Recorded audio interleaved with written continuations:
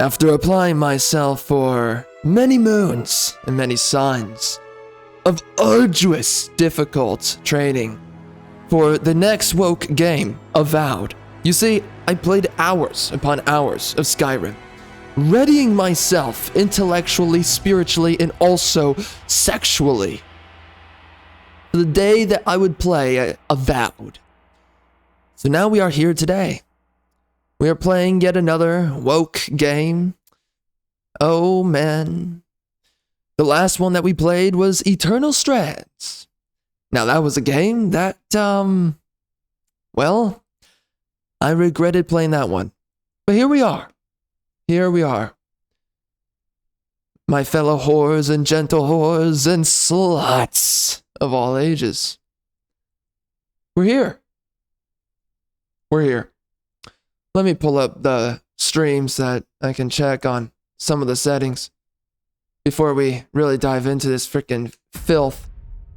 So, this is a woke game. I've already seen about the first 8 hours or so of the game. And now, of course, we're going to be playing it. Now, by the way, do I even, barely remember anything that happened with this game? No, I don't remember anything. But we're here. So, now, guys, I want to remind you before we head right on into this.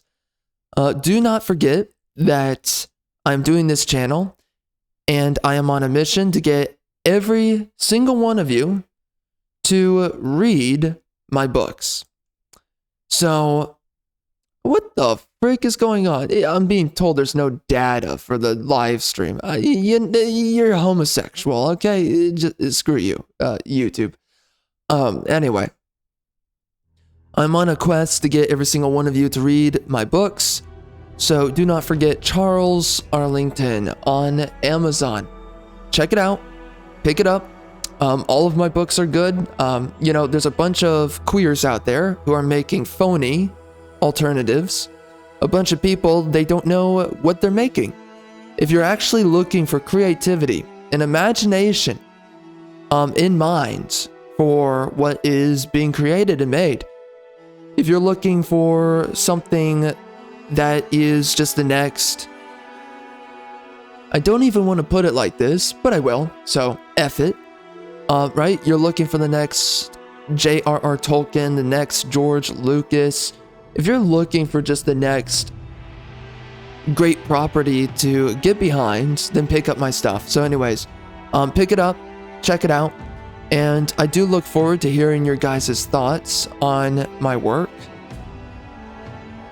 And you can ask me too, which one that I would suggest you read first. But yeah, you're not going to be disappointed. So, do it or else you're gay. It's just that simple. You're a filthy homosexual.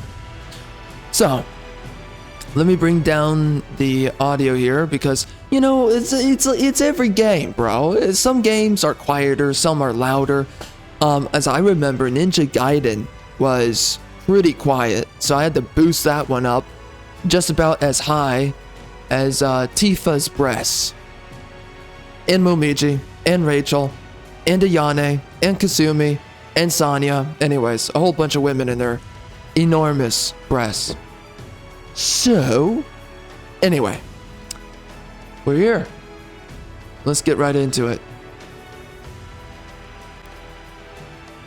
Eora. Oh dear God. The world where mortals live, I remember die, this. and are reborn. Can I through the pause, turning bro? of the wheel, in a cycle Oh of gosh. reincarnation, Oh, can watched I over pause? by the gods, I'm not allowed. our gods, some of whom love us. Okay. The amount of stories that start this way. Bro, just look at my past playthroughs. Immortals of Avium, Eternal Strands. This pains me. You're dropping me into a world. You're exposition dumping this. It's not the exposition dumping that's the problem, but it's all generic fantasy. You got empires. You've got revolts, famines, and challenges. You've got gods. You got. Okay, I get it, bro. And guess what? A bunch of other fantasy properties have that. In the living. I know how these woke games go. I know how these ESG products go. Make the bare minimum viable product. That's how this operates. That's how this operates. The more the land fights back. And now, it's just generic fantasy. Okay, so there's gods. Okay, nature's upset. Wow, I haven't seen that happen in other games that have come out within the last 4 years. All of these games are rehashing the same exposition. I swear to God. What? Oh, what? Is that a woman giving birth? It looks like a man's torso. Whatever. Oh yeah, basically molested by a god. I heard someone make that joke. I agree. You grew up an outsider, but I saw potential in you. Potential and an opportunity. Okay. Within my court, you found purpose. I'm sorry, why is the man not black with a white woman? I'm sorry. My cuck propaganda tells me that black men are supposed to be with white women. I'm sorry? I am deeply offended. Put this at rest at once. Yeah, I don't care. So, okay, kings, queens, kings, whatever. We got freaking gods, maybe goddesses, who knows? We got a bunch of dysgenic people. Oh, wow. Wow. Yeah. Give me 1 second. Let me check my pants. There's no boner. So this is already a failure. I don't know what the frick you were thinking. I can toggle armor. Okay, I'm sorry. I'm sorry.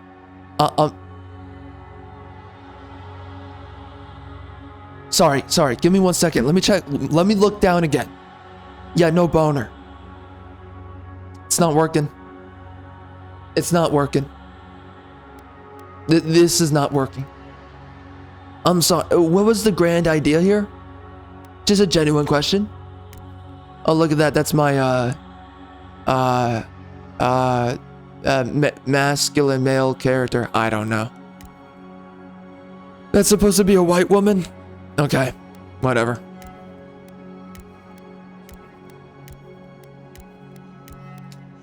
So let me address this before we go through the terrible character creator that is actual dog trash.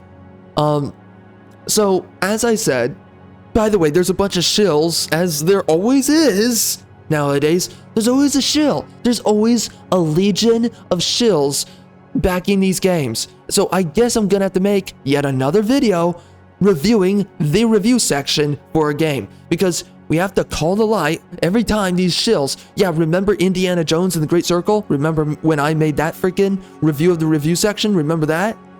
It's just all the time. There's always these shills that come out of the woodwork, and they're always ready to run to bat for these freaking games. I was literally looking through the reviews, and I see these needless 5 stars. And it's like, you haven't even played the game yet, and you're leaving a 5-star.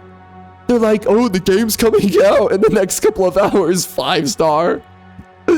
Oh my gosh, dude. Oh my gosh. Like, do they even know what the intro is? I know what the intro of the game is. Do you guys? No, you don't. You're freaking clowns. Freaking clowns. Anyway, man. Okay, so that there's that point that I just made right there. Okay, so then what next? Okay, so there's a whole thing with shills. They're shilling out for this game. Look at this. This is what's with the barnacles hair? This is terrible.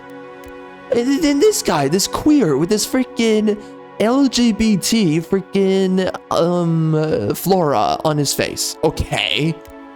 And then we got barnacle people. Ah, freaking A, bro. Oh man.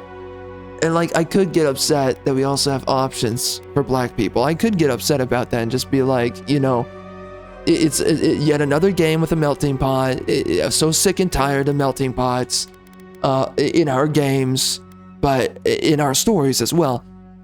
And also just dysgenic looking people. This is literally drag queen story hour. There are literal weirdo drag queens who dressed up like this. The barnacles are literally stand-ins for people who want to look like drag queens. Literally. Why do you think it's a bunch of rainbow colored nonsense? This is literally drag queen story hour.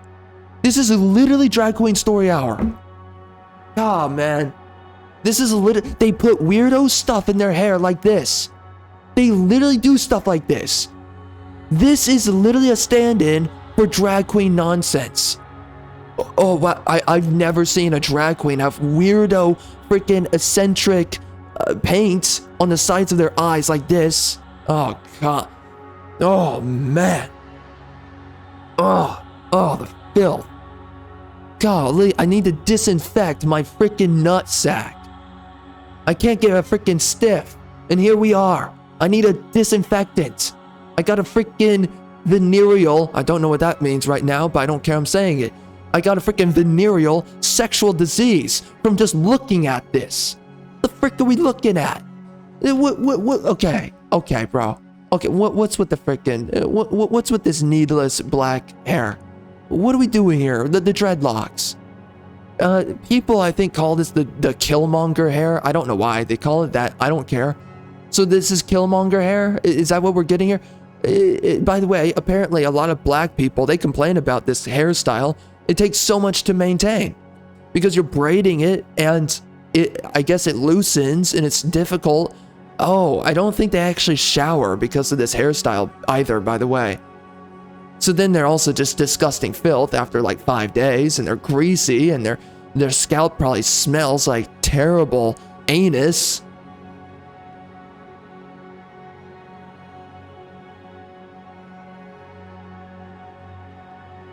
Unless we made a breakthrough in black people hair, then maybe it's just totally fine now. Whatever. Okay, alright. Well, anyway, okay, so this game's immediately for queers. And the women are not stacked. They don't have any breasts, so it's like, okay, I'm just gonna go end myself real quick. Okay, so outside of that, so we got the shills. I've already seen this game. This game sucks, but if you've seen many of the games that I've played on this channel, you know, we look at Flint Spoken, that's why I call it. It's Flintlock, Siege of Dawn. You can go down a long list.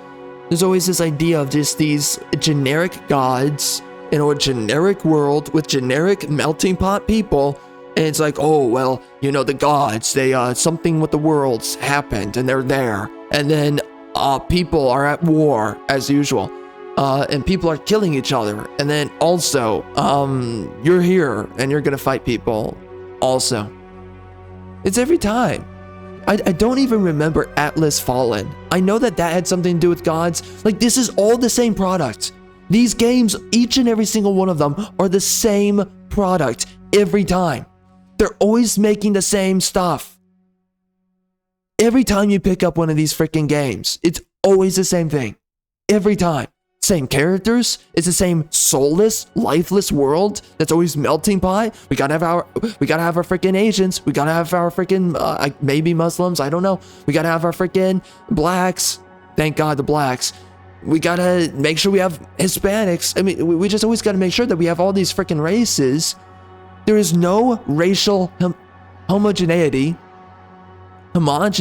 whichever one you want to use. I don't care.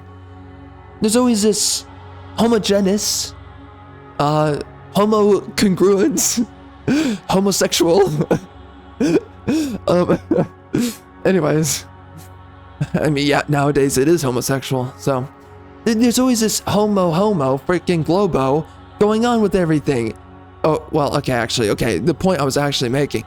But there's never a freaking homogenous population in these games anymore.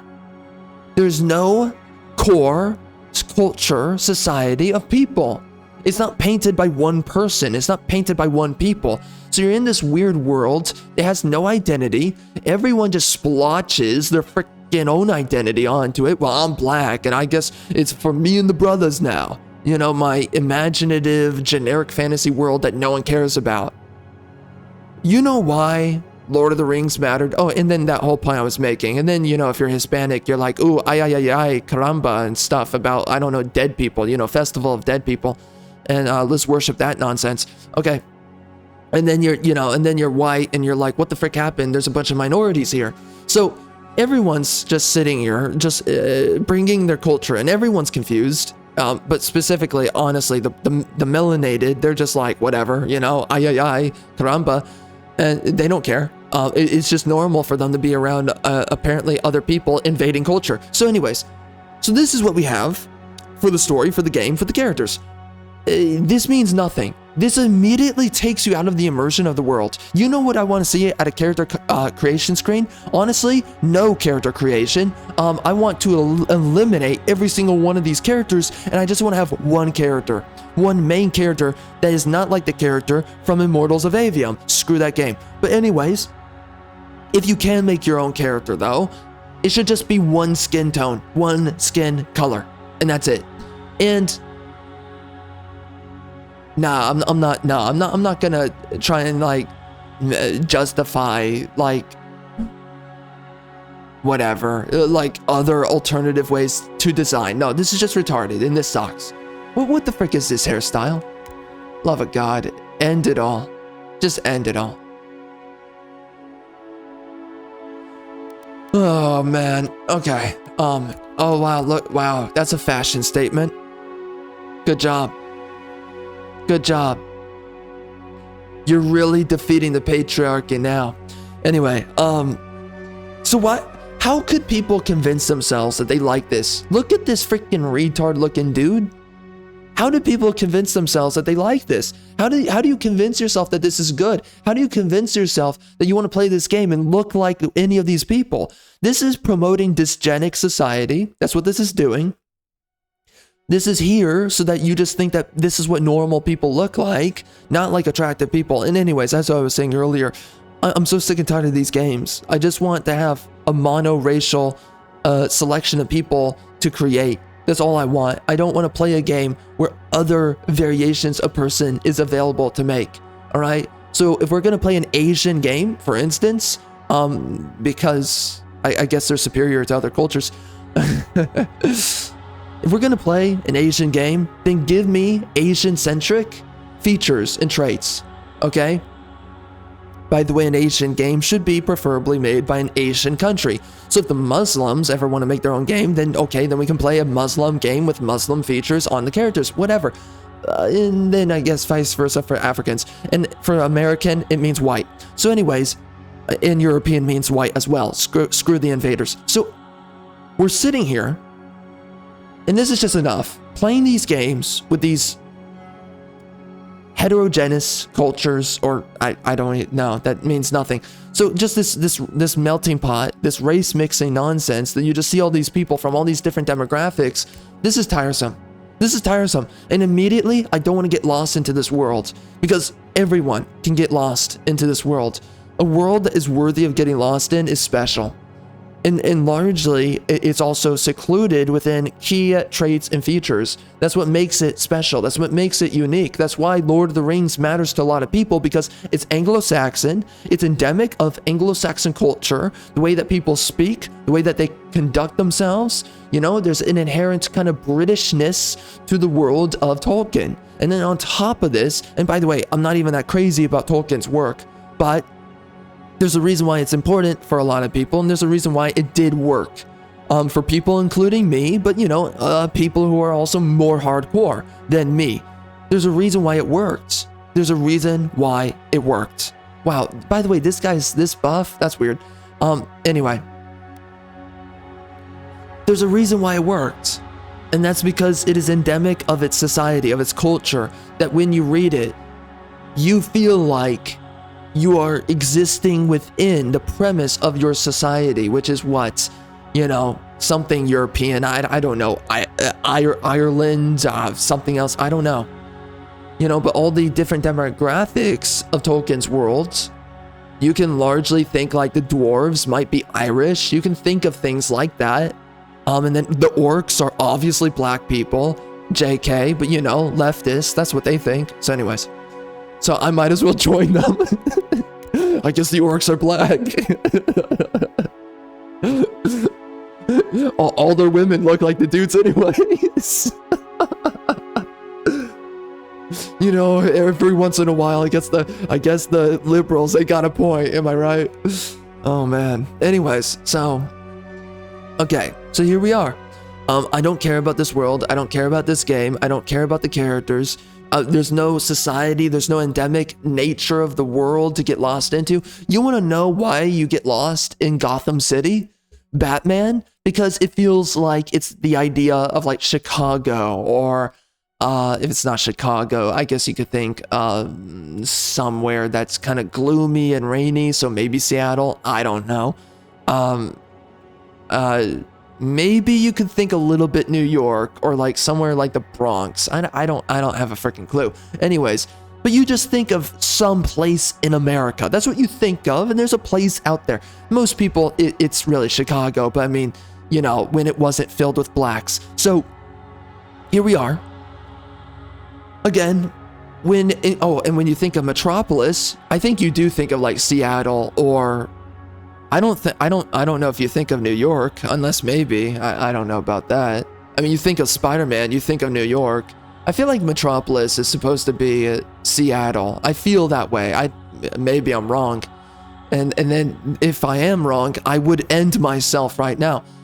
So anyway, I mean, you just think of different locations. When you think of these characters and where they're at, there's an endemic society and culture to the character that makes the world that they're in. So when we're in these fantasy worlds, there needs to be a vessel, a fragment of reality brought into the fantasy. You need to have a premise within reality. If you don't have that, you don't have proper fantasy, because it's not grounded. And then if it's not grounded, you can't get lost. You can't get immersed into it. You have to have a sound premise before you can jumpstart into an effective fantastical reality. You know, Hogwarts, you know, as much as I don't like Harry Potter because it's made for homosexuals and women, you know, Harry Potter though, let's just face it, it's supposed to be, you know, basically London or something, England, something, I don't know. What's that one, Oxford? It's basically Oxford, but like magic and all that, right? That's the idea. And here we are, right? You have to have an idea. It has to be endemic of a culture. And when I've got freaking Afghanistan in my game, and I've got freaking I don't know what this is, Mexico, I don't know, Brazil. I guess it's Brazil, maybe Brazil. When I've got French, I guess. When I've got freaking Wakanda, because, you know, sorry, let's all take a second to recognize our Lord and Savior T'Challa, the black man. And I don't want to say amen, but the black people, they say amen. So anyways, you know, so we got Wakanda in the game, because Africa doesn't exist. And if it does exist, it's in a shield of, you know, in an ethno state that's secluded by a invisibility shield in the wilderness of the Congo and stuff like that, with the Panthers, my brothers and the Panthers. So anyways, the Black Panthers. So anyways, we got Wakanda in the game, real place that exists on Earth, everyone knows. And then we got some, I guess, Jamaican guy, I have no idea, and I don't care. So, you know, and then we've got Chinaman, okay, maybe Chinaman, he seems lost. So here we are. You can't get lost into this world because it just feels like I've just stepped into like 15 different cultures. Every single face feels like I'm in a different world. This guy looks like he came from the freaking queer brigade. His eyes don't line up correctly. What the frick is going on here? This chick, I don't know. I think she's ready to scissor a man that turned into a woman.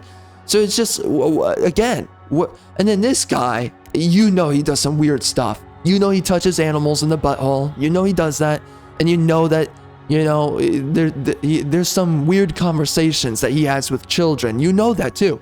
So like, here we are. We're looking at all these freaking people, and I don't know what the frick the world I just stepped into is. I can't get lost into this, and I don't care. Quite frankly, I'm just lost. And so anyways, I'm going to pick the whitest man imaginable. Your emperor chose you to journey to the living lands to investigate the dream scourge. That feels so generic. I feel like the idea of a scourge has been explored in how many games now? This is painful for me because like I know how these games are made and I know how they develop across the time of you playing the game. So many times we see where these stories go and they go absolutely nowhere. It starts generic, it is generic, it ends generic.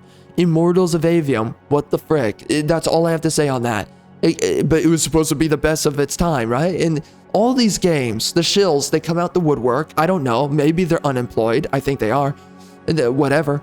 And they should be. They should be deported. But anyways, you know, you have these shills. They come out of the woodwork, and they have nothing better going on but to sit here and shill for a game that's dog trash.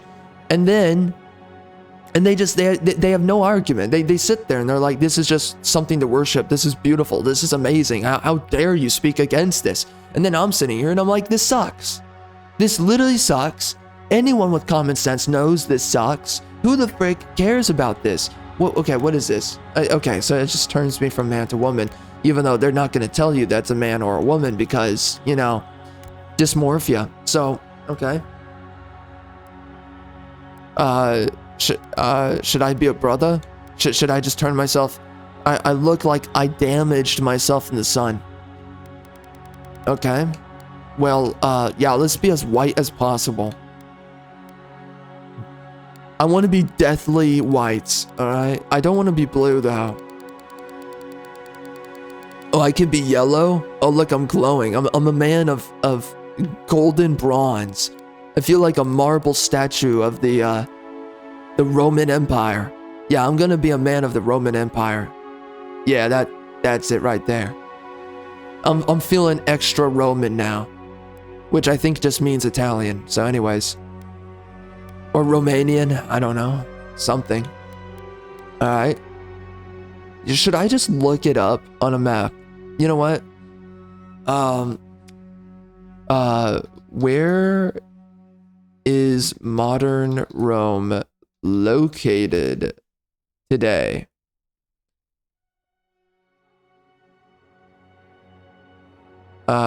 This is it right here, right?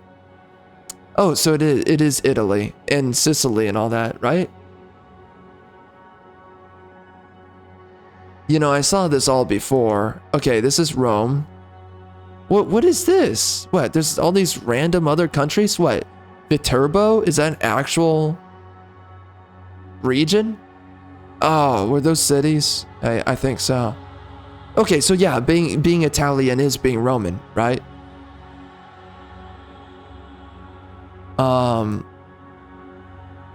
Let me look this up. So, what modern race of people are descendants of Romans? I used to know this stuff. So, modern Italians are considered the closest living descendants of the ancient Roman population due to the fact that the Roman Empire was centered in the Italian peninsula, and their genetic lineage has largely persisted through the centuries.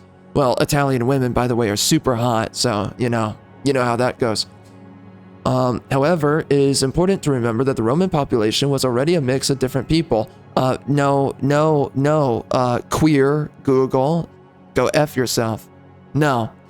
Yes, they took over a lot of regions. That doesn't mean that authentic Romans are all those regions. No, there are people who were from other demographics that were conquered by the Romans. That doesn't make you Roman, though, okay? Let's keep that in mind. I feel like, though, like... Okay, let me look up a Italy on map. Let me look it up. So, because I feel like I just don't understand this trash. How do I enlarge this? Oh gosh, bro, I'm freaking suffering on the spot. Let me see. So we got Italy. Oh, so Croatia. is to the east of Italy. France is to the west? Okay, so Italians are Roman. Okay. I mean, the French are obviously not Roman at all. And Croatians, I mean, I would actually say maybe they're kind of close. They're kind of close to. Is Greece really that nearby? There's no way. Really. I feel like Spaniards are kind of Roman. Because Spain is separated by water. But let's just face it. Rome and Spain have a lot of... Rome and Spain have a lot of similarity, I would say. France, I would say not as much.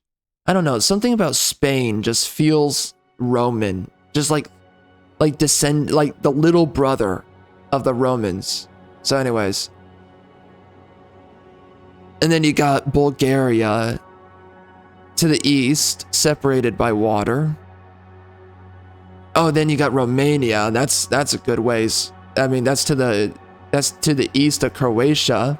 To the east of Croatia is Hungary and Serbia, and to the east of those is Romania. Interesting.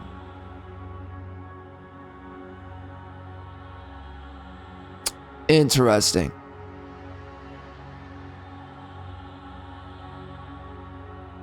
So I mean, I would kind of argue. I mean, I don't think the French are just Roman. I mean, not at all. But I mean, yeah. I mean, older Rome. Wait, let me look this up. Map of Rome. Ancient Rome. Love of God. Let's see this freaking filth. Let's see what's going on here. Alright, so ancient Rome. Yeah, they conquered a lot of the region surrounding the water area. So yeah, I mean, they did have Spain and they did have France at one point. And then they did have Croatia, Hungary, that whole area, Serbia and whatnot. So those are maybe not direct descendants of Romans, but they're definitely very close to the Romans. And then who are the other queers? Let me see.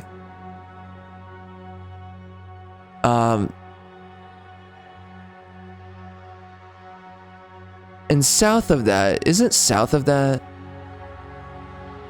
Don't we go into Africa? Or, yeah, that's, yeah, Egypt and Africa, yeah. And they did conquer a little bit into Africa.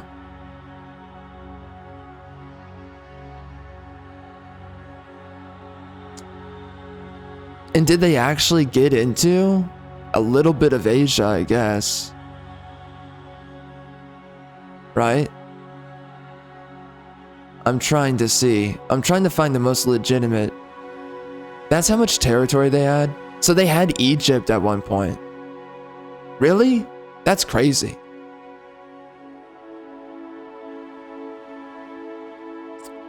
It's been a while since I've seen all this. Oh wow, yeah, wow. That's crazy.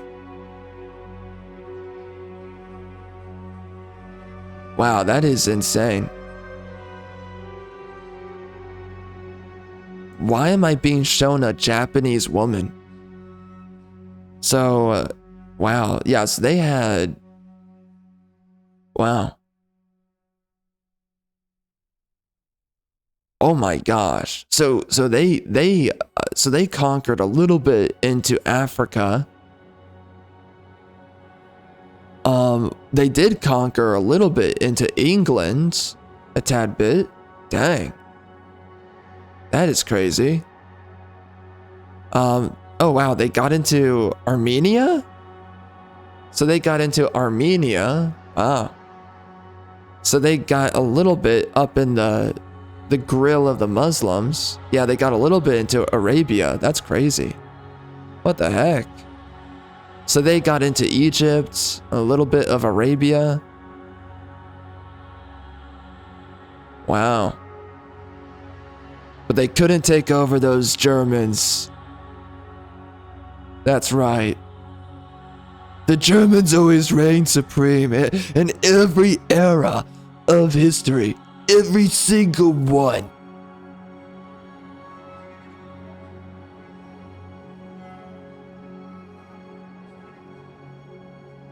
Wow. I mean, that's impressive.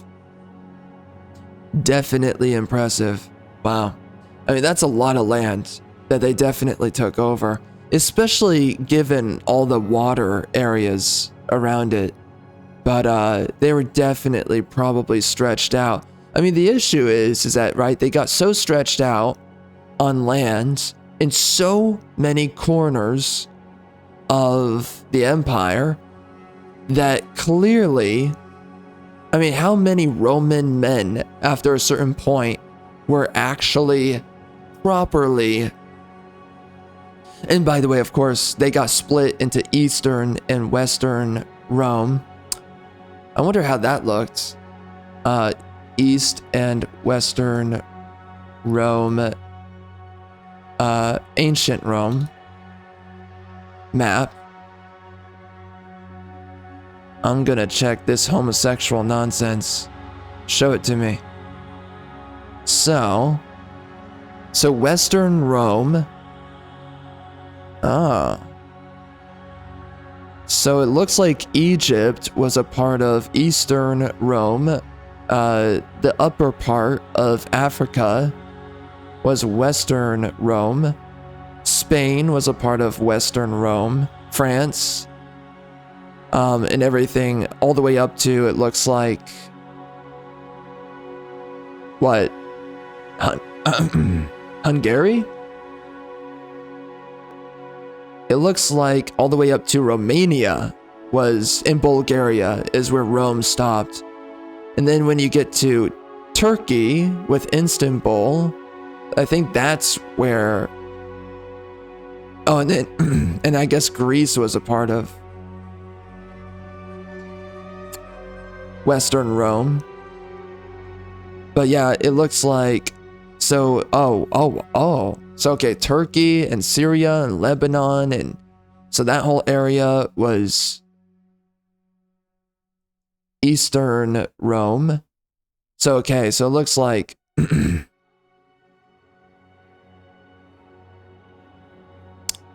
that's interesting. Yeah, that is interesting. Oh no. Wait.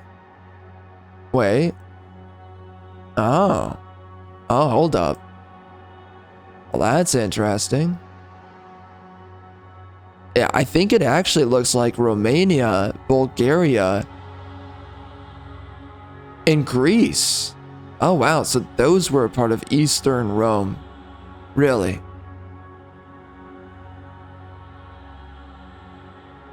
Okay. Well.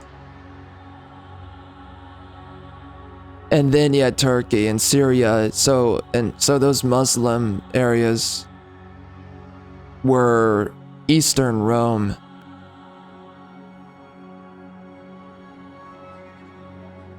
Interesting. And it looks like Egypt was a part of Eastern Rome. I mean, yeah, like that's the thing, is that they got so fragmented by so many ethnic regions. I just don't know how you sustain that. And especially, how do you sustain that when you're clearly conquering in every direction? I mean, they were going up into the Germanic north, which had a mixture of the English. They kind of went into England, but they couldn't fully go into there. They couldn't really go far into Africa, and I mean Africa is a crazy area, so to survive in. So,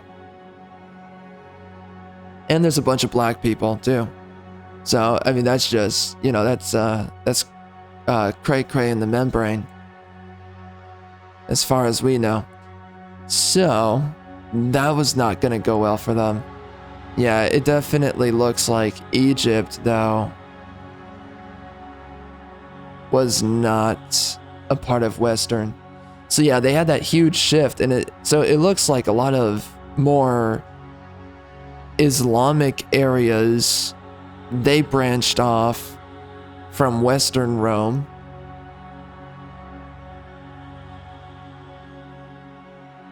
Interesting. That's really interesting.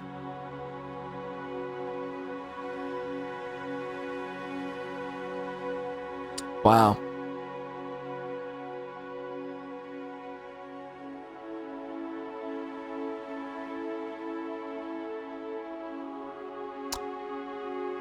Well, that's kind of fascinating because you've got such a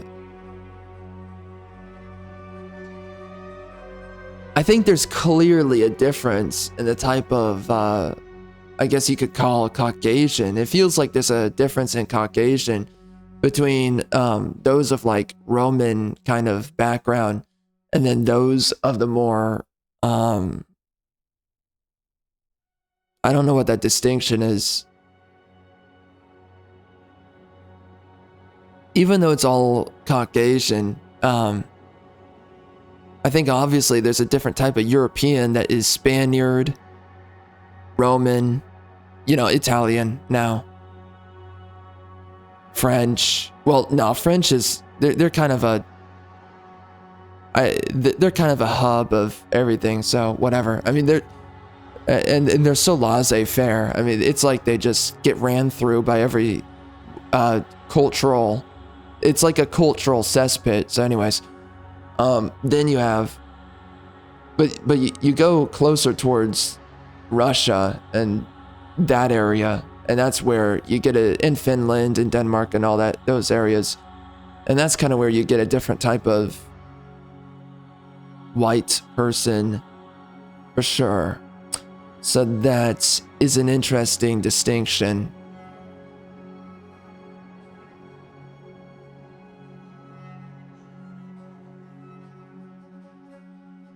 Well,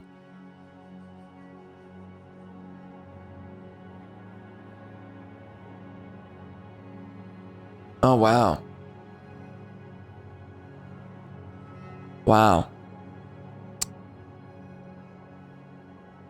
Yeah, that it looks like a very complicated amount of regions to rule over.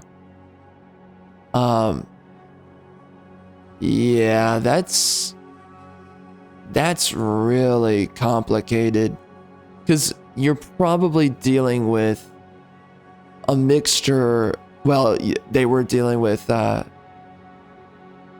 man, I mean that is a hub of so many different groups. Oh man. Well, that was interesting, especially for the time. It was interesting, but yeah, so them getting ran through. I mean, like, how you sustain. It's just crazy to think about the Roman Empire. Just looking at it on a map. How do you sustain all of that territory? Obviously, they had to have a navy, a pretty large navy. But that navy was getting spread super thin. And sure, there's that internal network that you can move through, but like still, that's just...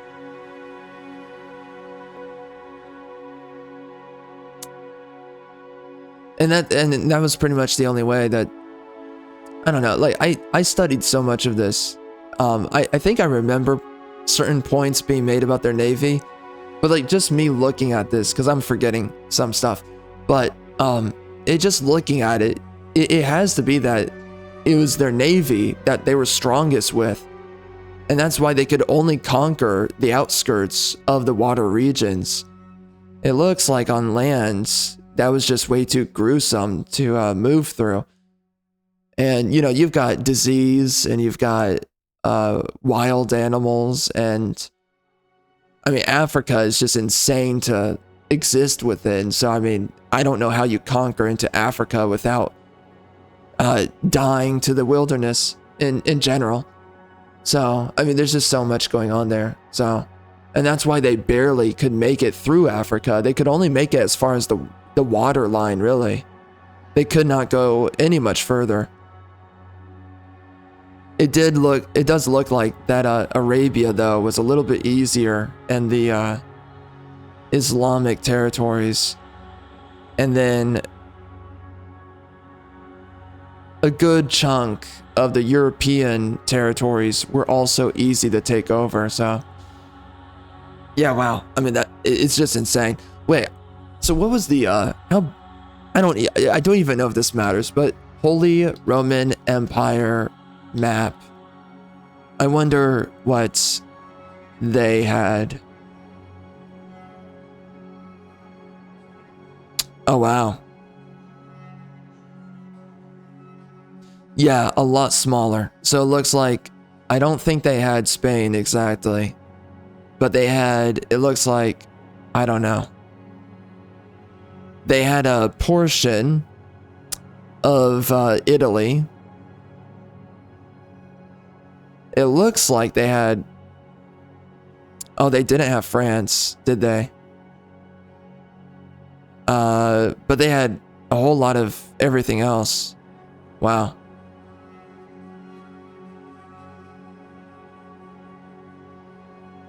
I can't see the names, so this is kind of retarded, but wow.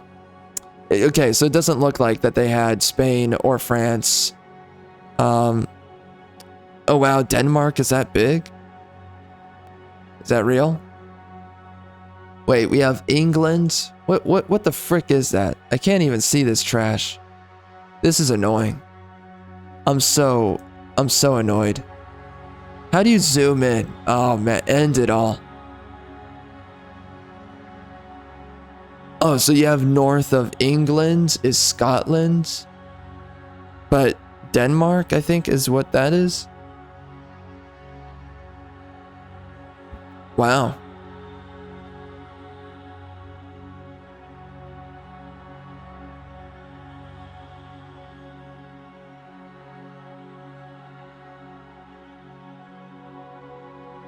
Yeah, wow. Dang. It's so crazy, like, thinking about how all of these regions, how their governments shifted, and how their localities and ethnicities, how all of that shifted over time. It's just insane.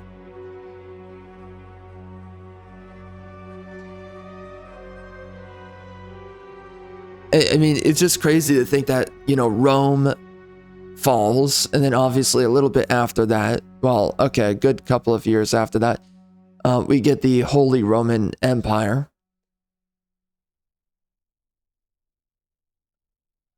And it's just kind of interesting to think about how the culture shifts over time. And the certain groups that you capture and the ones that you don't capture.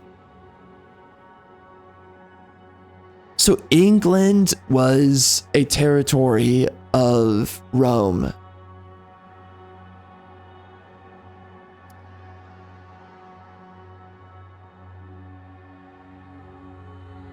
I mean, that is just weird to think about in a weird way.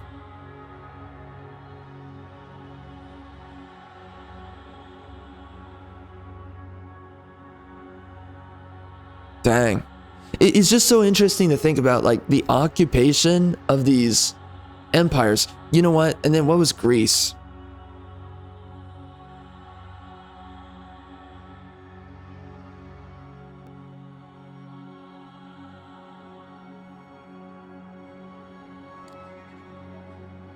So Greece was, I can't, whatever.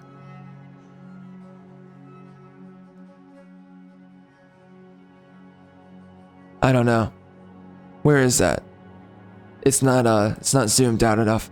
Oh wow, so Greece. Wow. Wow. Interesting.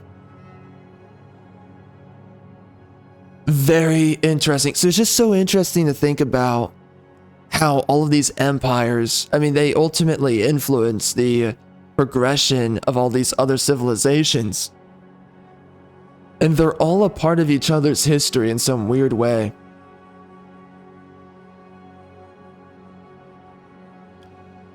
And what? Oh man. So it looks like Greece had a certain portion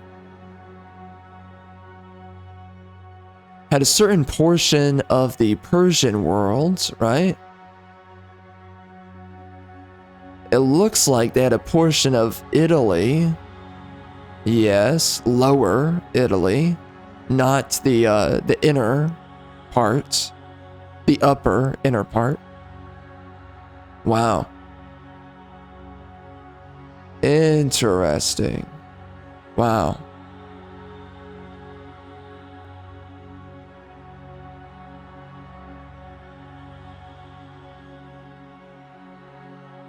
Wow. I mean, dude, that is so weird.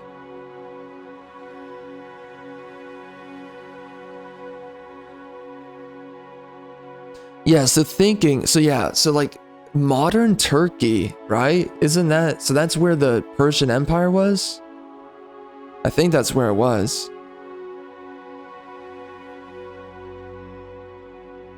Wow. It's just so interesting to think about how all of these regions influence the overall design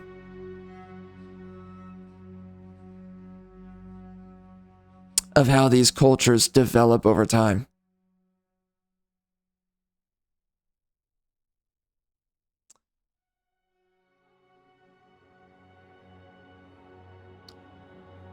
But that is very interesting that, wow, a lot of big empires were really centralized in this region. So like beneath to the east of Italy was Greece, and Greece had a little bit in Italy and a little bit to do in modern day Turkey.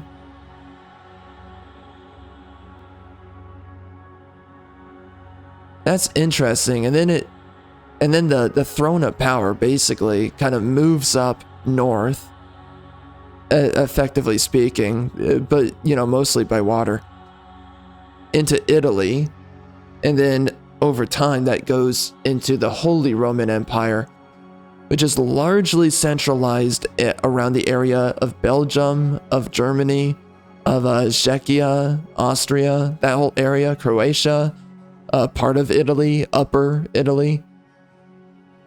It's just interesting to see it like slowly moved northward, and then yeah, that's wow.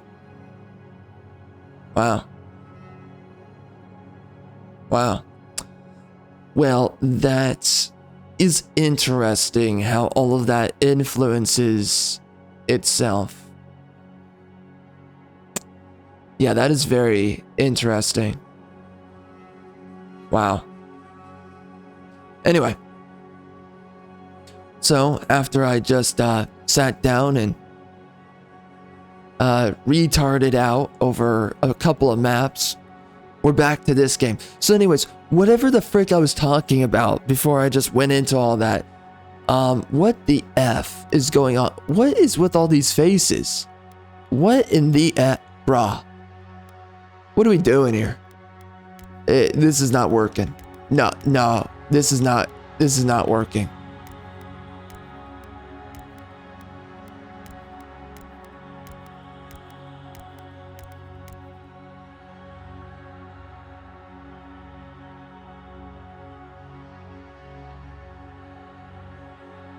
Godlike features? Having drag queen features is godlike?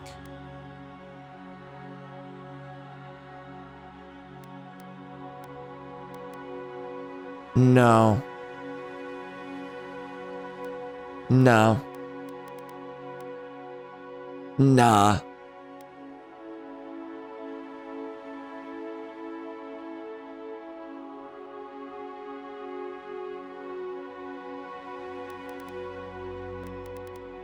No. Nah.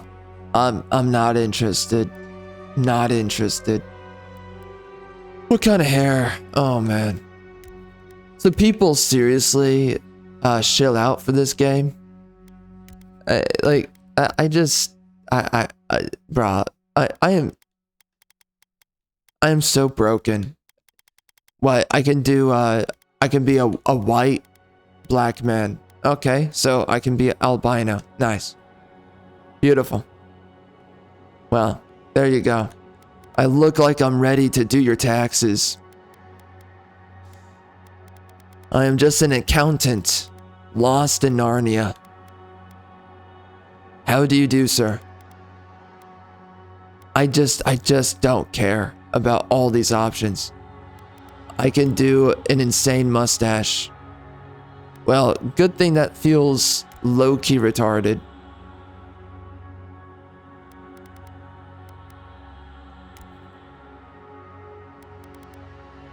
Oh, wow.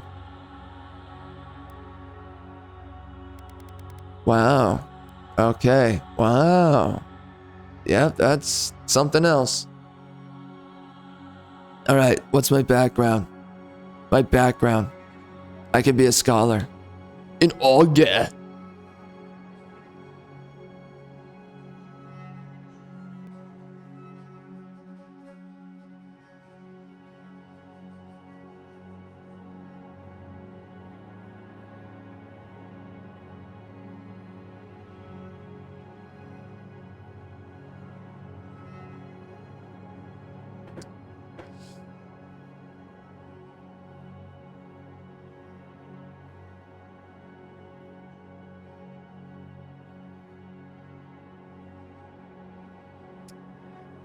But you know, that's what's important about all of this, as I was kind of speaking about earlier, is that it really matters about where is the cultural identity of your story and of your world. Where is that placed? Because that really determines the relevance of the narrative and whether or not it drives an existentially relevant message into the viewer, into the player, into whatever you want to think of your experience as, however engaged you are. And any great story is lost within a history that is real, whatever that history might be. And then you're painting a fantastical image onto what has been and what was. So that's the problem that we see here with this game, is like, I mean, this is just a hodgepodge of different backgrounds. And that's what a lot of these games turn out to be every time, is that they're completely soulless. And that's simply because they don't have any vestige that defines the product that you're engaged with.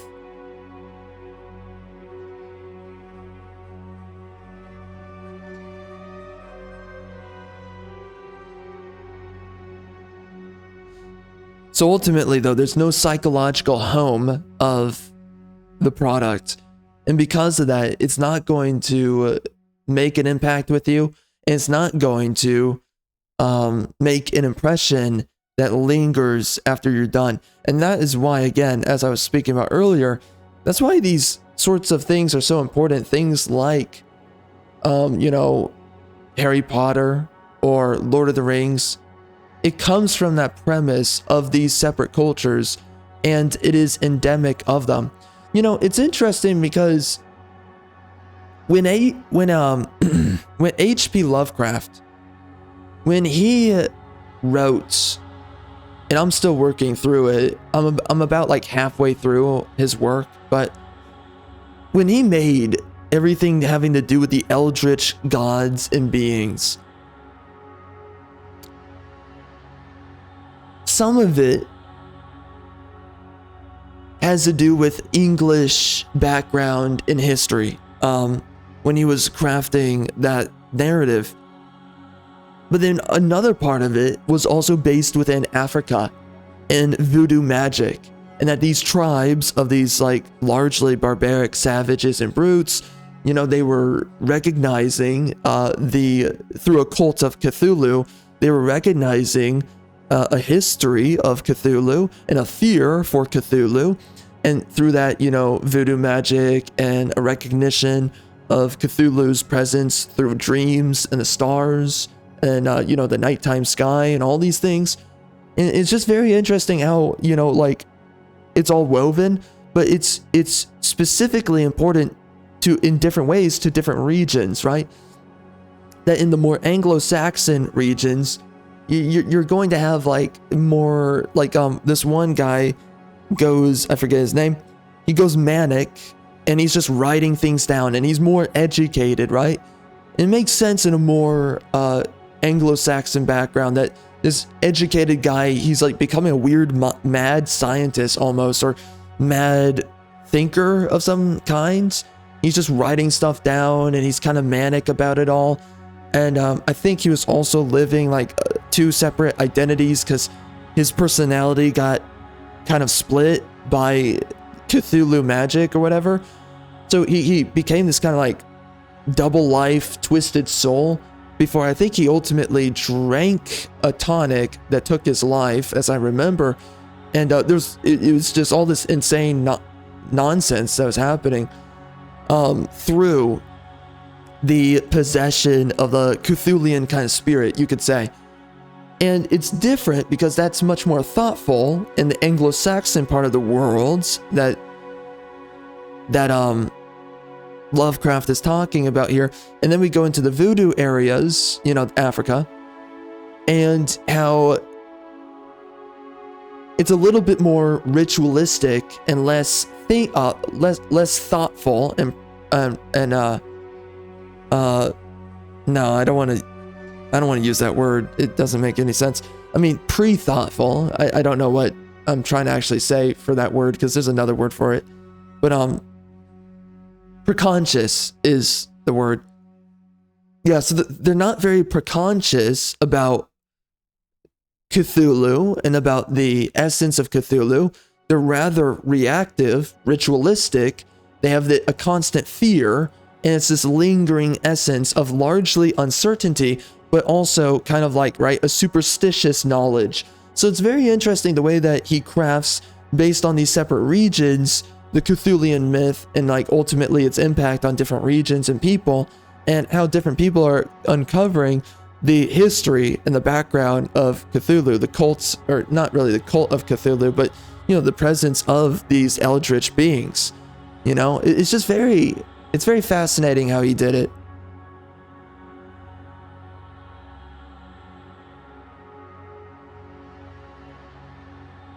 I have no idea what I care about here. I mean, what matters? I mean, should I just be pompous? Should I be a bigot? I don't know.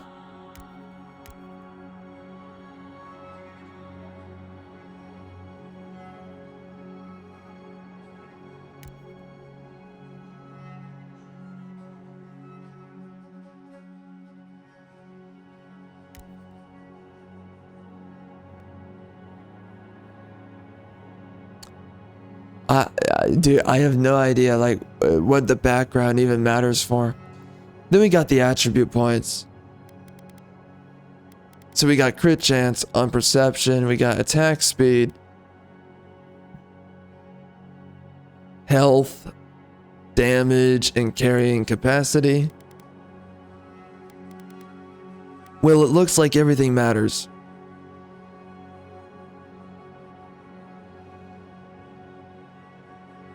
So I guess I'll take it. Wait, my background. Can I do more than this? It just shows me my background. Okay. Well, I guess what matters most. I don't know if range really matters.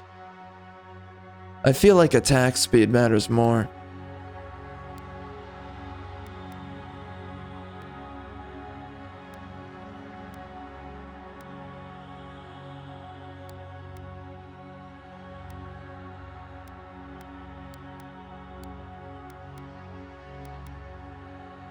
And I definitely think that stamina's important there. So I think that's a better...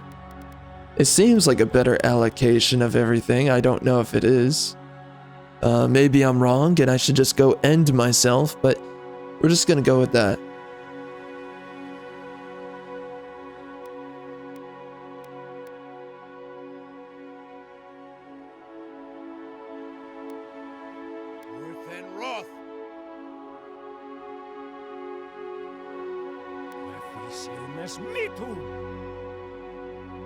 I can barely hear the voice.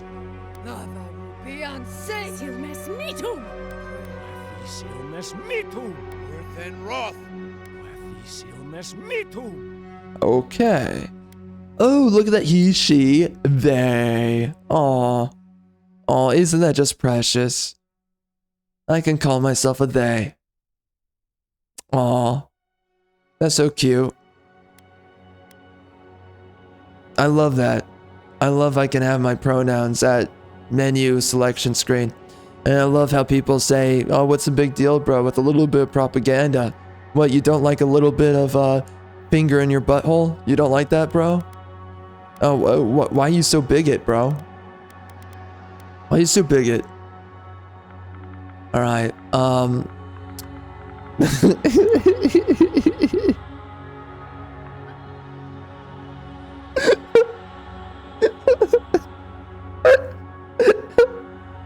oh no.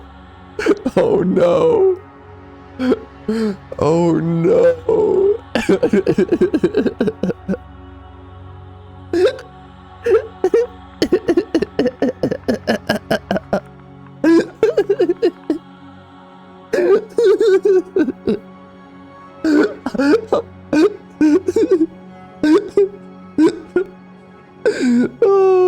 Oh gosh. Should I do it? Oh no. Oh no.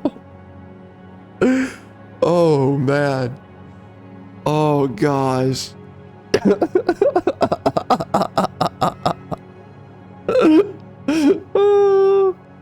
Oh frick. Ooh.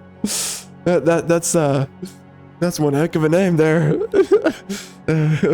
But at least I am a lord. At least I own property. Right? Lord Faggonbum. Oh man. Oh man. Oh man. Oh man. That might just be that might literally be it right there. I mean, he doesn't really look like a proper Faggonbum, but you know, Lord Faggonbum.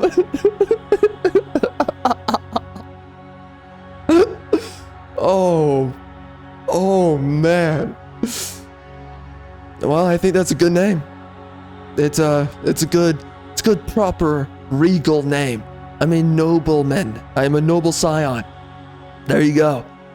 I could call myself no, not a lord, no, I'm a gentleman. Sir Faggonbum. My name is Sir Faggonbottom. No, that's not it. Sir Faggonbum. Yes. Horrific name. This is exactly. This is pretty good right here. This is pretty good. Oh man. Oh man, oh man. Oh man. That's feeling pretty good. Sir Faggonbum. I love that name. That's a good name. It's very regal. It maintains a certain level of class while also expressing my great sense of humor. Mostly because I'm such an eloquent and educated man. Yes. There you go. Beautiful. Yes. That is exactly it right there. We're going with that. I cannot remake my character. Well, I can't remake your mother either. But she still has triple G breasts, so I'm okay. Yes, this feels like it was made by AI, by the way. This really feels like it was made by AI. I don't know what this was really supposed to be. I mean, just look at it. It looks like AI. It really looks like AI, if I'm being honest.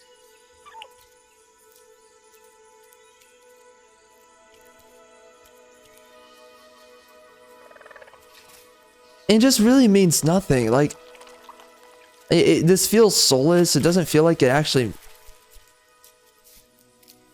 means anything.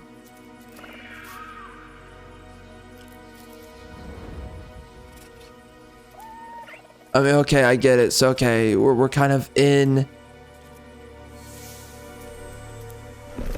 this environment. What Easily do you wrecked. know of the living lands? The rumors and tales are so vexing, they cannot be true. And yet they are. It feels like AI, you know? And the problem with AI is that it might look impressive, but it is soulless. Glorious wonders, and the most dreadful abominations. There beats a dark pulse within the heart of that soil. Something vile stirs beneath the earth, seething with Gross. rot and decay. Gross. Corruption growing beyond everything it touches.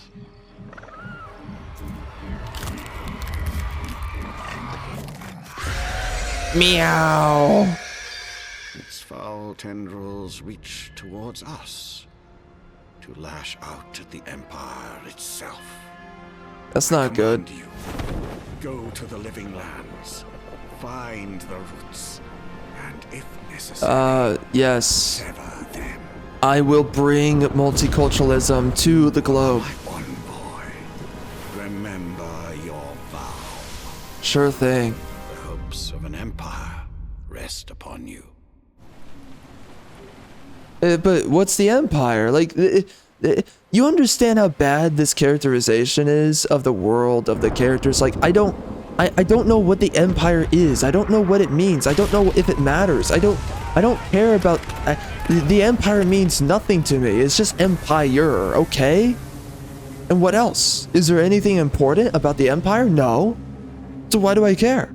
Why I'm not lost in this world. I'm just sitting here with my freaking pee-pee in my hands and still not stiff because there's no attractive women. What the frick are we doing? Jeez.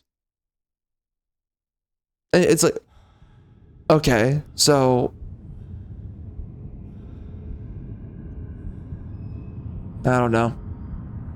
I'm just giving up slowly but surely.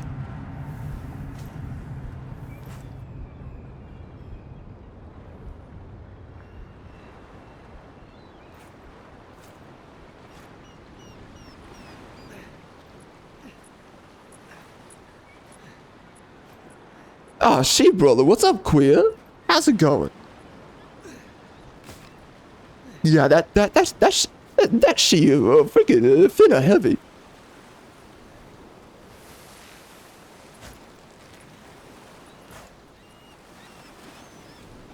Envoy, over here.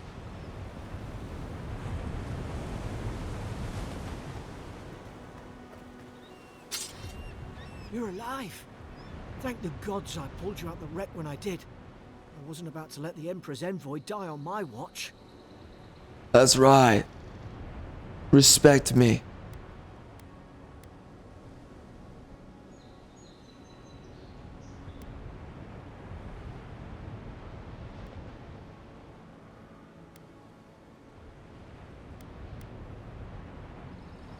At least the journey's not completely lost.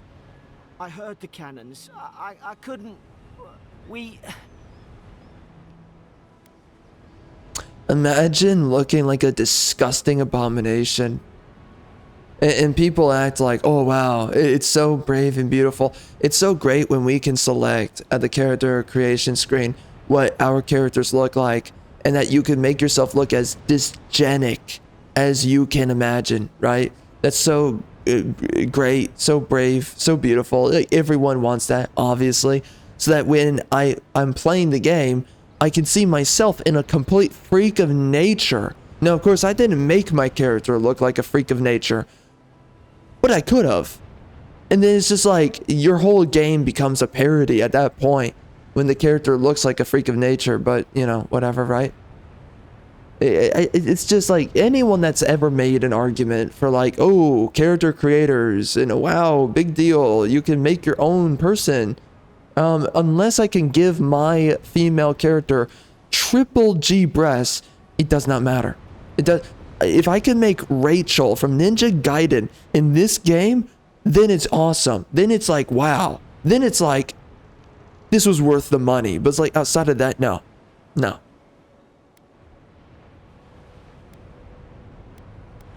We dashed on the rocks. The waves took care of the rest. You'd be in the drink now if I hadn't gone back for you.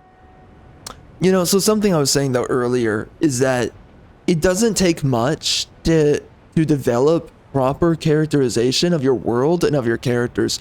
So far for me right now, the worlds of Adrian or whatever the frick, it doesn't matter. None of this matters. It's just generic fantasy. It's just generic location. Some random fur creature right here. That's basically a lemur, I guess. I don't know.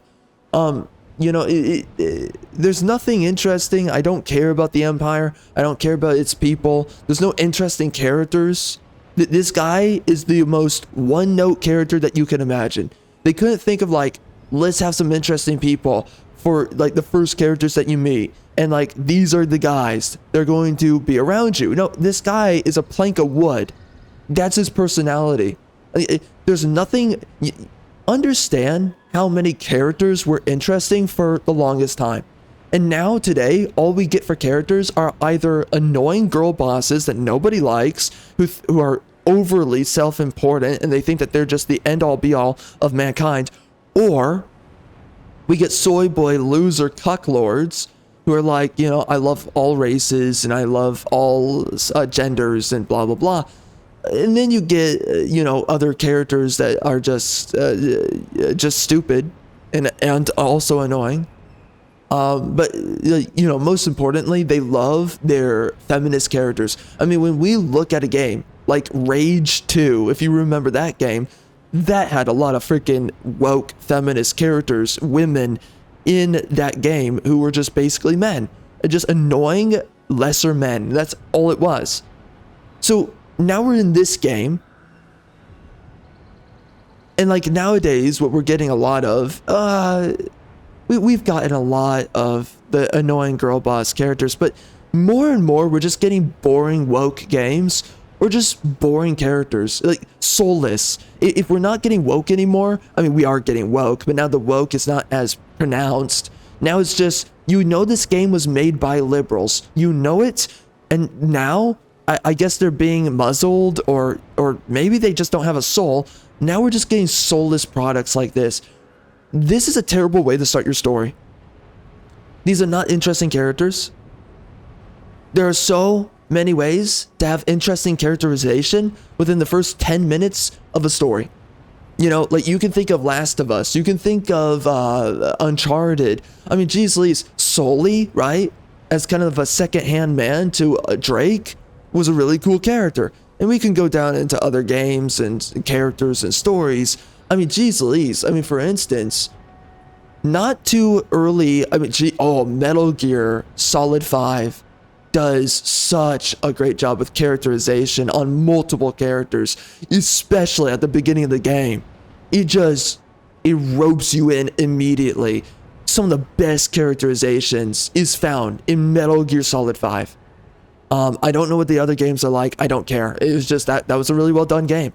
And then you look at like Arden. Arden was, and a lot of the other characters. The start to the world of Final Fantasy 15, or the way that they substantiate the characters right away. You know, you understand the archetypes of Ignis, Prompto, Gladius, Noctis. You understand the father, the king. You understand all these different characters, and then we later meet Arden, and he is such a great villain that you meet early on. It's just, we used to have stories and characters. And then you also meet Cindy, who has nice breasts. What's up, Cindy? Call me. And she's white. What's up? Call me. So anyways, we used to get a lot of games and stories and characters that used to mean something. And now what we get today, this is boring. What the frick am I experiencing here? I am not interested. I don't care what the Empire is. I don't even know who the Emperor is. Honestly, I mean, this game took budget to make. I'm pretty sure of that. This is the best they could make? Just genuine. Seriously, man. I just, I don't know.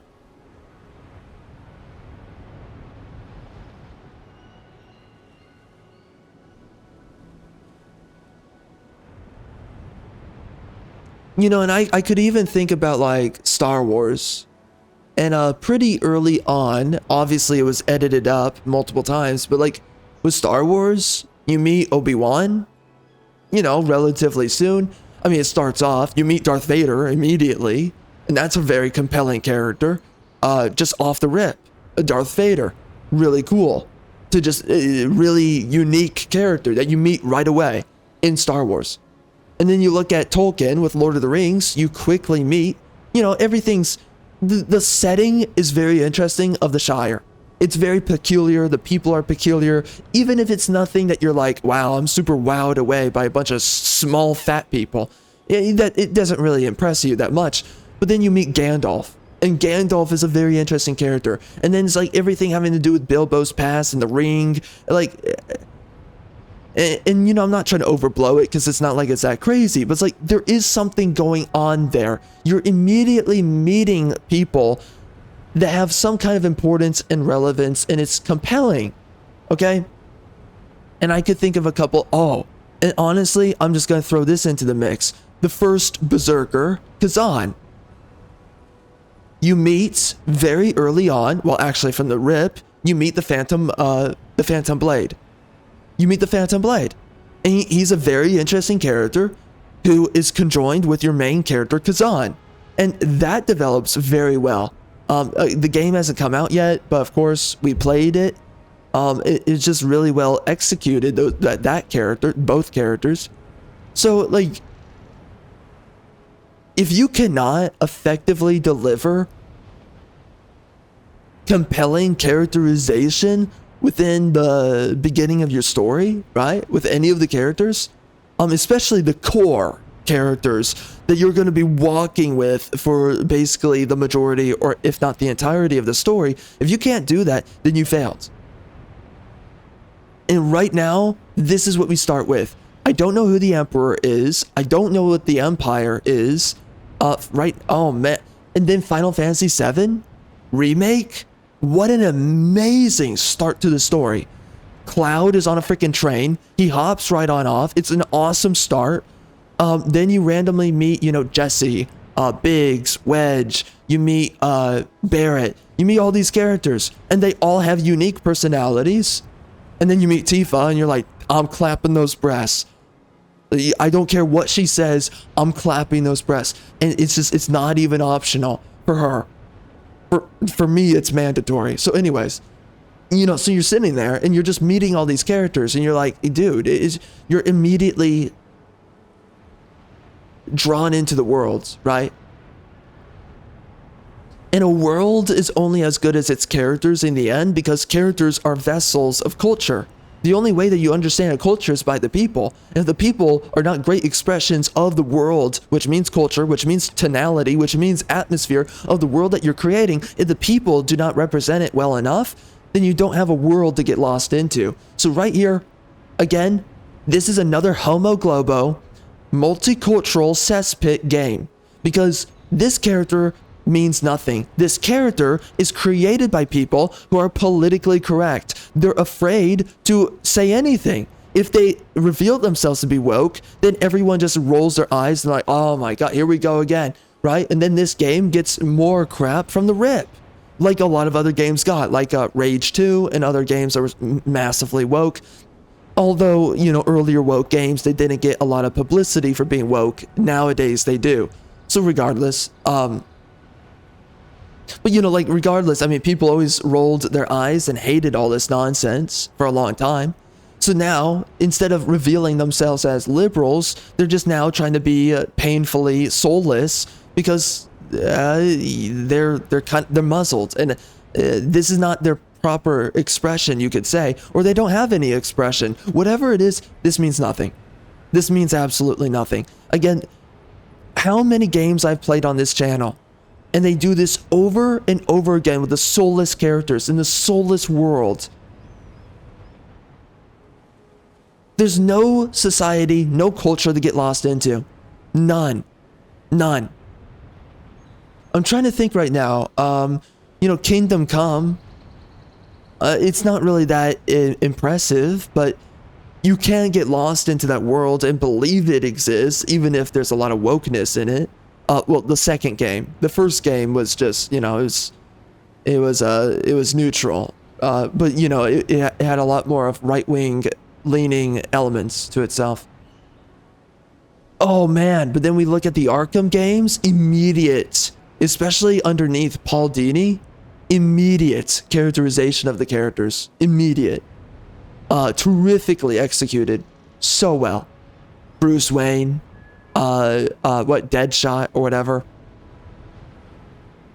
We have the Penguin in Arkham City, is what I'm talking about. We have Catwoman. If you pick up the Return to Arkham version, Catwoman is in the beginning of the game. You know, so like you just get so many great characters dropped onto you at once, and they're all terrifically well defined. You know, again, if you are not capable of expressing proper characterization from the rip of your story, you failed. It's just really that simple. And that's what these games, they always do. And so it just furthermore amazes me. How do we have these mega shills? I mean, like, you have no soul if you enjoy this game. You have no soul.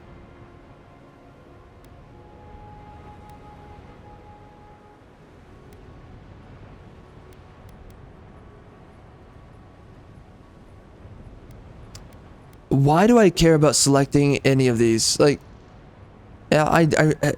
none of these options. I don't want to say any of these lines. It's not interesting. It doesn't. Okay. Oh man. The only reason that multiple dialogue selections in a game matters is because the character that you're speaking to is interesting. If I insult them, what do they say? If I'm nice to them, what do they say? You want to have interesting characters, so that when you say something, you're wondering to yourself, what are they going to say? If the character I'm speaking to doesn't say anything interesting, then all of these options, they're meaningless. Boring. Well, boring. It's over now. Boring. We're lucky we landed here. Fort Northreach, off the Living Lands. I've been here before. I don't care. Near an outpost, but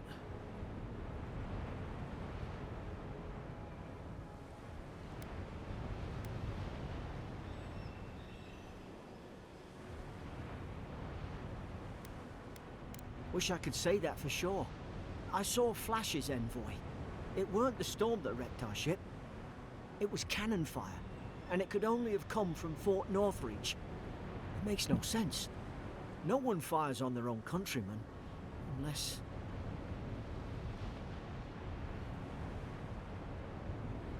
Oh my gosh, they're traitors. Oh dear God. It's so over right now. It's so fucking over. Oh man. And like, just think about, I mean, there's multiple layers when we look at Witcher 3, but like, you know, Witcher 3, for instance, does a great job because it starts with Geralt, interesting main character, just a dude doing hot guy stuff, and he's just sitting in a pool, or bath, and some naked chick is in the room named Yennefer, and that is immediately interesting to you. And then Yennefer's all like, oh, you know, go do stuff because I'm a feminist. And you're like, well, she's got breasts and she's thin and she's white. So I guess I'll tolerate the feminist biatch. before I publicly execute her once I finally find a better option after her. But, you know, outside of that, you know, you're like, okay, fine, Yennefer. But, you know, it's just interesting when it starts. And here we are. I just... What is interesting so far? What is interesting? Everything I have to say is more interesting than this game. So far. That's what I'm afraid of too. In the meantime, you survived.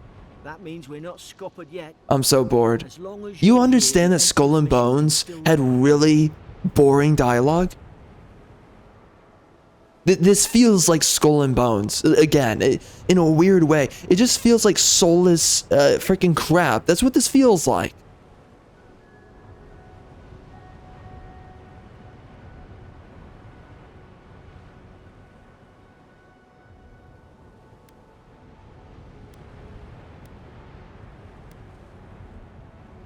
Then I know the place to start. Adir's got an embassy in the port of Paradis. Once we make it there, we can regroup, figure out what to do next. I hate to say it, but the fort's probably our only chance of escape. We need supplies, and if our troops have been captured, they'll need our help.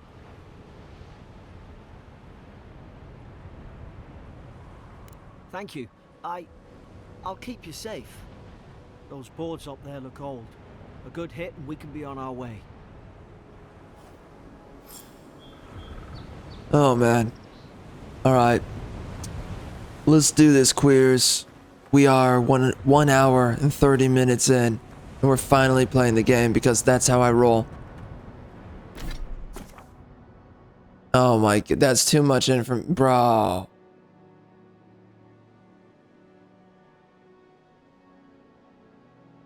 It's too much information. Okay, man. I mean, oh my god. I have to start talking again. Dude, how many gamers have already played a video game? Let's just ask that question. I get it. There's some people, this is their first game. You know, they're queer and they don't know their mommy from daddy. And they're sitting there and they're like, "Oh my gosh, I can't wait to play this game. Oh, this is such a big deal for me." Okay, whatever. They're going to play another game after that. How many people understand inventory screens? How many people understand this already?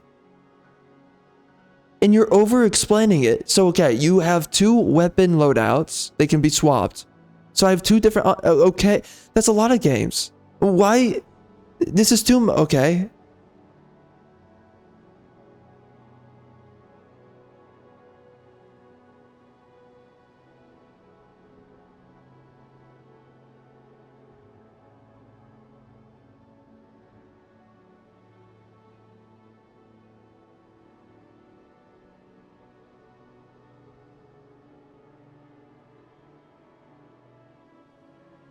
Okay.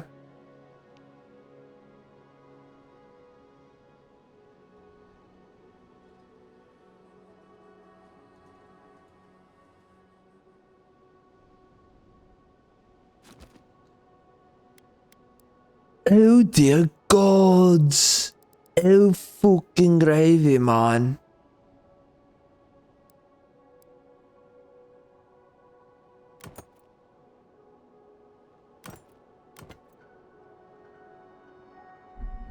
You look like a dab hand with that. Say that again. Say that again, Garrick. Yeah.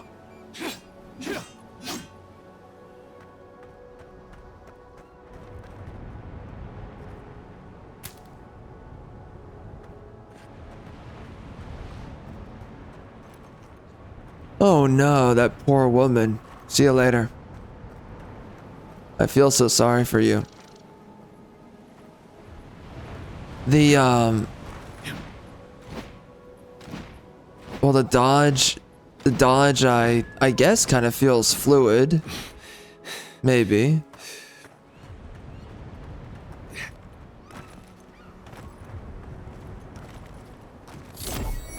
Oh, what the? Well, that's cool. I mean, that's a unique attack there. Well, I guess that settles it. This is a 10 out of 10.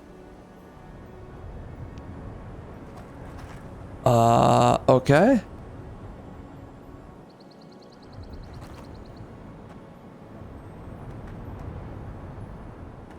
I love how multicultural it is. I love it. I love it.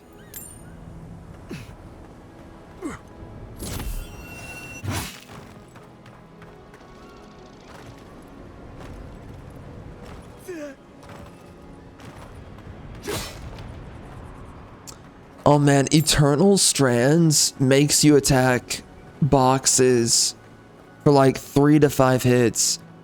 It literally has tanky boxes that hides possible loot inside of them. It's really stupid. You know, I think the graphics are interesting. I think it's kind of scenic, I guess, or whatever you want to call it.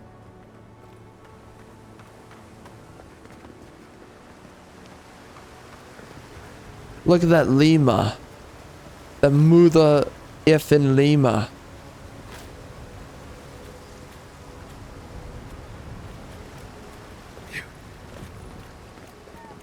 What's up? I can't harvest it. Well, just another day in Rome.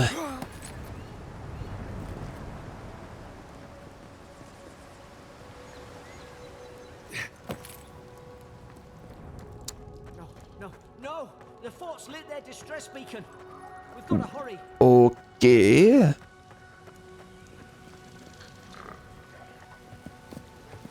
Oh dear God, that's a Zarip. Oh dear God, that's not good. Alright, well I guess I dropped down. Zarep shouldn't be here. Haven't the troops been doing patrols? Oh dear God. Yeah, fight me, ho. Oh my, this is awkward. Ow. Kablam!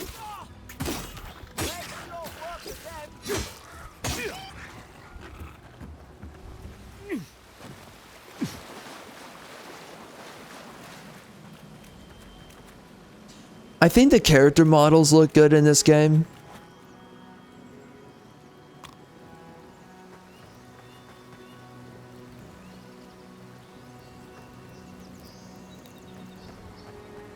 I think the textures are also good of the environments. I do think that it's it feels surreal looking at the game worlds. The lighting is kind of, yeah, really impressive there. It looks good. Come on, the fort's up ahead. Tripwire. Well, sucks to be me. There's no healer about.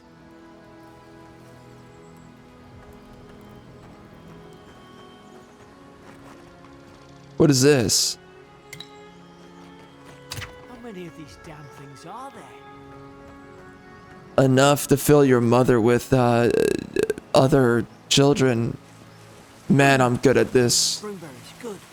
Those should rally us. I'm so good at these comebacks. Alright, interesting health potion there. Noise.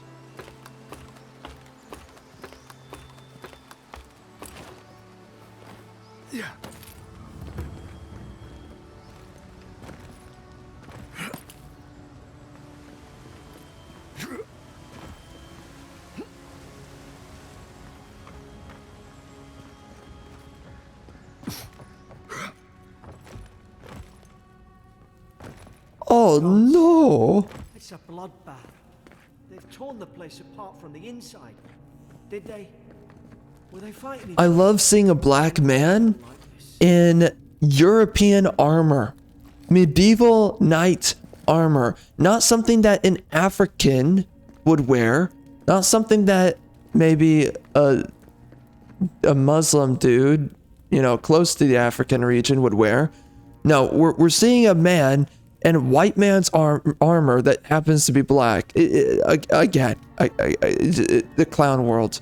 And people just look at this and they're like, ah, whatever. Whatever. Ah, whatever. It's just normal, bro. It's normal. Bro, the shills. The shills.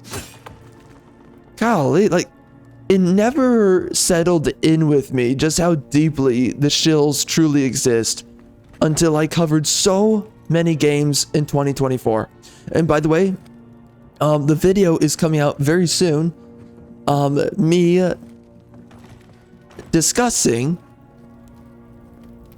the worst games of 2024. Now that one was taking a little bit to make, and we finally did it. Took a lot of work, and I'm hoping it actually gets views, because the last one didn't get views. The best games of 2024. And I think there's reasons for that, but regardless, and it has to do with algorithm problems. But yeah, so anyways, we're coming out with that video, and yeah, we go into all the shilling that happened the last year. It's beyond me. There's so much. Bro, my character does not talk, and that's just driving me insane. Wow, these guys got destroyed.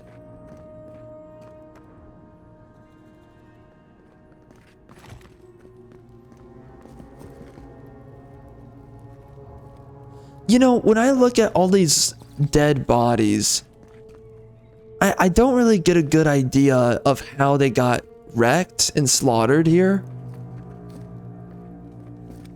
I don't have a good idea of how this happened.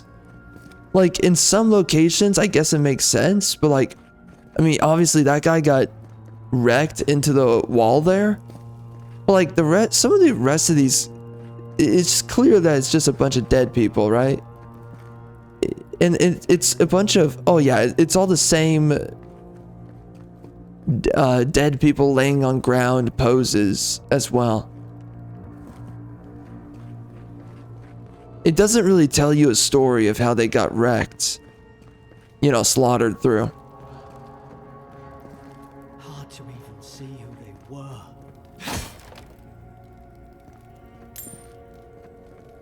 There's just something that seems very lazy about this. It's not even something that you really need to have huge expectations on, but it's definitely something that I feel like... Oh, what's going on there? Somebody got dragged somewhere. Must be a secret room.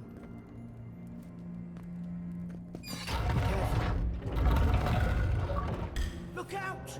Now you've invaders in the garden. Oh. How's it going, ho? Is this what they were like? Okay, well that was a cool, that was actually a cool secret that we found. I like that. I don't understand. How could our own people sink to this? What the frick?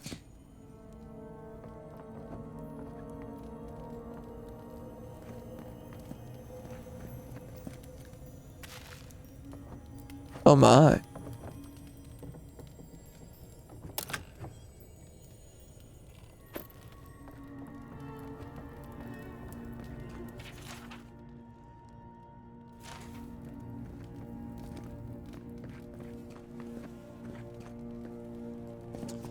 Wow, that is not fun to be in that kind of a cage.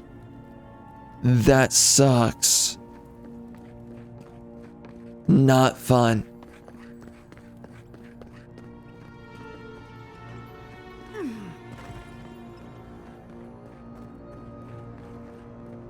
I remember some of the soldiers praying around that Udra pillar.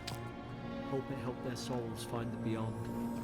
Will you rise from slumber? Is it you?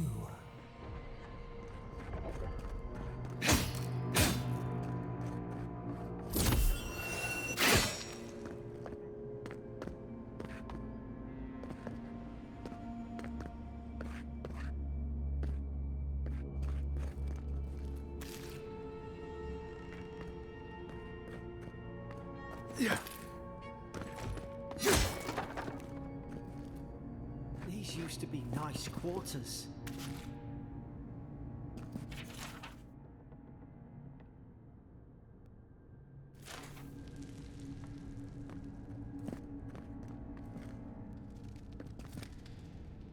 What the heck? Why does he have a tree branch in his hands? What? Why? Why?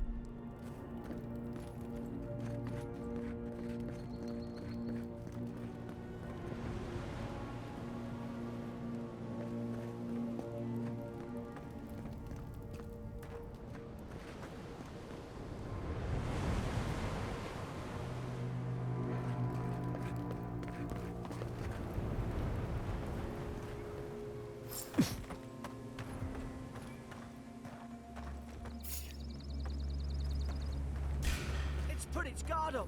Hit it with everything you've got.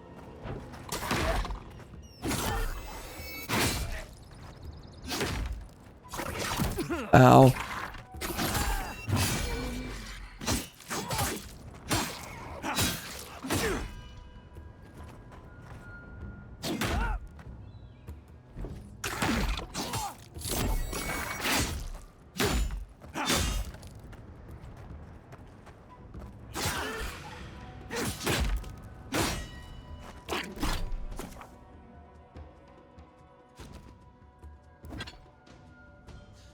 Can I equip my... Oh, dear God.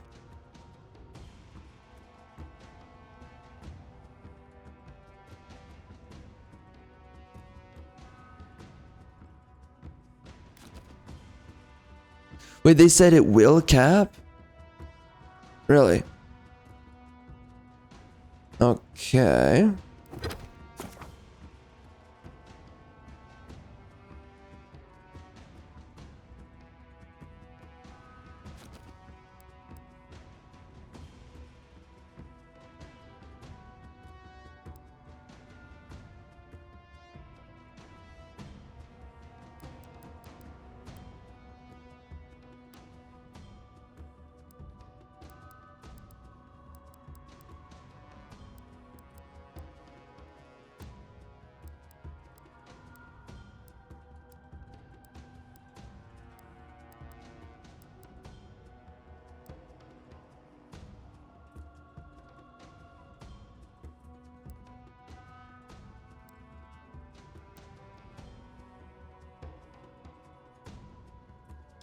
Oh, so they do cap out?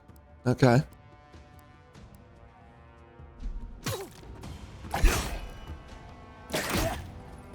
Ow. Oh, freaking hoe bags are showing up. Get wrecked, son. You're done.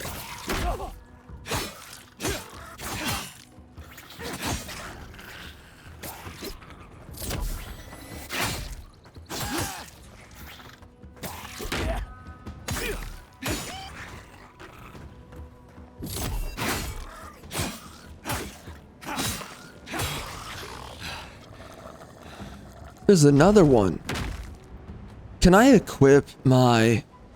Is he throwing stuff? Oh, he is. Well, that's weird.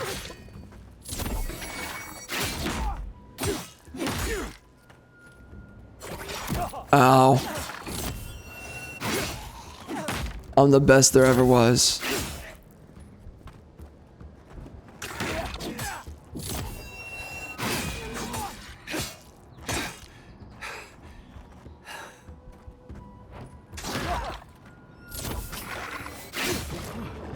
Thought I had your back. Guess you've got mine.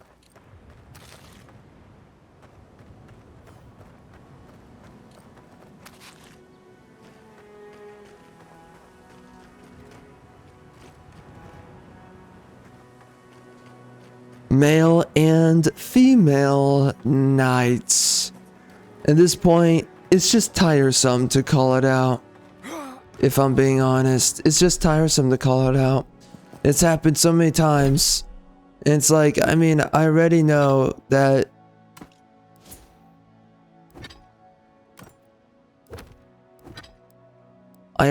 the damage this game does to itself by doing that. So it's like, whatever. I mean, they made the choice, and people are going to take your game much less seriously as a result of it.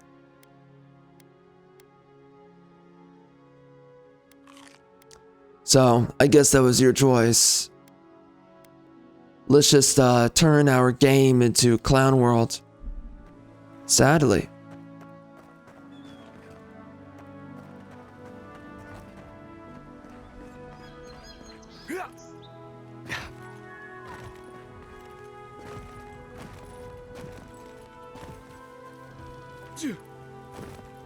You know, what it does, it makes you question, does the premise of truth really matter in the game's world that you're playing in, right? Does the premise of truth matter? Does it matter abiding by conventional gender roles? Obviously, for leftists, they're against that. They have a problem with it. And that's why things are as we see them now. But it's a genuine question. Okay, so the women are clearly equal to the men. They can both be warriors, whatever. Doesn't matter, apparently. So again, does the premise of truth, doesn't matter? Doesn't matter for the world, doesn't matter for the characters? You opened the door for me, you freaking hoe. Ah, up there. Margarine's Fury. That'll do it. Burn right through the brush. If we can get it down, that is.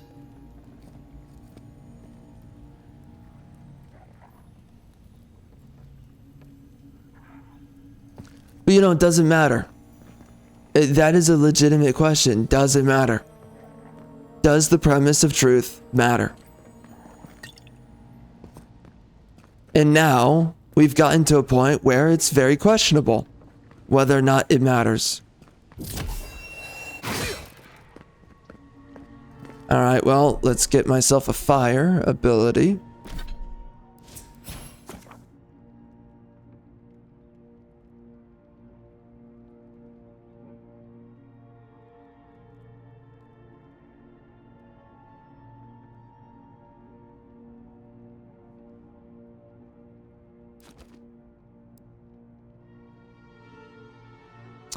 So I can be a fighter, a ranger.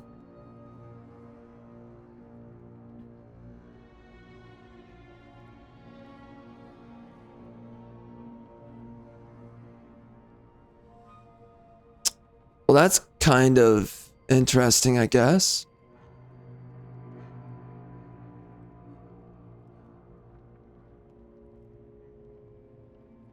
Stealth? Okay. It kind of seems like the abilities are cool in this game. It kind of seems like it.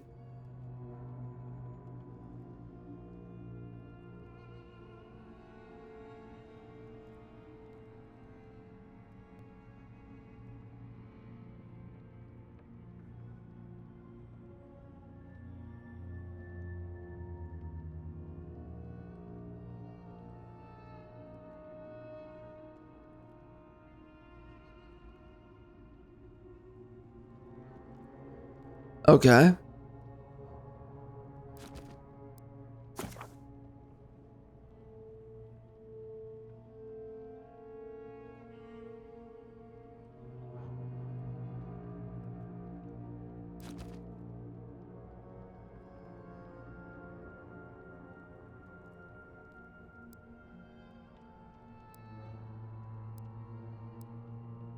Interesting. Well, it's kind of strange.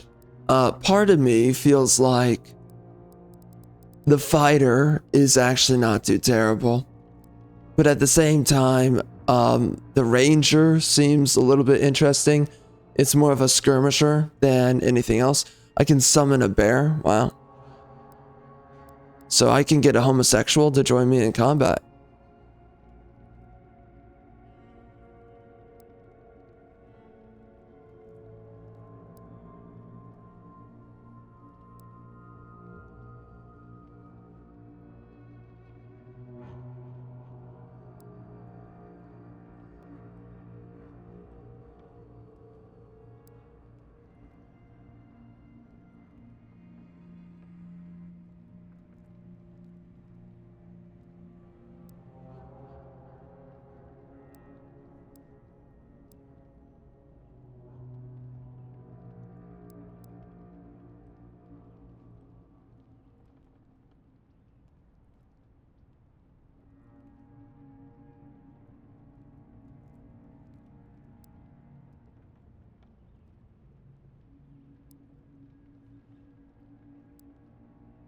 I don't know, man. I kind of want to play as the wizard.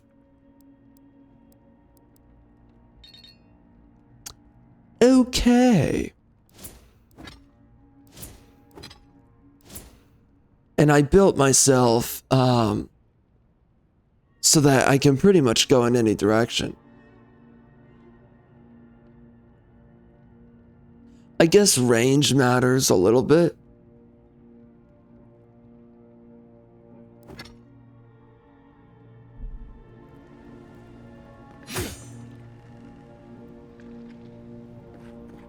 Is someone there? Over here! Help! I'm locked in! About time. Stay back. I'm not catching whatever's on your head. Easy. He's a godlike. You mean a god gave you that face? Touched your soul and everything? That's Yeah, I right. got molested by the Ever seen one of your Discord kind before? groomers and the Redditors. I always heard Yeah. folks say you were blessed. Looks more like a curse to me. What do you mean? I'm a beautiful man. She girl.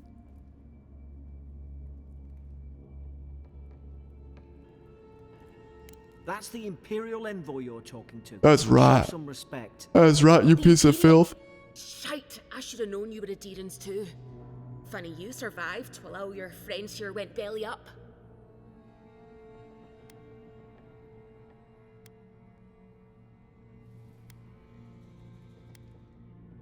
Adir's had their boot on Paradise since their first soldiers came. 'Cause the place is pure chaos. Did you not think we liked it that way? I have to struggle just to get in past your damn checkpoints.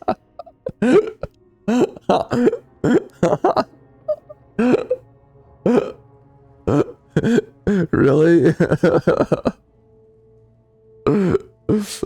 Okay. All right. Well, that's interesting, I guess. All right.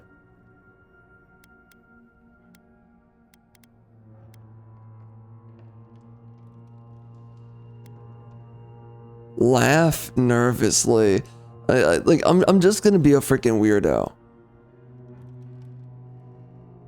You say that now, wait till you see it. Paradisans will knife you in the back over a dirty look. At least we don't go mad and slaughter each other.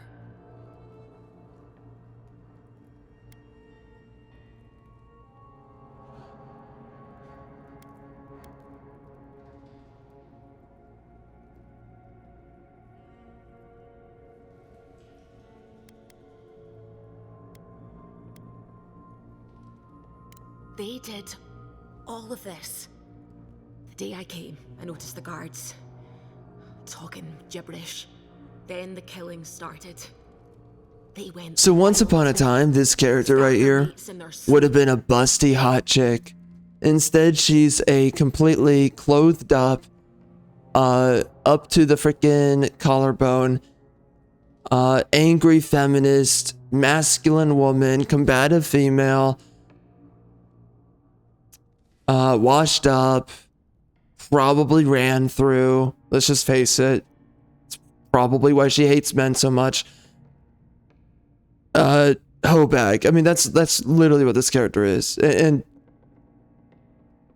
man, whatever.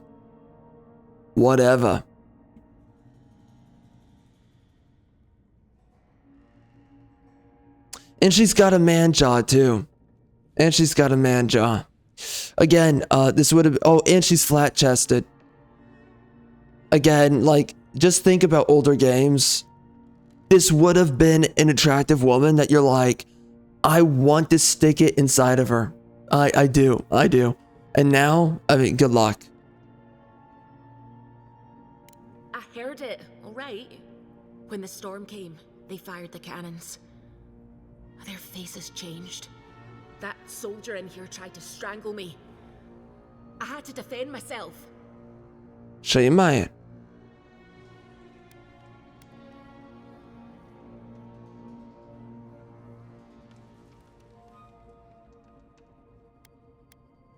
I've got a bad feeling about this. It doesn't make sense.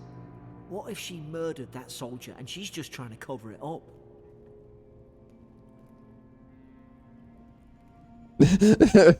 Bro, like the situation. I'm questioning her. I'm questioning him. I don't trust any of you. What if you're making it up? What if she's making it up? What if you're all in on it? We're really getting schizophrenic now. Just everyone's in on it. Everyone's the propaganda. I crashed on this island and you're all selling me a lie. At least one of you is listening. Look, we don't have to like each other, but we can all get out alive. I left my boat at the edge of the island. It should still be there.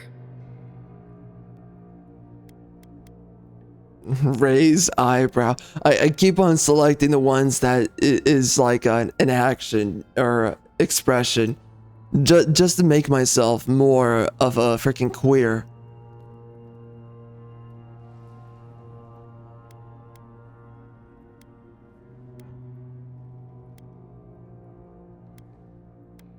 Nah, you know what? Let's say this. Doesn't look like I have a choice, eh? You let me out, and all three of us can go to Paradise. Envoy, I've tangled with Paradisian smugglers before. She'd say just about anything to get out of that cell. Her story's full of holes. What if the boat's not there? Do I What care? if she turns on us? For fuck's sake, be reasonable. I can kill her though, you know, because I'm the main character. I can do whatever I want. I am a god, a walking god. T'Challa has touched us. T'Challa, the black man, the Black Panther. He has touched us with his grace. I am now a god. How dare you even speak against me? I have been touched by the black man, T'Challa. Our Lord and Savior from Wakanda, a real place on earth. How dare you?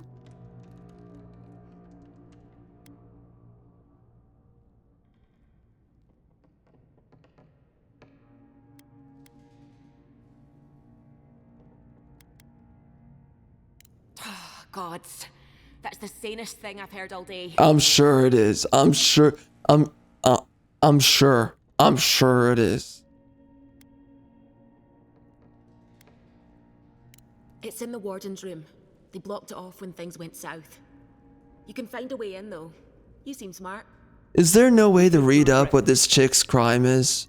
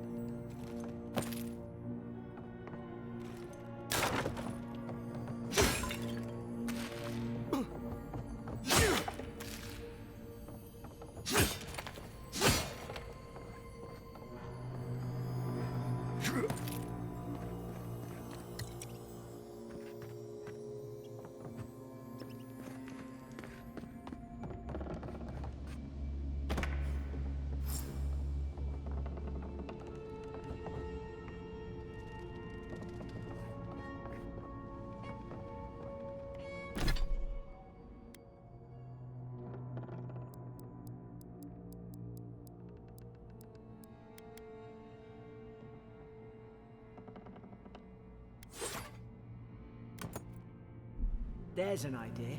We could shoot the Fury down. How's your aim?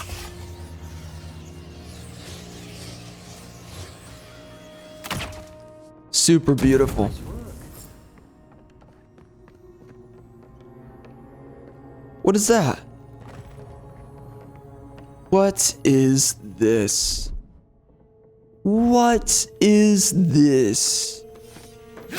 Reveal thyself to me.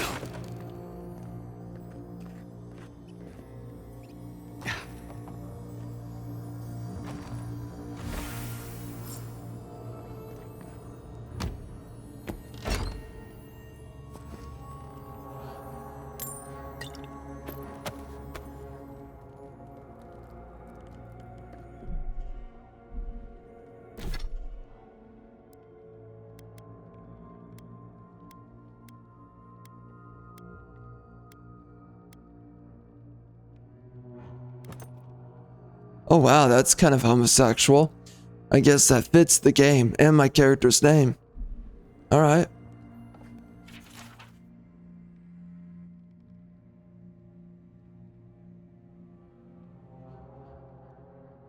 Extra legal activity. I don't know what that means.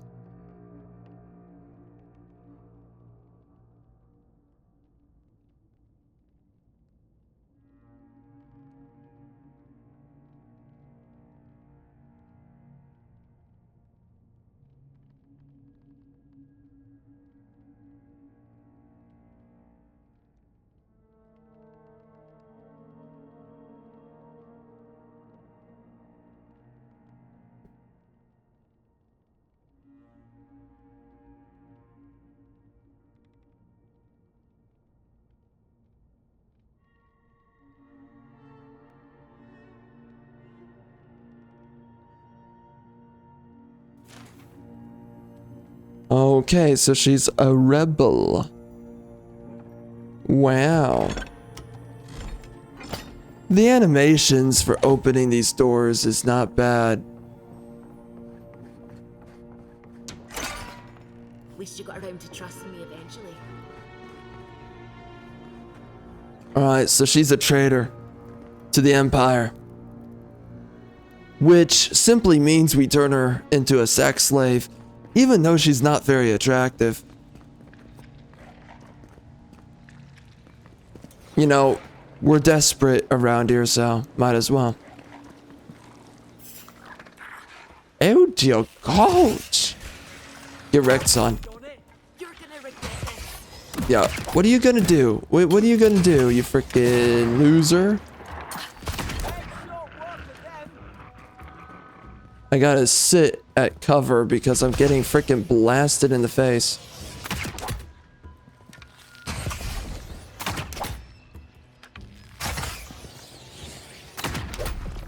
Take it, ho.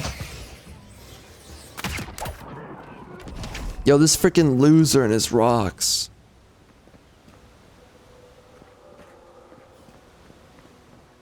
We're bringing it back to the Stone Age. Biblical times.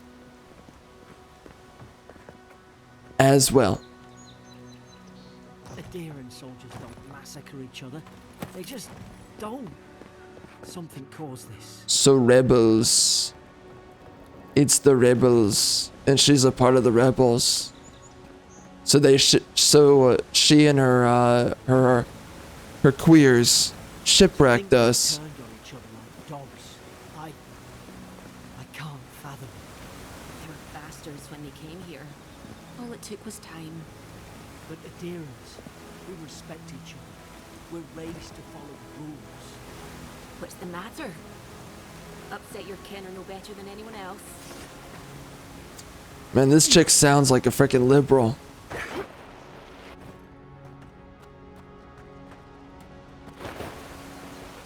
A straight up Libby.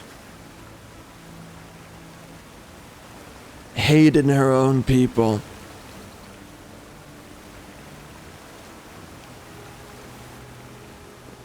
She probably believes in Wakanda.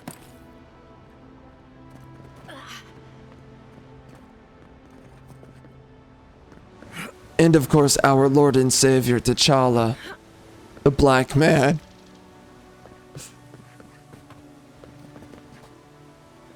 Why am I always looking for something extra? Like, what am I going to find? Like, seriously, what am I going to freaking find? Nothing. Nothing. Oh, hey, queers. How's it going? Stay low and tick quick.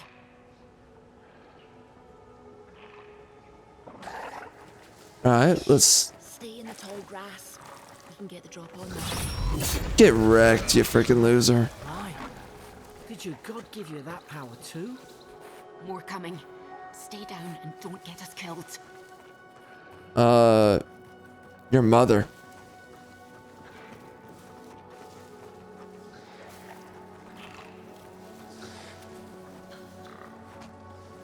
You don't see me.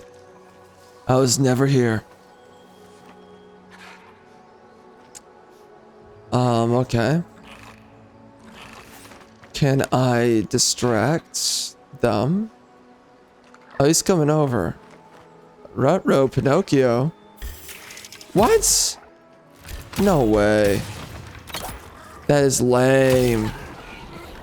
I couldn't eliminate him from the grass, so I have to show up from behind and clap those cheeks? Is that really what I have to do?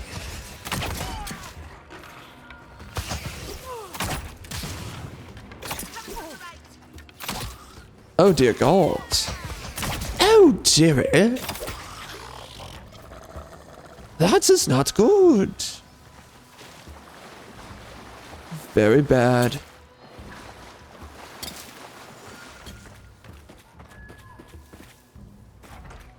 Alright, ho. You and me. Forager. Nice pistol. Where'd you find it?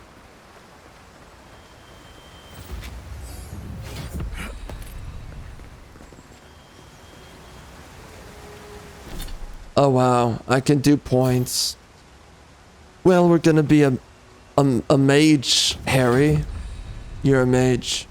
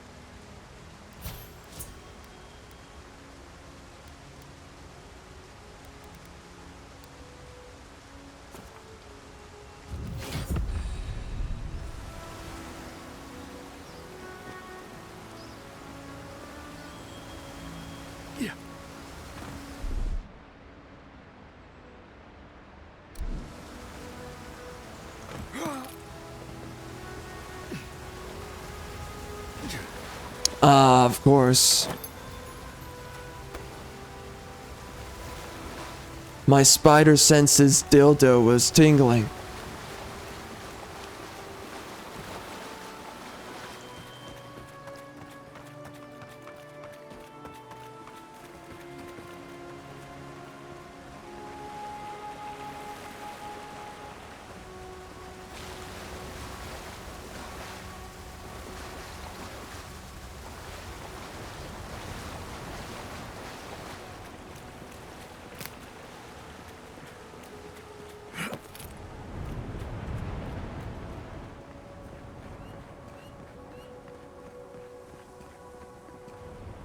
Alright, that's cute. We've got some snow here. Well, good job. That grimoire than he did. Shame it didn't have a healing spell. Hope there's a fire spell in there. It'd make quick work of the brambles. pebbles look dry. Damn it.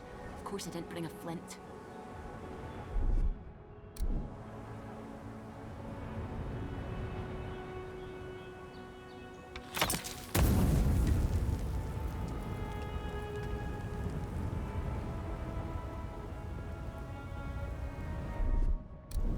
Why are you looking at me, Garrick?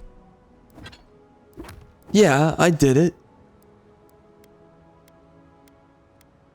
What's the big deal?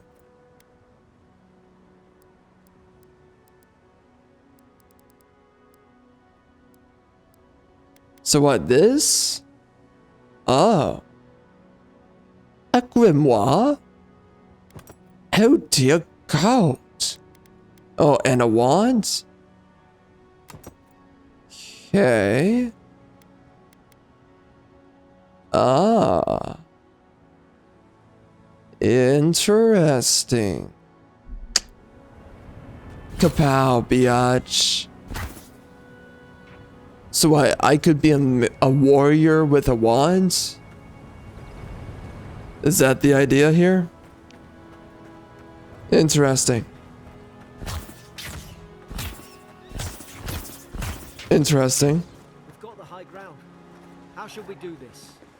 Magic's the flashy choice, I suppose.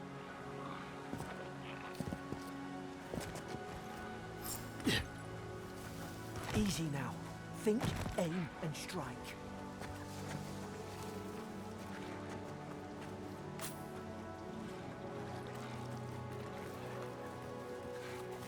Wow, he was looking my way, huh? Alright, so how am I supposed to do this? Alright, so they're being queers. I'm not. Nah. Not interested, son.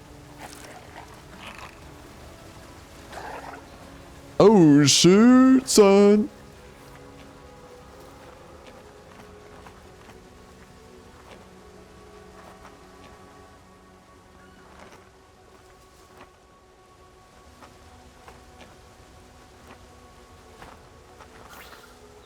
What in the...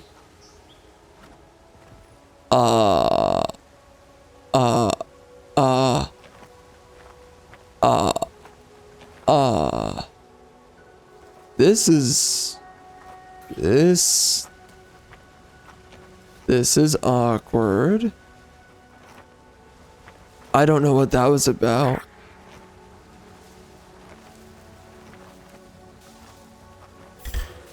Oh, come on. Oh, man. The queers always win. Okay, dog. What am I supposed to do with that?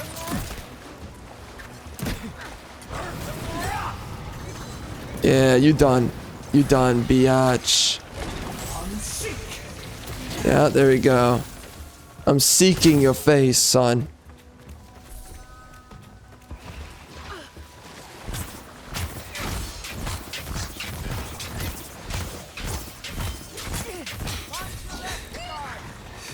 I'm so good. Oh, dear God.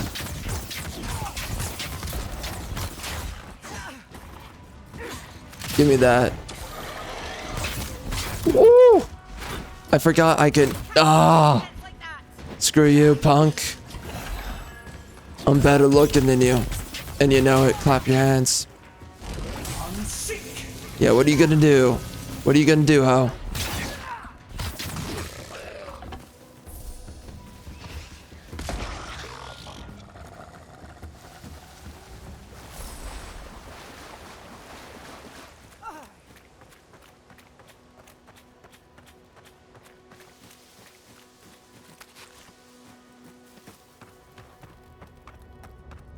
I've seen ruins like these. Wonder what they are. Maybe nobody knows. Paradisers call them godless. Some kind of people who came here long ago.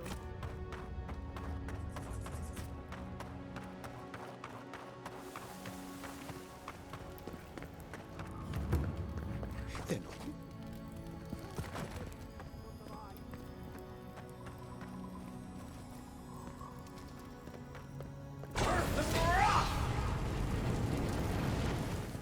Didn't they say to burn it?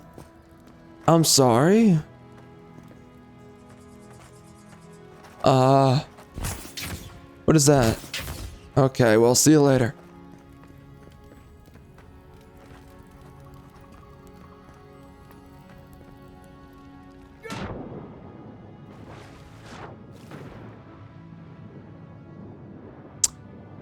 I think that this game is visually appealing.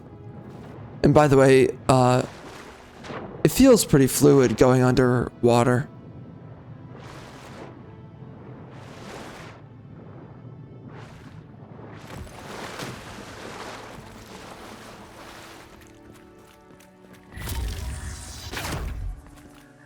Get wrecked. I tried to tell them. Why wouldn't they listen? You can't kill me. No one can kill me. I'll swim across the sea. Okay. I knew it. Whatever's on their faces, it gets into their heads. I'm no expert on soul plagues, but whatever you came here to find, I'd say you found it.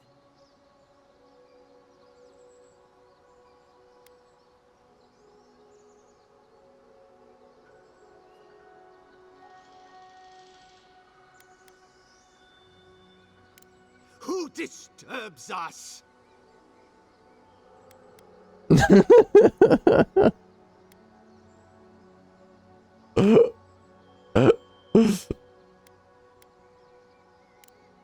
You're staring. Stop staring at me. Are you going to bind me too? Steady yourself, please. I'm only trying to... You're wasting your breath. He's gone. You tread in the orchard.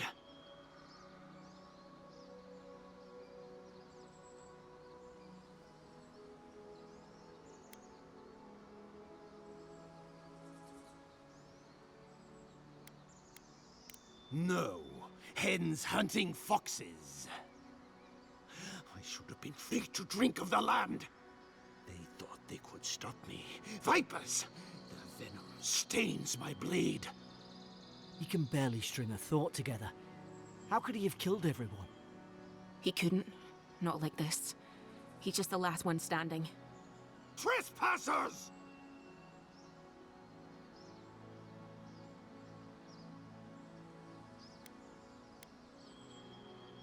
Rules? What rules? Who writes them? They drive us further from the tree. And you return death to us. Envoy, this could come to blows. Keep your guard up. Feed the roots, kill the rot. You're gonna regret this. Oh, dear gold. Not good, oh bag. I got myself a shield. I don't know what that's good for, but here we are. Okay, dog. Where's the respect?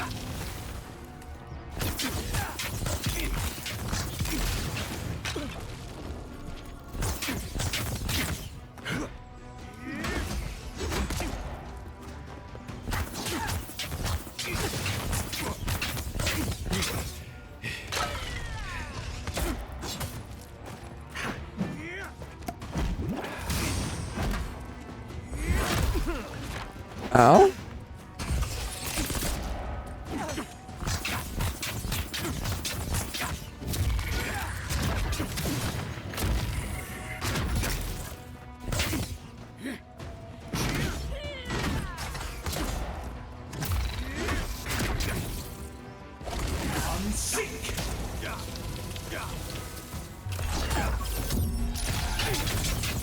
Oh. Well, that's cool. Probably some noble who...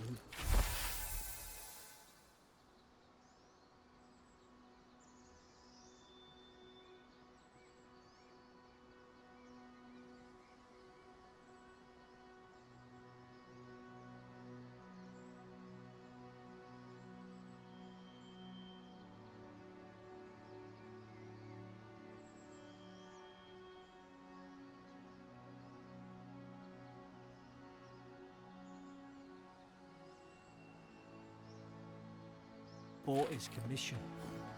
Now look at him. I can't believe I'm saying this, but at least he's not suffering.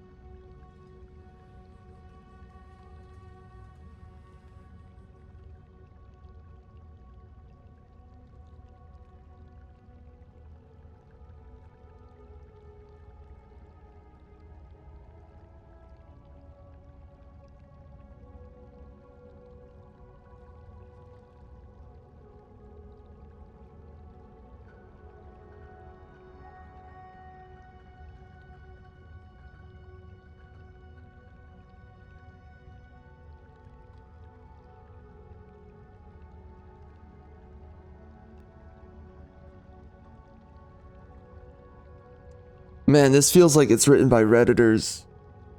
Without God, without the gods, how did they give meaning to their lives? It's literally r/atheism. But, you know, they're mimicking that they're believers. That without God, how do you find meaning in your life? Which is true. How do you find meaning in your life? You don't. And savages and natives, they live very primal and simplistic lives. I don't even know if they're ever truly non-spiritual, but I mean, regardless, the most developed nations, they always have a reverence towards God. So I get that you're trying to have your r/atheism moment on Reddit here, but yeah, without God, there is no meaning to your life, and there also is no university. The first universities came from the Anglo-Saxon churches, came from Christianity / Catholicism, whatever, doesn't matter. It just came from the Christians. So you can sit here and act like, and then by the way, after that followed the Islamic world. They really did not follow very close behind in education, but they did make their own universities eventually as well. They did do it eventually. So, I mean, like, okay,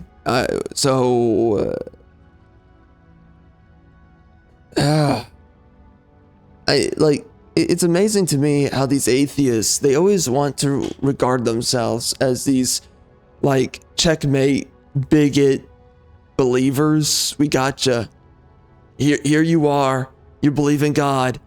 Well, maybe some people live their life. They make pots for all of eternity. Beautiful pots.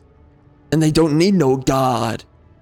Are you sure that these pots are beautiful? That's number one. If they are beautiful, okay, it's pots. Anyone can make pots. Let's just face it.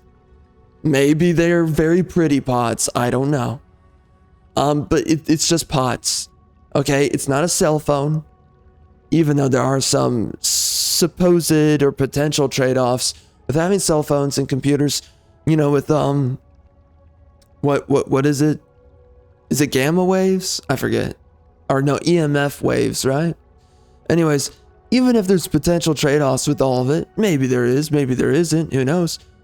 I mean, are you, seriously, I mean, are you really acting like it is, there's no difference between the primitives and the more developed people? And obviously more developed people, they will be following a faith, a religion, a God. And of course, in this game, it's polytheistic.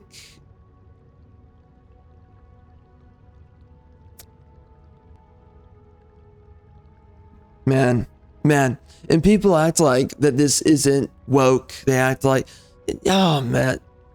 You know, but this is what it was. You know, a lot of people were not calling out games like Wolfenstein 2, Youngblood even, Rage 2. A lot of the games that came out before 2020 that were woke, a lot of people were not talking about these games. And specifically indicating the wokeness factor of these games either. They were not talking about these things. So this is just another example that this is what we're doing.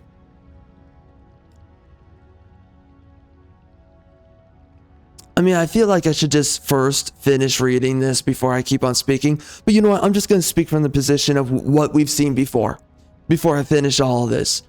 This is what we're doing, is that we're trashing on believers, we're trashing on traditionalism, we're trashing on those who have thought and behaved in such a way that we have seen throughout, what's the word for it? It's not the traditional world, but, oh shoot, what's the term for just elder times? You know, like, is ascetic the word? I don't think that's the word.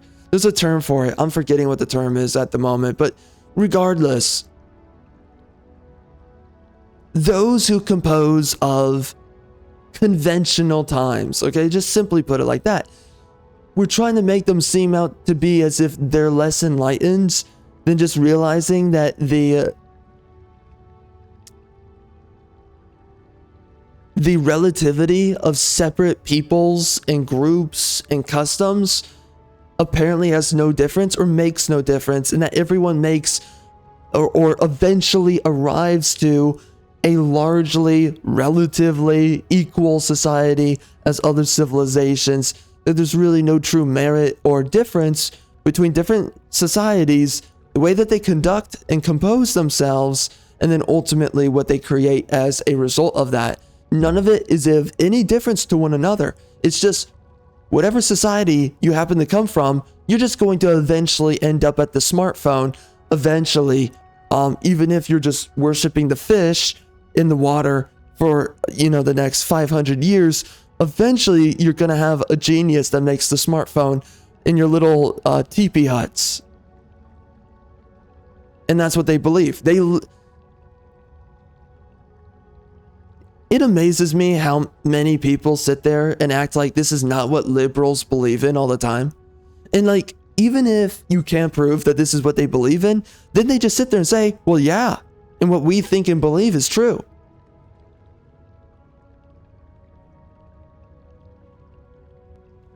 Regardless of what the truth says otherwise. All right, so anyways, what's the rest of this?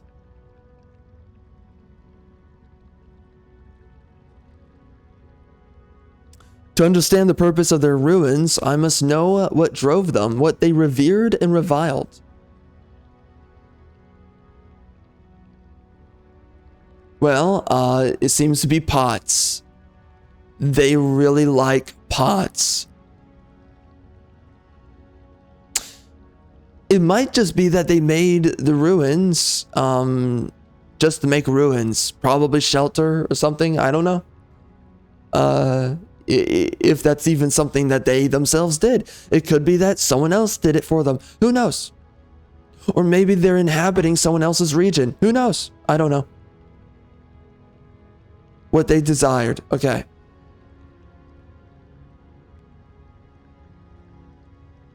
But they did not order their lives as we do. They did not orient themselves always towards the gods. And they disappeared. Okay?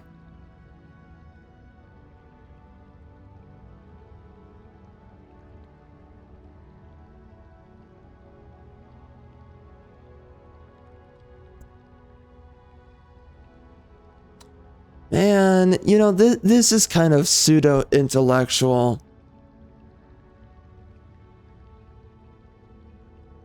I mean, this is literally just pseudo-intellectual quandaries and speculations here.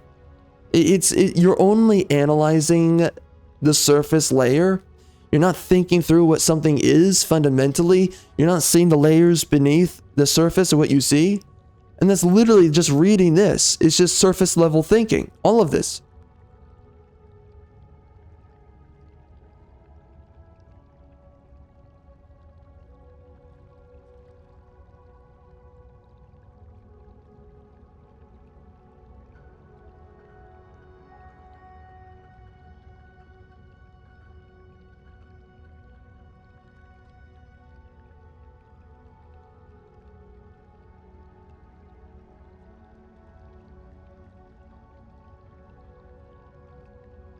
Okay.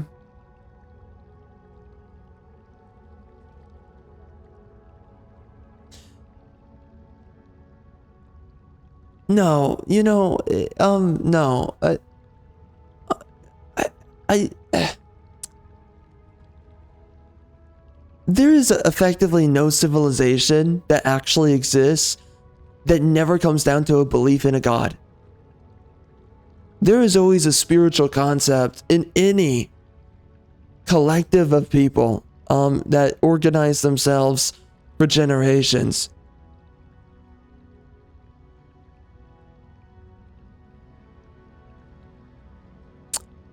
It's weird because I could try to sit here and just let this slide, all of this, but this is, again, this is the thing about propaganda, is that the best propaganda is exactly what you don't pay attention to. There's a reason why this is in the game. I don't really know what they're trying to do with the story by doing this. I don't know if they're trying to go somewhere with this. I have no idea, but they are delivering a lot of Redditor talking points, liberal talking points, absolutely, through this.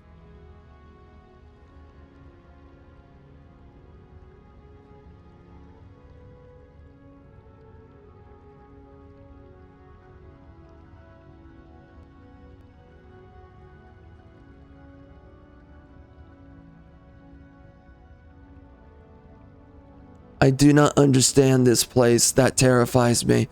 That is the truest thing that could ever be spoken by a liberal.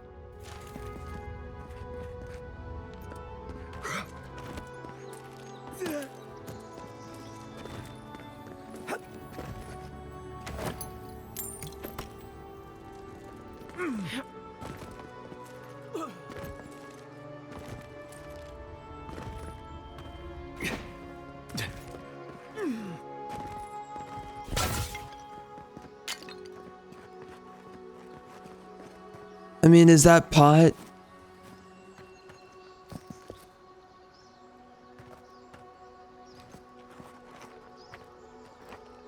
Well, it looks like a pot. I guess it's interesting to look at.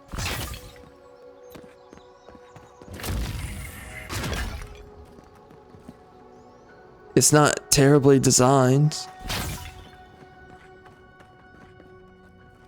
The pots are okay to look at. So, okay.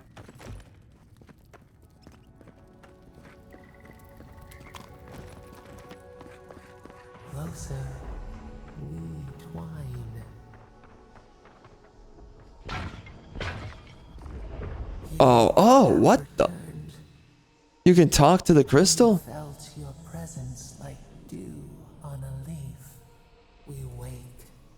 Heed us. Envoy, you alright? Can you hear me?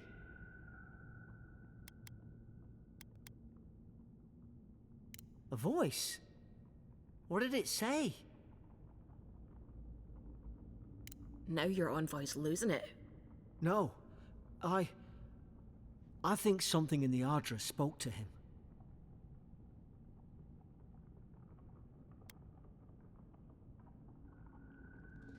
Not like this. I've been round Ardra my whole life, and it never spoke to me. I don't think it spoke to anyone. Not even godlikes. That's some gift.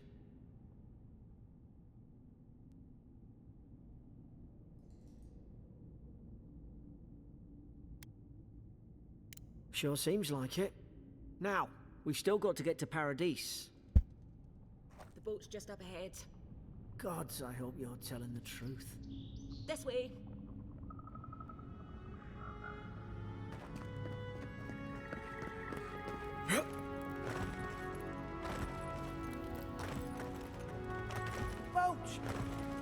The graphics are pretty impressive in this game. I do have to give it that.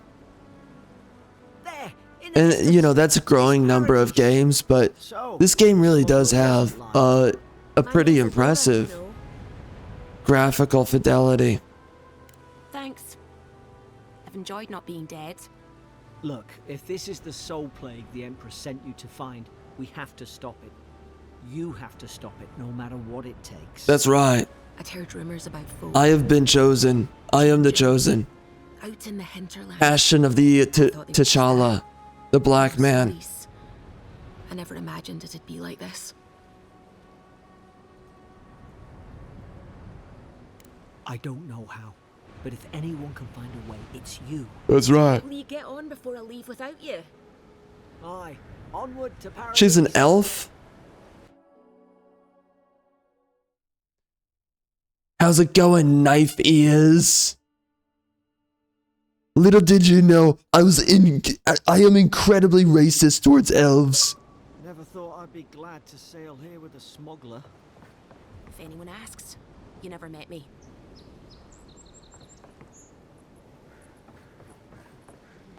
This is your final warning, Kai. One more, and I put a bullet in your leg. And here I thought we were getting along. You know, if you just tell me where the claviture is, I mean, that's a white man's face. He's out on official business. But it's like, it has a hint of maybe Persian or something like it. Okay. Hey! Oh, this turn freaking around and weirdo. go back to wherever you came from. This dock is reserved for the Imperial Envoy. And he's late. Huh. Probably died at sea. Good riddance.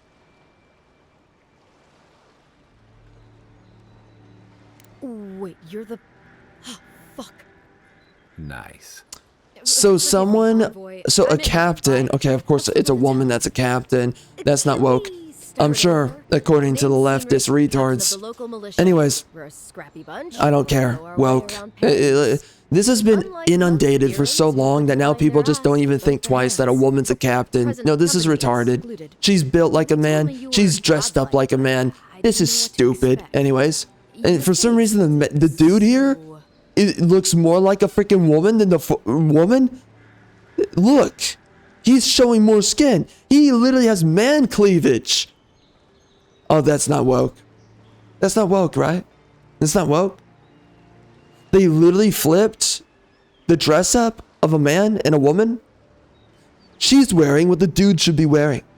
He's wearing what the woman largely should be wearing. It's closer, whatever.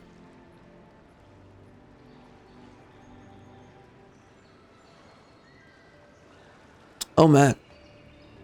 Oh, man. I can glare silently. I do like that it kind of seems like you can have some funny dialogue options in this game. Now, I wish I could be a little bit funnier about things, but like at least some of it's kind of funny. Ooh, on second thought, why don't I just shut up before I say anything else I regret? Now there's a good idea. No doubt you've come. I mean, that from was your boring. ambassador, It could have but been, he's gone, that could have been along way with more our funny passenger. or interesting.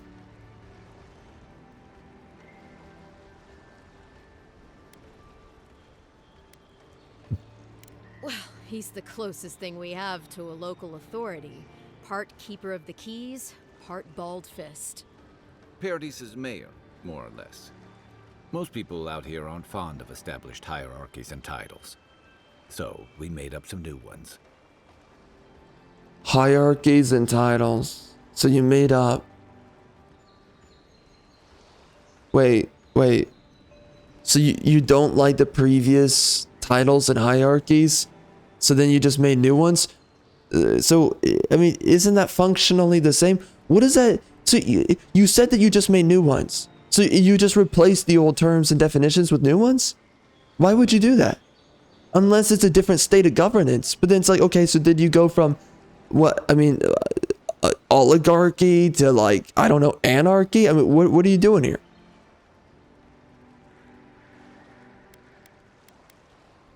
No, there's some kind of blight in the wilderness and rumors of plague.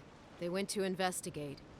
Nature has a mind of its own in these parts. When the ecosystem changes, we ask ourselves how and why. Wow. Leaderless and rudderless. That's great. Is the natural state of things in Paradise anyway. Keeps things interesting. Leaderless and rudderless. So it's anarchy. Right?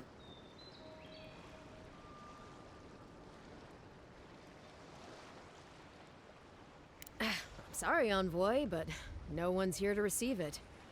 Nonsense. There's a small army of pickpockets, smugglers, and scoundrels between those walls who'd be happy to take it off your hands. Just ignore him. Where did you say they went?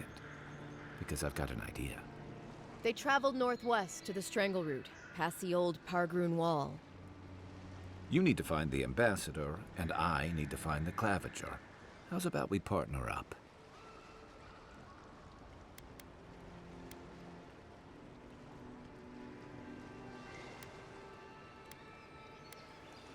Out here, people are more likely to think I'm trying to rob you. We don't see many lordly types. Kai, before you go, make sure he comes The back alive, name or this is Sir field will have my Fagginbum. head. Alright, sir? Better Sir? yours than mine. Regard me through my proper title. I am a lord, but I am also a gentleman. Okay? The name's Fagginbum. Alright? Show some respect. I admire your eagerness, Envoy. Just don't rush into danger too quickly. I'm sorry, you're not a man. I can't hear the words you're Gotta find speaking. your ambassador and my claviger before something else does.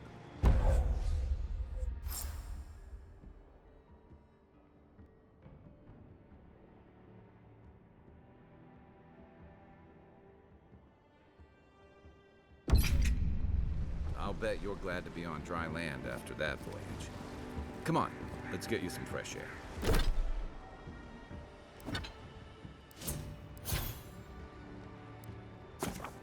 Huh.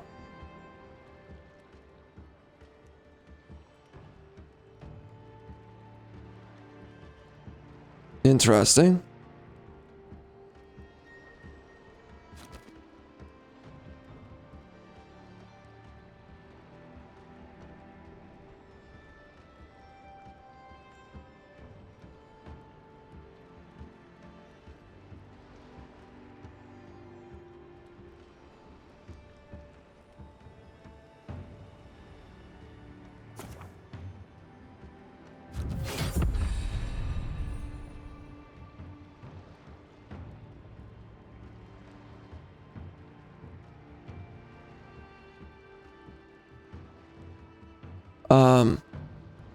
So I put a point into that. Okay. Oh, so he already has this, but he doesn't have these other ones. Okay. Interesting.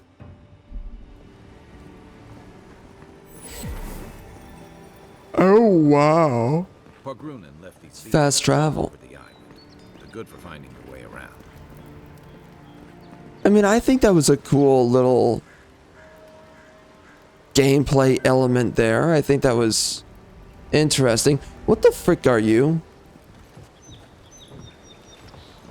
Okay. The city's getting crowded. Pretty soon the Eoras will outnumber us 3 to 1. Why doesn't the claviger put a stop to it? Why do you think, dimwit? He's nice and cozy in the ambassador's pocket. That's enough for now. You gotta listen. Yeah, I'm right here, biatch. What you gonna do? I can literally Assassin's Creed your frickin' face right now. Whatcha? Keep walking, Outlander. How about I stick my frickin' pee-pee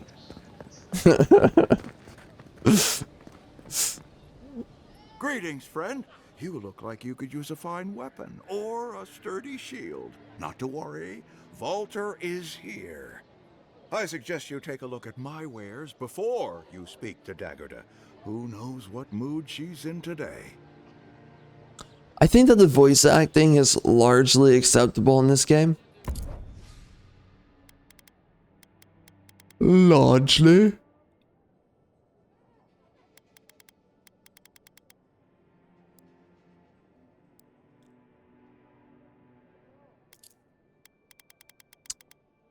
Okay, sir. So, I've got horse trash. So purchase all of it from me. I do not want to hold on to this absolute dog water horse trash. Thank you very much. Apparently, the other one is better. So there you go. Catch you later, homosexual. Protect that. Heading out to the wilds? Nah, I'm looking for Triple G breasts. You don't wanna... Kai, I told you not to show your face around here again. Come on. You're not still mad about that hunting knife, are you? All right, no. You're clear. What? But you better pay up front this time. What? I knew you'd come around. What? You miss me. That easy? I'll let you. She flips like a dime? mind. Alright, well, What are you interested in? whatever.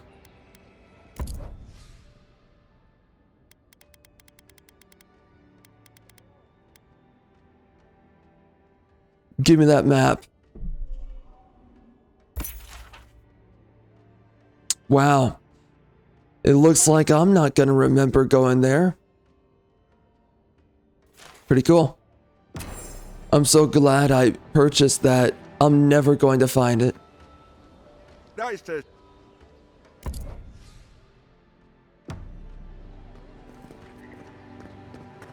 Please, how hard is it to answer a question? I can't believe how rude everyone is around here.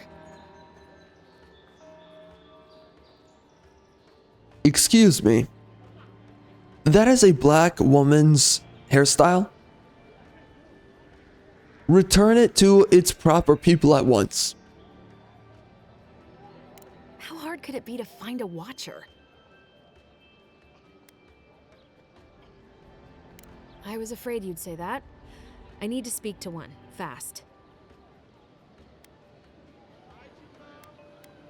Something more like. A band of Zorips invaded my house. What am I gonna do? Spread your legs.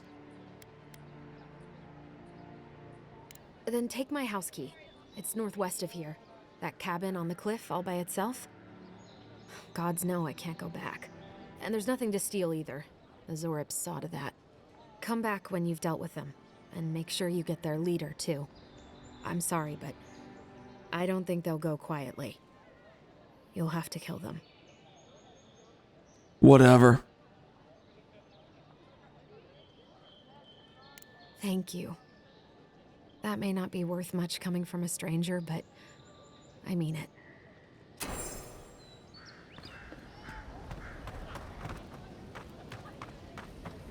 I've come in search of lost treasures. Have you heard any rumors of such things in the area?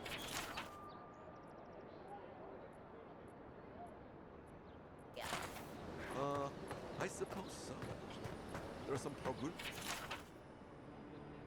ruins to the north, just across the river from the Strand.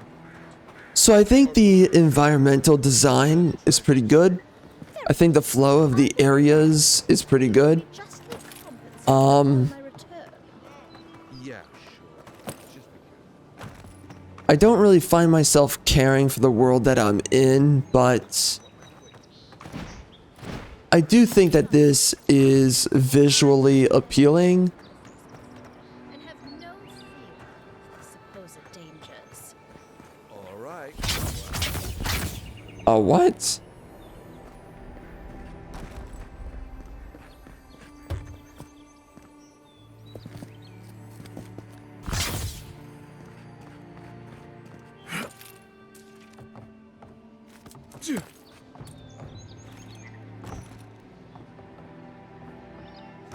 And I do think that the platforming is largely interesting, going from area to area.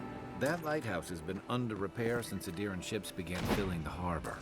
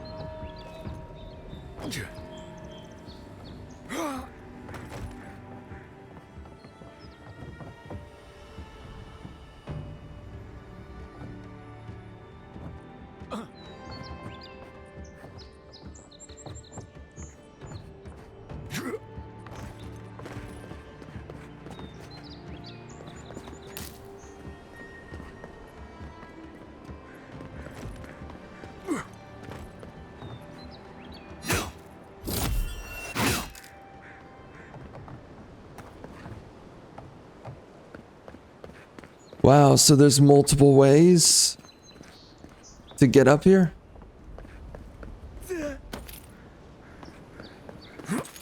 Okay. What, I can walk? Okay. Wow, there's multiple ways to get up here. Interesting.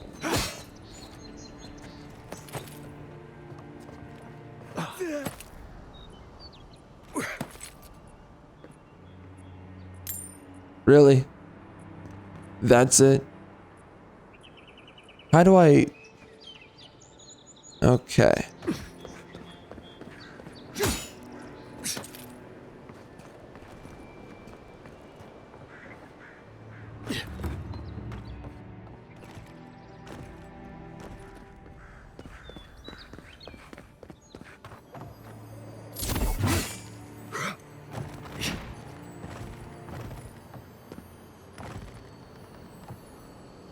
So how do I get in there?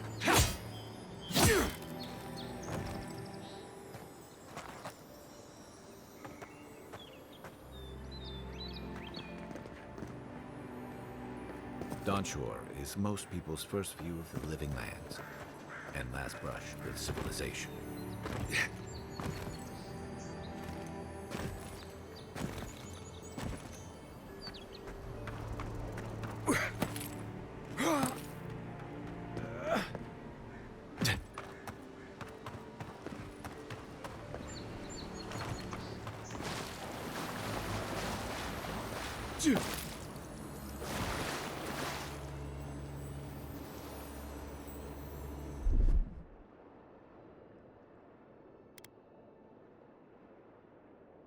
Coming in hot.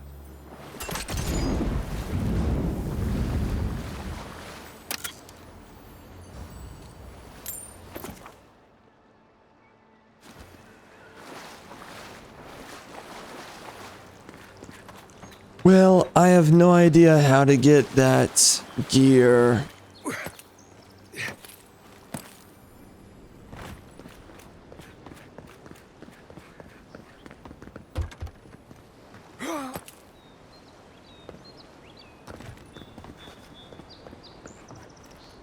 They're not connected. Yeah.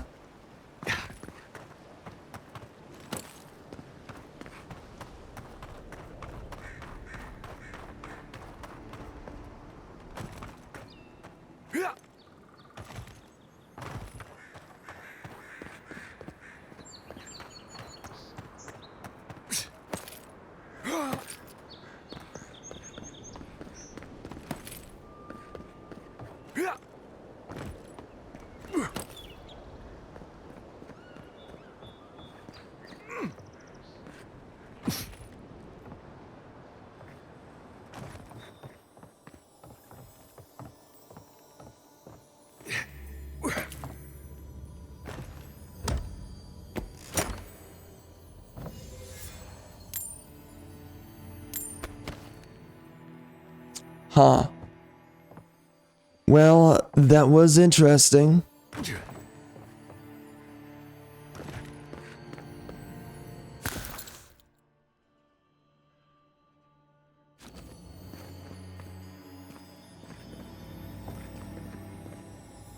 No way, man.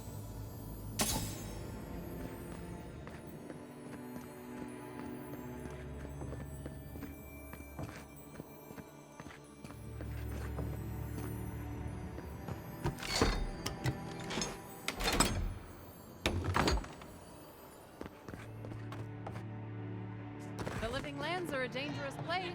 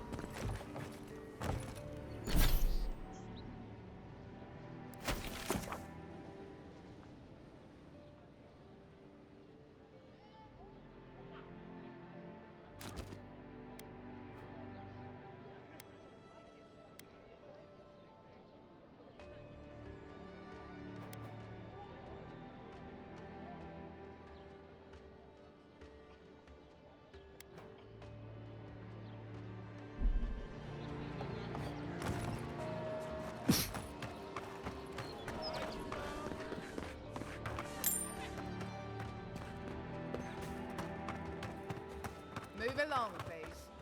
I was here first. I'm not going anywhere. You're not working or selling something that Lloyd's doing. Clear the way. Now listen, you might be big in idea, but these are our docks, not yours.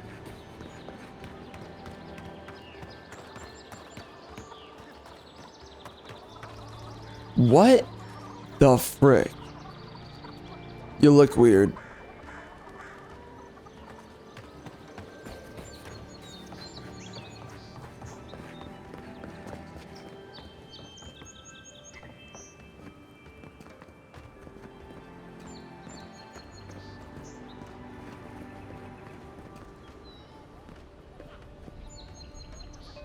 Is that a woman?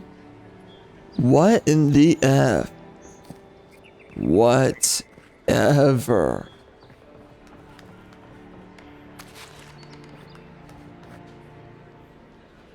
This is lame. This is lame.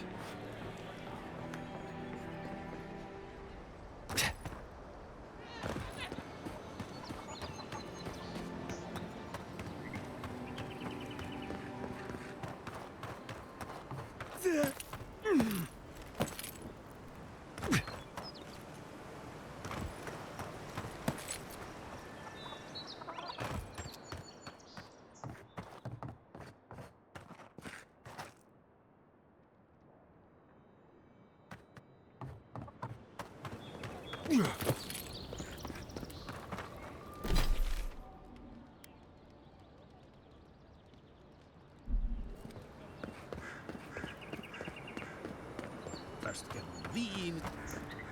Che larde. I'd heard a godlike had come to Paradise.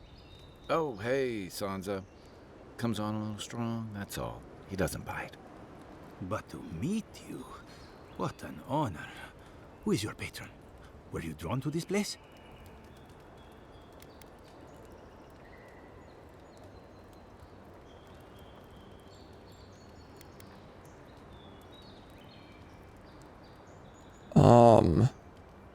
Okay. I apologize. My curiosity got the better of me. Surely you see, though, a god-like envoy, you are quite unusual. Listen, you haven't been to the wilds east of the city, have you? I assume that's a no? Then have you seen a cartographer in the area? A human, about my height.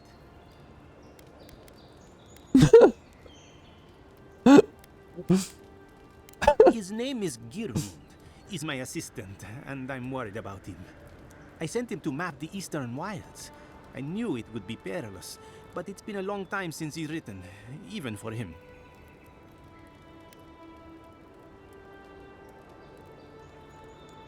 Cartography is not for the slight. It requires a certain initiative.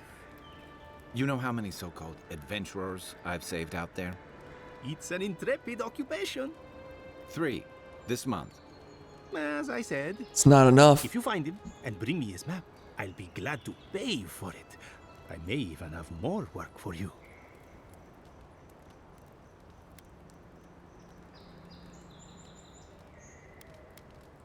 Thank the gods.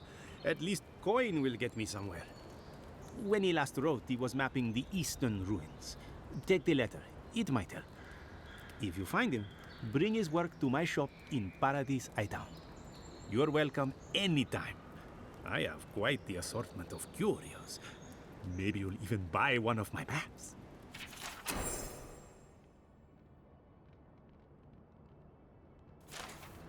Well, that's our marching orders then.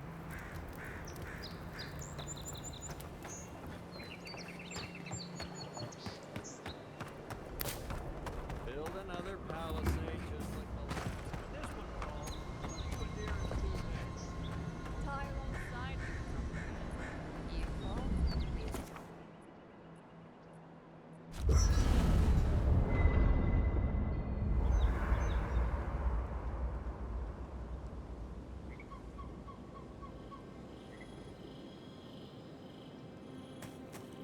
Well, I do have to give it to the game. I think it's very visually appealing. Voyage, it must be nice to spend the night on dry land.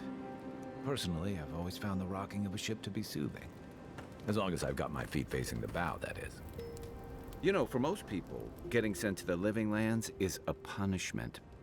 But, according to Steenrick, you're the personal envoy of the Emperor of Adir himself. Quite a position.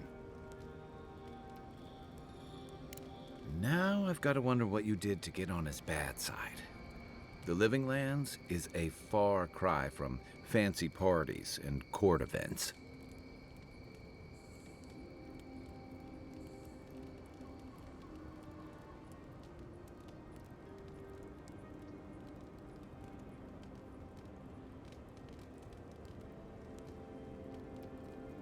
The Living Lands won't disappoint in that regard.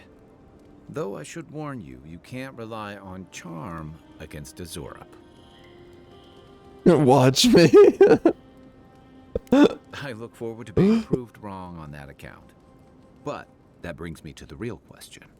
Why would the Emperor of Adir send a noble all the way to the Living Lands?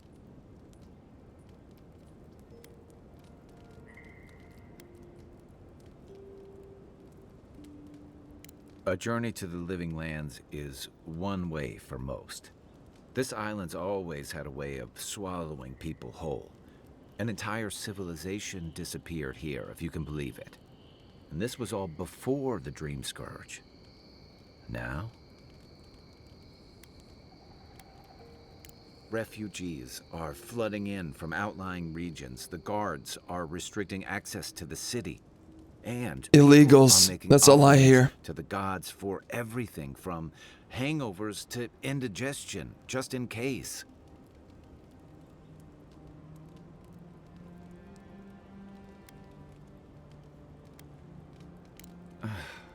And here I was hoping for good news. Unfortunately, the presence of so many Adiran troops. I am your superior. I have been sexually touched by our Lord and Savior T'Challa. How dare you question my magnificence? Your ambassador.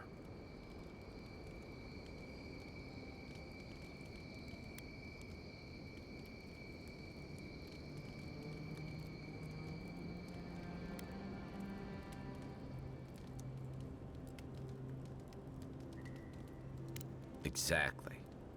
Paradise is Oh, that's not what I thought I was saying. I don't know. I meant to completely disagree with You're him. talking about an island that has been largely settled by nomads exiles, and dissidents. So criminals. People who tend to be suspicious of authority. Criminals. But what about you? What's your stake in things? Besides your orders, of course.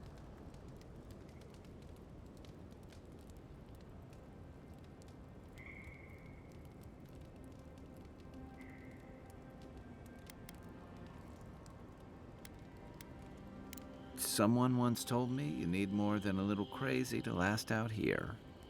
I get the feeling you'll fit right in. I don't like the way that his lips move. Thanks for talking. But at least it's proper lip syncing. Unlike, what was the game with terrible lip syncing? Oh, Throne and Liberty had absolutely horrific lip syncing. Not even in the slightest good.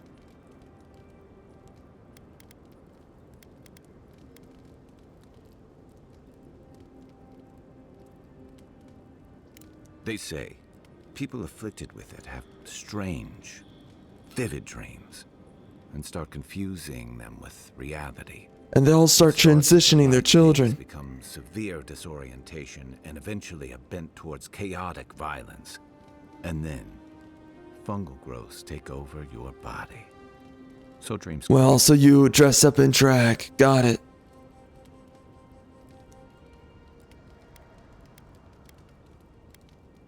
Well, you seem pretty lucid to me. I wouldn't worry. Still, if you see any new mushrooms sprouting up anywhere unexpected, let me know. Until then, look on the bright side. The Living Lands is filled with people and things that are likelier to kill you first.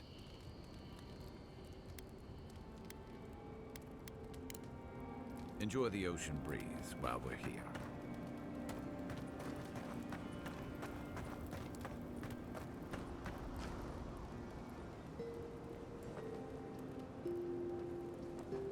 I haven't seen this much excitement in a while.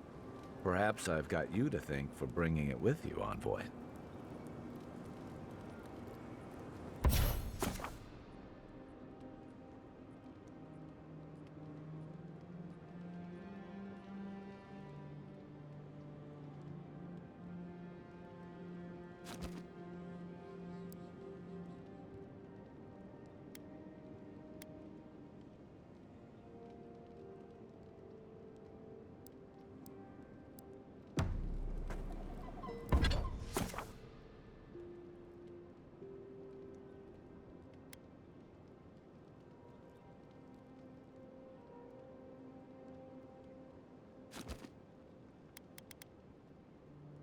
So why would I upgrade these? Why would I do that? None of this is very impressive. In fact, all of this is trash. So why would I bother?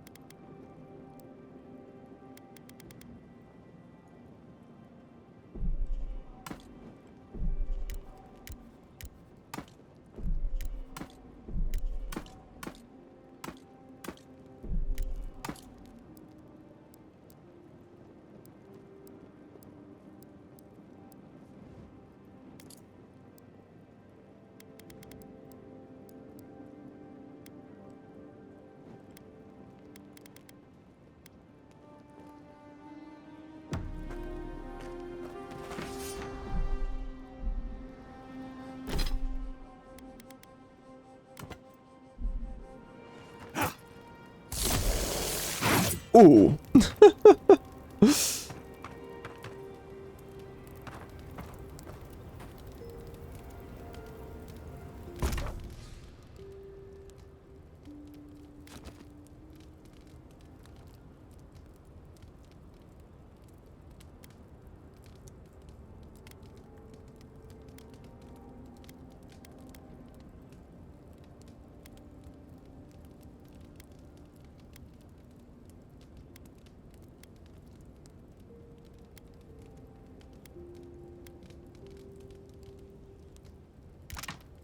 Oh man.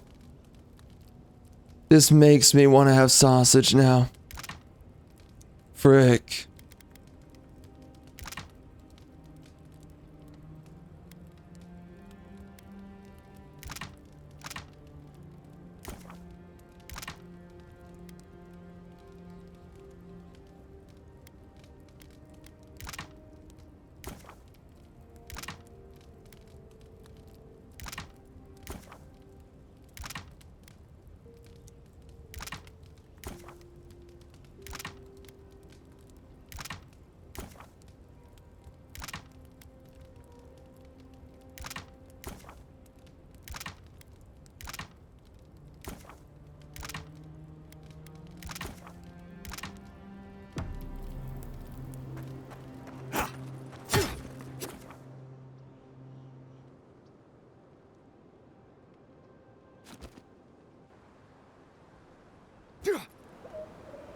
Alright, well, that was interesting.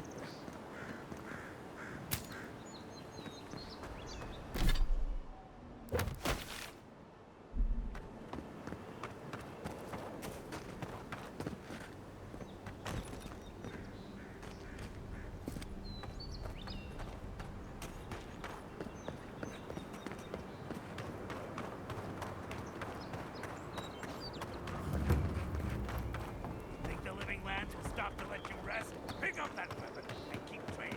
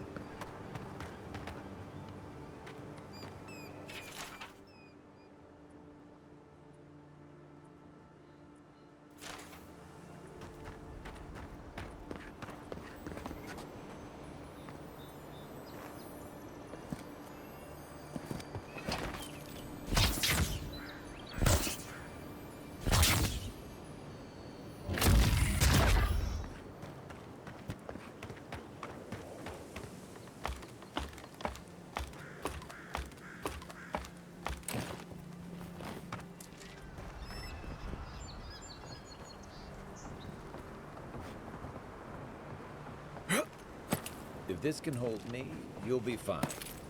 Just don't look down.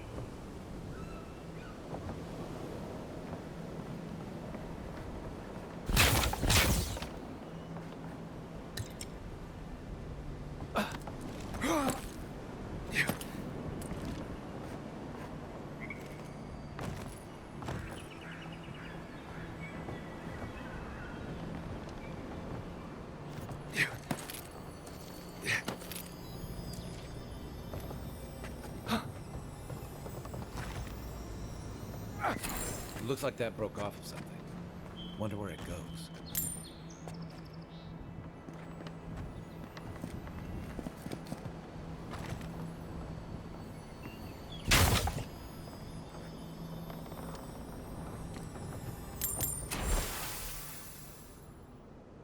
Oh wow.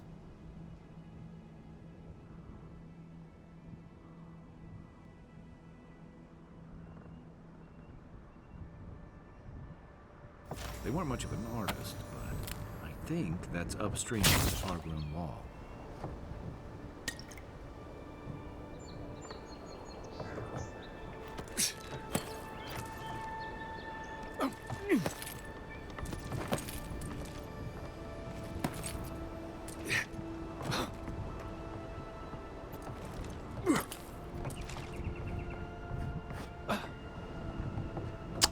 Oh man, is that... I don't know. Kinda looks like something there. Obviously secret in my estimation. Nope. Why is there a blood stain here? I guess that biatch fell. Well, get wrecked, son.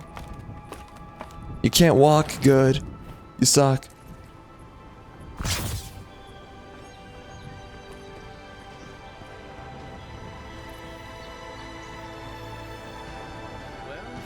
Nothing ventured, envoy. Oh my gosh, I'm having an orgasm. Oh my goodness. Oy vey. It's so beautiful. It's taking me. It's like grabbing me by the nuts. I think I'm going to cry.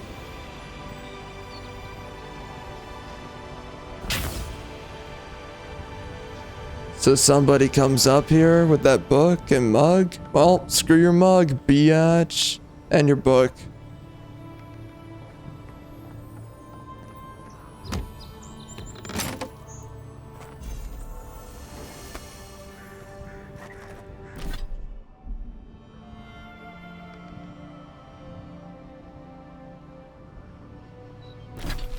Wow.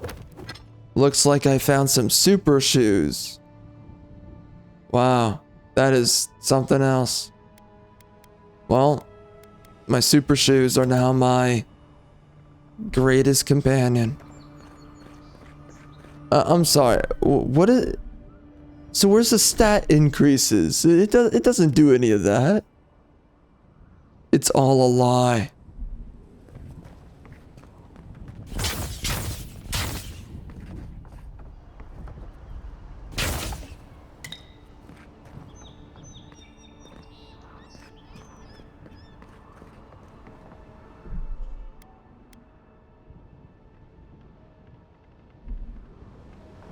Alright, well, YOLO Swaggins, biatch. She-man. That's unfortunate.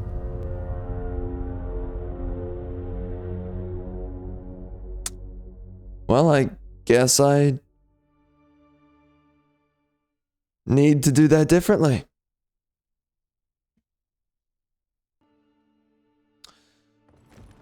So, so far, this game is kind of interesting. Well, hold on a minute.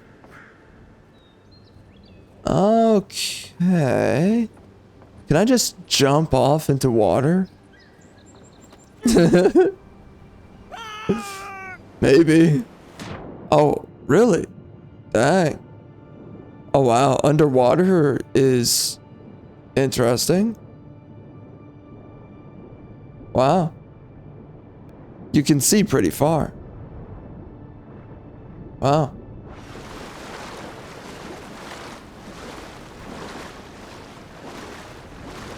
Okay.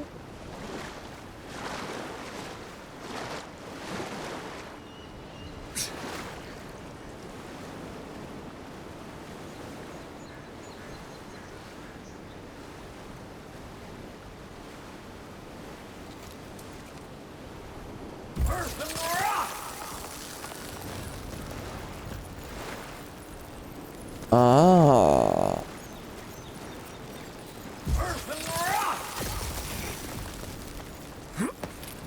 Huh. I mean, yeah, I think all of that's really cool. You know, with this game, I think that this writing is some of the better writing that we've gotten when it comes down to a lot of these woke games.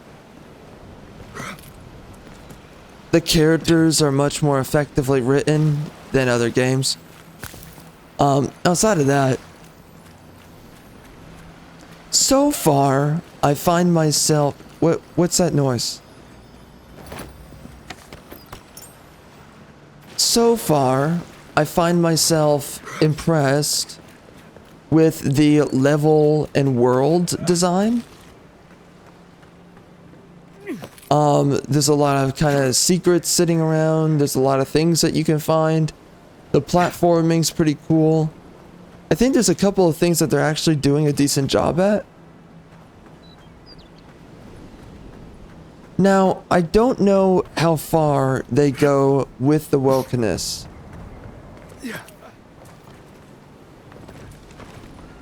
So far, we really have not seen anything. It's just that this world, the world is endemically woke, but there's nothing actively,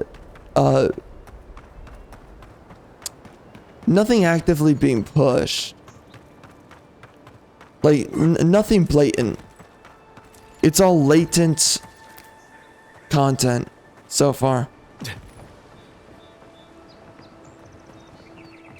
At least, I would say.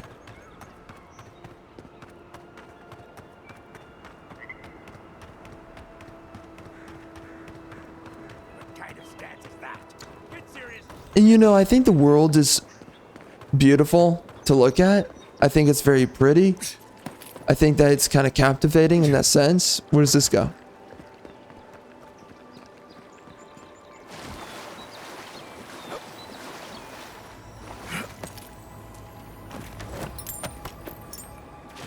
And I think this game does a good job of exploring, rather rewarding exploration.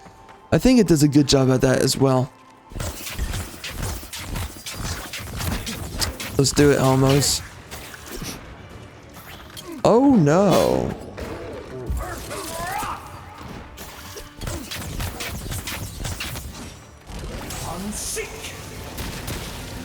Yeah, seek biatch. Well, that's an interesting attack.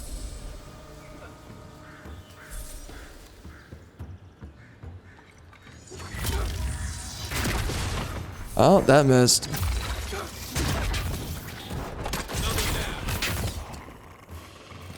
Good job, Homo. Who's ready for more? Oh no, the diverse woman's dead. It's not good.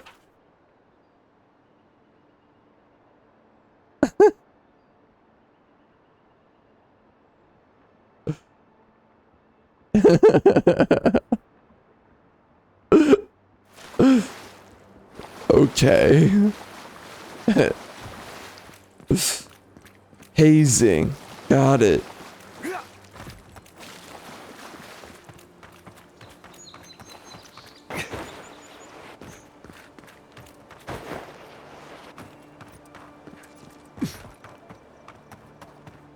Those must be your ambassadors, man. That's a bad sign.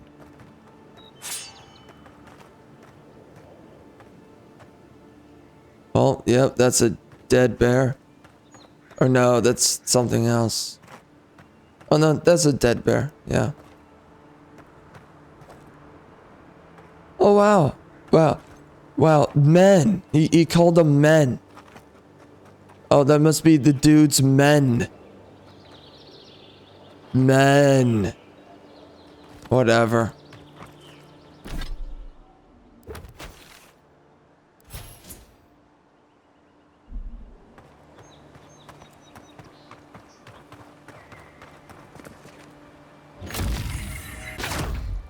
Biatch.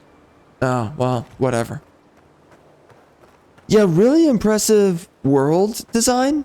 I really like it. It's very pretty to look at. Not bad.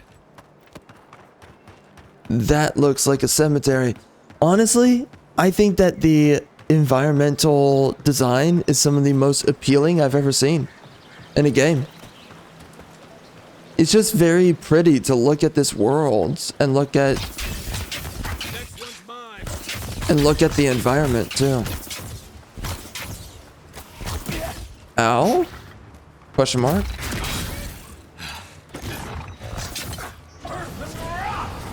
Yeah, fire biatch.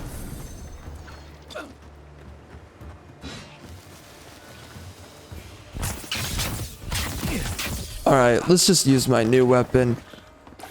Might as well. Cool.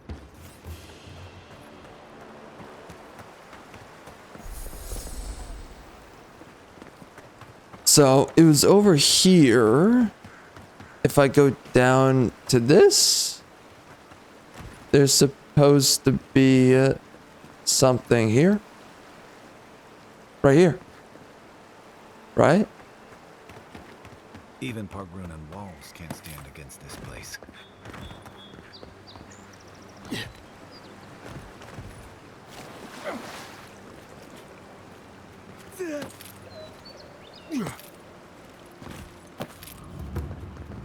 Well, where the frick is it? Uh-huh.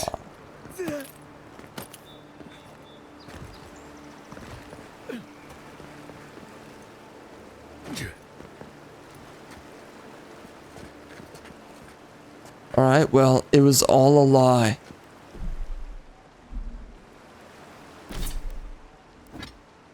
How dare you?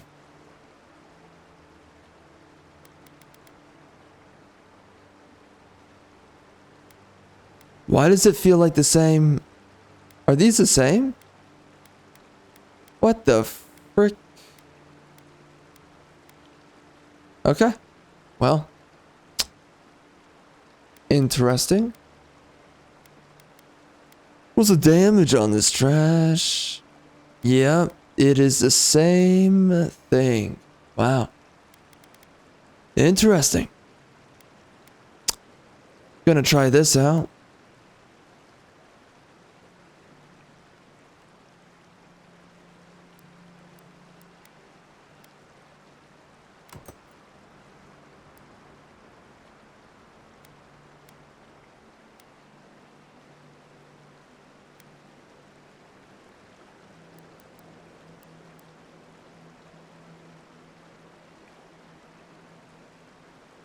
Oh, really?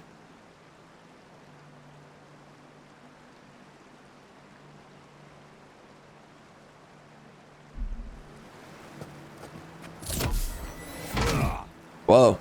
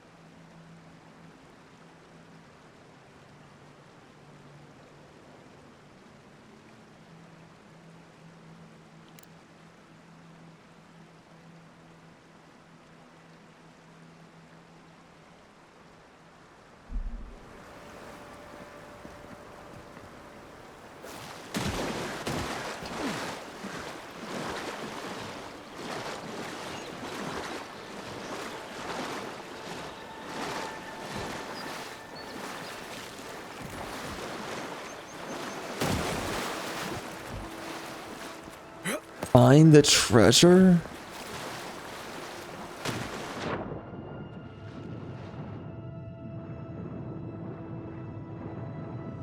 I don't know about... Oh, what the...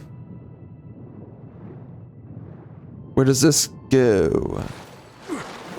Oh, wow. Cute.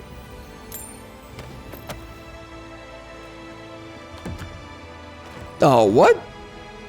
Did I find a golden shield? Well, I guess that was the real treasure all along. That and all the friends that we didn't make along the way. Oh, love of God, help me. Okay. Yeah. So, oh, wow.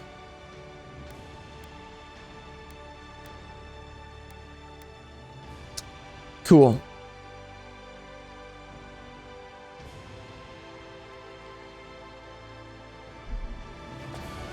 Nice.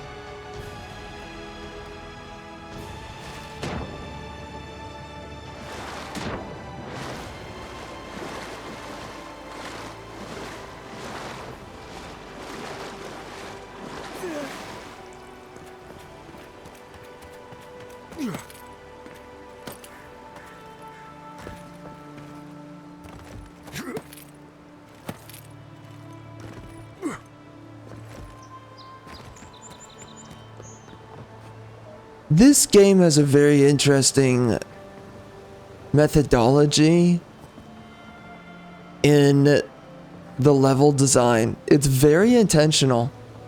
Everywhere you go, your eyes are tracing where they're clearly trying to lead you to. They're even trying to lead you with the colors right there to go through there, or you can go up here. There's multiple ways to go for one objective. It's very interesting how they do that.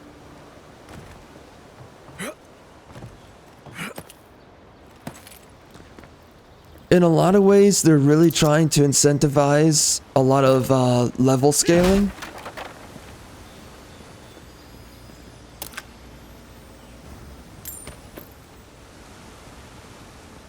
And see, it just keeps on going in different directions, and you can make your choice of what you want to do. I do like that.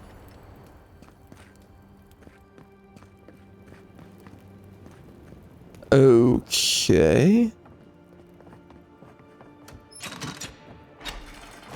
Despite the name, the Living Lands isn't an easy place to make a life, but it breeds resourcefulness. Bootleg wine nothing to do with animancy equipment. Hide it under the wine and nobody will look for it. How did you get in there? 2 guards, wine, and a dead body. There's a story here. Well, that was an interesting way of just stumbling onto this. Not anymore. We have the situation in hand. Bon and I caught this man trying to load a crate onto the lift. Turned out he was smuggling animancy equipment. So we've closed this lift down, as a precaution.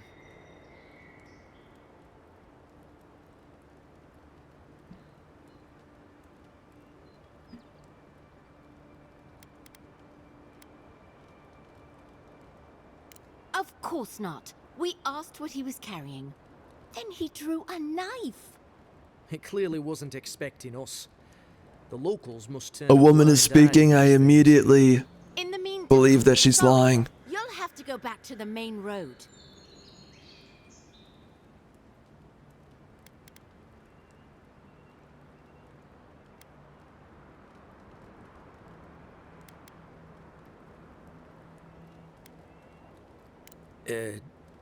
No. Did that carrier pigeon get lost again? Stupid flying rat.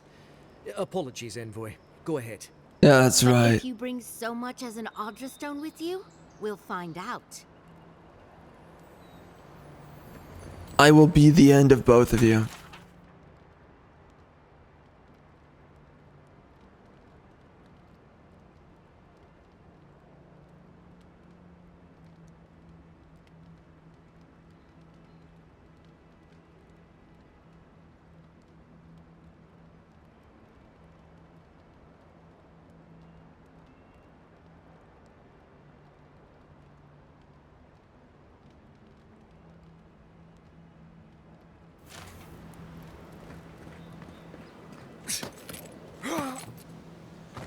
Okay, you know, like, it's so weird because so many games have done such a terrible job with game design for a long time.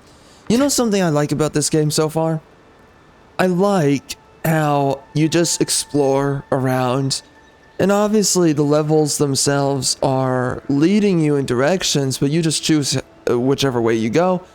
And they make it where there's even multiple ways to go one direction, that it makes you have the impression that you're choosing where you're going, right? I mean, it was clear to go up here.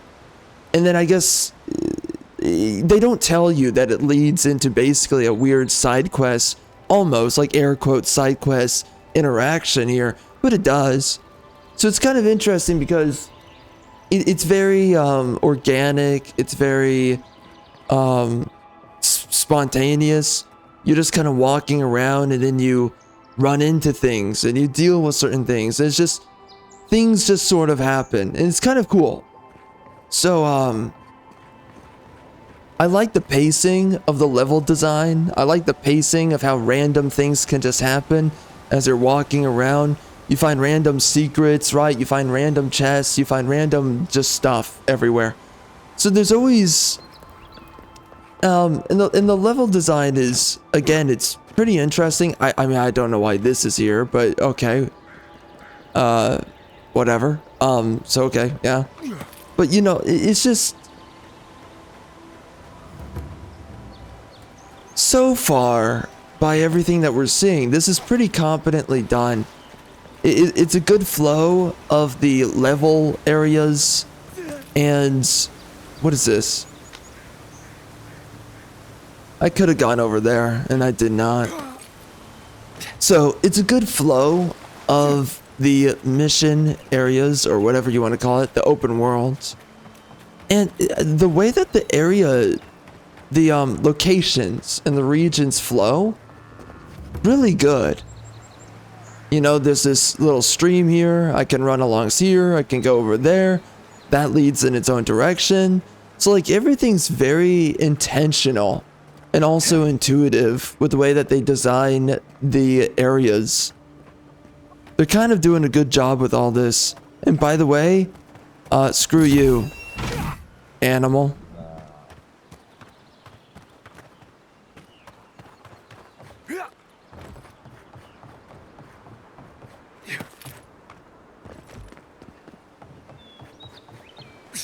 What is this? Cheap fertile land.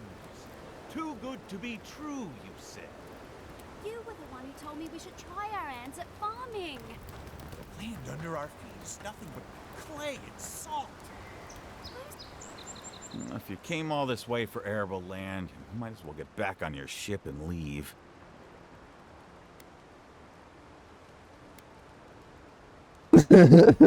Now that you mention it, you don't seem like the type to get your hands dirty.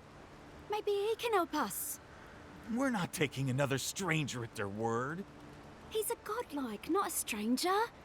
What have we got to lose? A gentleman sold us his farm, sight unseen, of course. He boasted of making a fortune off the living lands.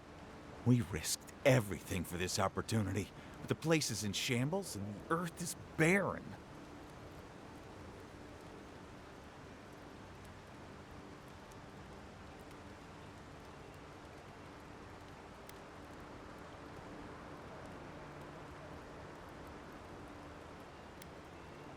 The scoundrel took our coin and ran.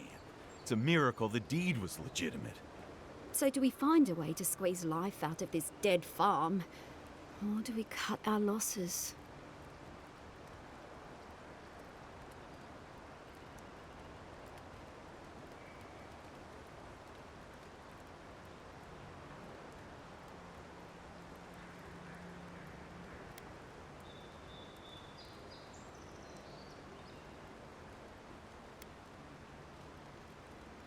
Oh my goodness, this is more than enough for seed, and we'll need workers for tilling the soil. One thing at a time, my love. I don't know how to thank you, but if you want us to farm, we'll farm. Our first harvest is dedicated to Adir, and that's a promise. You know, sometimes it's kinder not to give people false hope. Whatever. They'll die one way or another. By my hands, or by the hands of starvation.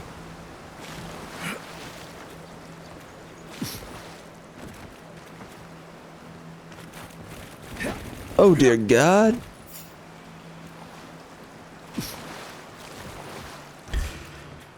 Here we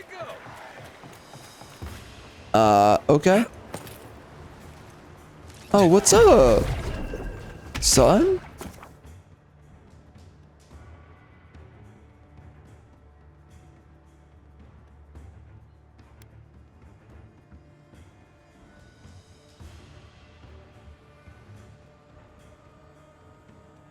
Oh wait, so you get a baseline weapon and then you upgrade it. Uh-huh. Well, it's weird I've been finding... Or no. Yeah. Interesting.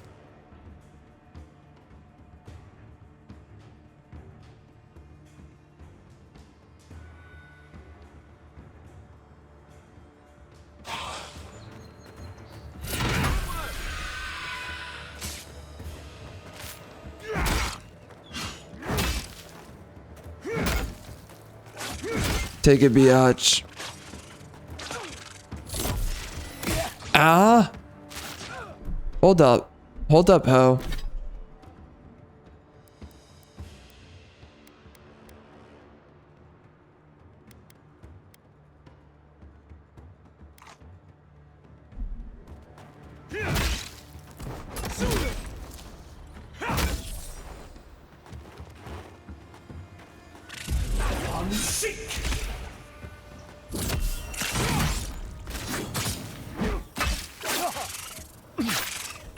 Oh! Oh no! Oh dear God! Well, that was a little bit scary. That's one for us. Alright, so regen is pretty slow in combat. Got it.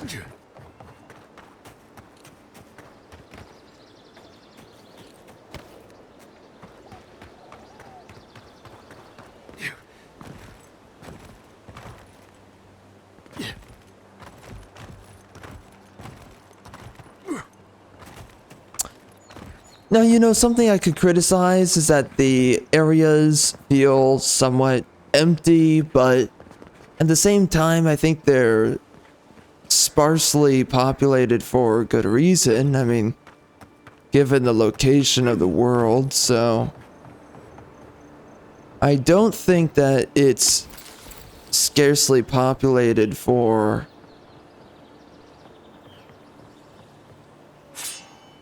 bad reason. Great swords. Okay. Would be interesting to try it out.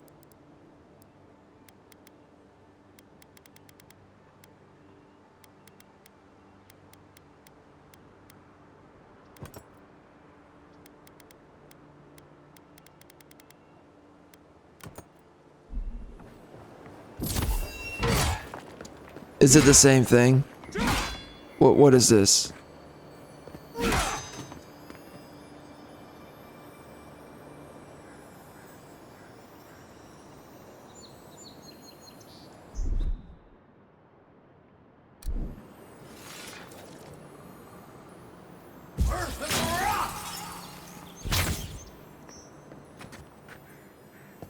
Right behind you. Interesting. Oh, a pistol.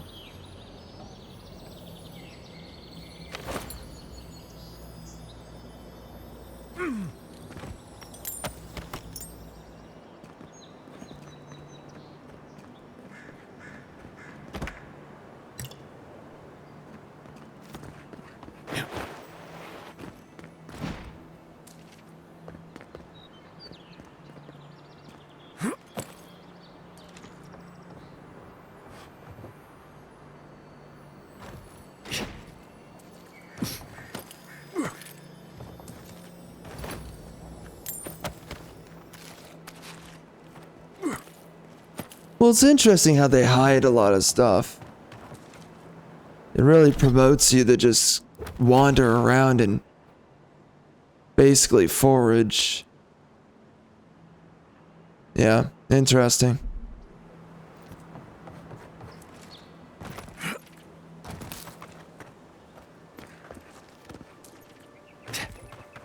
What's this?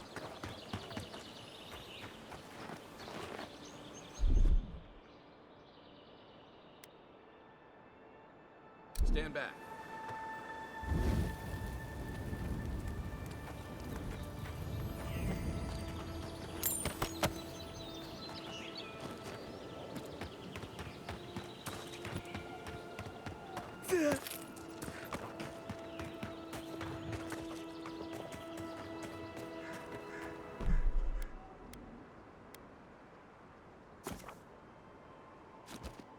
Okay, well,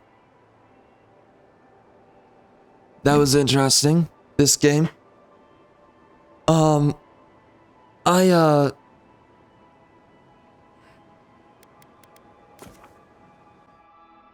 I don't really know how much I want to finish this game. I might continue to play it at some other point in time. I might give it a shot. We would need to see more of the story actually flesh out in order for me to know what I think about it. Right now, nothing's really happened. You know, Baldur's Gate 3 is a great example of a game that has a lot of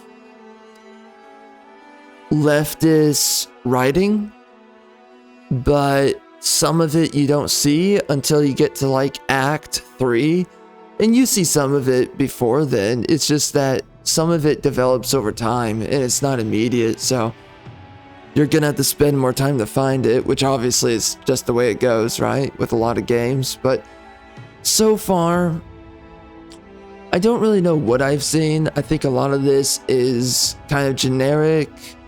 Some of it's soulless, but at the same time, I think there's kind of a charm in the, I guess kind of the sincerity of the world and its characters. I'm not going to overblow it. It's just that, you know, I mean, it's like, it feels like a really actually like calming game. And that, in a weird sense, not meaning that that doesn't make it a good game, but it's just like they were kind of going for a serene feel, moving around the world and doing things, and they did achieve that, whatever that's worth. So, I mean, that wasn't bad. I think that there's a lot of good gameplay elements that are stacked on top of each other here. I think that exploration is pretty good.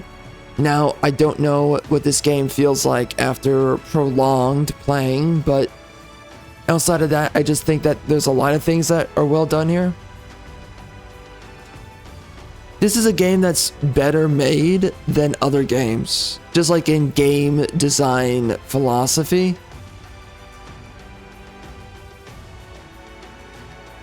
So, and the game doesn't feel like an exact slog yet to play. So, it's interesting. I really, I'm gonna bring down this freaking volume. Yes, anyways. So I'm kind of twisted on this game. I don't really know what I think about it. It is funny that I spoke for so long before we actually got into the game, but yeah. So I guess like for me, it's largely they've done a couple of things right. None of it's super impressive yet, but I would say that this is so far just a good experience. So there is that. And it does just feel like an authentic fantasy game experience so far. So again, I don't really know what a lot of the rest of the characters are going to be like. We basically got past the prologue, and now we're heading into the actual first, I guess, quest of the game. So we'll see what that's all about. We'll see what it feels like, and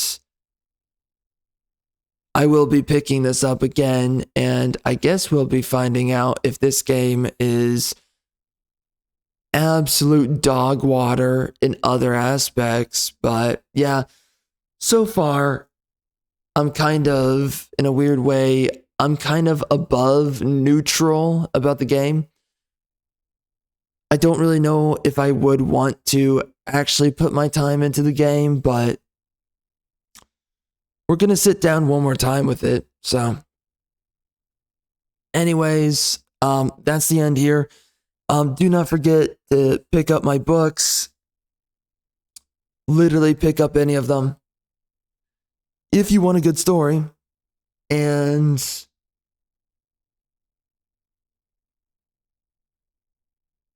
yeah. And then there was some other thought, but whatever. But yeah, so anyways, just don't forget to pick up my books. Definitely check them out. That is the reason why I do this channel. And that is my entire purpose for these videos. So it would definitely mean a whole lot having you guys check it out, and definitely leave me your thoughts. I would be interested in hearing them. And outside of that, we will be back in this video. The next 2 seconds, we will be back to play more of this game. Welcome back, you raging homosexuals. How's it going? We're here. Magran is the goddess of war. Oh, woman's a goddess of war. Fire, transformation, purification, consumption. I'm sure.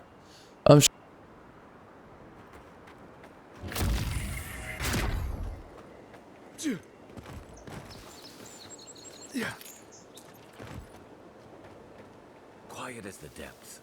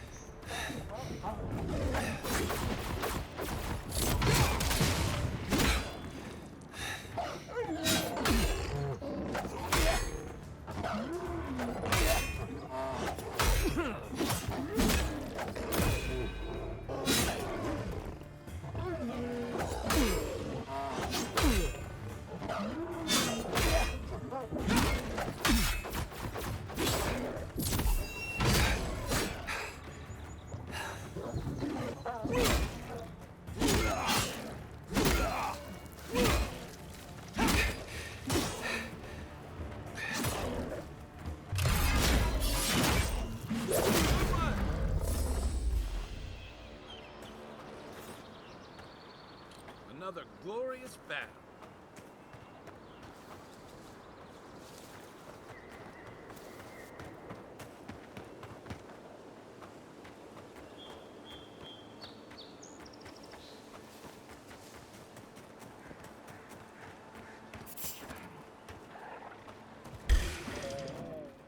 Zettel, on your right.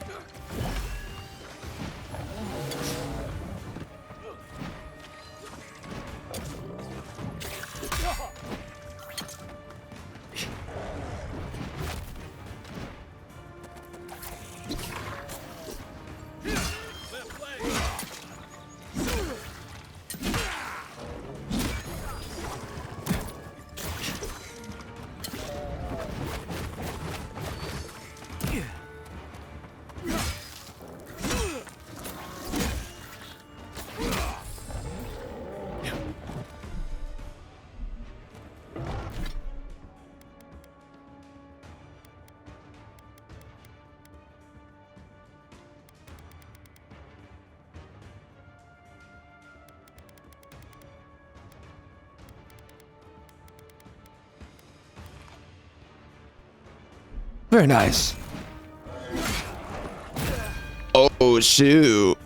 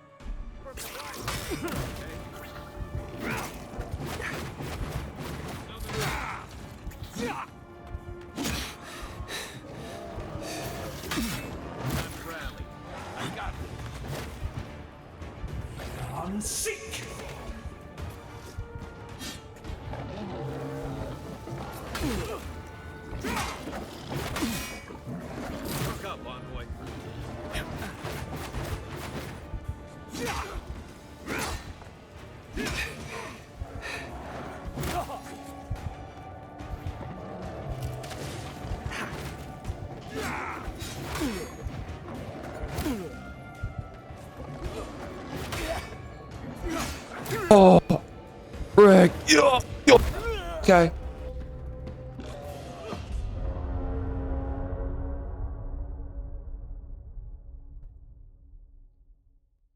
All right. Well, that was fun. Tons of fun.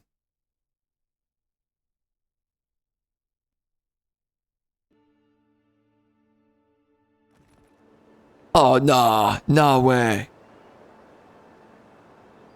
Nah way, Yahweh. All right. Have you heard of our Lord and Savior T'Challa, the Black Man from Wakanda, a real place on planet Earth?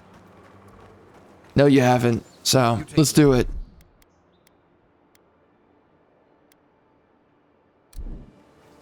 I will take the lead. Wait, so can I actually... Look at that. Oh. Oh, awkward. You don't see me, ho. Kablam, biatch.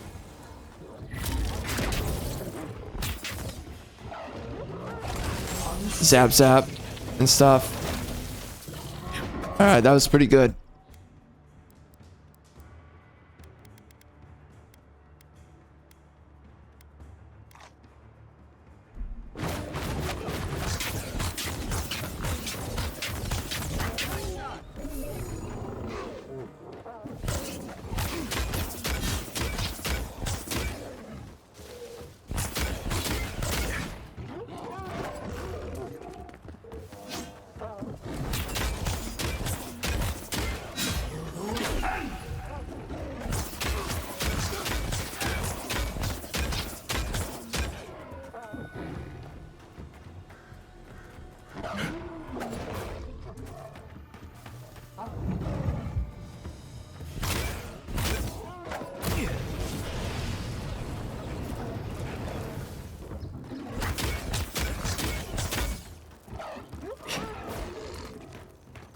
You're a good friend.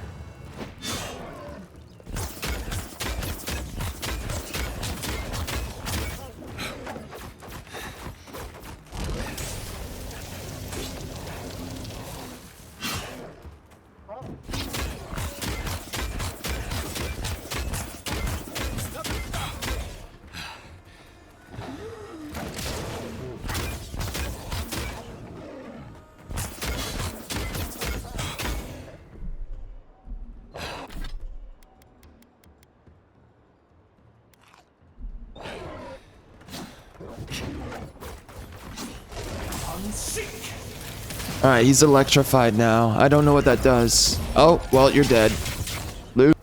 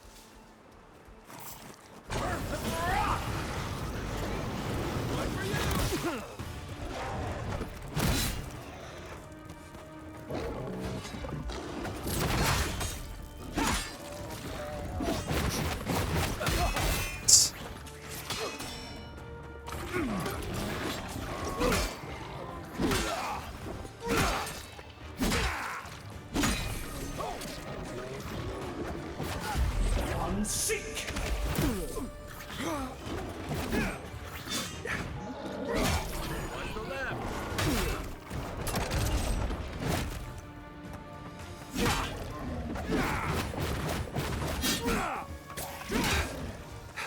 Apparently. Really blame that for happening. But, we'll...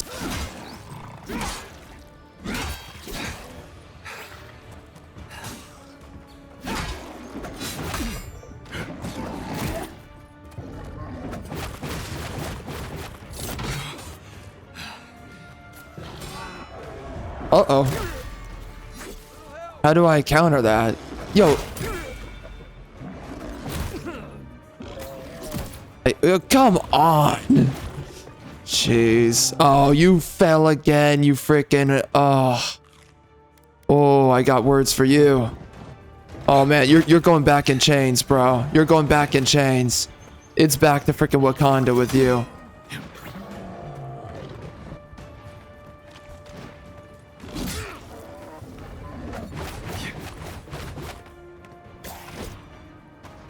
Alright, oh. Get back in here.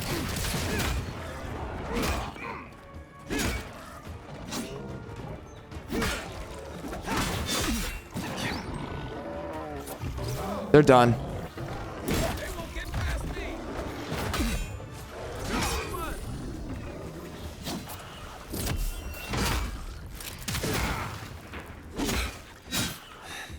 Get him, Kai. Get him. And stuff. I guess he heals too, huh? Good for him.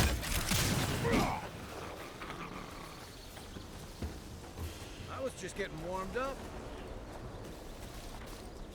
I was about to die.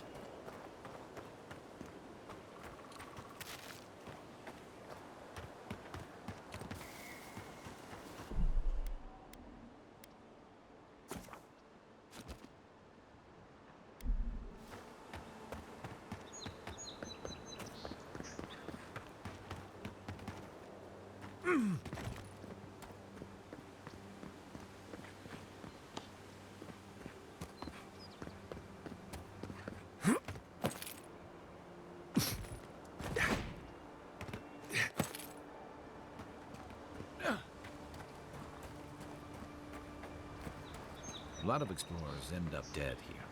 But, hey, they're not you. Explosive damage?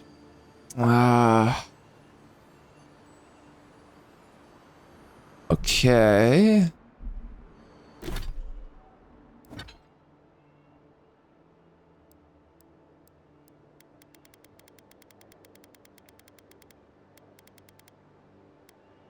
Oh, well, there's some spoiled cabbage.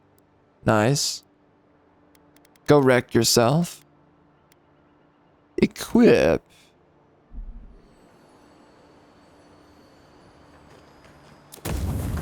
Kabam. Great. Absolutely amazing.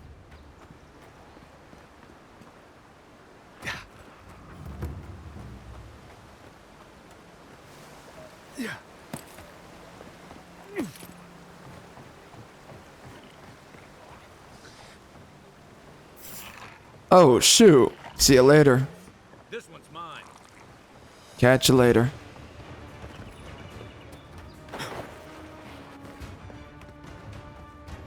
Don't fight him. Kai.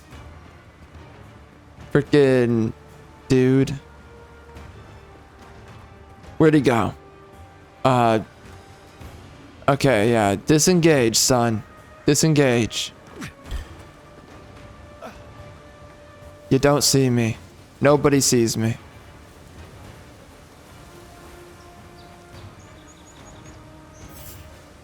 Oh, what the?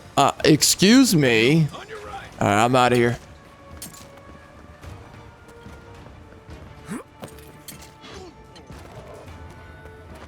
I'm gonna go up here. Kai, don't die. If you do, you're gay.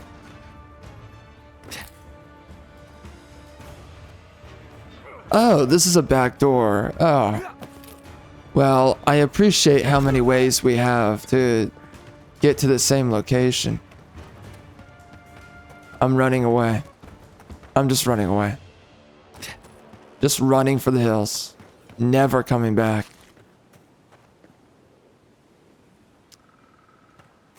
Can I equip him with different gear? I feel like not. I guess not. Whatever.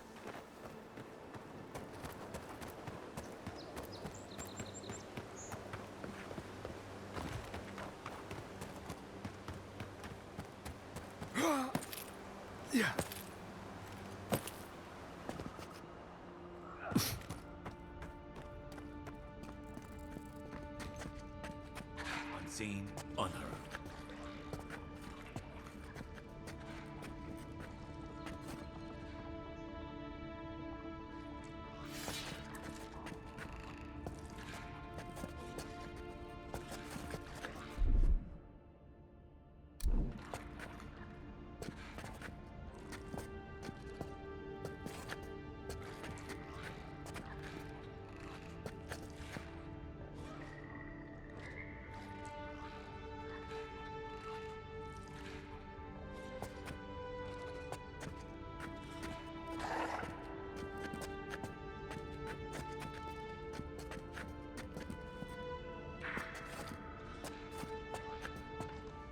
Jeez, man, these guys are really taking their time. I could really use a better weapon.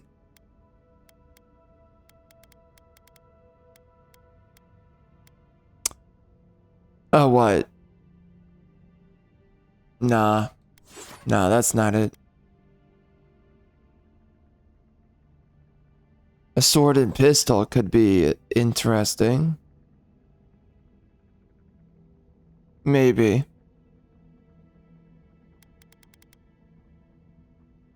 The great hammer's better.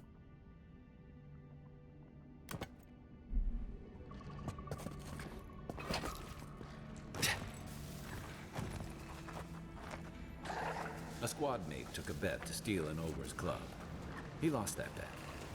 And both arms.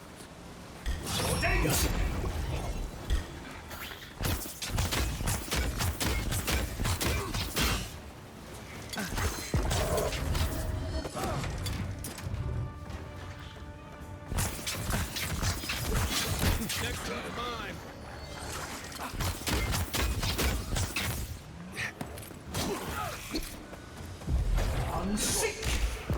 Oh dear God. Ow.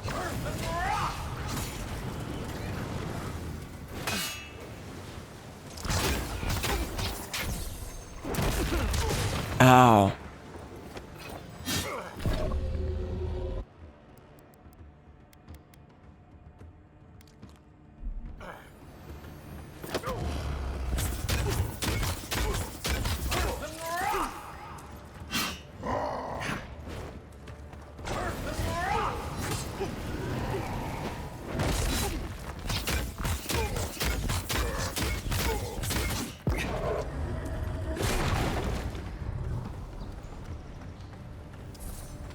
Maybe I should go get another companion before I do this.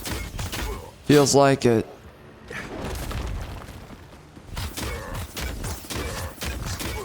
And also level up my gear. Specifically my wand. I got it. Unseek.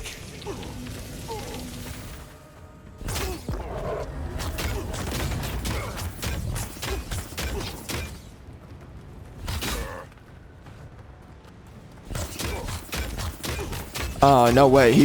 He's stuck? There's no way.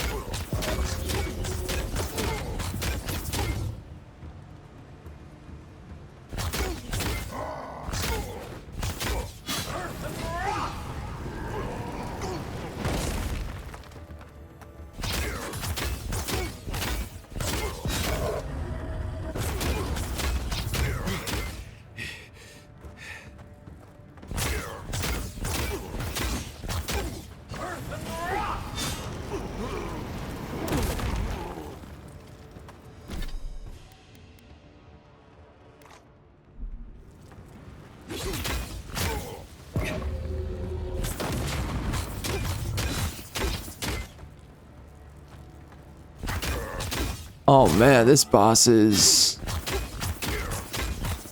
difficult.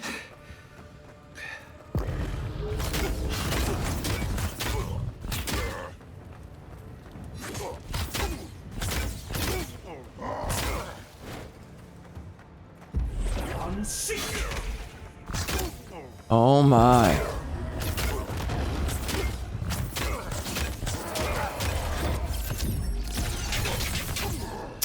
Beautiful.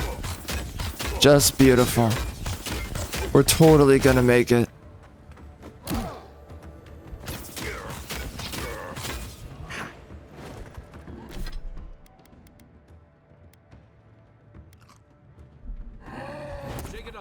Okay, homeboy. Got it. How does that miss? Literally locks on? Oh dear gods. Oh dear gravy.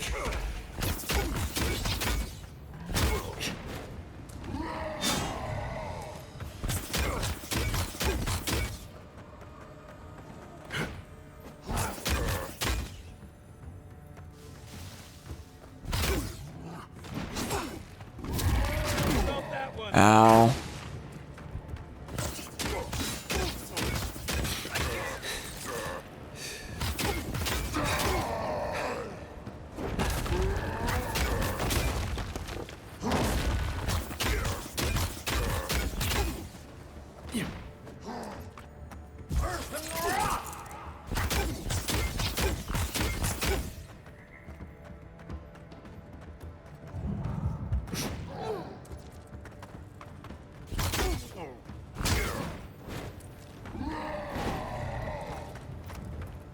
Back on my feet.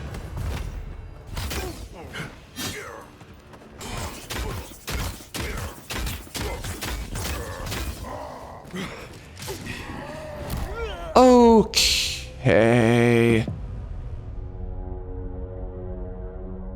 Oh man.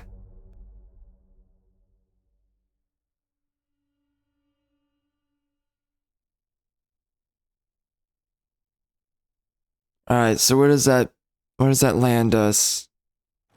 Is the autosave system really bad in this game?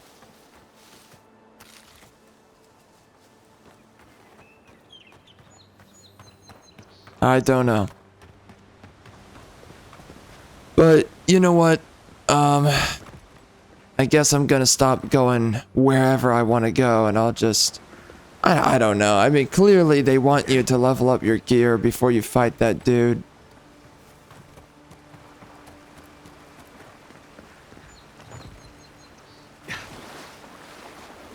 Quiet as the depths.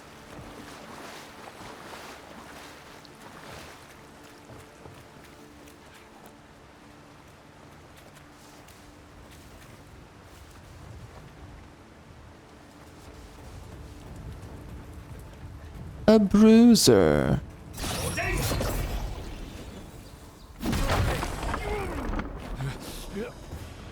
You're dead, biatch. Another bear, huh?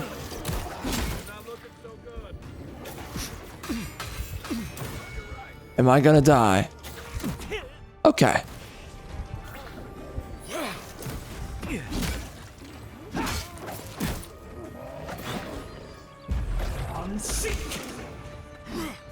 Alright, I don't know about this.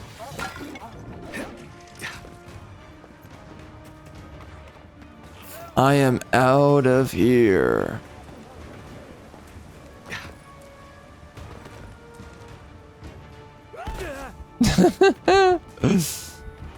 Okay.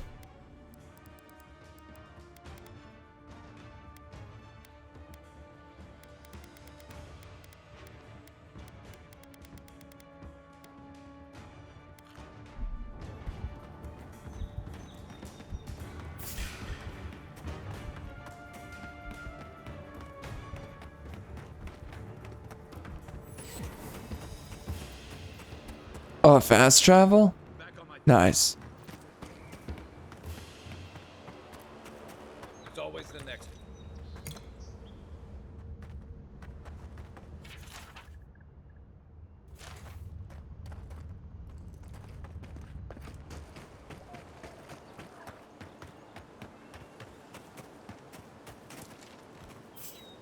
Oh my. Take your best shot. Wow.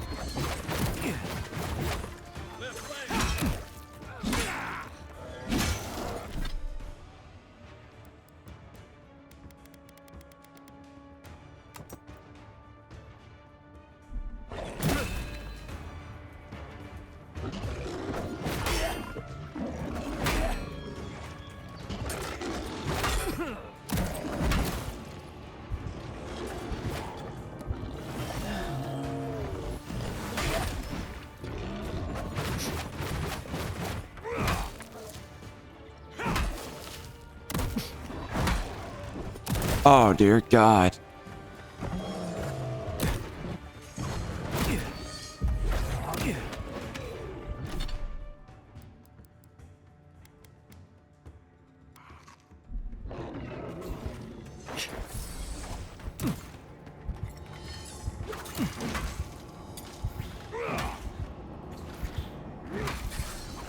Man, he really went deep.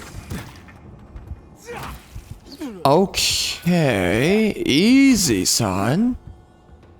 Okay. Thanks, soldier. Just endless, huh? You can just keep on going all day? Is that the idea? Oh man.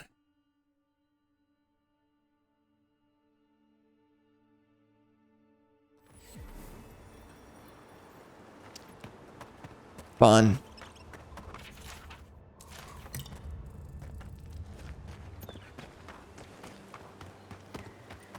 Alright, so how about Kai doesn't go about this like a complete moron for 2 seconds? I'm just asking. It's just a request.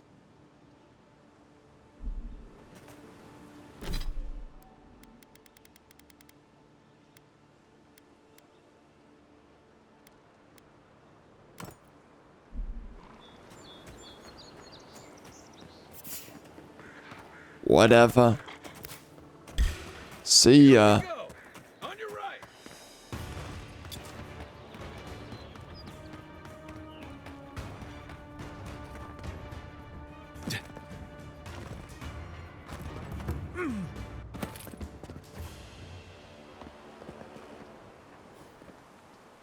We'll get him next time. So what kind of enemies do we have around here? Oh, that's a place that we can set up camp. I want to go, I want to clap cheeks over here. Any cheeks to clap? Godless people. Disappeared centuries ago, but left plenty of ruins to remember them by. What was that? Oh, hello. Bye. Catch you later. Okay, so everyone's stronger than me. Got it. So did I wander into the wrong neighborhood of the game? Like, I really need to be finishing quests, I suppose, and I totally just surpassed all of them. What is this? Oh, I can fight you, ho.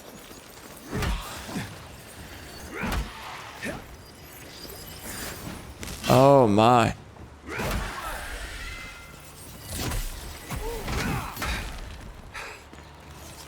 That's a skeleton wizard. Oh, I see.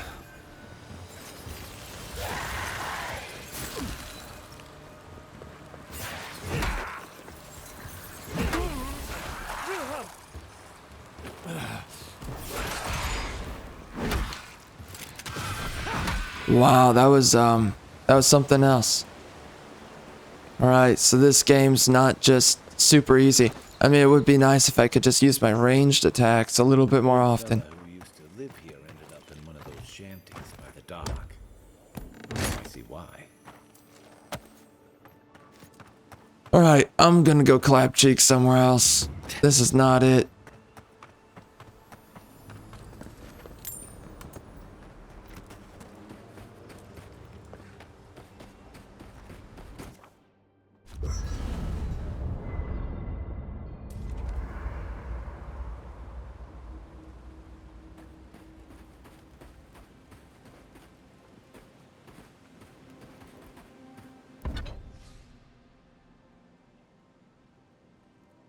So this is a common wand.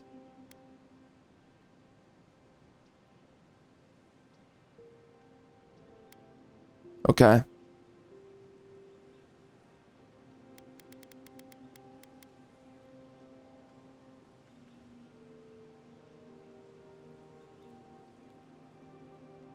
Okay, so then it looks like I want to get an uncommon item then. I need to get something that's unique if I'm gonna use my resources. So yeah. Oh my. Oh man, that's a lot of leveling. Got it. Wow. Yeah, that seems slightly expensive.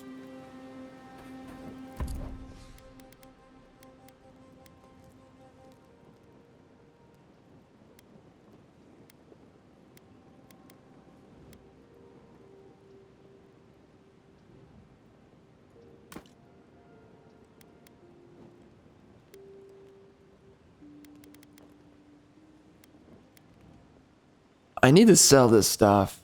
Yeah. Yeah. What? So this is 7. Ah. I see.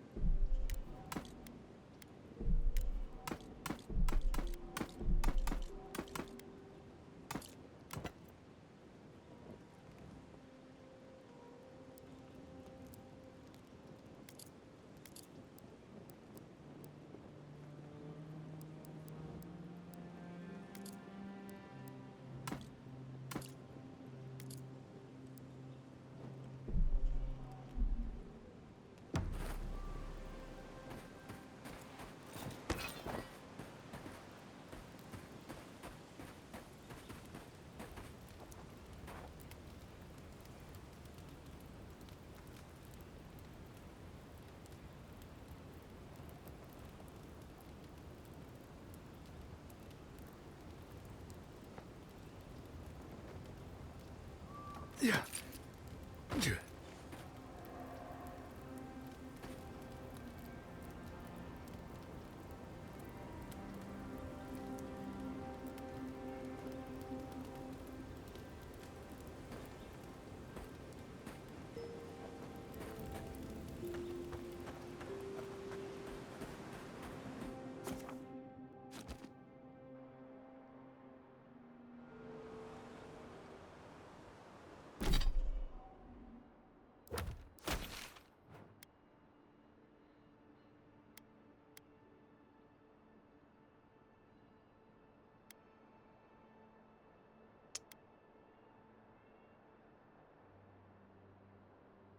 So I can travel to different party camps. Okay. Well, I guess I'm gonna go over there because that's easier. Let's go do that.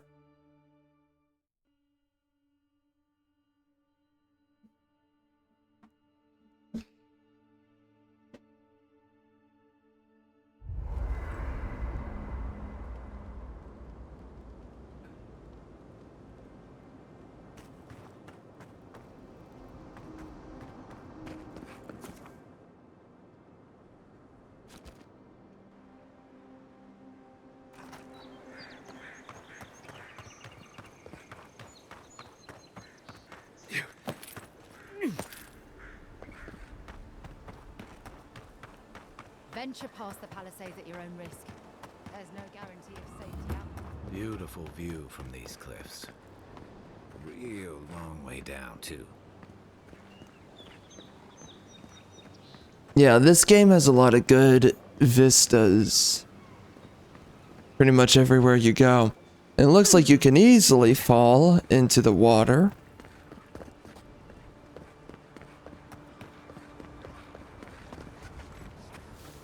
Unseen, unheard. Zarps. They may be small, but they'll overwhelm you if you're not careful.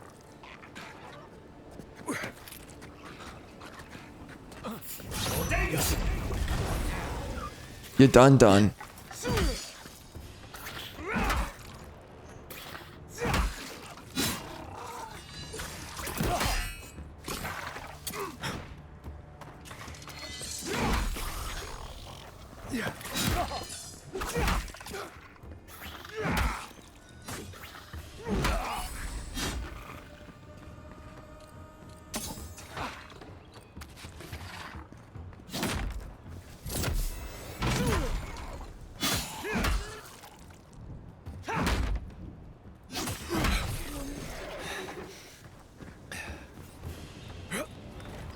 Another glorious battle.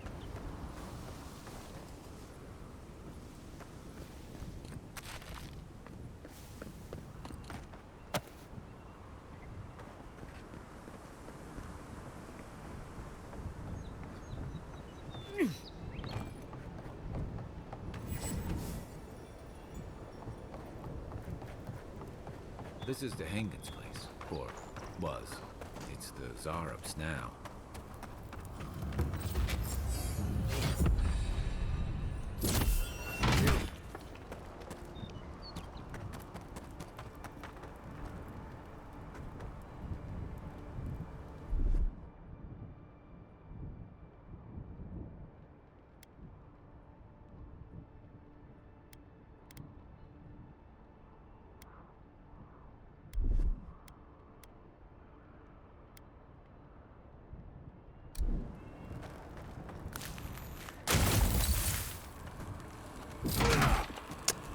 Well, of course that doesn't work.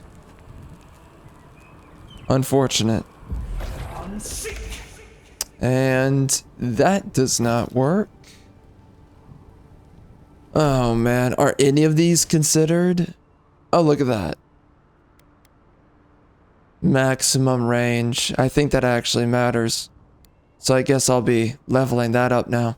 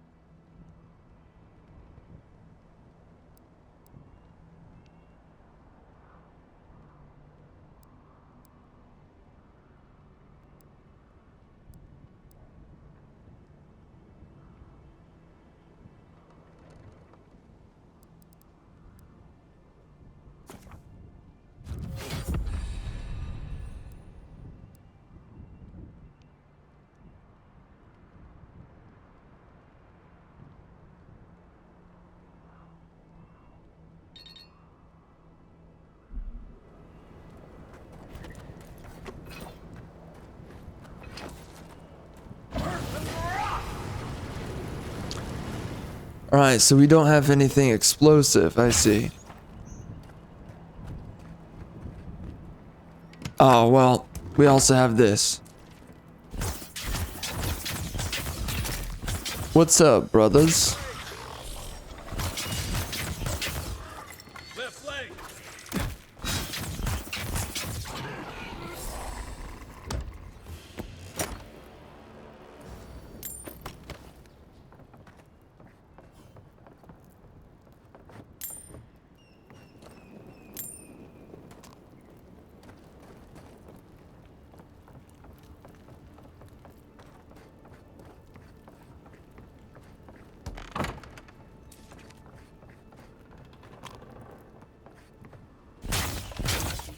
Well, that's an interesting way to...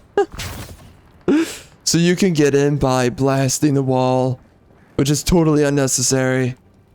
You can get in just through the back or using the key. Well, that's kind of funny.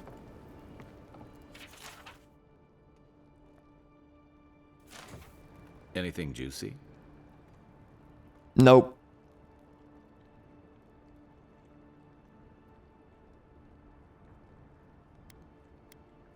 Maybe it has something to do with that wall painting in the other room. Let's check it out.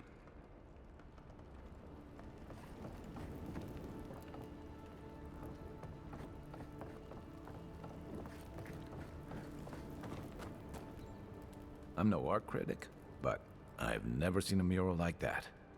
Looks like an elf and Zara holding hands. What do you see?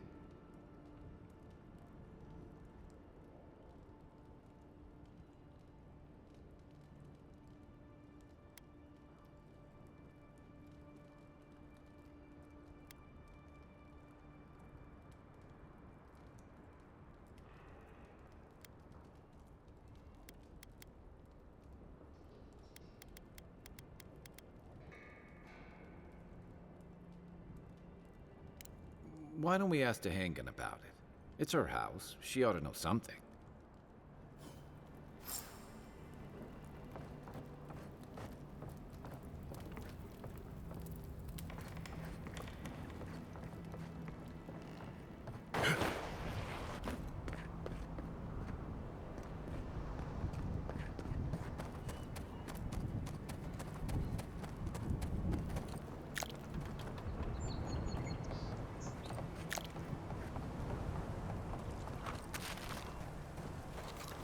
What's that Zarek doing out here all by himself?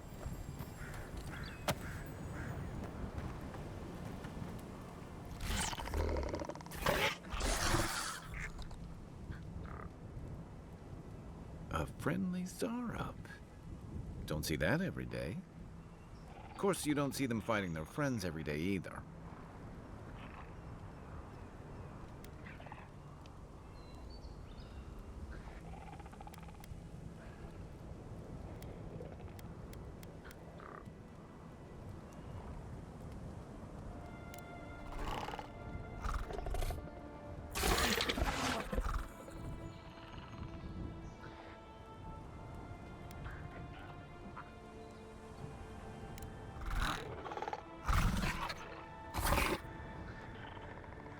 I don't speak Zarek, but it definitely answered you.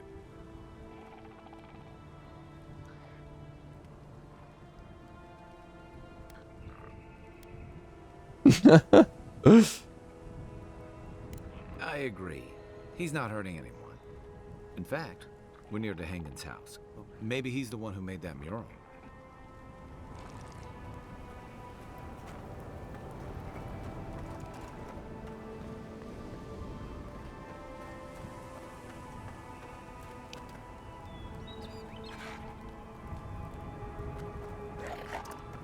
I was warned about the lizard people. I was warned. And I didn't listen.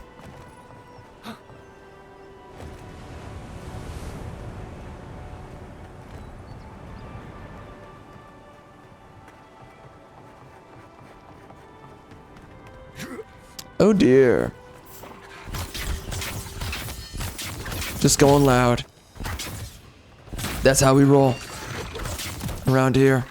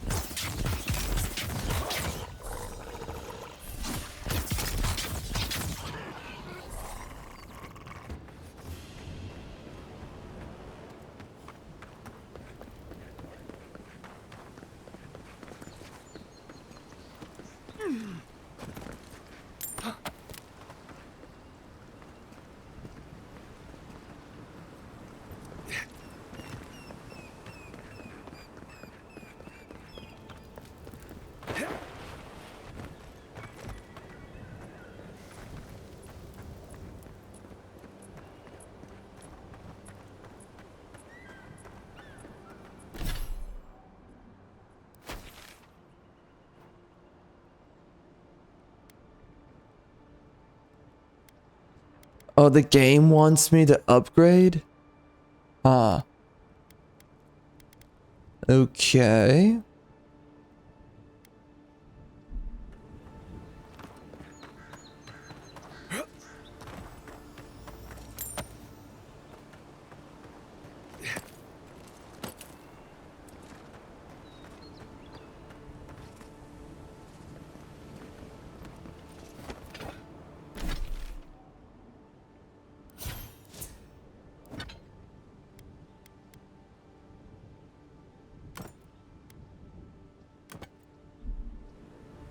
Oh, can I upgrade this here? No. I thought I saw that earlier. Whatever.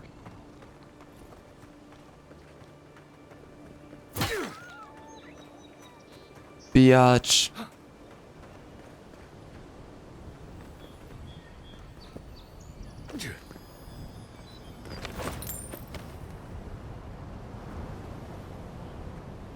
I do like how they try to make there be a story behind a lot of this loot. It's not bad.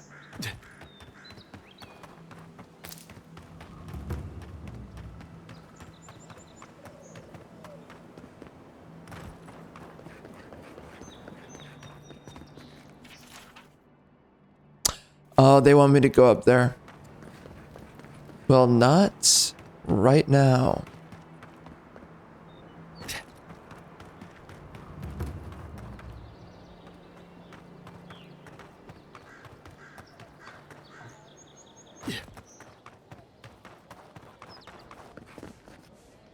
Oh, please tell me I can go home now.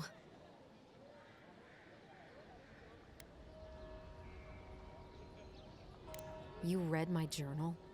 That's private. Why would you do a thing like that?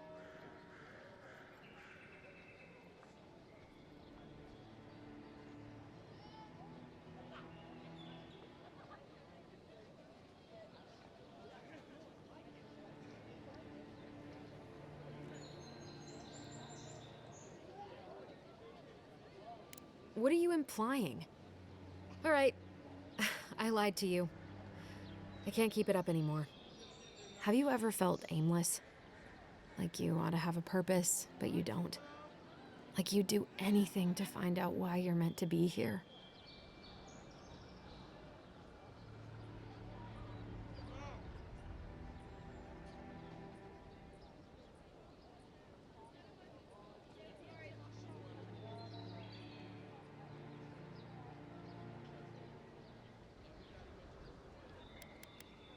I'd love to. I'm not good at anything, no matter what I put my mind to. An animancer told me that I might have half a soul. I finally had an answer. The question was, who got the other half? I thought if I could meet this person and see what they were like, I might gain some The purpose. Democratic Party. And then I came here and found a Zorip.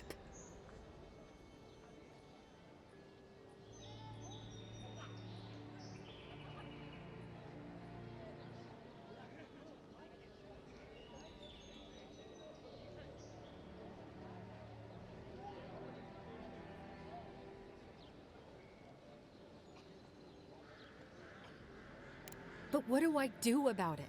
How do I not think about what I can never have? I'm so... I've got to find some meaning in all this. I can't go back and I can't go forward. I'm just... Is this trans racialism? Is that what we're getting at here?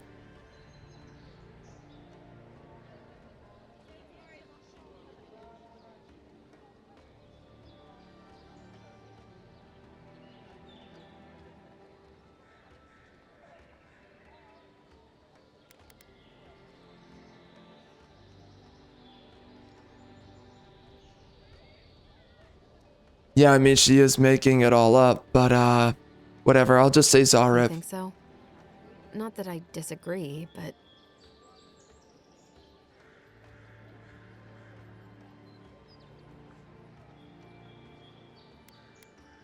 They already don't like me.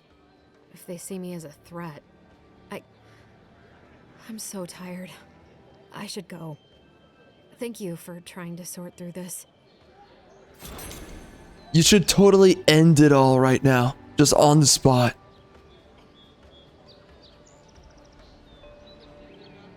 Alright, so is that done?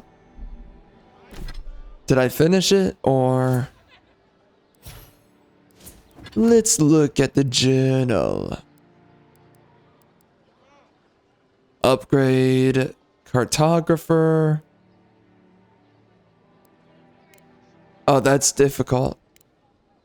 Well. Oh, those are side quests?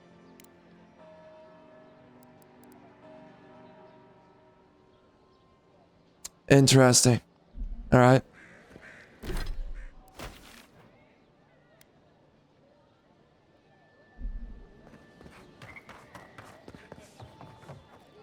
Ew. Welcome to Dawnshore, traveler.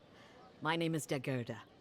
You're You disgusting. seem like you could use a nice potion or a bite to eat. And I promise a safe and pleasant transaction, despite whatever Volter told you.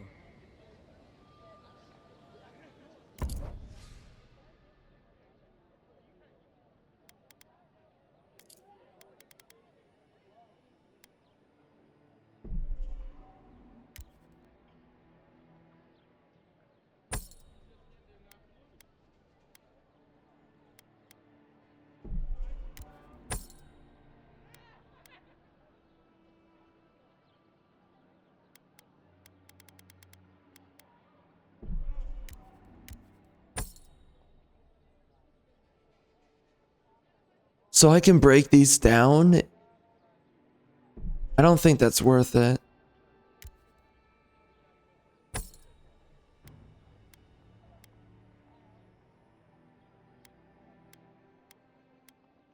Huh.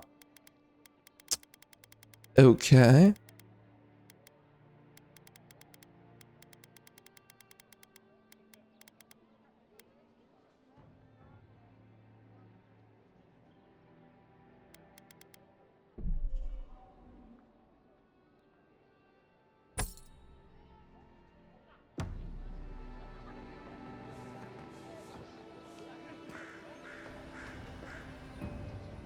Time to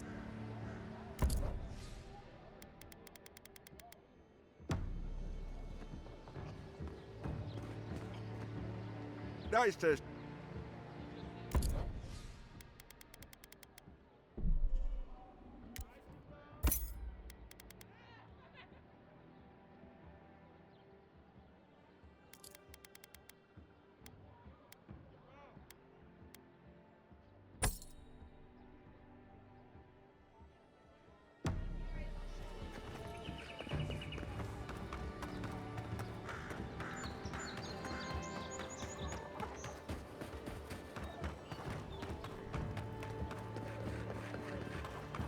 So I never went that way. I guess I could. Although the game wants me to find the strangle route.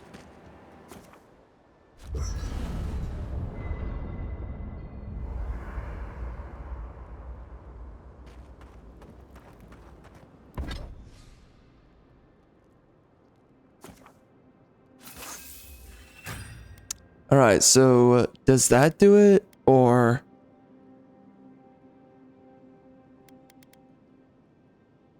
I don't know.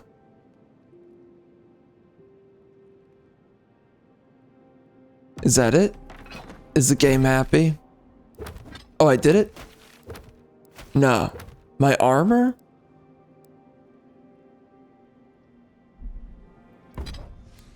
So this. There you go. Nice work.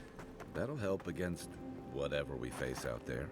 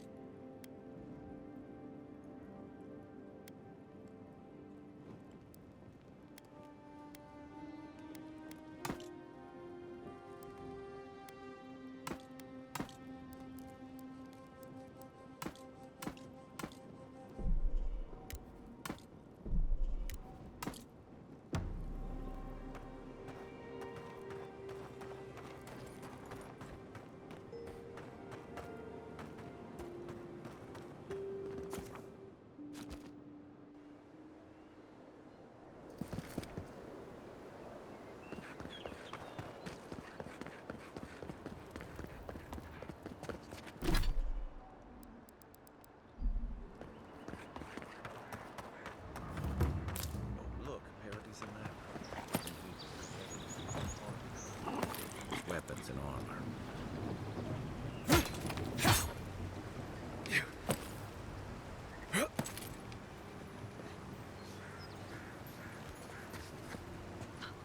Quiet as the depths.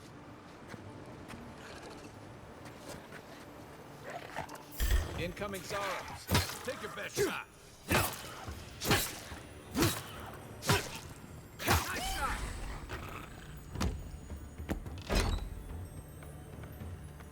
To your left.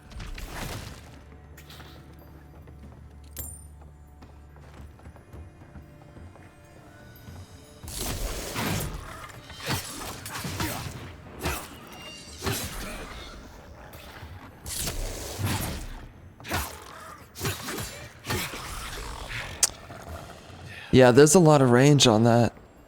Just like the good old days.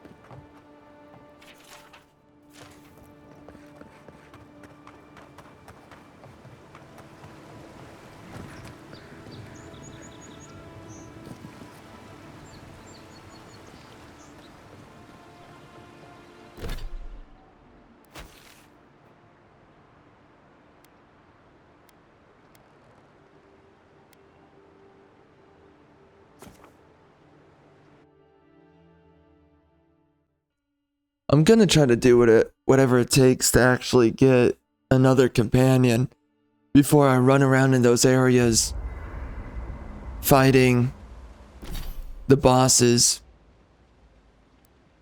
So what is this?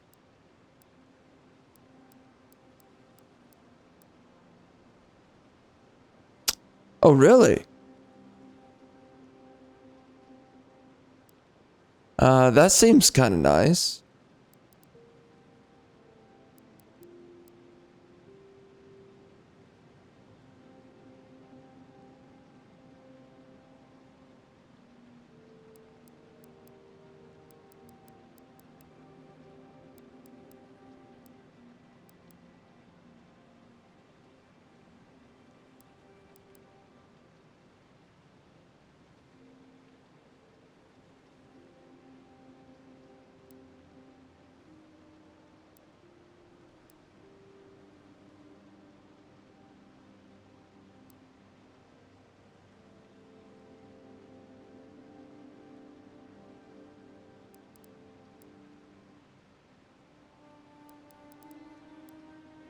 I wonder if constant recovery is good.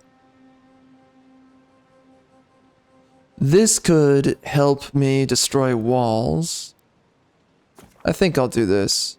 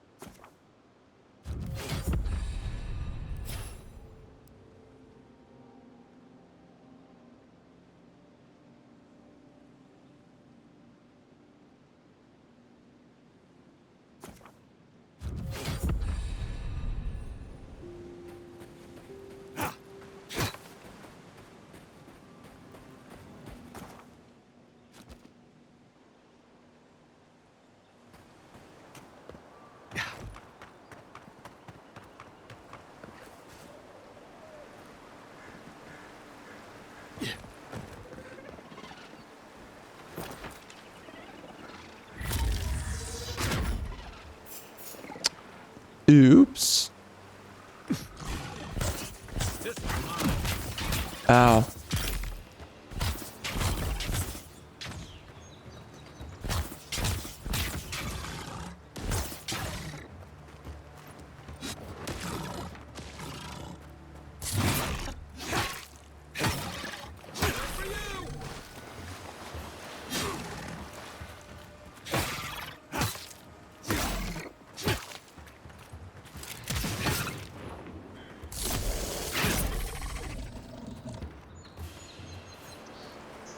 Another win, but who's counting?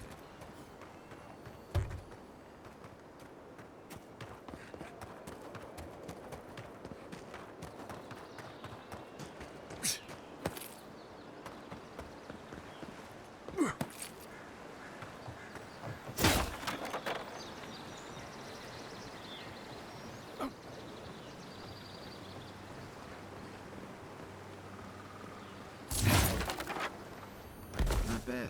It's got natural light, right on the river. Just needs a little upkeep.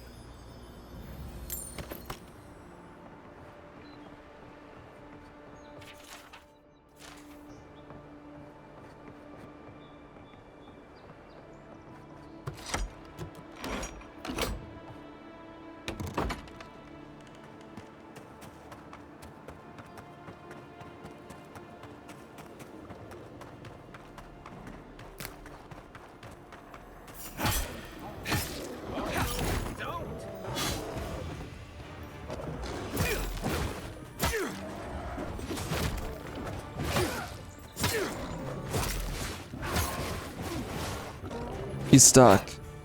That's hilarious.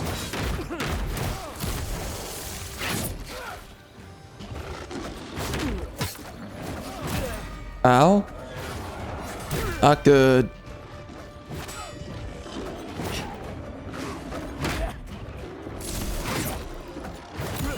Ow.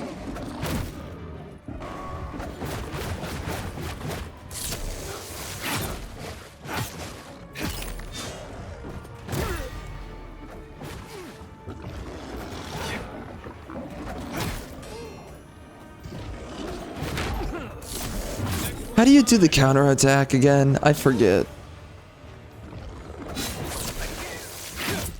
Really? Really, Kai? Bruh. You could actually try for once. Yo, bear? Chill.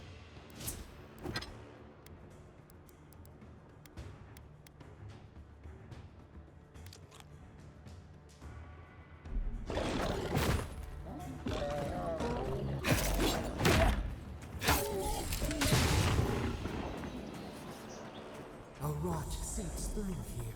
Who poisons us? We cannot see. Wilds are getting deadlier by the day. But people have to eat.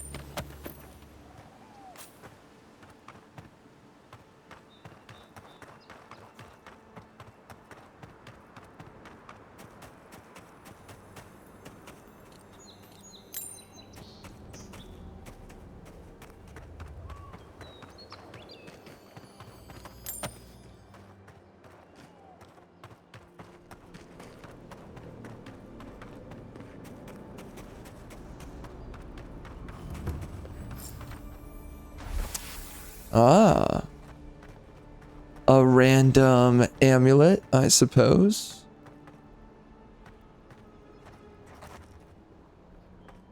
Okay. What's this? Okay. Well, disappointing. Odd. Didn't used to be this overgrown. I can take care of that if you want.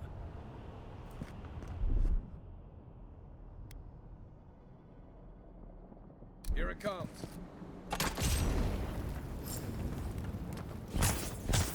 I got a bad feeling about whatever that is. This does no damage. Really sad. I wonder, right?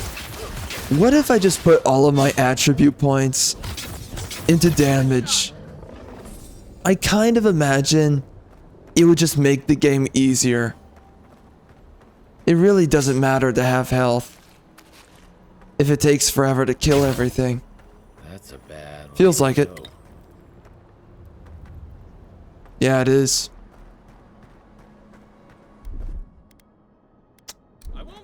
Oh no, that. What is that? What does that do? Okay. Coming in hot. I guess that's his healing ability. It's almost like Whoops. the brambles are trying to crush that house. The environment is fighting back.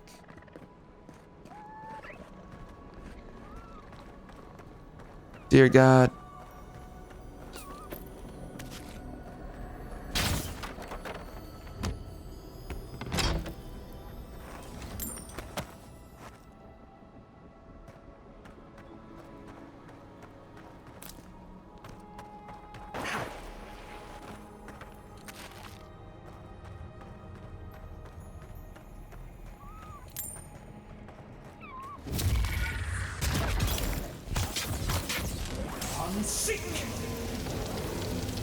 I am Zeke.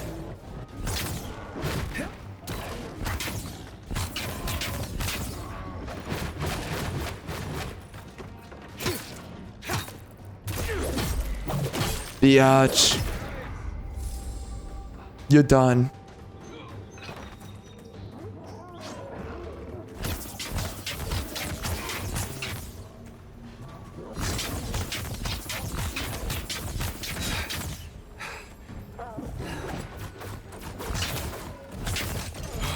I'm too good at the game. I was made for this. Every spear I pick up is common.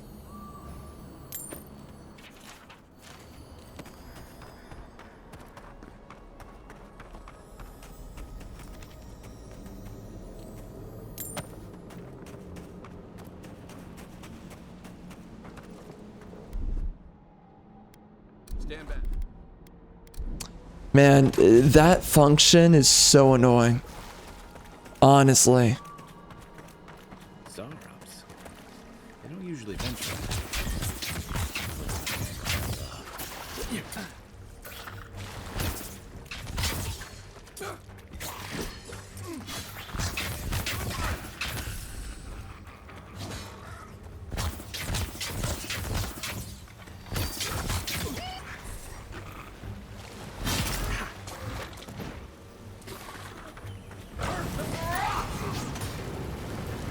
You're done. You're so done. Easy.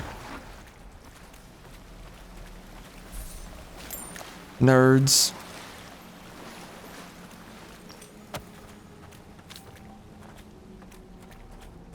Something here.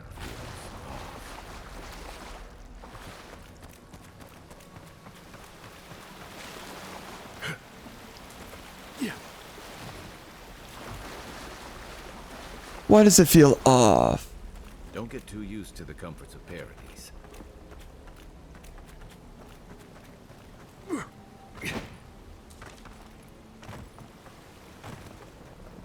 Well, it's not letting me go anywhere, so screw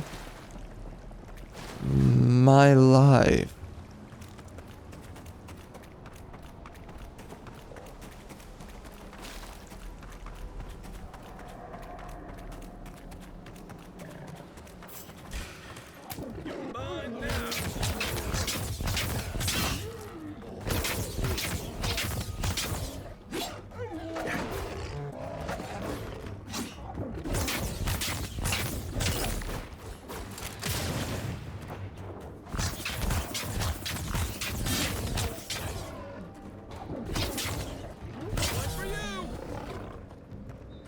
The scourge invades. Claw it out.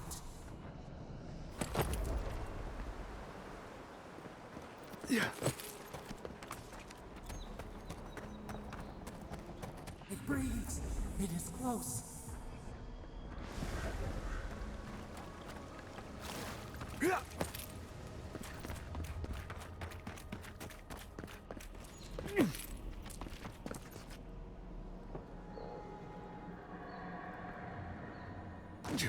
That's the claviger. What happened? Are you blind? We're being hunted. Get rid of the band. We'll talk up.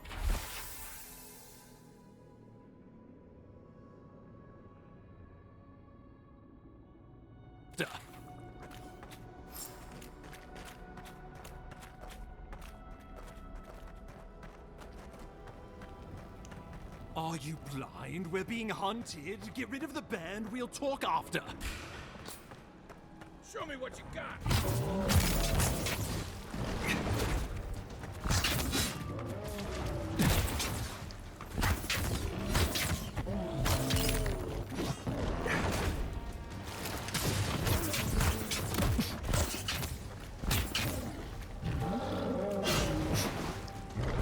Ooh! Dear God.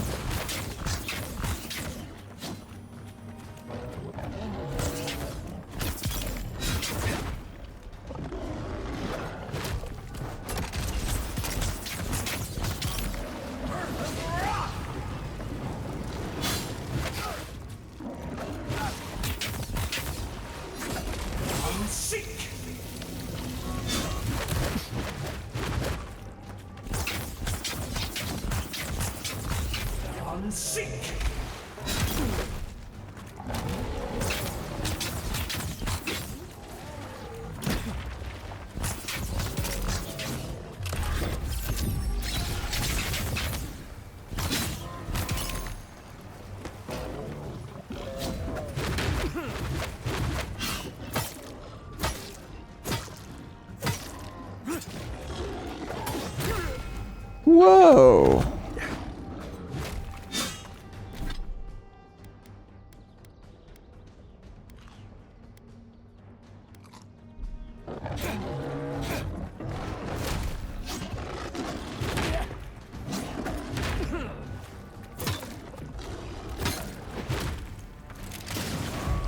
Oh shoot! Oh shoot!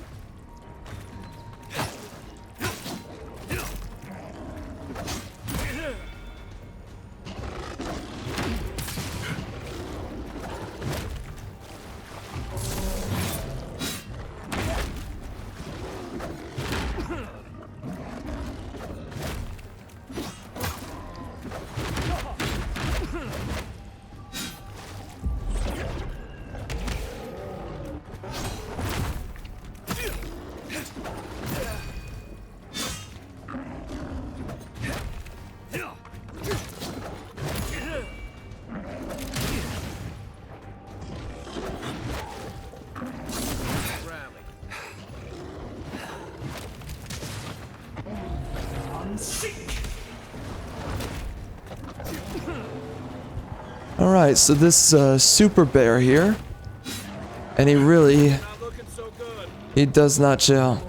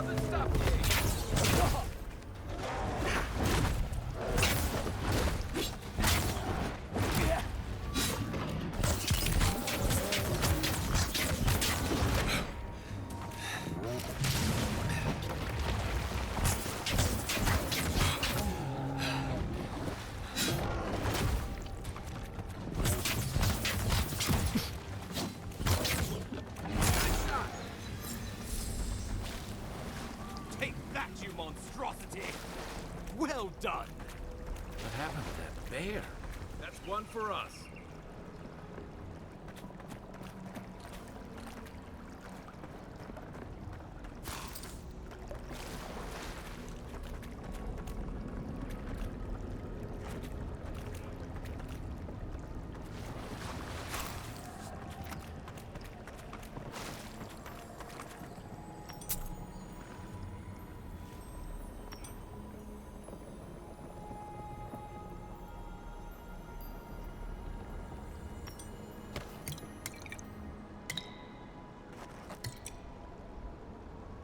Another special shield?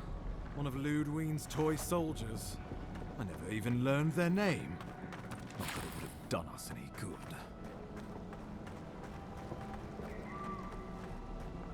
He's a bigot? Oh no.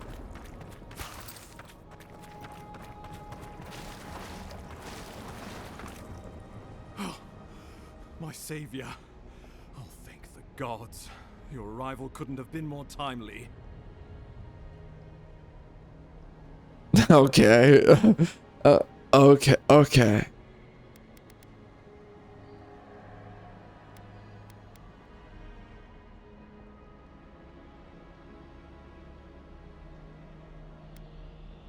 Well, let's be a weirdo, I guess.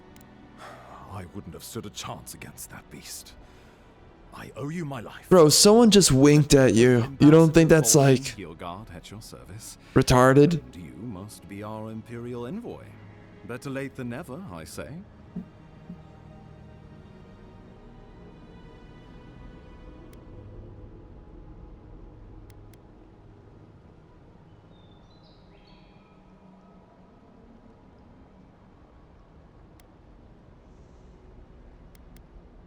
The Living Lands is a tad rustic for our tastes, isn't it?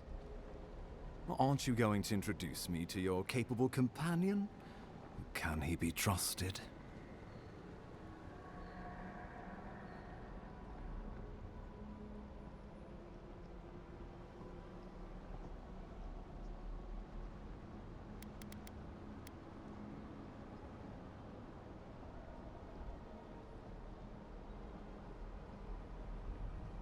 Well, anything.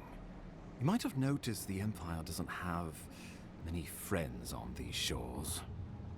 Hey, not with that attitude. I'm charmed. I take it you had business with the Clavager? Poor fellow. It was the bear that killed him, of course. This wilderness has been a little too wild of late.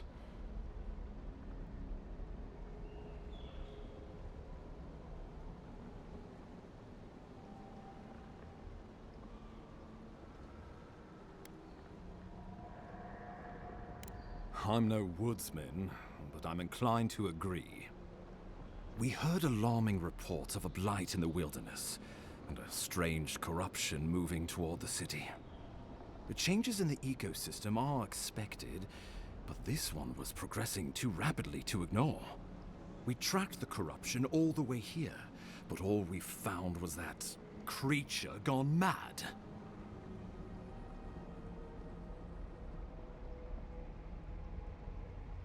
So, the rumors of plague were true. The situation is more dire than I imagined. We need a plan of action before whatever this is consumes the Living Lands. We are here. Come to us. Commune with us. We have waited for you. Come. What's the matter? Can you hear me? It's my ex-girlfriend. She follows me everywhere I go. Bro, I've been trying to get rid of her and she just won't leave. And I told her, you have double A breasts. They're just not big enough. I'm sorry. I'm sorry. I apologize for you, and I apologize for me. Jeez. It just never stops.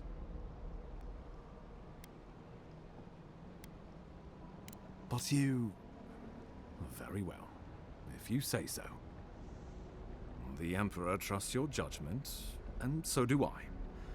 Whatever you think is best, I'll support it. You know something of our troubles. That much is clear. What would you have us do?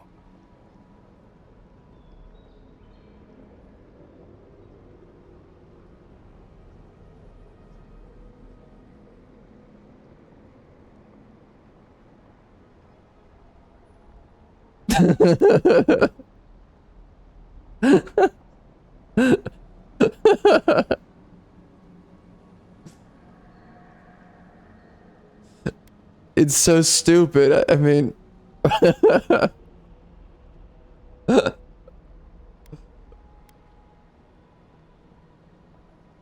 I want to say it. Just be careful. The Emperor would never forgive me if anything happened to you.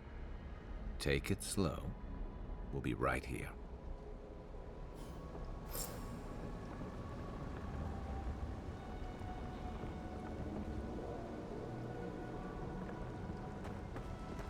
You know, sometimes I experience certain games or books, and I always think to myself, this would make for a better parody than an actual story.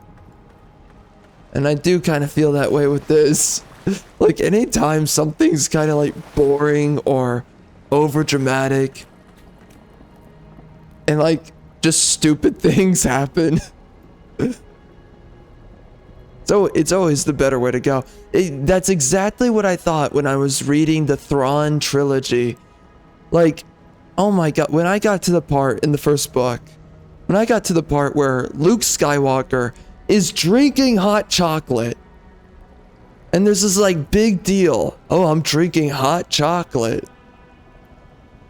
Hot chocolate has no place in Star Wars. That's number one. Number two, I sat there and I was like, in my mind went crazy. And I literally thought of this entire insane parody. And I've spoken about this before on the channel, but we're here again talking about this.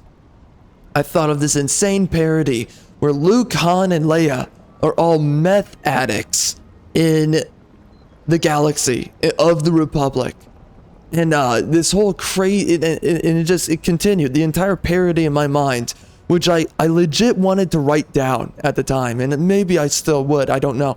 But, I mean, I don't know, can I find the time? Maybe, maybe not, we'll see. Anyways, and the whole parody is like, literally Luke is behind Leia, ramming her, because, you know, meth addicts in space, you know, trailer park trash. And you know, he's acting like he's Han. It gets crazier after that. And basically Leia doesn't know who's the father of her child. Oh man.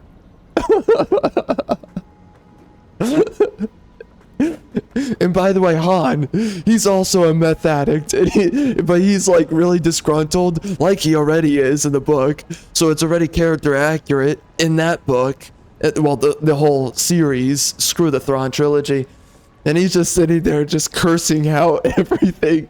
And calling Leia a whore the entirety, at least of the opening act of the first book. He's calling her a whore. And just disgruntled that she keeps on sleeping with everyone. Oh man. And it just makes the book better. If it was an actual parody, it would just be way more engaging than what the frick we actually got. I wasted my money on that frickin' series, and I'm not happy about it.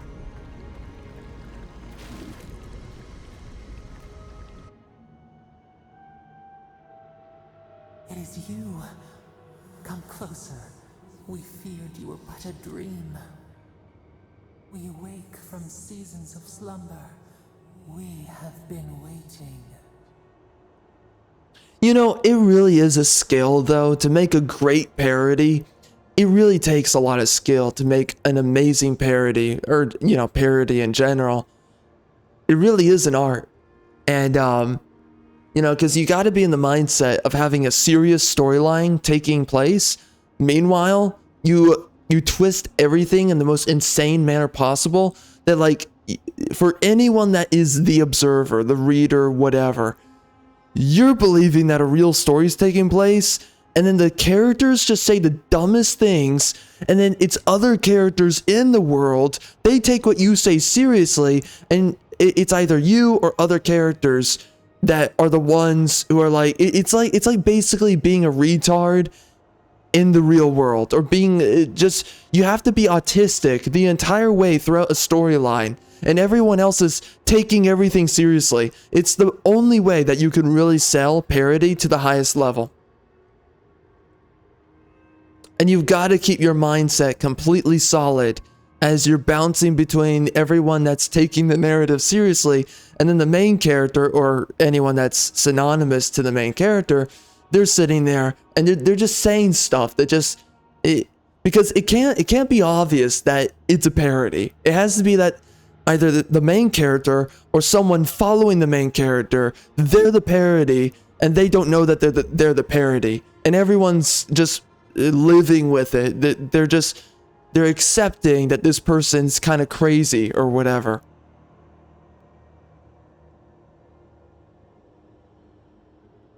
It would make this game better if this was a parody. That's all I'm saying.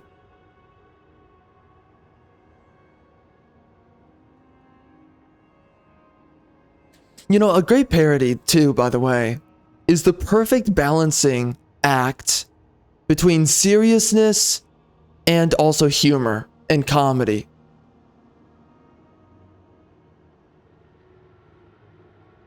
And I don't know if tragedy, but maybe.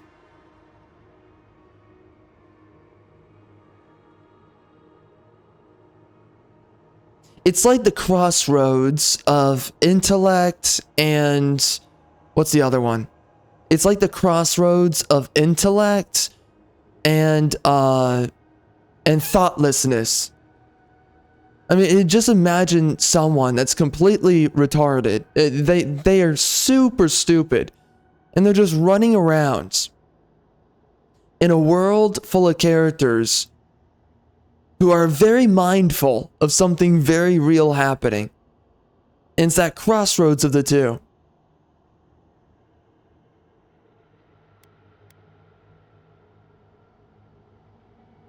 I guess that's also, I mean, that's also, it's on the cusp of a tragedy. So it's like, yeah, that's interesting. It's basically a weird mixture of tragedy. I think, what was it? Wasn't it Shakespeare that said that every great comedy is also a tragedy? But I forget. I forget what the quote is, and I don't care. Anyway, but like, it is interesting that the nature of a parody, because I guess to a decent extent, there's always that potential for a tragedy. And it's always being thwarted in some way by the most ridiculous circumstances that are kind of unrelated. So it's like the crossroads. Instead, it's irreverence with tragedy, right? And maybe that's really what it comes down to.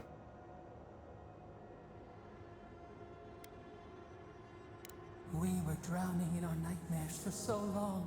Your hand was a branch. Escape. We reached for you. And you are familiar to us. Our memories are fractured. But you too are alone in your strangeness.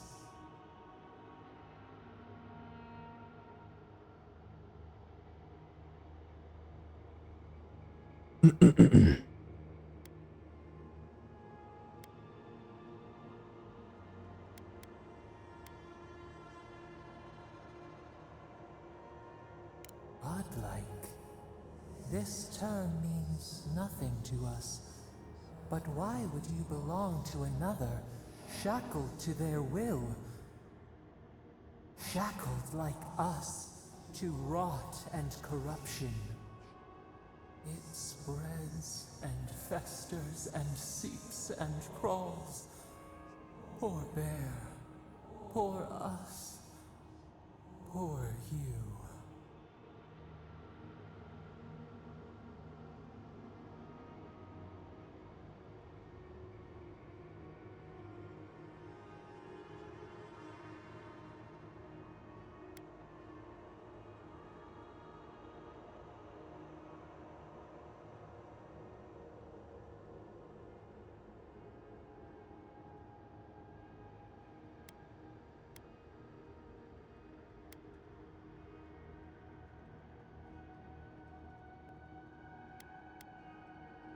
We do not know.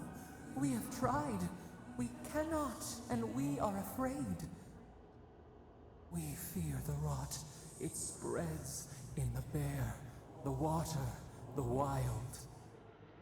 It is an infection. A foreign body invades, the host fights back. We feel the pain of this intrusion. It overwhelms us. If an animal sickens after a fight, as it howls and sings its agony, what do you do?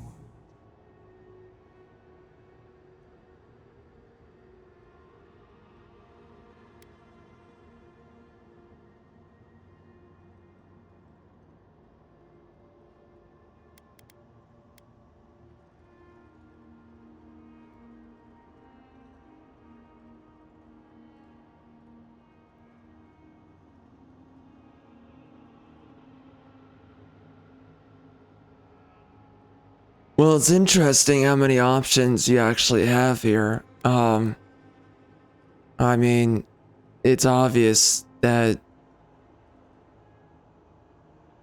I mean, if an animal sickens after a fight, it might attack you if you try to deal with the wound, so you're probably best off putting it down, but whatever, we close the wound. Care for it. Grow it like the vines. We were loved once, perhaps. We remember, almost. A thought, like motion in the water.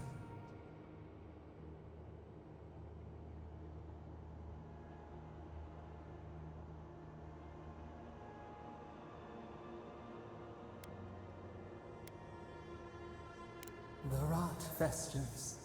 We could suck the poison out, let green things grow in its place, and we could give you the gift of our healing touch. But a favor for a favor.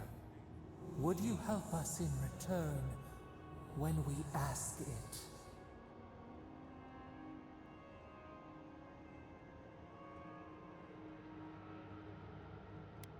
We offer you the power to heal and be healed, and you would wheedle and bargain? For sure. Do you wish this power or not? Whatevs. A favor for a favor then. This place shall heal, and you shall know our power. We tire. New again this world. New again words. We will find you soon.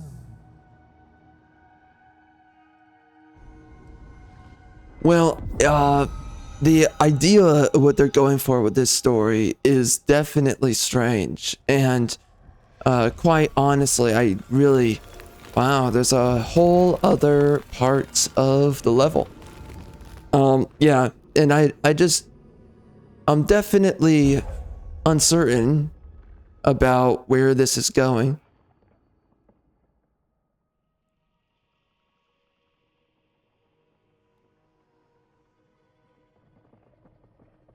Interesting. Incredible. Envoy, I don't know what you did, but that was miraculous. You alright? You look like you were in a trance for several minutes. What happened? What can you recall? Spare no detail.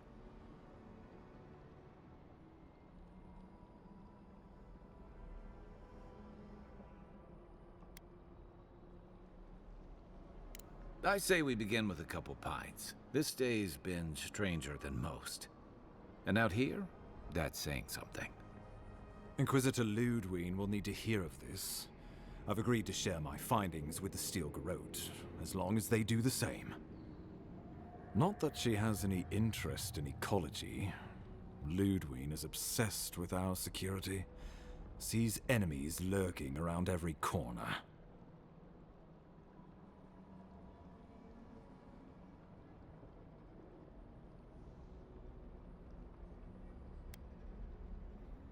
The Steel Garrote provide us some much-needed protection, but they answer only to themselves. We have our interest in the living lands, and they have theirs. A mutually beneficial arrangement. Stay out of their way, and they'll return the favor.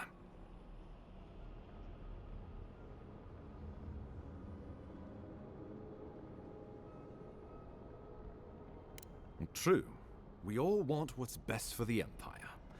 If only everything were that simple. We'll talk more at the embassy. I'll ensure the Paradise militia give you free passage into the city. Envoy, what you've done here is truly amazing. Let's keep up the good work, eh? Just watch your step. There are swaths of the city barely more civilized than this.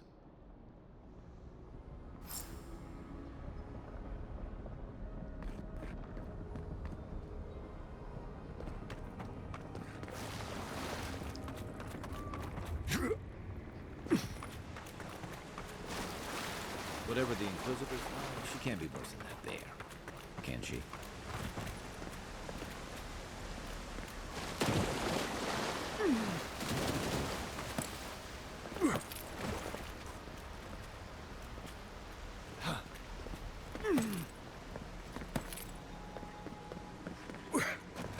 You are full of surprises, Envoy.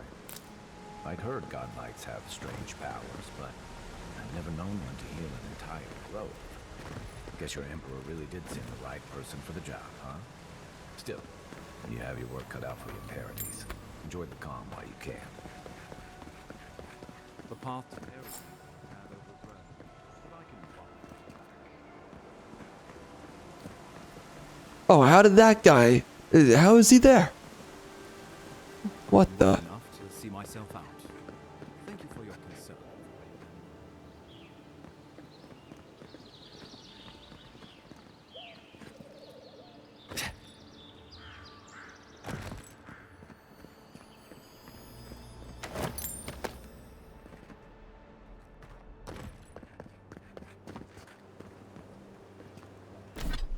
So wait, where am I? Oh, so we are right here. Understood. Okay.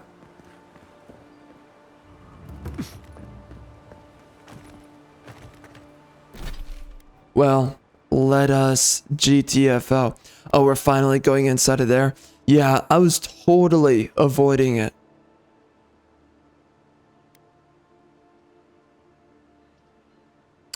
Are there other quests? Oh. Where's Dawnshore? Nobody knows.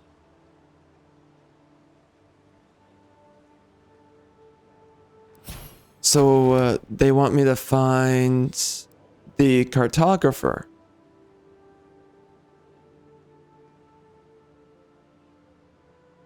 I see.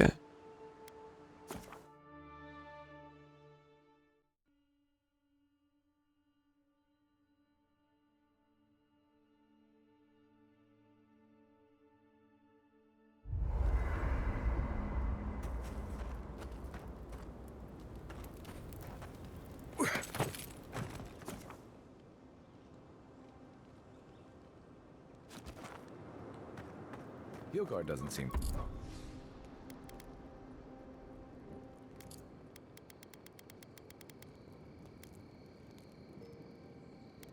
Oh, what is this? Grimoire Mastery 1. I don't know what that means. Crackling bolts, blizzard, frost, fireball. Well, that is interesting. Oh yeah, what is this? What is this trash? Stamina and avoid melee damage? Well, that definitely seems better than what I have. Unfortunately, I upgraded the other one, but I mean, this one's just blatantly better. So yeah, we're gonna do that. Yeah. So what is that? That's medium. And it gives me stamina, I think. Yes. Interesting. Stamina cost while blocking. Yeah, that's a pretty important one. Maximum stamina? Nah, son.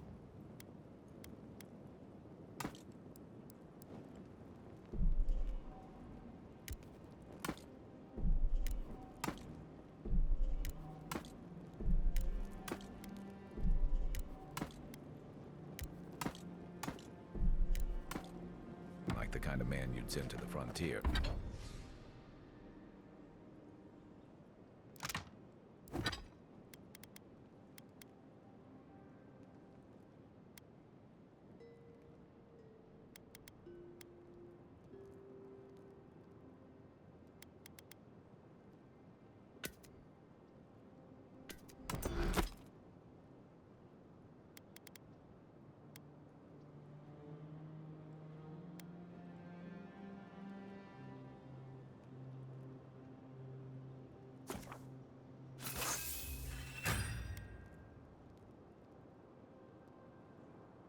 Here, does he?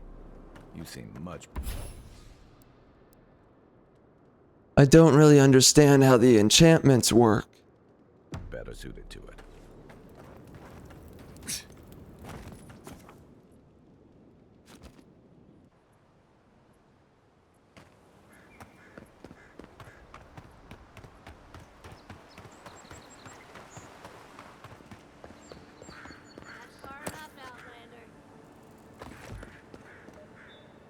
Well, if it isn't the new arrival. So eager to make a name for himself. What is going on with your eyes? What is happening there? The eyes on that freaking... My brother, Shima, how's it going? You must have came over here, down here.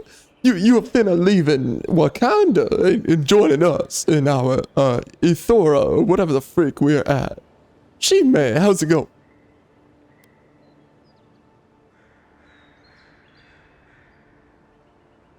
Wow, aren't you the little do-gooder? I can kill you right now. Pod, we aren't so fond of Outlanders, especially ones looking as strange as you. I will slap you. I am from the 1950s, and I will discipline this biatch. You will know the powerful force of a man's fist. You will know it, you freaking whore. Go crack your knuckle. Well, there you go.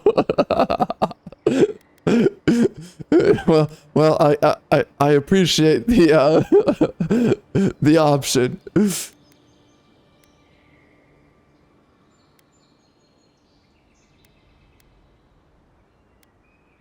Not much of a talker, are ya? Huh. I can respect that. Hey, it's all right. You're talking enough for all of us. No one brings the plague into It's one way to town, say it. Outlander. No one. At least you can die knowing it wasn't personal. Wow, you actually want to fight?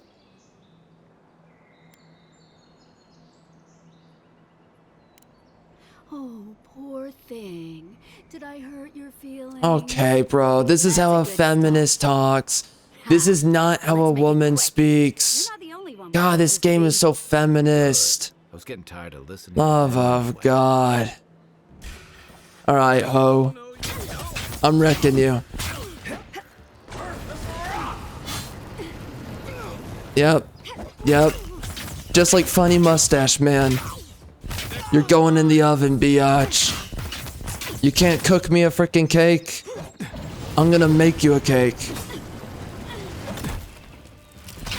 Biatch. Who's ready for more?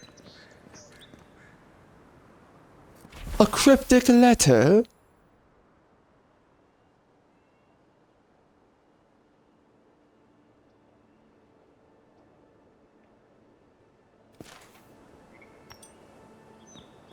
Oh dear God! They was assassins and she. Oh frick my. I love how it's a dude and a chick, and the woman speaking for the man. Oh Lord. He probably can't speak the language. He doesn't know English. Again, he came from Wakanda. He does not understand English for a drop. He's like, I'm sorry. I'm sorry. I only understand Ebonics, my brother. We finna whack wild on those mother effers. Another. Is that a woman or a man? Nobody knows. Nobody knows. Good work. Love of God, it's you. Oh my, you look like a man. You look like a man. Ambassador ordered me to give you God, this game. It's so over. It's so over. That sounds ominous. She looks like a dude. You can go on ahead. The ambassador is expecting you. Well, I was expecting a man to be a captain, and then I got a woman who looks like a man.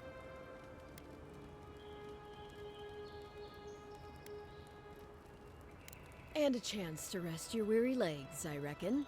Shut the F up. A man is thinking right now. Due north of the gatehouse. How dare you ruin my train of thought. What? No parting words from me after all the time we spent together? Nah, she's my used up whore now. I'm running through this biatch before I hand her back. Because I respect women. I am a male feminist, by the way. Just being clear. I really respect women. Heavily and eternally. I'm sorry. You know, she could have been naked. Just saying. What's with this freaking statue of a woman with her clothing on? That's just unnecessary. She looks like a beautiful white woman, and she has her clothing on. This is unacceptable. Unacceptable.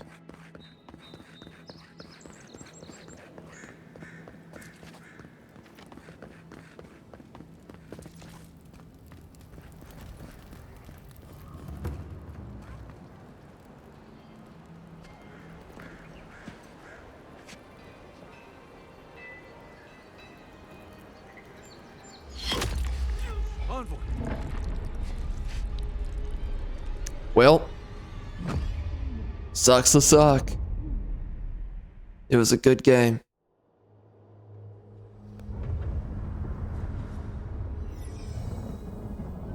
Oh wow.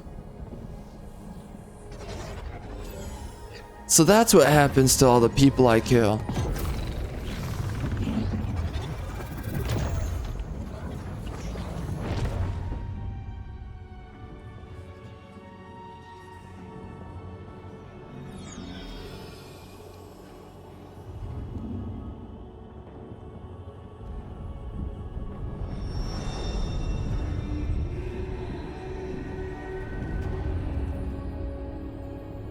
Please be naked.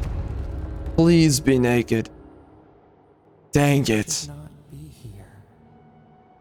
You should be And you should have no clothing. the blood feeding your veins. Why are you here?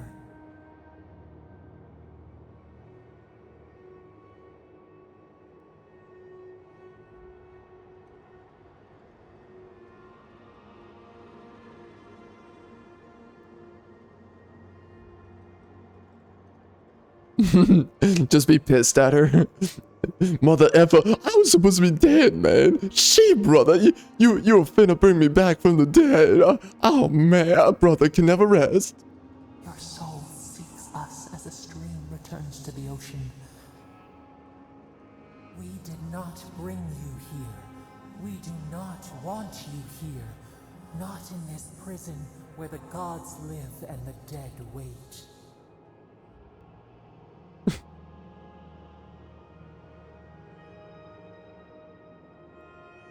We are trapped like wasps. Man, am I choosing to be sassy, or is it the game that wants me to speak sassily? I don't know.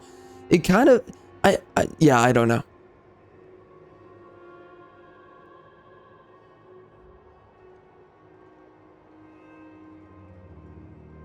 Worse, you died. Someone cut short your span. An arrow broke the skin. It carried poison to your veins. Dang. That intense, huh? Of corruption spread through the root and sap. Man, it really does suck to suck. It silenced the song in your mind. I guess there's worse ways to go. Just totally nonchalant, like who cares?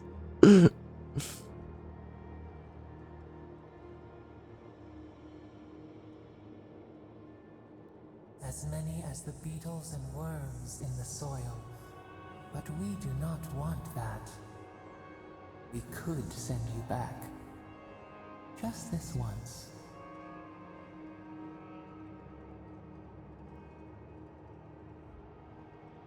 I'll take my chances in the next line.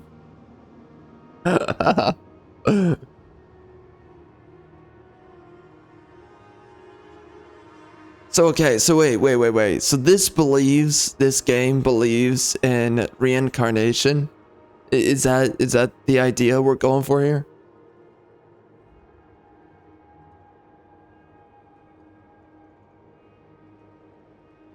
Man, I just want to be sassy about it.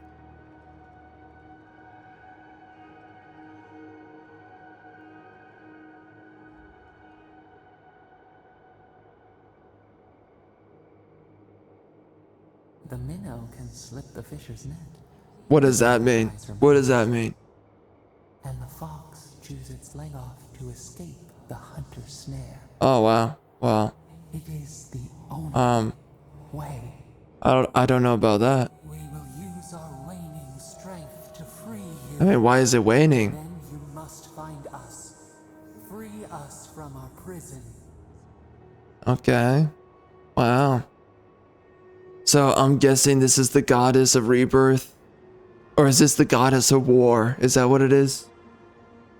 Because didn't they say that she was the one of rebirth?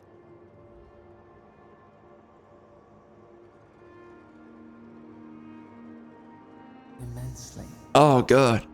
Breathe deep. All birth is agony. I mean... Okay.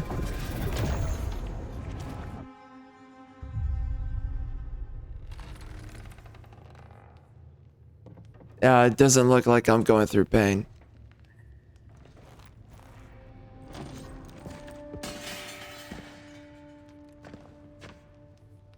He has arisen. It's been 3 days. Oh, man. It's T'Challa. Black Panther has awakened. There, I thought I had a problem on my hands. If only I was black in this game. If only. Dang it. Someone burned my skin. I am T'Challa, Lord and Savior of this realm.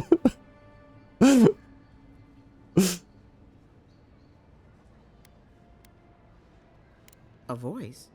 Tell me more. It was the matriarchy.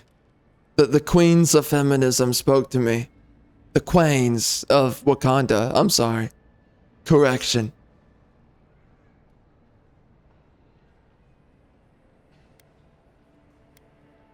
A vision of the beyond? And an ethereal manifestation? That's incredible. I am the chosen. This is the passion of T'Challa. Probably not the grand imperial entrance he was aiming for. Glad to see you. Oh, man. I was sure you were already on your next trip around the wheel, but I brought you here just in case. If anyone can work a miracle, it's Liviana, though whatever restored you is beyond even her skill. Or her power.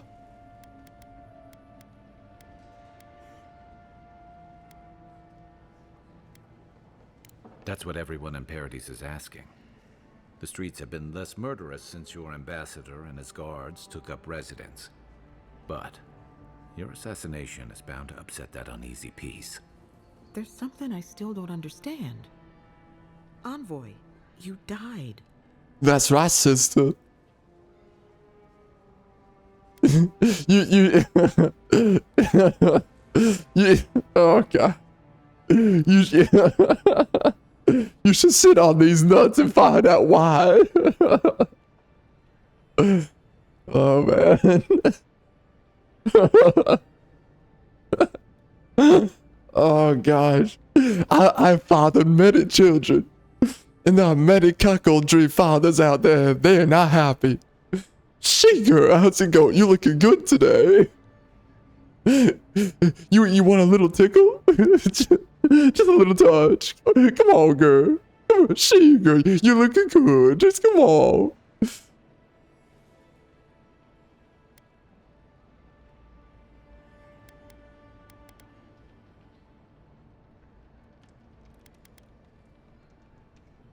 What you need is time to recover. Your soul has experienced trauma, and your body. Nah, just looking at you has traumatized me. My expertise. You should visit Runid, our local watcher. I need to reconvene with the funny mustache man. He must understand my plight, my struggle.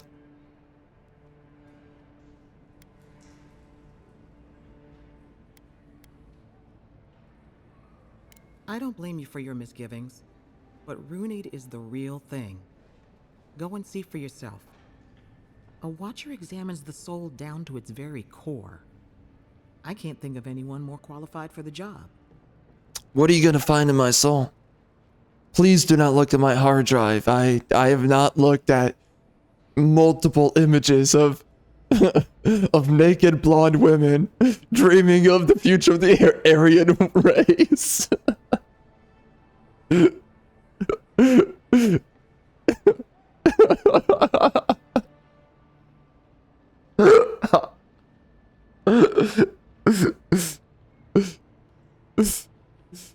This is passion of T'Challa, the black man, dreaming of bringing back the next Reich. We will bring back the Aryan women.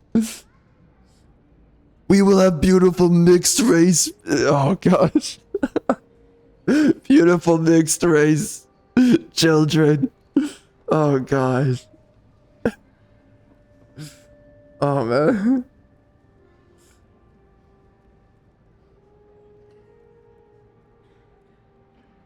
Oh man. Oh man. Oh jeez. Oh man. Oh man. Oh man. Dang.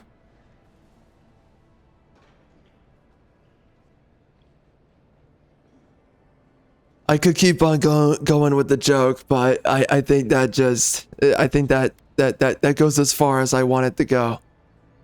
Just about as far.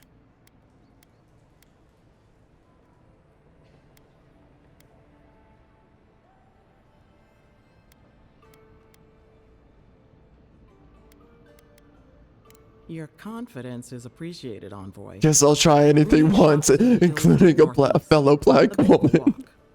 Just head out of the gate to the east of town and follow the path that curves to the north. It should be perched up in the hills. Oh, but avoid the Watcher in Hightown. She's a known charlatan.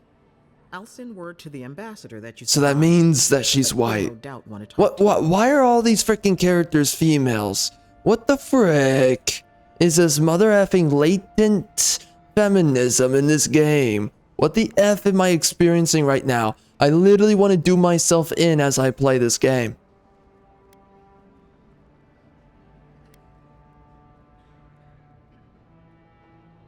I'm afraid not. Better luck in your next life. What do you reincarnate as? Okay. Hold on. So everyone believes that you come back, just as someone else. So then, why do people not talk like this then? Why do people not care about who they are in this life before they go on into the next one, just as a different person, which is just coming back to this life? So, I mean, you're basically in perpetual purgatory, I guess. Well, spiritual purgatory, because you're just living and dying. So, I mean, like, just imagine you just do yourself in every time you come back. I mean, how many times are you allowed to come back? They have never substantiated this, and we now believe this? Why do people not speak in a way where they believe that they can reincarnate? No one's speaking this way. So effectively, no one can die. Why are people... Oh, man. I mean, they're not speaking in a way where they implicitly believe this value system here.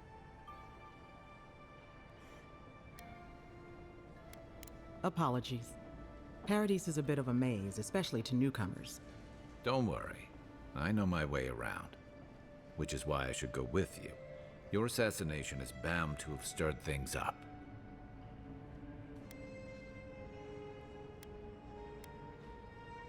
Don't mention it. Besides, I don't want this to blow up any more than you do.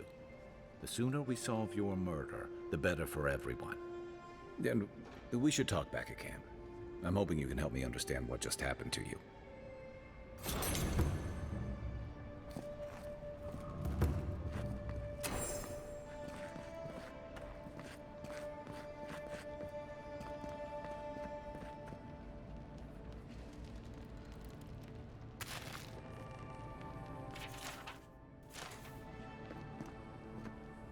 Hey!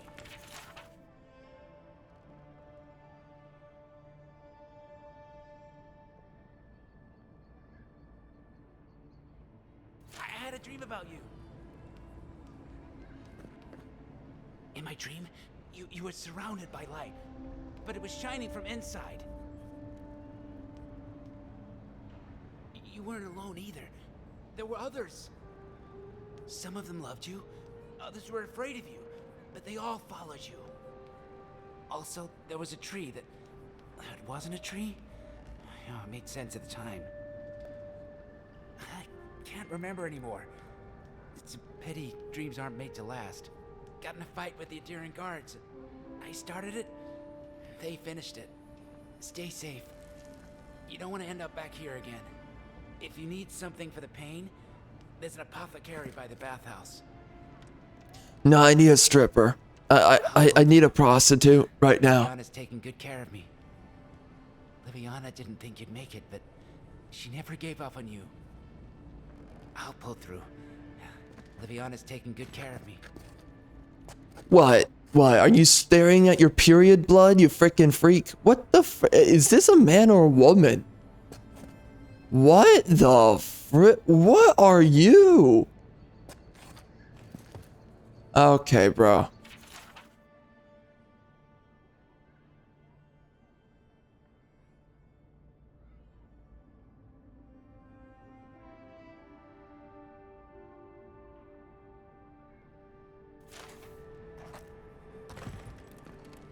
All right, so the game is telling me that someone does not want to allow the main character to die. I mean, I am the main character after all. What the frick is this ugly looking woman? That is a suspicious nose right there, by the way. Just gotta say it right now.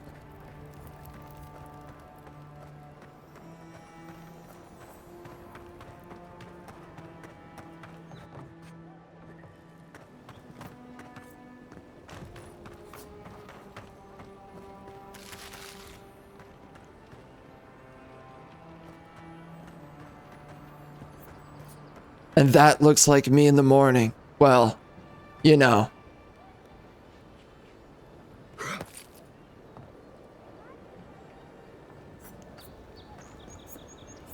I'm going to muzzle myself on that one. Simply muzzle myself. There's something of loot nearby. Godlike. Interested in saving a couple of lives? Oh look, another woman. Oh, you're that godlike, the Adirian envoy. Yeah, speak You're the one who faster. saved the ambassador from the strangle route, right? Well, the conversation went something like, "Did you hear an Adirian envoy was killed at the gate?" What? Really? Yes, a godlike. He saved the ambassador from the strangle route. And so on.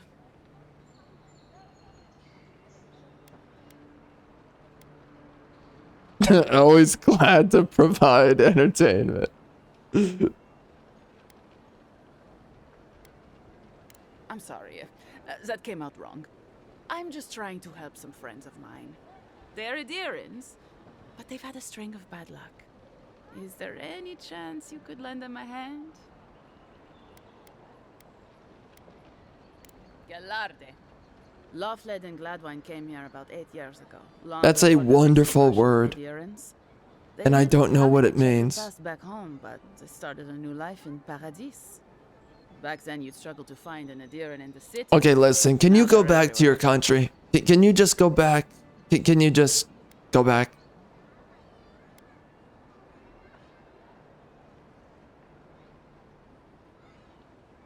That's all very well for His Highness, but it was trouble for my friends.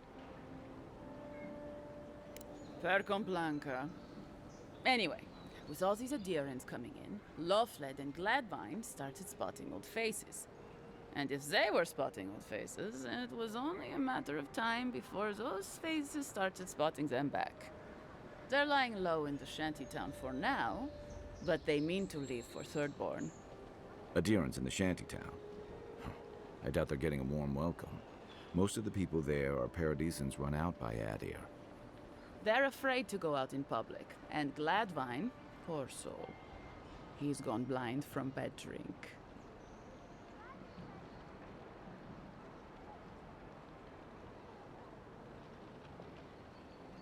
Ah, but you can. There are herbs in the wilds around Paradis that can restore Gladwine's sight. It's a little too dangerous for us ordinary folks, but for the Adirian envoy, for the hero who braved the strangle route, I'm sure it will be no problem. Ending with flattery is a nice touch.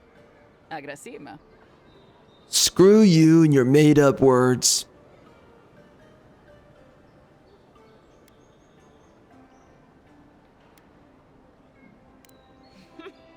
Many thanks, envoy.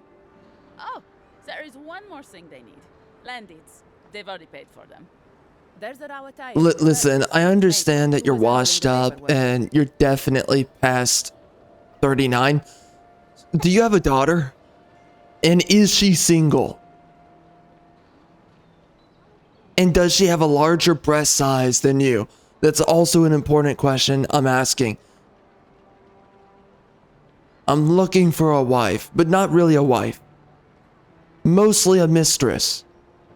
You know, like biblical mistress.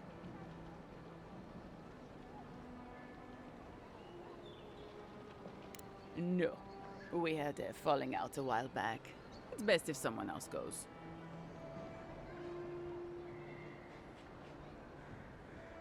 Thank you, envoy. God bless you.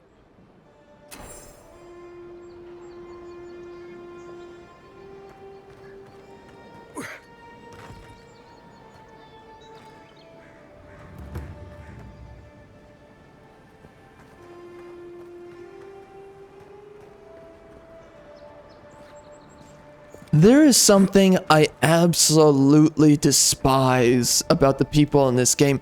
But it's like in this weird way where it's like, I just don't care. But it's like, I just don't take it seriously. I don't take these characters serious. I don't take the world serious. It doesn't feel like properly lived in.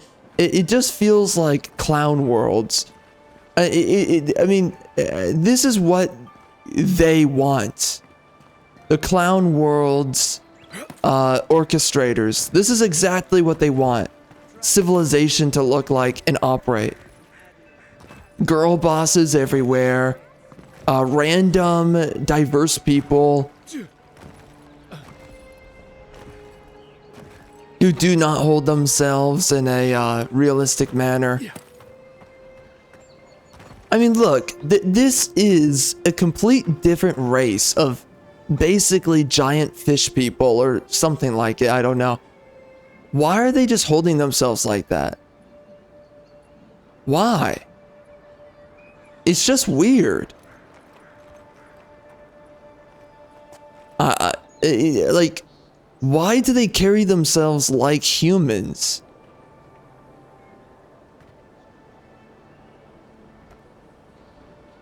It doesn't feel like they're an actual other race. It's stupid.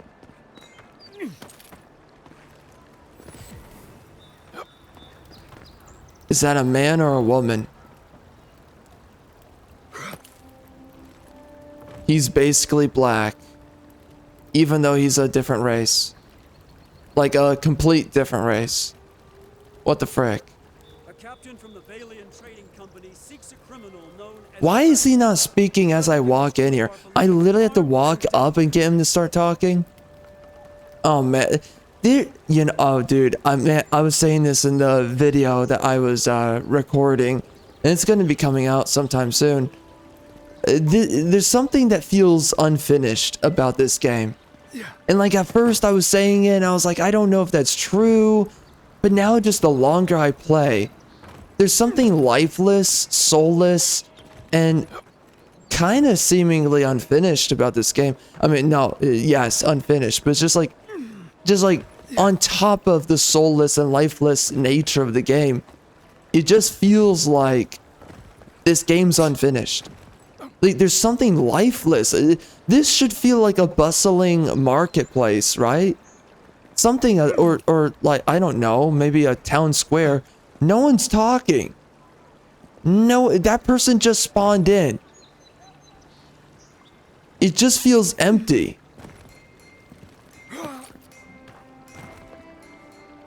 This game feels soulless. Yeah, this is not working.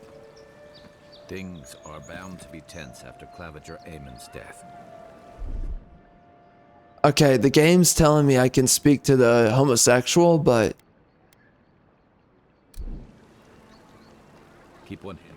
Speak to me. Speak to me, whore. Alright, whatever. See you later. First view of the living lands, and last brush with civilization.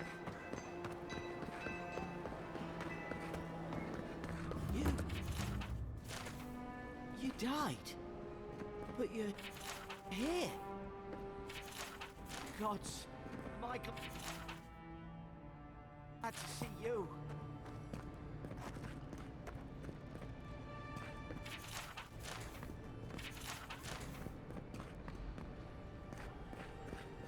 Envoy, is it really you? Oh, is that ambassador guy? Yeah, what's up, my brother?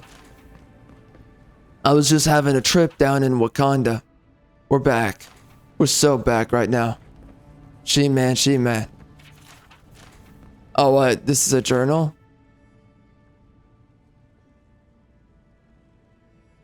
Wait, whoa, whoa, whoa, whoa, whoa, whoa.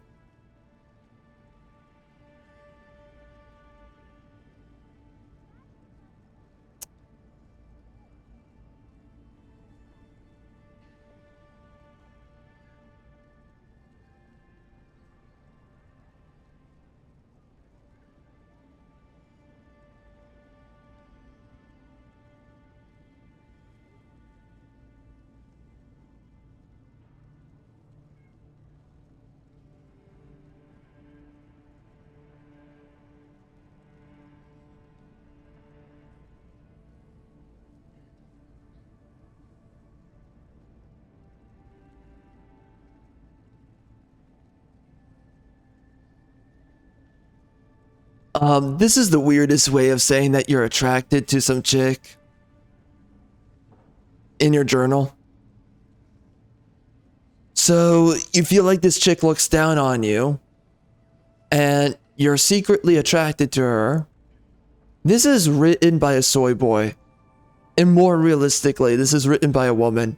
And like a man having an inferiority complex towards a woman, especially a man of some regard, like an ambassador, this is retarded. This is actually retarded. No, understand me when I say this. You're a man, you're superior to her, she's inferior to you. Why are you... And by the way, this is just retarded in general. This is so feminist. This is literally how a feminist looks at women and looks at men. That a man would sit there and be like, oh, I feel scrutinized down to the bone. Oh my, I'm so intimidated by this strong woman. And I'm so damn bad for her. She just gets me going. I have a raging stiffy because she's so intimidating. A man's only attracted to a pair of breasts, a woman's body. That's what they're attracted to. And a woman's beauty. That's what they're attracted to. No guy is like, oh, she's so strong. And I have these feelings for her. This is literally written by a woman. Nope. I'm looking it up right now. Who is the mother effing writer of this mother effing trash? Writer for Avowed. Who's the mother effing writer? Of course it's a... Is it really a woman? It's a woman.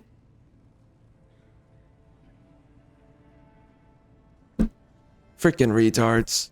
There's no way.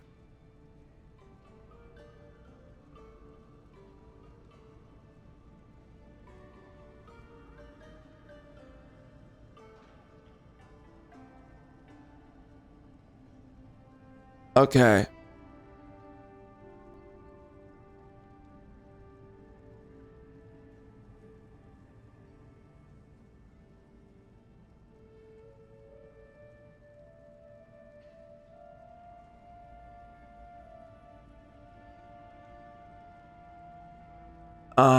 All right. Well, yeah, so it's a woman. It is a woman.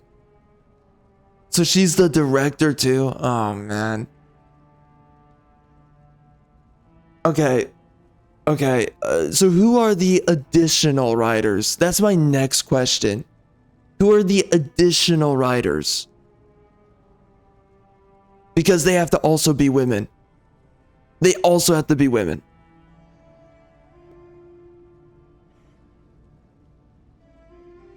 Golly, bro.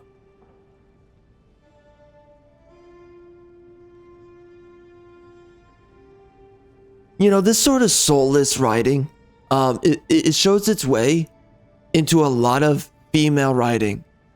Making a lifeless world that doesn't seem to have much substance or inherent relevance behind the characters, and like where everyone's politically correct as well.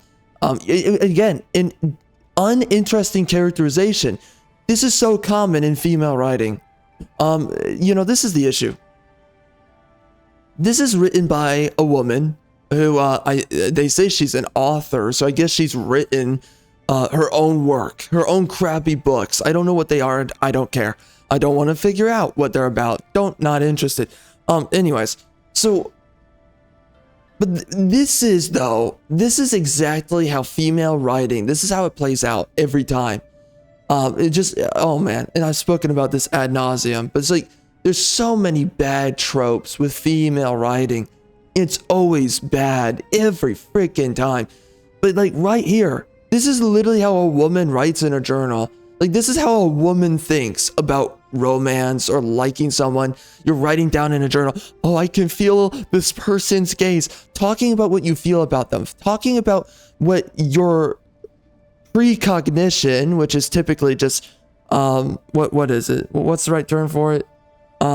Your superstitious accusations about that person. You know, it's like whatever that you feel and whatever you're painting onto that person and how they seem to think about you, that's exactly what this is right here. This is not how a man writes. Hold on.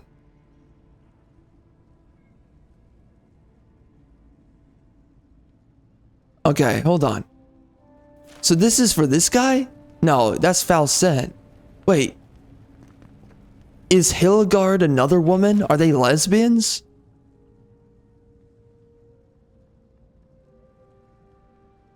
Golly, there's no man that writes in a journal this long talking about how he's into a chick, unless you're gay. The only time a guy would write in a journal about a chick is because other people tell him to do that. That's number one. And then,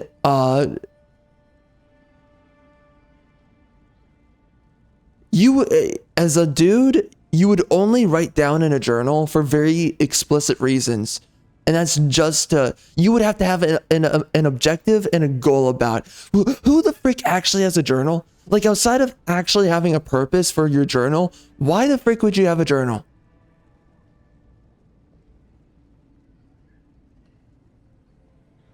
It's only if you have a goal, but like, I guess women do. It only is women who do journals for retarded reasons. It's just hard to think about, like, why do women do journals? That's my thing. Why do women do journals? And they write stuff like this, where it's like, you're really going into this much detail about useless information. What are you gonna... Okay, this is how I feel about this person. Okay? Okay? It's needless noise. Talking about your fifis, about something that totally does not matter, and how you're repressing something. Okay, who's Hildegard? Alright. Who the frick is this a woman? Who the frick is Hildegard?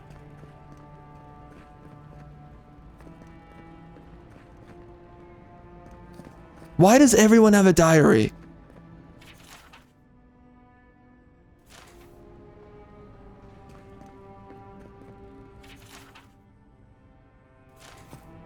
Alright. Who is Hildegard? Oh, that's You gotta be kidding me. A man? Oh, man. Oh, man. Man, I mean, like, that was the... Like, I already had enough criticisms for the writing and the story of this game, which, by the way, again, I recorded the video for it. So, it's like a mixture of a topic video, but also an impressions video for this game. So it's going to be coming out pretty soon, in the next couple of days, but like 3 days or whatever. Anyway, this was a dead giveaway that this was a female writer right here. You know, outside of this, oh man, there's too much to say here. Okay, let's just put it like this.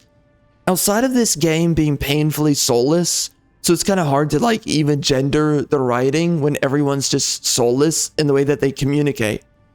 Now we get to this, which is the absolute dead giveaway that this is a female writer. There is no way that you read this and you're like, oh yeah, a dude thinks this way. Oh yeah, a dude thinks this way. Yeah. Oh yeah, a dude thinks this way. No, not even close. This is so far from how a man actually thinks. Not even a homosexual.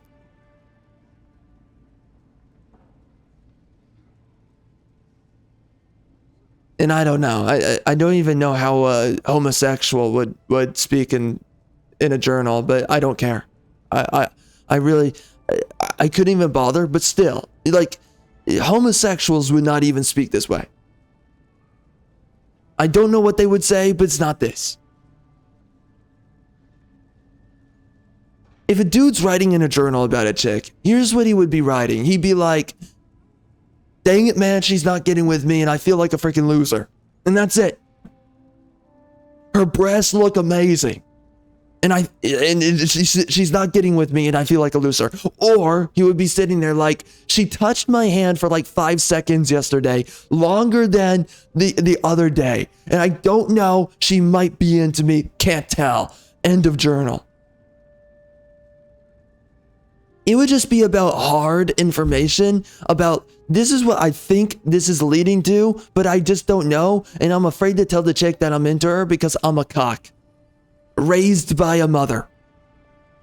Because, by the way, men raised by single mothers or households with a father that's basically pussified by the mother, those types of men, they'll sit there and they'll be like, oh, you know, this girl, she looked at me yesterday for prolonged contact, eye contact, and I thought to myself, she might be into me, and I wonder if I should approach her. That's how a dude would actually write in the journal. And that's it. That's all he would say.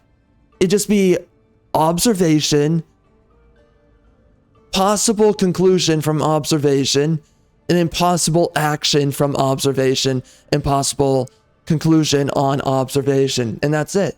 That's how a dude would write. And other types of dudes would be like, yo, I was checking out Chelsea's freaking anus, and dang, it was looking good. And I was like, I'm a finna clap on those cheeks, girl, what's up? As a white man, not as a black man, because, you know, Chelsea's only a white woman, and there is no world where black man gets with white woman. Because, anyways, we could keep on going with that. Anyways, because you know, that would interfere with T'Challa, the passion of T'Challa, and his quest for the white woman, in Wakanda forever, a black man forever, bringing back the Fourth Reich. Anyways, so, you know, that whole thing going on in the foreground of my story, playing this game as Sir Fagginbum. So anyways, here we are. So, yeah, anyways, this is not how a man writes. And what we're looking at here,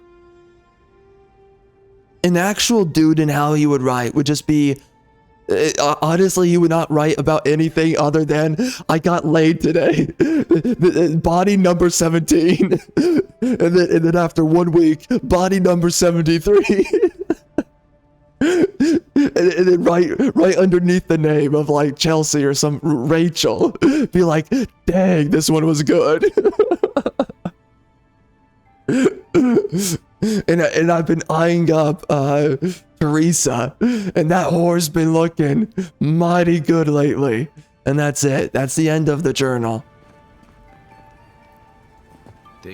Don't get too used to the comforts of But oh, I'm sorry, that's not politically correct. Am I right, sisters? Yeah. And that's the problem. If you actually wrote down a diary or a journal for a man, it would be a bunch of slurs. I mean, not really, but you know, why not? Just make it a bunch of slurs. it just like, it literally, it just like writing down, journaling down all the measurements of random women. The measurements that I was staring at Rachel's butt yesterday, and it seems to be about 17 inches on the left butt cheek, but only 15 inches on the right butt cheek. Heavily disproportional, but I'm still gonna clap those cheeks.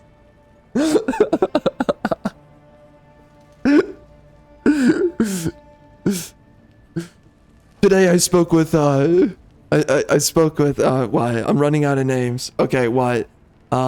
Brittany. Today I spoke with Brittany. And I was checking out her massive rack. However, I have jeez. Oh man. I have major oh man. I have major suspicions that she's using a push-up bra. I don't buy it, bro. She's freaking faking it. But anyways, I'm still gonna clap those breasts because I'm gonna believe that she's not a lying whore. Those are definitely triple G breasts, and I'm getting in. That's what the freaking journal would be. And then he would write down after that the N-word. For no reason.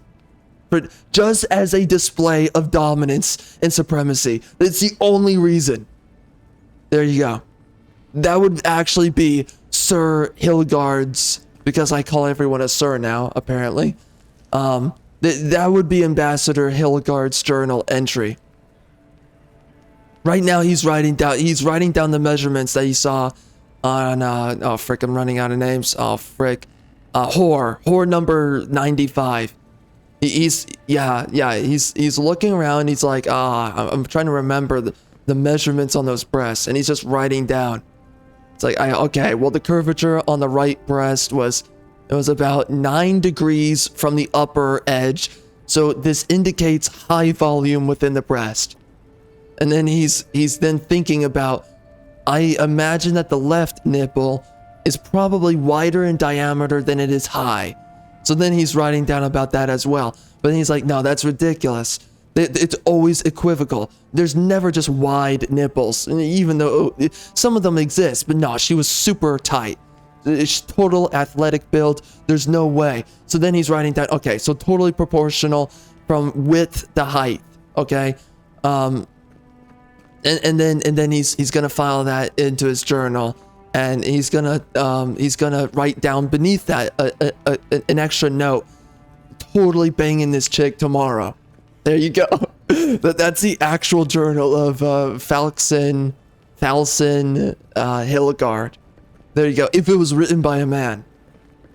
No, and also in this journal right here, what he would be writing in this journal is also all the people that he hates. He'd be like, that freaking dude Terry. He's a freaking twink. The guy's a freaking total homosexual. And honestly, if he just died, if he found a noose and he did it in, it would do us all a favor. That would also be in the in Hildegard's journal. And then he would call that guy some racial slur right after that. There you go. Oh man. Realizing that the writer's a woman, I'm seeing this with new eyes. Once you break through the matrix, you see everything for what it is, and now everything's making sense. The lifeless worlds, the boring characters, I'm peering into the soul of a woman. By the way, women do not actually have souls. It's only a man that bestows a soul to a woman. And there's actual literature on this. Completely scientific. Why is there graffiti here? Alright, someone public execution on that individual. Unacceptable.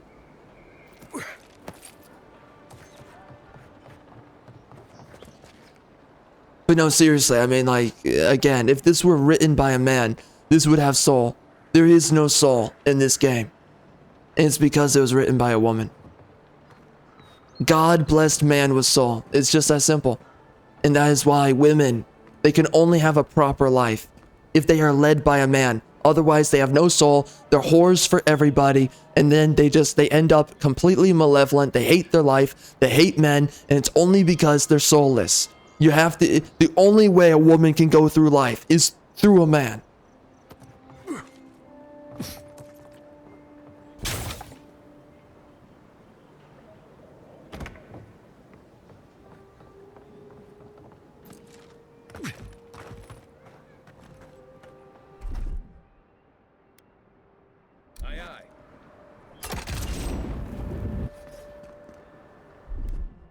Ready, aim.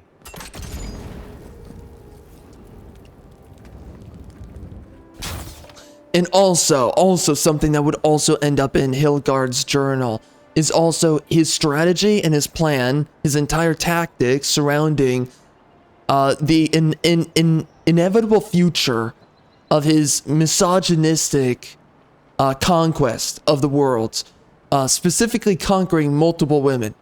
That would also be in his journal. There you go.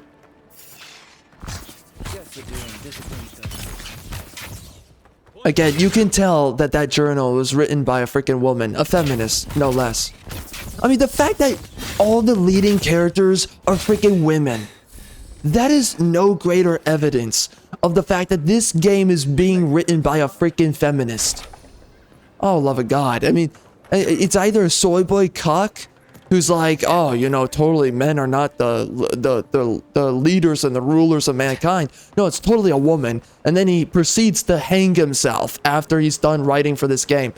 But no, of course it's a woman. The fact that the writer is still alive after writing this game just tells to you that this is a feminist author. I mean, okay, you know, female writer is in tandem, also feminist, but you get the point.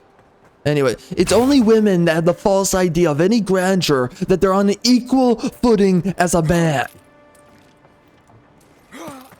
But here we are. Female rider. And I wonder why. Man, I might. Okay, well, I'm gonna have to. Oh, frick. You know what? Oh, frick. I might have to update the freaking video that I was recording earlier. I'm gonna have to make some changes. No, not changes. I'm gonna have to extend some of what I was talking about. I'm gonna have to share this into the video because I did not realize that a freaking feminist hoe bag was writing for this game. I mean, I just knew that the game felt soulless with the characters, you know. That's all I knew, and now I've now realized everything. My eyes are wide open. I have awakened the third eye. I am T'Challa. I am the black man. This is Passion of the T'Challa. I am overcoming feminism, but through black power, black excellency. Because we was Kangs and she. Ah. I got myself some new spunky gloves. So I got crit chance. That's kind of homosexual, but I guess we'll use it.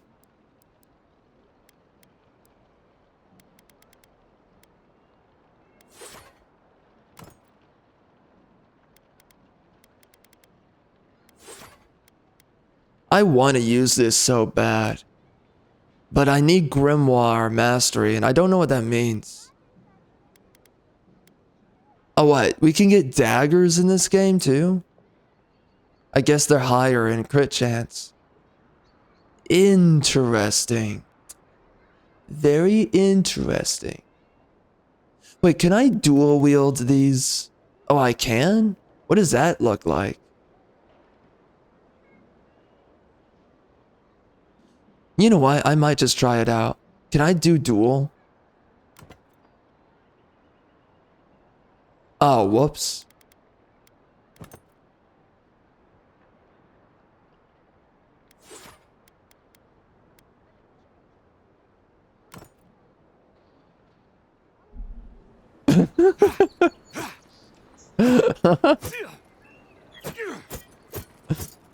Oh, well, that's interesting.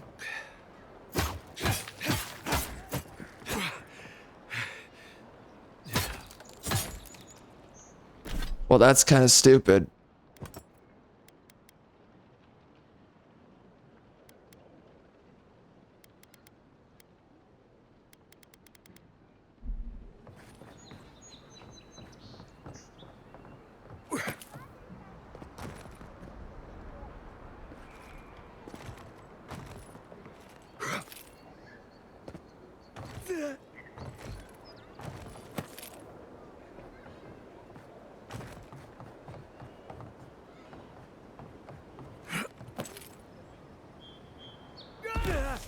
Good job.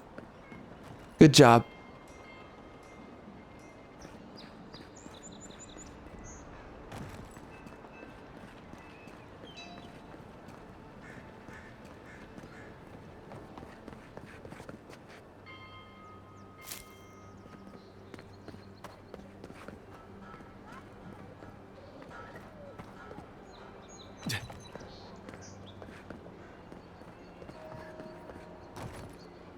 Oh, frick.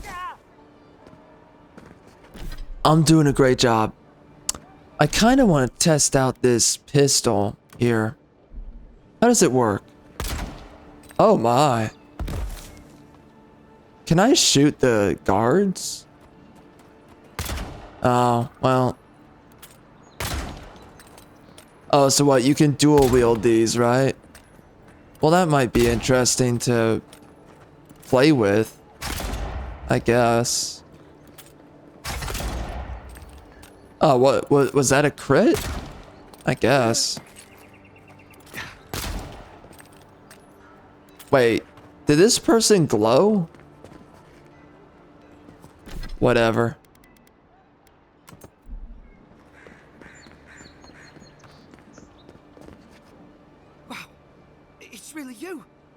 mean we all heard the Emperor sent a godlike, but I did never think I'd get to meet you. You are the envoy, aren't you? I bow, but I think I dislocated my shoulder, and I might have broken some ribs.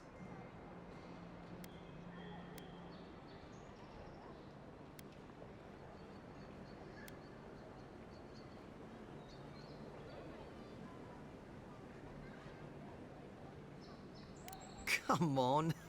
Ah, you're pulling my leg.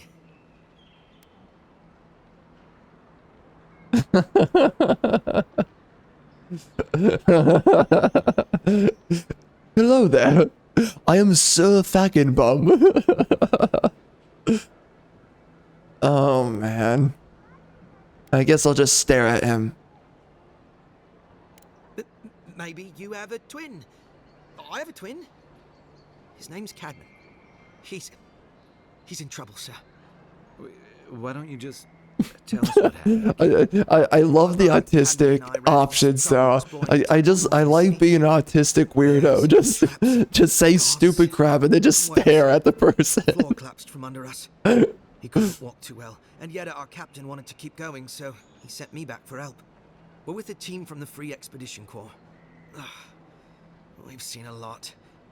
No place like this. It's like me from real life. It's like my character is in the game. Me, I'm in the game. It's like it's me.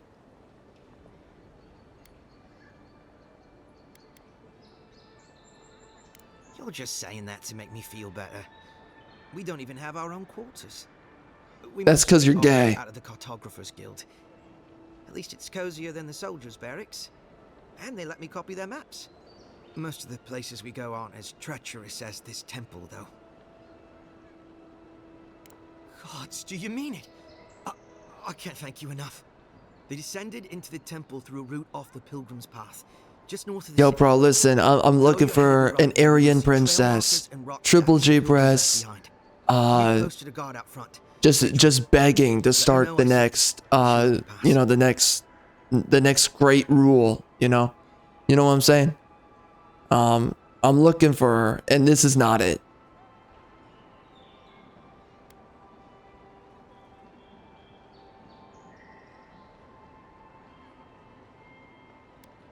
I need another autistic option. I want to speak autistically to these people.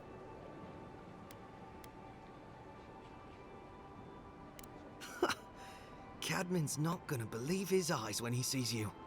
You'll probably find the expedition with the relic we were searching for. Whatever that is. Thank you for hearing me out, Envoy.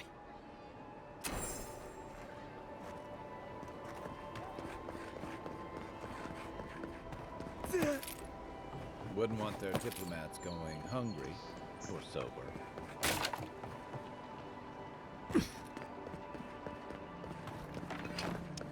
We're going in, biatch.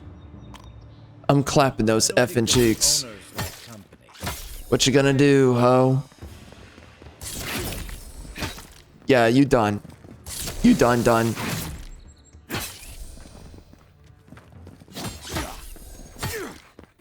It never began.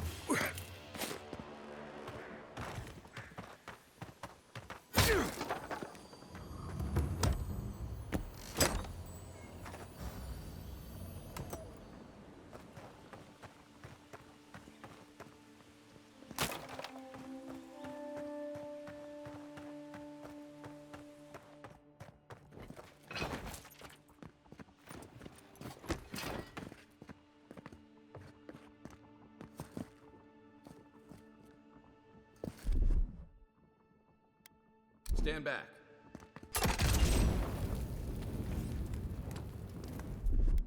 Aye, aye. Where now?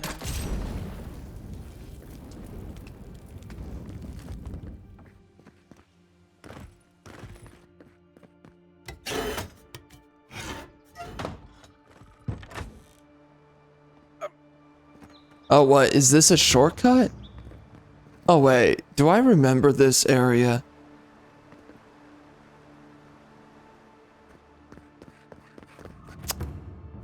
Nice.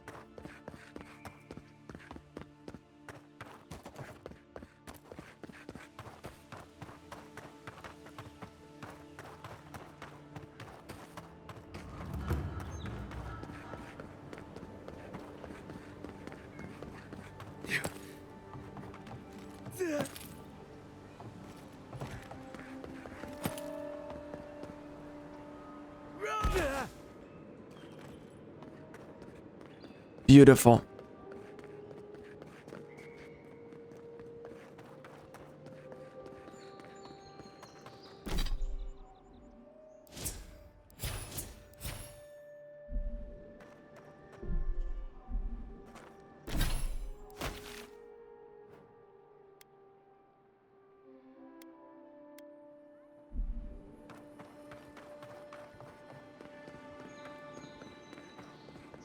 Come on. Walk in, give her the letter, and go. You can do this.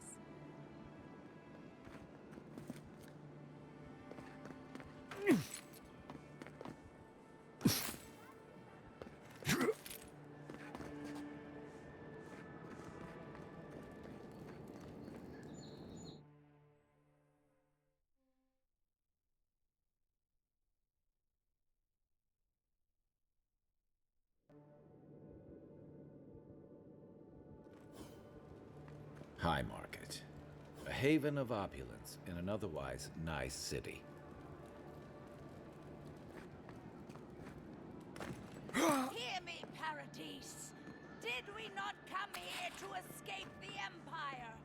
Do the adherents not exemplify everything we hate? We must stand against tyranny! The adherents never should have come here!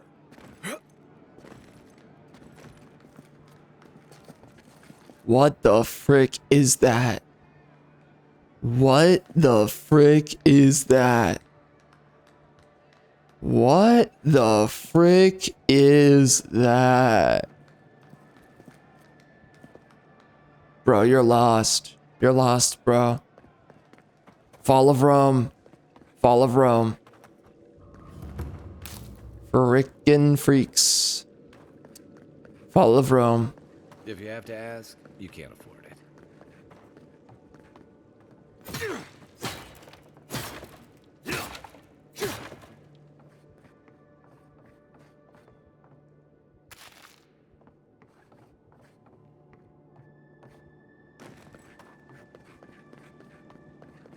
We should stop by Sansa's sometime.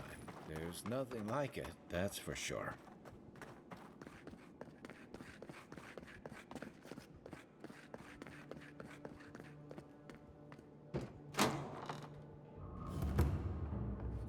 Welcome. I was hoping you would. Did the two heads take turns? Or...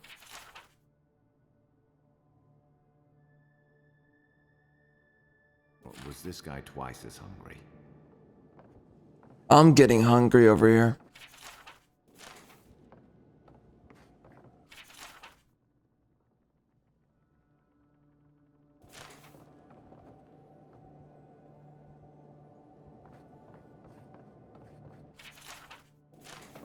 Nice poetry, bro.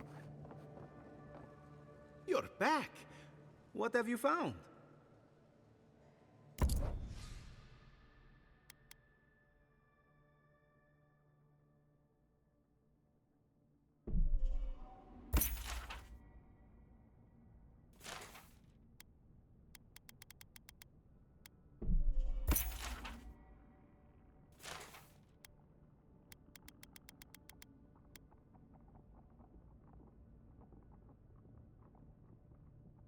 Really? Well, that's kind of cool. It may be worth trying out.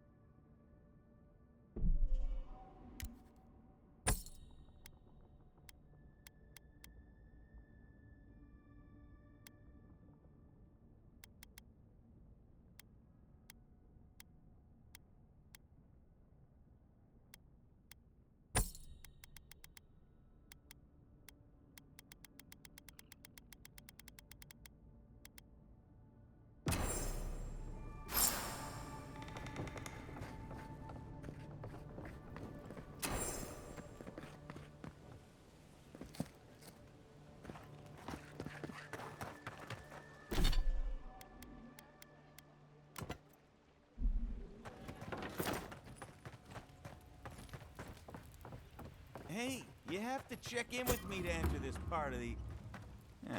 never mind. Doesn't matter anyway. Bum-dee-da. Huh? Oh, yeah. Move on through. Oh, bless my soul, the Adherin envoy. Isn't this a surprise? Not only to see you alive, Do you have a daughter? but to have you grace my little Is she workshop. single? Chandlers don't get many high-ranking clients. Priests and pilgrims mostly. Still, business is good. Better than good. Well, there was this Aothasian priest on his way to Emerald Stair. He was rather fond of my work. And the Temple of Andra can't seem to get enough of them. Burning the wick at both ends, I suppose.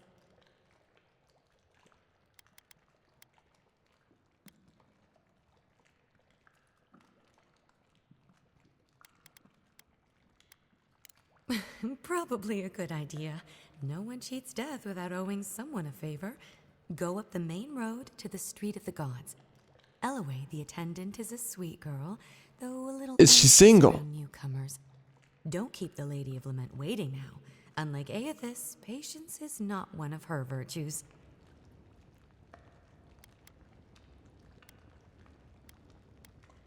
I used to have an apprentice. When the Adherents came to our shore, he moved on without as much as a goodbye.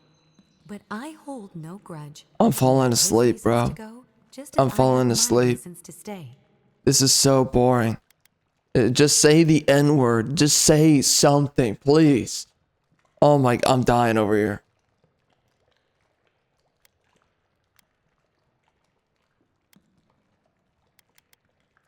You know, you're much more even-tempered than some of your countrymen. That's a compliment, dear. Some of us understand. Why did you have to tell me it was a compliment? Some of us need a little more. You haven't seen the backside of my head. This place would be if we all agreed. The living lands could use a little discipline, that's what I say. And who better to bring it than the Adherents? With the gods on my side, I won't need to, but I appreciate the invitation all the same. If you need to keep warm at night, help yourself to some Mogren's Fury. It's growing in a pot just over there. Can I cook my own stuff? I don't trust you. Envoy's money is no good here, and never will be. Even men are better cooks than women. What can a man not do? Now bend over. Oh, oh no! Not like this! Only in Rome. Only within the Roman Empire. Where you going? What the? Oh no! Oh, they're all queers. Well, oh shoot. Wait, where's my beetle? I need a beetle. Oh shoot, son.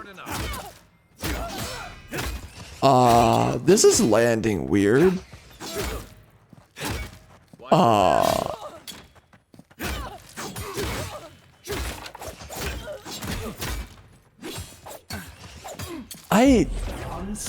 Can we defeat these losers?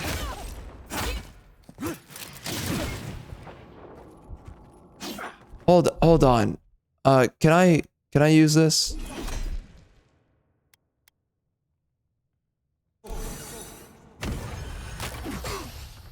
Oh, I'm so good at this game.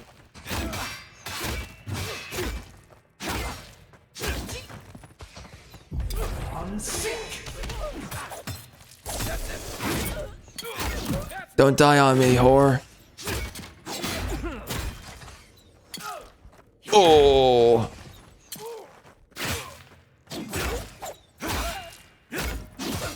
Kai? Kai? Oh, Kai. Please, Kai. Get it together, man. Get it the frick together. You're embarrassing the two of us. You're embarrassing me, dude. Oh, I'm so embarrassed. Oh my gosh, bro.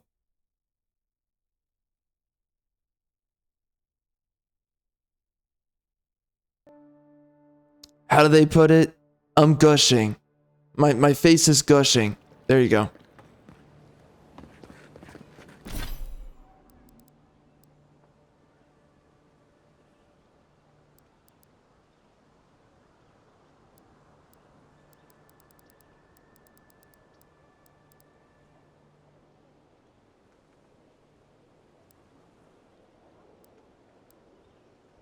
really?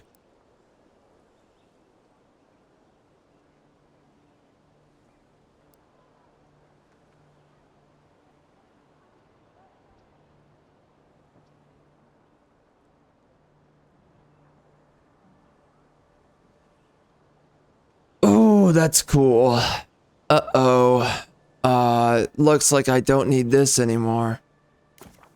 Let's reset that, horse trash. I don't know. You know what? I actually don't trust that. Let's not do that. I am gonna grab this, though.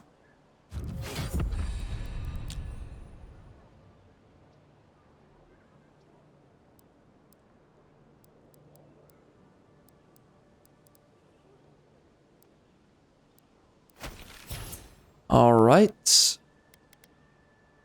I'm gonna do a little bit of this.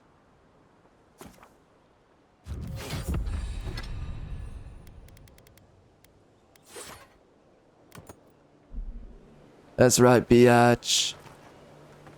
I have no idea what this stuff does.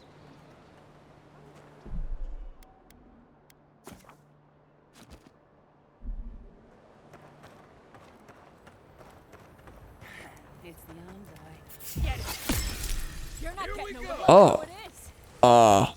Weird? Okay.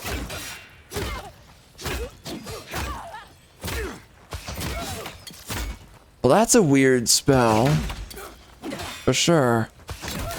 Hold up, ho. How do I do a parry? How do I do a parry?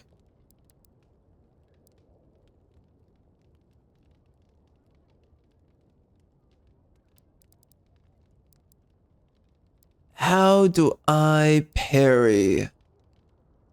Someone said that there was a parry. And yet, there is no parry.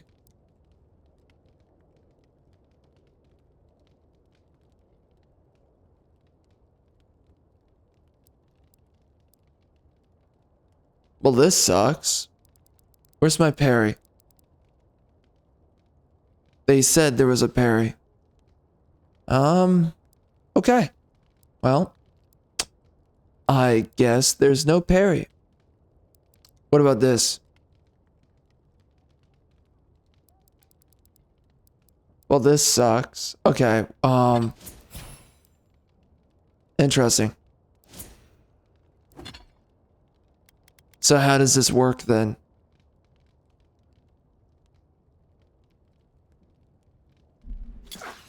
Whatever.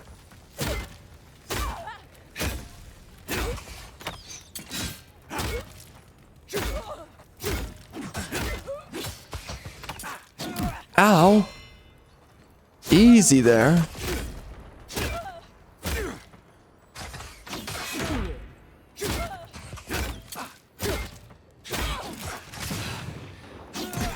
Oh, I was totally blocking you. Oh, what the? Try me, biatch. Yo, why is that hoe bag hitting me?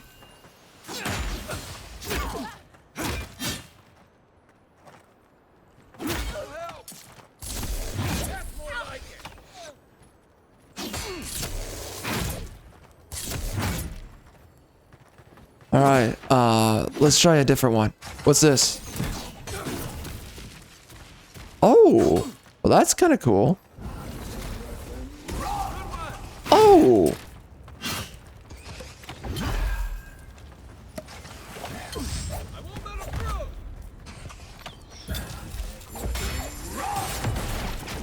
Oh wow, get wrecked, loser.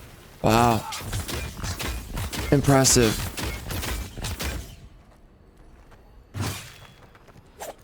Yo, homeboy, can you keep this guy's attention? Do I have to do everything?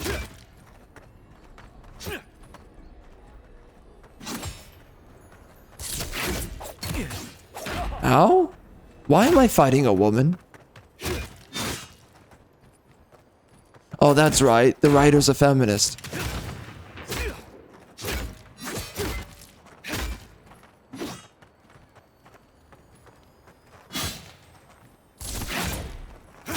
also director, writer, director, the whole thing.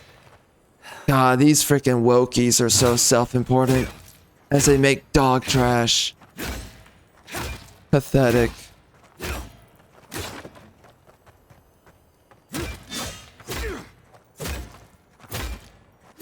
Bullet sponge for the win.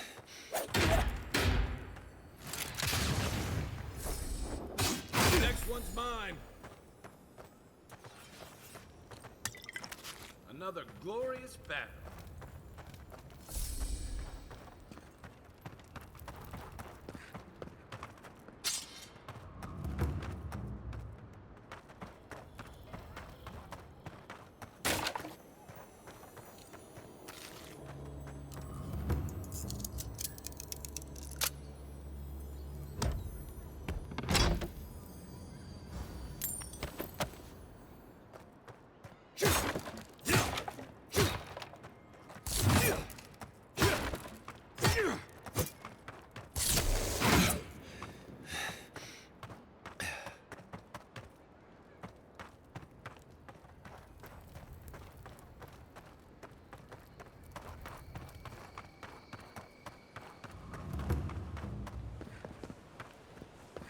Welcome to our shrine,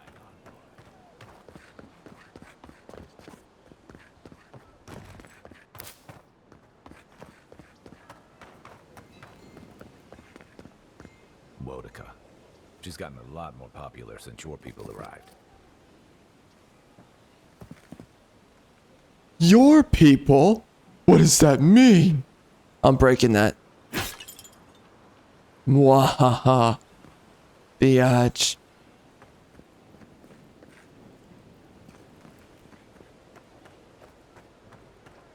Murderers! How awful. Not to worry, envoy. We got one of the bastards.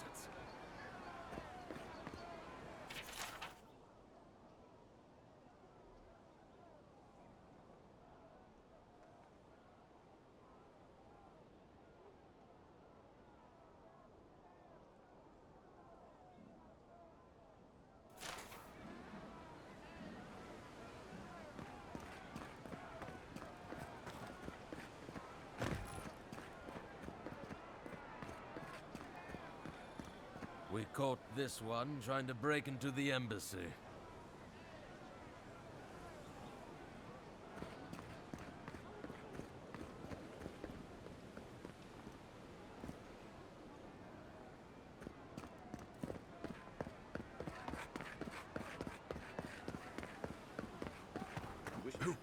Welcome, envoy.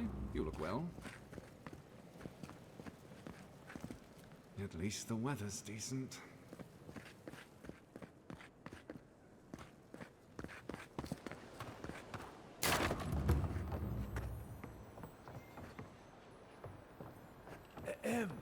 Envoy. What? What? Envoy.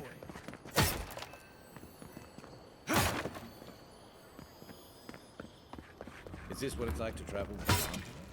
I can get used to this.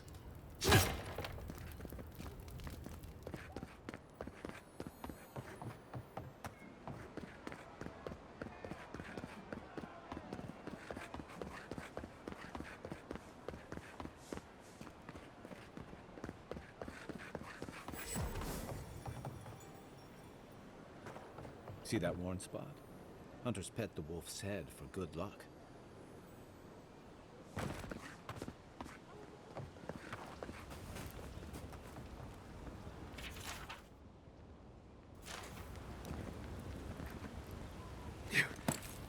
Humor me. You've met the Adirn Queen. Does that actually look like her? I guess. Screw your frickin' face, biatch.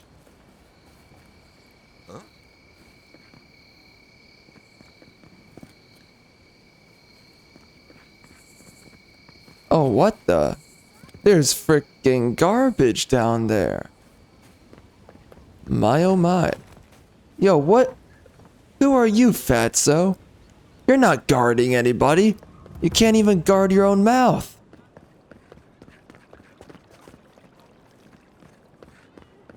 sailor knows. A gift for Andra, and one. Don't forget to dust your shoes off.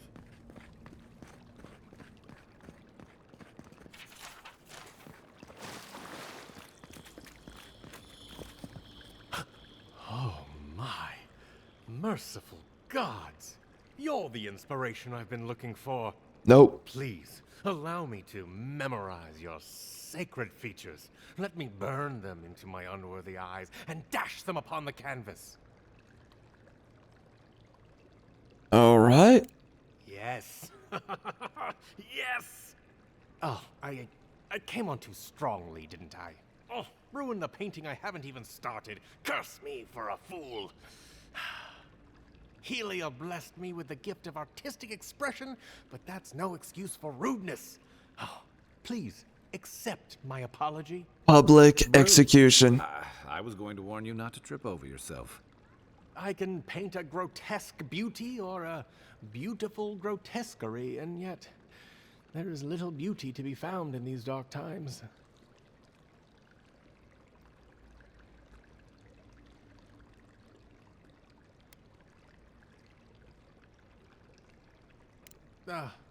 Alas, the subject cannot pity the artist.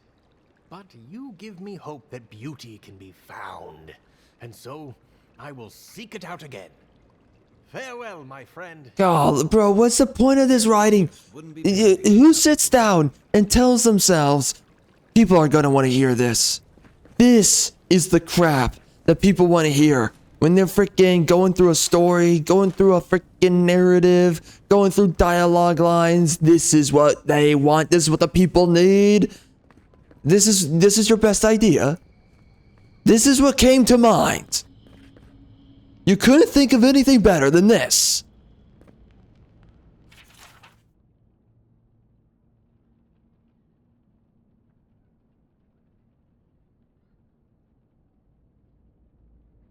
Whatever, bro. Whatever.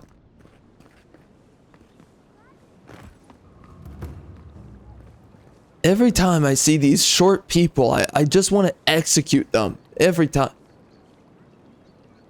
What is What in... Man.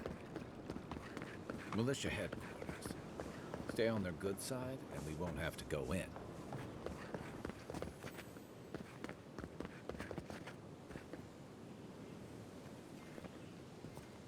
Bro, this is... What the... Bro, the people are uncanny. Hail. You could at least look at me when you speak. Welcome to my shop, on.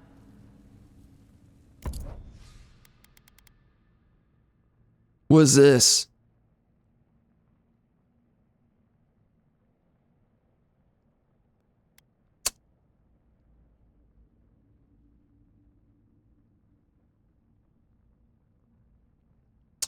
I don't know.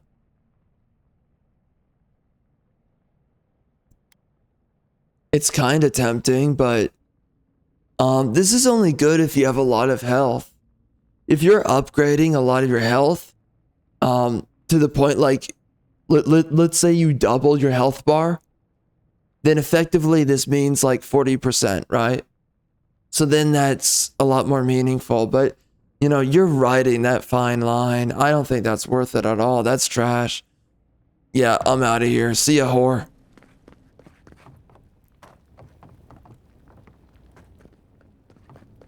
Hail.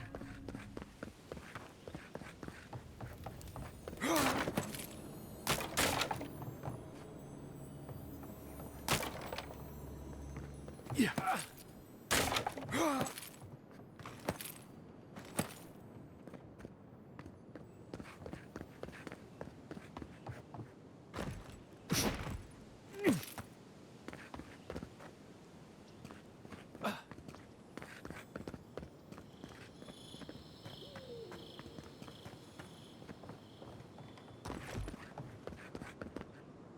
Yo, who the frick? Why am I... Where am I going? Yo, these developers, they just want you to run. I'm literally parkouring all day, every day. Where's this go? Where's this go?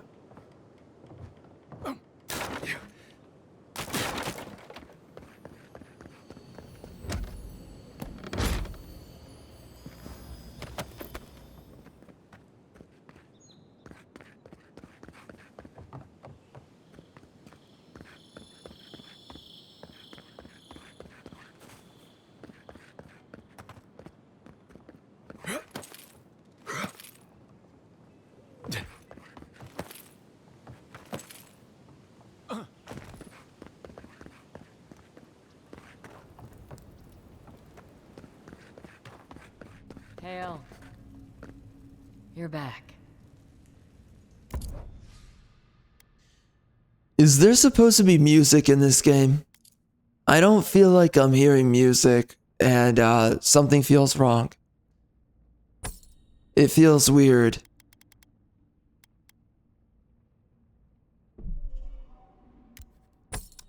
Why am I not hearing music? What is wrong?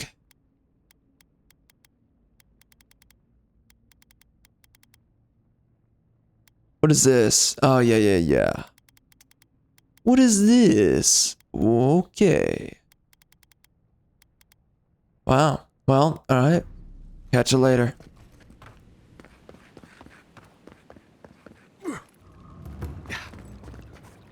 The Juana warship Andra as Ngati. So, safe to say Andra's got a wealthy patron here somewhere. Welcome to the temple. Are you single?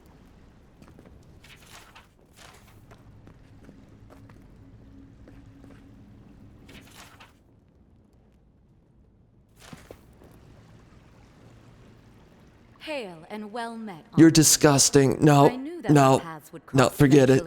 No, I'm not touching you. No, I will go celibate. This is not worth it.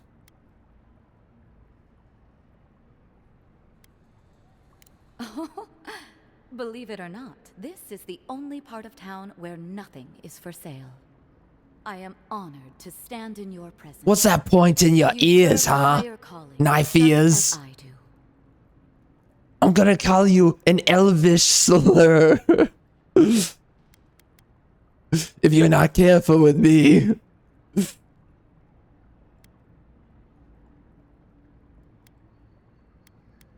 Even if you doubt the gods, they have faith in you. Whatever. The Living Lands is closer to the gods than any other part of Eora. That's what my prayers have told me. Now, oh if my you don't gosh. mind, I must attend to my duties. Remember your faith, for the gods have entrusted us with a higher purpose. Farewell, envoy. Yeah, see a homosexual. Now, that's gotta be finding out who killed you. Do not succumb to fear, friends. Protect yourselves against this fire.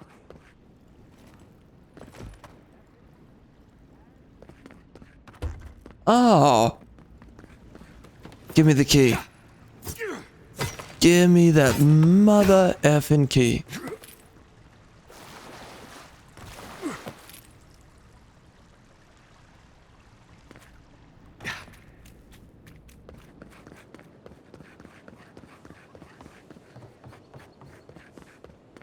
Lady of Lament, welcome to the Temple of Andra. Very bold of you to take the burdens of others. I hope they serve you well.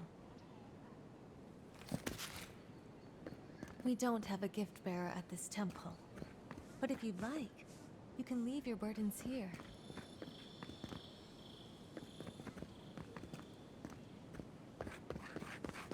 Fresh from the finest distilleries in Nerdmore. The only potion known to protect against the plague.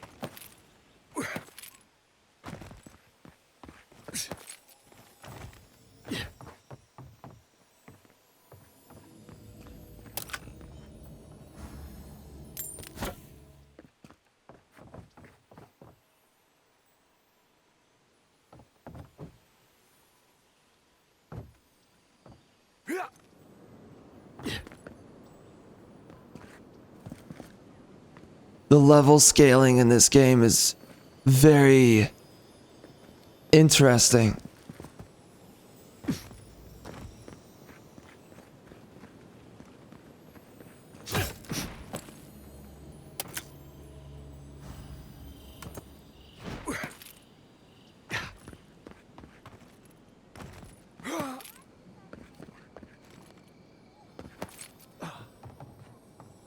Sometimes I think having money is really about the view.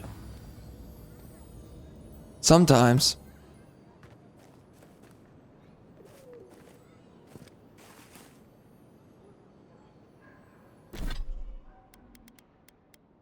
Arquebus. Okay.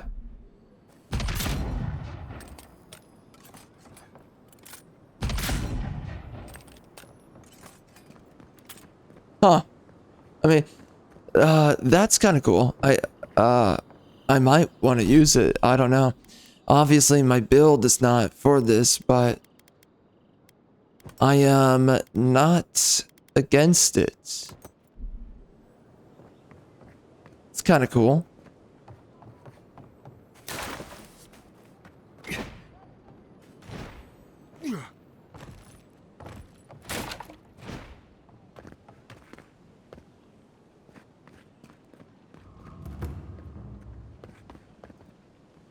Damn rickety table. No envoy. Go right on through.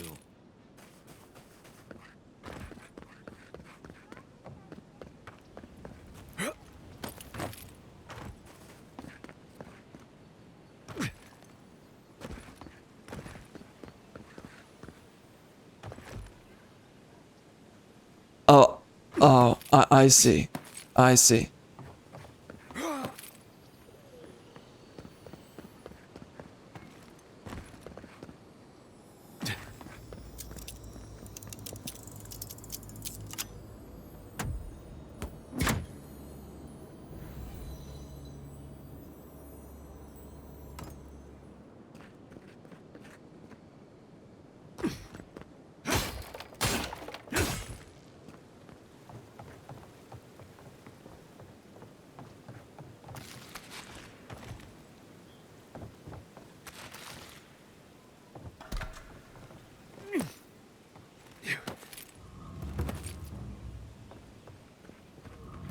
There's a joke about Paradis' government in here, somewhere.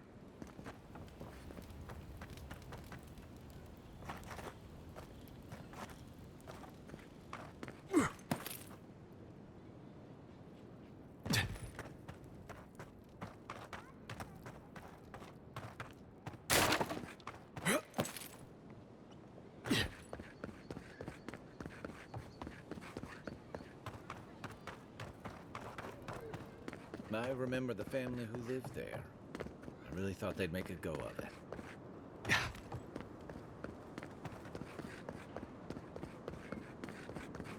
It's so quiet. You almost wouldn't know you're still in Paradis. So, move along, Adiran.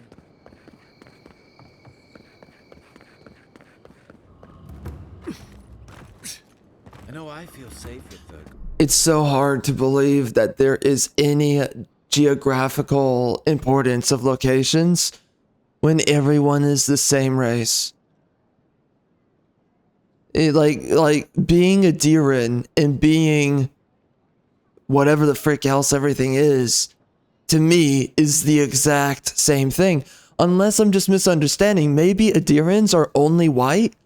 I don't know. I have no idea. I can't tell. Hard presence around here. Don't sign any petitions, no matter what anyone says.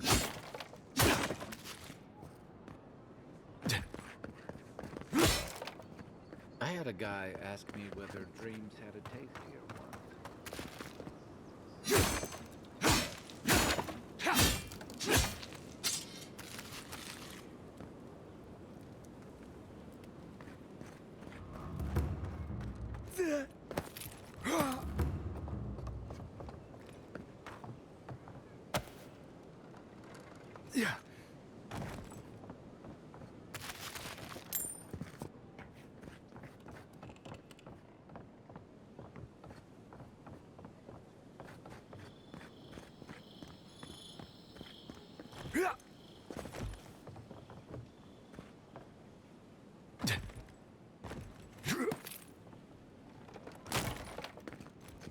Only the finest here. You'd agree if you saw where it came from. An Adiran. Come to see my wares. Yo, that is a weird mustache for this dude. Your kind don't go scrounging in alleys every day, do you? The Empire doesn't have much of an interest in people like me. Oh man, bro. I'm getting to the point where I really don't care about the dialogue. Where Oh man. Yeah, dude, just get through it. People like you. Now wait. You don't need to jump straight to shutting me down. What's your voice?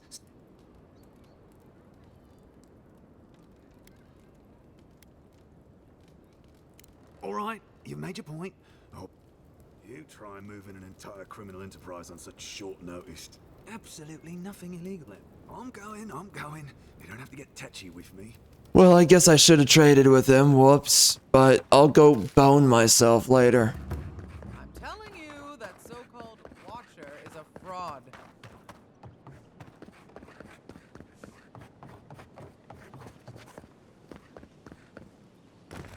Gods, I hope she can help. They say a strong... Hey, wait your turn! Watcher sees all. The Watcher knows all. Of course, it's a woman. It's always a woman. Oh my gosh, this was totally made by a freaking feminist. I mean, yes, like that's just blatant truth, but you know what I mean. Like, of course, we get this out of a feminist. Of course, it's expected. How curious.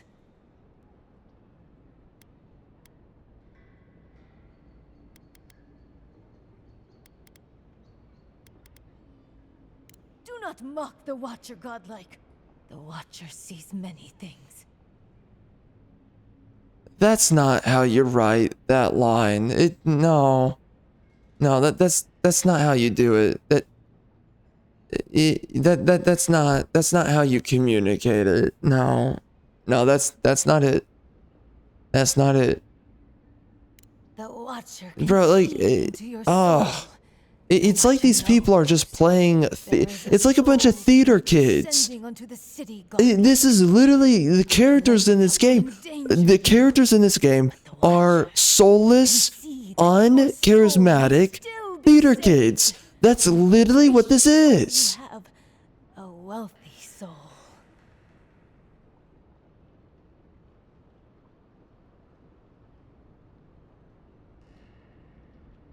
Why am I saying slop? That is not what someone of stature would say. Someone of stature does not say it as a counter to the argument, no one falls for this slop. I mean, I would sooner believe horse water or this dung. Not even dung. I mean, in some scenarios, yeah, dung. But, yeah, I mean, horse wash. I could see someone of higher status saying that. What else?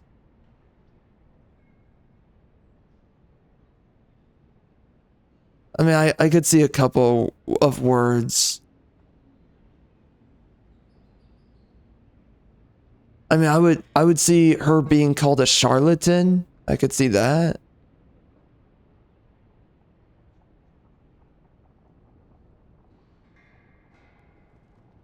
Calling her a con woman, maybe? I mean, but that's already stupid. Con women don't really exist outside of a couple of things, but I mean, we have other words for those.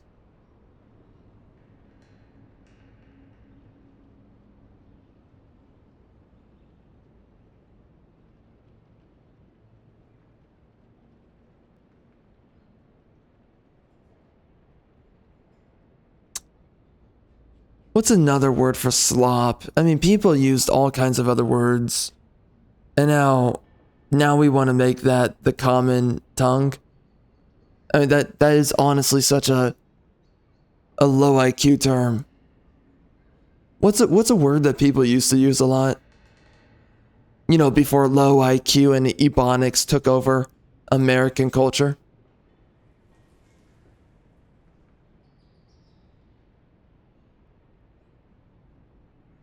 I mean, yeah, like, it's a wonder anyone falls for this charade. That would be a proper word for this scenario right here. Charade. Instead of slop, you say charade.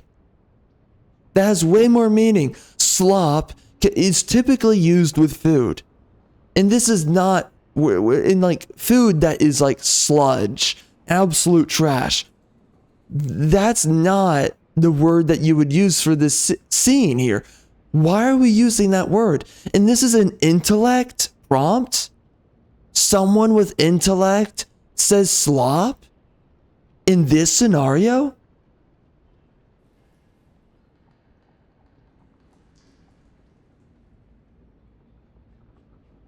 The Watcher does not peddle slop.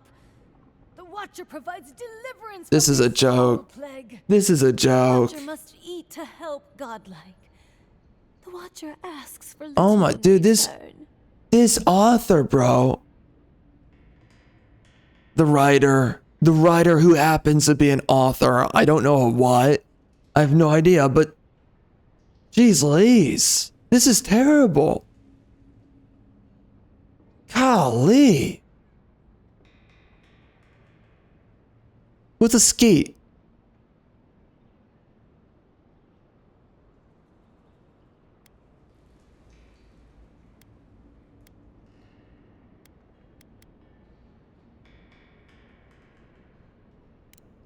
Or what?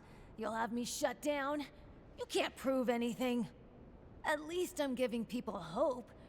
Can you Adiran say the same? Get out, godlike. I have other patrons waiting for me. What's another? Oh, did I fail that? Was I not supposed to be direct about it or what? Did I fail that?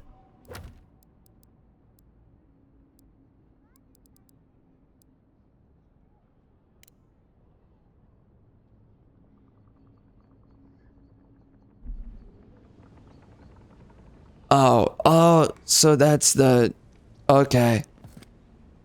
So that's the, what is it? What did they say? That's the hack. Watcher. Whatever.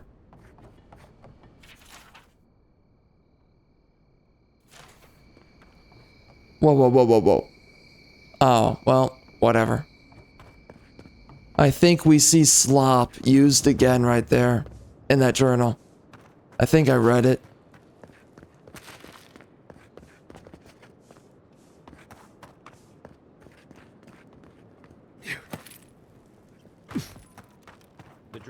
Is there supposed to be music in this game?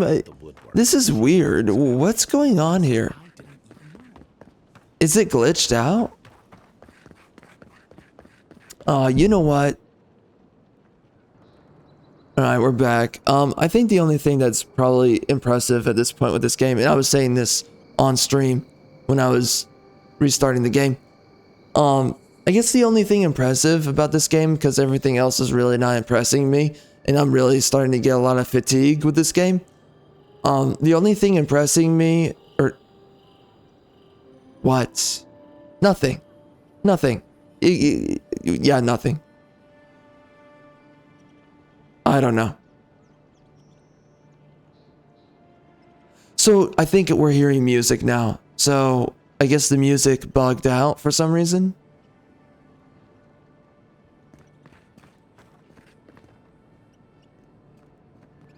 And it sounds like I'm hearing music. Exactly. And earlier we were not hearing music, right? Maybe you should talk to her. What? Talk to who? Maybe. Excuse me, are you going to see the Watcher? Phaeton, at your service. I study the gods. Respectfully, of course. And Theo here is a student of... Post-mortal cognition. I examine who we are in death and what we recall of it in life. Abstractly, of course. We aren't animants. Wow, she has the smirk and the smile of a retard feminist who thinks that she's smarter than she actually is. Dime a dozen here. Dime a dozen. Man jaw. A man jaw, by the way. Man jaw. Just gotta remind you. Man jaw over here.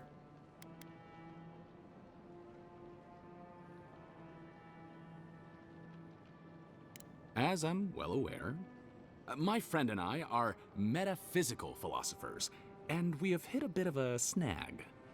If you want to run, now's our chance. I say Watchers are a hoax, and he says Watchers are magical, all-knowing windows into the afterlife. I hate these people. I hate this. It's all smoke and mirrors. Oh man, this writing is so bad. Disappointing, but perhaps not surprising. Thank you for your perspective, Envoy. We'll trouble you no more. You ever meet people who have too much free time on their hands? That's not exactly the thought to cross your mind, but it's definitely something. The Adherents killed the Clevenger. Are you kidding? Even the Hyenas died. They know turned the whole city. Why should we nourish their city is already locked The game wants me to talk to this guy. Tensions in the city, Whatever. threats outside, the militia's in over their heads.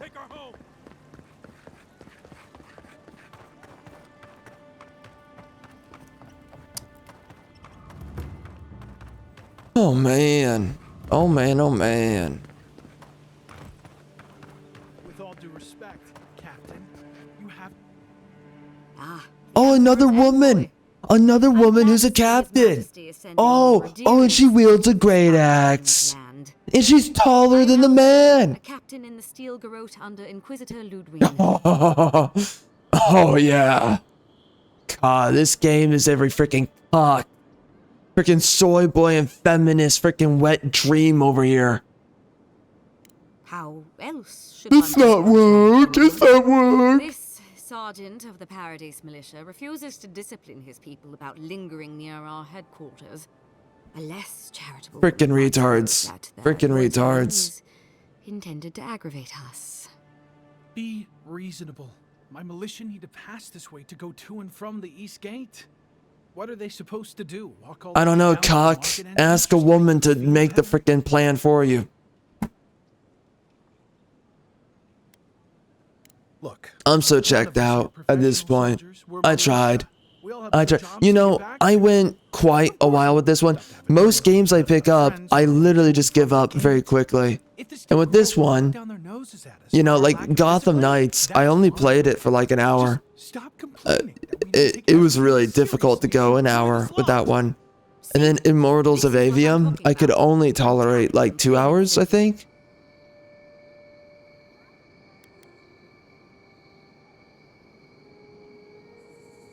Very well, Envoy. Though it would be easier to do my job if there were fewer I don't know. I just don't care. I don't care. I want to see you burn in hell. I literally, wherever I can find a way to send you straight to hell right now, I would do it. Oh, wow. Look at her walk like a dude. Look at that wide step she's got. Jeez, what's in there? Lift up the mother effing skirt of armor, biatch. Lift it up. I want to see what's sitting right here. Show me what's sitting there. I know you don't have a freaking vagina.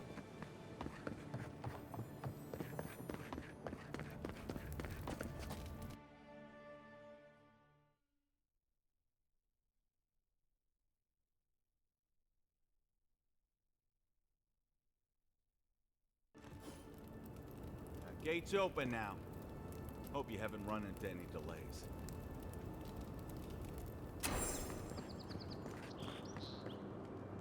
Yeah. What's with the blockade? What is that gonna do? Absolutely nothing.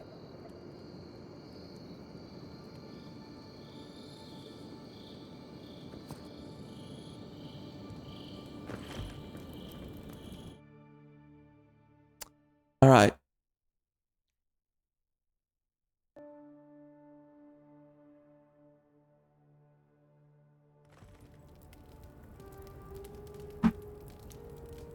Okay.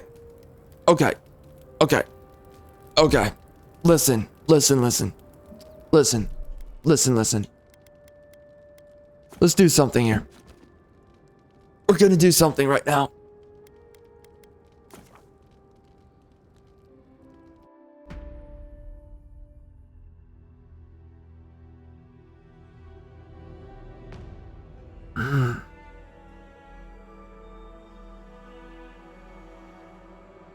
All right, let's talk about it. When someone spends money to play your game, When someone spends money to experience a product,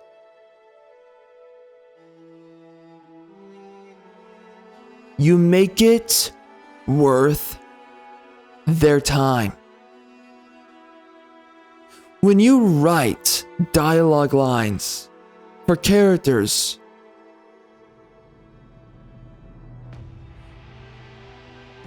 you make what's spoken worth being said. When you make a story, when you make a narrative, for whatever media product that it is that you happen to be working on, gracing your fingers upon the work, whatever the F you are, whatever the F it is you're doing, you make it worth the time taken to create. You're not just sitting down, flurrying crap out of your freaking butthole into the product that people are purchasing with their money. $70 this game. $70. What the frick were you thinking?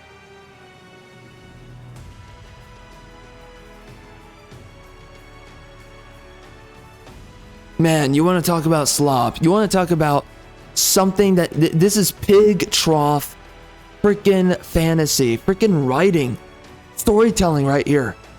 You want to talk about something that is just a complete waste of your own existence and time? This right here.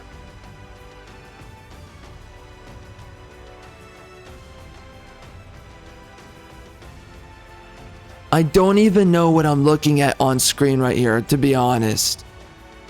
And I was waiting for this game to really give me an idea of what the frick this is good for. And I could come up with an idea, but I just don't care. I'm not going to make sense of it for the developers, so I just don't care. Not interested. This game and its story has no interesting characters. Has no interesting characters. The people become increasingly unbearable to listen to. They're soulless husks. They're not interesting. They're not enlightening. They're not intelligent. There is no wisdom to be gained. There is nothing interesting that they speculate. There's a reason why very specific men throughout history are the philosophers. There's a reason why men are philosophers. Takes a very specific concoction of individual to have interesting thoughts and endeavors of the mind, speculations, and that you can join them on those speculations. This is not an expression of proper speculation from a mind that is worthy of joining a string of thought with. This is not. This is not worthy of anyone's time. And I am amazed that they even hired anyone for the writing team if this is what you're going to be getting. This is what you did? The writer / director is Carrie Patel. What the frick were you thinking? What the frick were you thinking? This is absolutely horrendous. I want to end myself going through this story. It's going nowhere. Nothing of value is being spoken and has been said throughout, at this point, almost 8 hours of me playing the game. What was the point? What was the point? What story? I have so many things to say about this.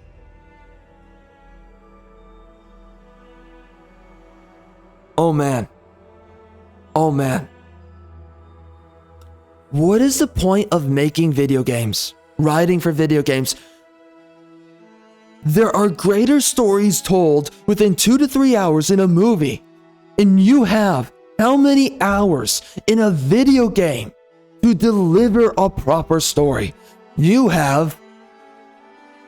We are nearing up on 10 hours. I have no idea where this is going. I finished within 11 hours, and many times I stopped to chit-chat like a chatty Cathy playing Arkham City. And that tells a complete story that you can play within, I forget how much time it actually is. I'm trying to remember right now. Because that was back when I was doing 1 hour playthroughs, videos for the playthrough. I think it was like 13 hours or something, slightly longer as I remember, or 15 hours. It was slightly longer than Arkham Asylum, and Arkham Asylum was 11 hours, and I stopped the chit chat a little bit on that one too because I'm a chatty Cathy.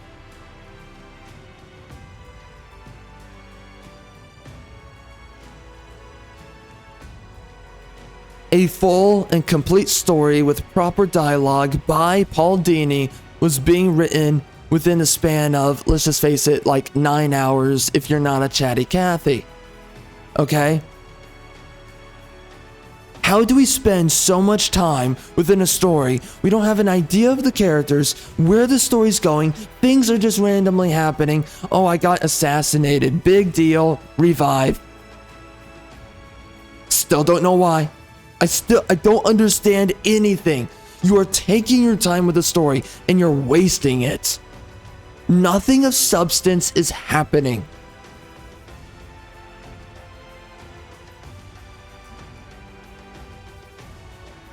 It feels like a slog. It does.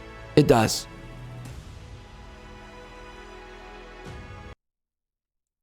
When you make a product, you make it worth people's time. You don't waste your own time. And you make sure that when you're telling a story, it's only substance that's being told. I don't understand this idea where you make a story and you literally flabber, and you flibber, and you flabber, and you flibber, and you ramble for the entirety of your story. Characters are just talking. They're just saying things. Oh, I am a metaphysical philosopher. What does it mean? Are you touching the pee-pee hole of a freaking dead dude? I don't know what you're doing. What does it mean? It means nothing. And that's the problem. It means absolutely nothing.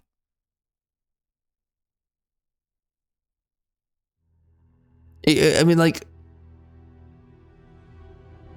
there's no ideas here. How do you spend about what? I mean, now we're about 6 hours within this 8 hours. We're about 6 hours of game time into this game. Okay? How do you not effectively tell any proper story within that time? How do you fail to manage that? How? There's no effective ideas? I cannot think of anything that is genuinely of interest to me going through this. It sucks. There's nothing enlightening. There's nothing. And this is the thing. This is what I'm getting to here. This is what I'm getting at.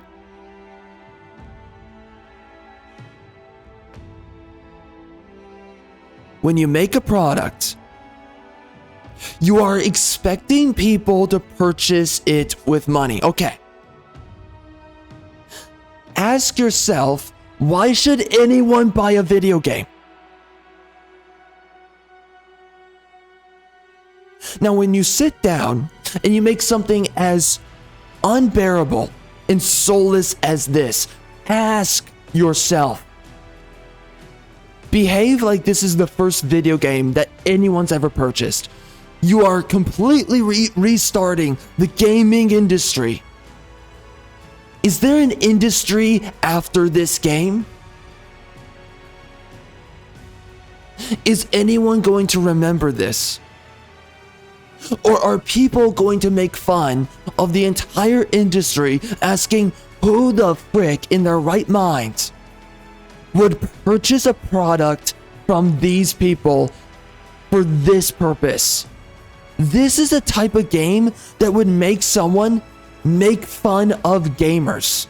This is a type of game that makes people sit there, if they know any better and they know anything about this game, they'll sit there and be like, oh, you're one of those losers. You're one of those people. You sit around and you waste your time with nothing burger stories. You're such a loser. Haha. What is wrong with you? You get made fun of and you get freaking wedgies.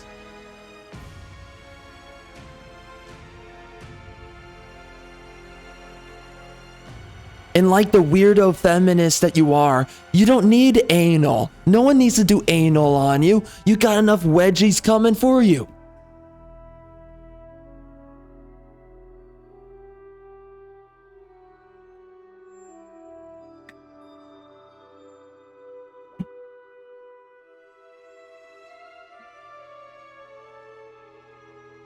Same thing for your freaking vajayjay.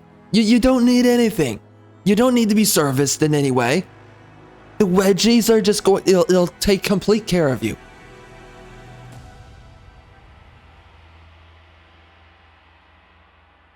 This is the kind of thing that gets you made fun of. This is the kind of thing that gets you made fun of. I don't know why anyone purchased anything like this, and you believe to yourself that you spent good money. You believe to yourself that you spent good time into this. You believe to yourself that no one's going to make fun of you. There's a time where people thought that people who were into Marvel were weirdos. Now we're at the point where actual clown show, freaking products like this keep on coming out, and nobody thinks to just make fun of these people and literally cast these people out of society. You are a freaking freak weirdo that you find this a good worth of your time. We need to bring back bullying. Bring back bullying. This is nonsense. Anyone that purchases this nonsense, you put your time into this. You think that your time's being well spent. You need to be made fun of. You deserve it. I don't know how raging losers think that they put their time into something that is a complete disrespect to their own existence. And then you still sit there and you convince yourself that not only is your time being well spent, but somehow it's completely illogical for people to make fun of you. Bring back bullying. People need to be brought back to reality. They need it so bad now.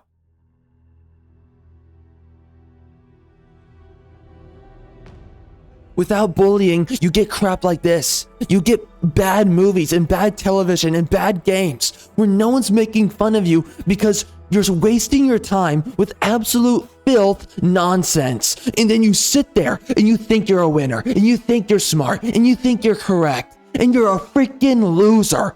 You're a freaking idiot. No one cares about you. No one likes you. No one looks up to you because you spend your time with absolute nonsense. And then you sit there and you tell other people, buy this horse crap because it's somehow valuable. It'll make you better. And I don't know for what. It'll make you better. Waste of time. It's a waste of time. This is a complete joke.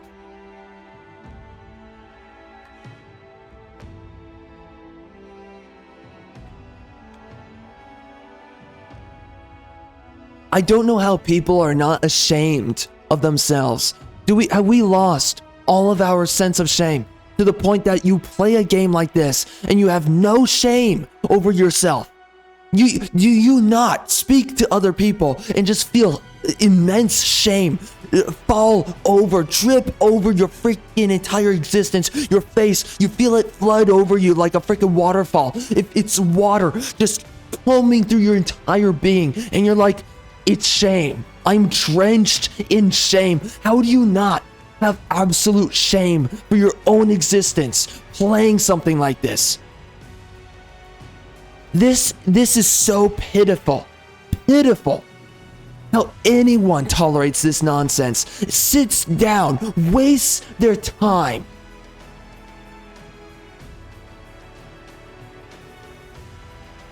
I mean, are losers just dime a dozen now? Is that what we're doing here? Is that what this is? People with nothing better going on? Everyone's a loser, so no one's getting wedgies?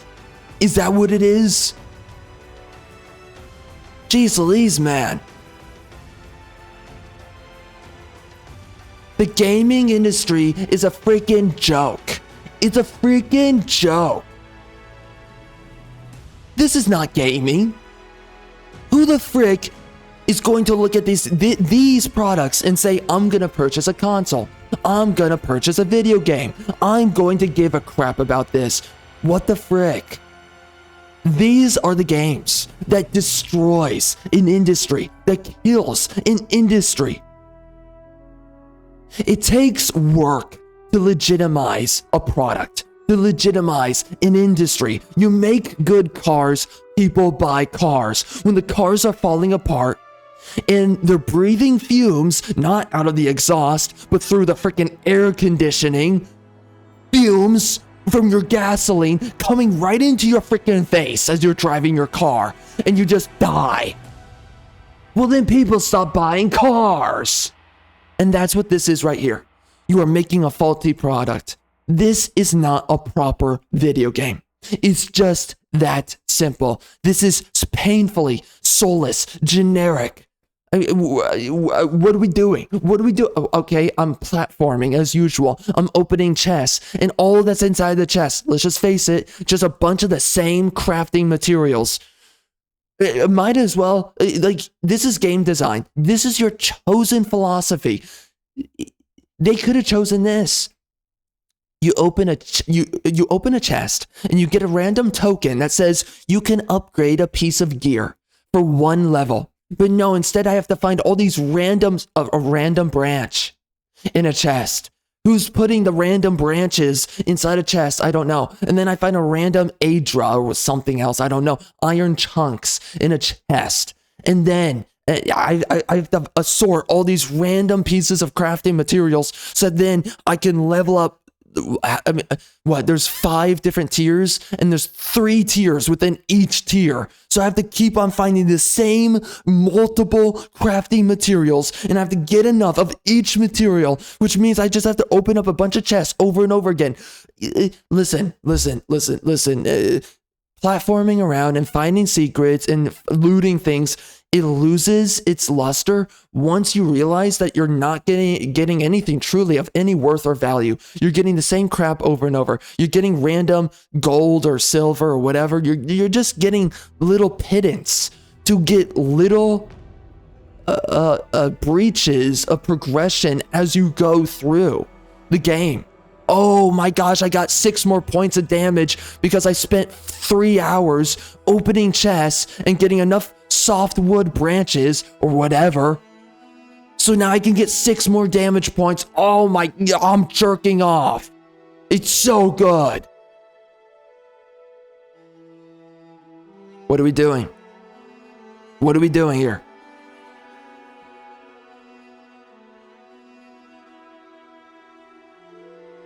It's a waste of time. Is this really the best idea that we have for how a player should be spending their time with a game? Is this the best idea we've got?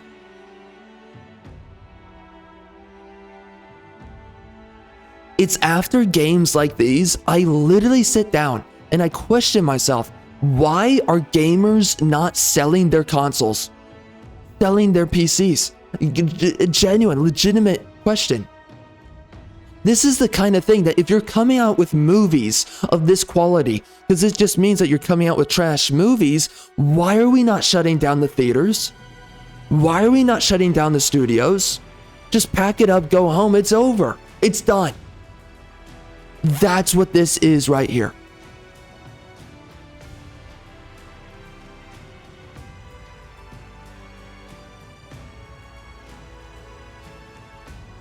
I don't know, man. I mean, was Skyrim really that impressive of a game? Let's just face it, not really. There were things going for Skyrim that made it easy for a lot of people to just keep on playing. The combat was a little bit more rewarding than this game because it's just constant block, attack, block, attack. The enemy just keeps on attack, attack, attack, and then eventually you have to keep on, you know, the stamina management. Honestly, it's annoying. It's annoying. I don't know, man. I mean, like, it doesn't feel satisfying to play the gameplay. You know, at first it's like, it's kind of interesting, but then you just keep on going and you keep on going, and then you're like, okay, these enemies are just bullet sponges. The stamina bar is a boss bullet sponge of its own, and I have to wait for my own boss stamina bar to recharge every couple of seconds, and then I have to wait for the enemy boss stamina bar to, I guess, wear out, if there even is such a thing, which there isn't. They just eventually they stop attacking you. Then that's it. I've gotten to the point, and I've heard someone said this before, and now I'm just remembering that. I am at the point where I want enemies to have a stamina bar in games. Enemies need to have stamina bars. This is freaking ridiculous. It's I attack, attack, attack. Oh, here's your turn. You get to finally attack. No, there needs to be something. The enemy needs, when they dodge, or if they dodge or anything, they have a stamina bar. I've gotten so sick and tired of this. There's so many other games that have done this, where it's like the enemy's just attacking over and over and over again, and it's just annoying. It's just annoying. I need a mechanic so that there's just something else going on outside of waiting for my turn to attack. And that's the problem. You're just waiting for your turn to attack. There's really nothing that you're actually engaging with here. So you're waiting for your turn to attack. You don't know when it is. So when you try to go in for a swing, you might just get attacked again. So then you get damaged and you're like, okay. Then you heal yourself and you just keep on waiting. It's not that interesting. It's not that fun. Okay? Honestly, I'm not that thrilled about it. Simply speaking. Anyway, man. This is a sort of game that you play and you ask yourself, why are people not selling their consoles? Genuine question. Why does anyone sit around and have any faith in the gaming industry when you keep on getting products like these? If you keep on showing up to a movie theater and you're just watching terrible movies with terrible plots and terrible writing, and honestly, it's all over the place and it's incomprehensive, and you're just like, what the frick am I here for? And it's just 1 second, it's this kind of film, and the next second it's like it's not even a film anymore, and it's a weird like commercial, and you're just like, what the frick am I doing here? Why am I tolerating this? Eventually you just sit there and you're like, this is dumb. This is dumb. I'm listening in this game to the dialogue, and I'm listening to characters just ramble on, and I'm like, what are you saying? Why do I care? Nothing that the characters say in this game matters. You know exactly what this is. This is categorical writing. And that's the thing I realize with these woke writers. It is categorical writing rather than substantive, ideological, conceptual, actual, philosophical writing. Instead of having an idea in your mind and saying, I'm going to write out that idea with characters that surround the idea. Like, let's say, Metal Gear, for instance. Solid. Those games had an idea that they were pursuing in the narrative. Nier Automata and the Nier games in general, they have an idea to the story. That's what you're following the narrative for. Idea of story, you sculpt the characters around the idea. What do we have here? This is categorical writing. It's fantasy. Okay, so clearly we need gods. All right, so just make up a couple of names. God this, God that, God, God, God. Okay, so this is a polytheistic bunch of gods. End of story. Nice. And that's it. Then it's, well, okay, we need a race of people. Okay, what are we gonna call them? Aiden or something. Okay, so Aiden or whatever. Then we gotta have another group of people. Okay, so call it something else. Okay, well, okay, we need to have a city in a town. Okay, call it something. Just call it a name. And that's what we did. We call it all a name and that's it. This is categorical writing. That is literally what this is. And I think I finally came down to it. It took me this long to realize these are categorical writers. This is why it feels the same every time you pick up a game. Every time. Immortals of Avium. Eternal Strands. What are the other ones? Flintlock, Siege of Dawn, that game, Forspoken. It's all categorical writing. Oh, there's a dragon. Why? It's fantasy. There's gotta be a dragon somewhere. Okay. Zombie. Why? Fantasy. We gotta have a zombie. You're just trying to fulfill the category. And whatever the expectations of the category seems to be.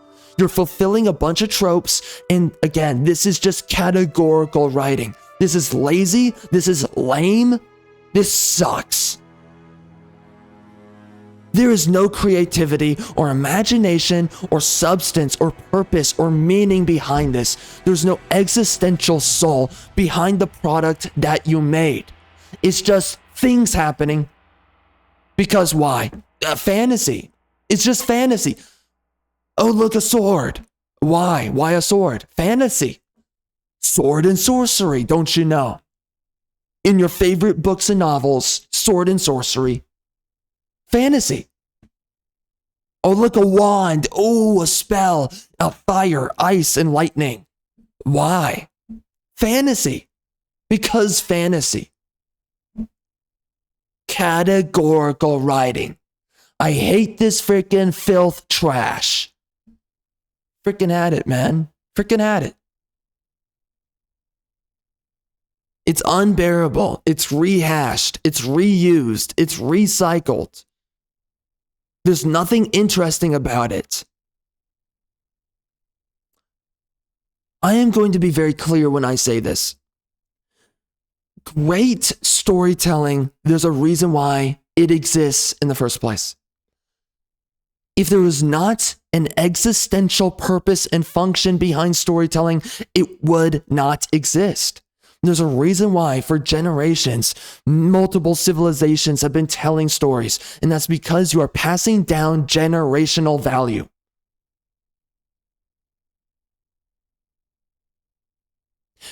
You want to know what happens across generations? Men fight. Women do not.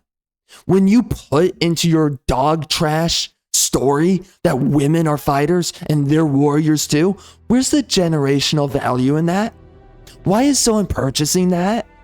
A little boy picks up and they see a story with a woman as a captain, and then another woman as a captain, and then another woman in this role and that role.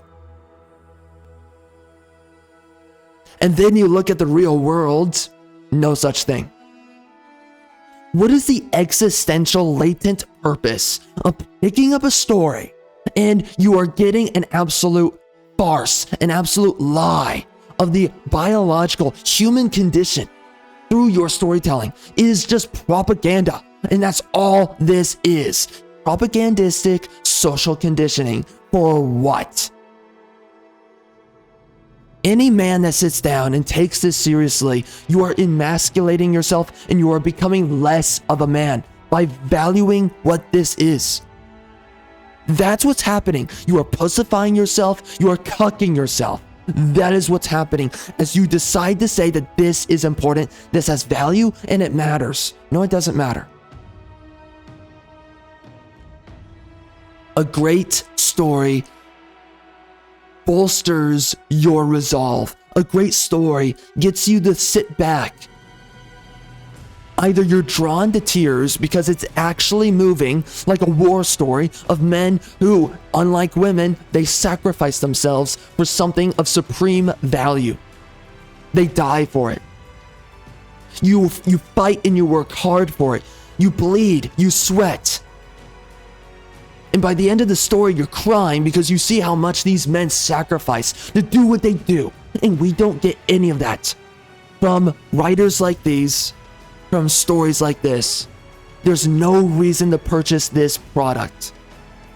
There's no reason to show up to a movie when all it does is service absolute dog crap. Propaganda. There's no existential purpose. So why does it matter? And why do you fool yourself that it matters? Why? The only reason anyone sits down for generations to witness a story, to witness characters. The only reason that Luke Skywalker matters is because there's an existential idea that is latent within these characters. And it passes down value generationally. Star Wars, the originals and the prequels, are about family. It's about fatherhood. It's about men.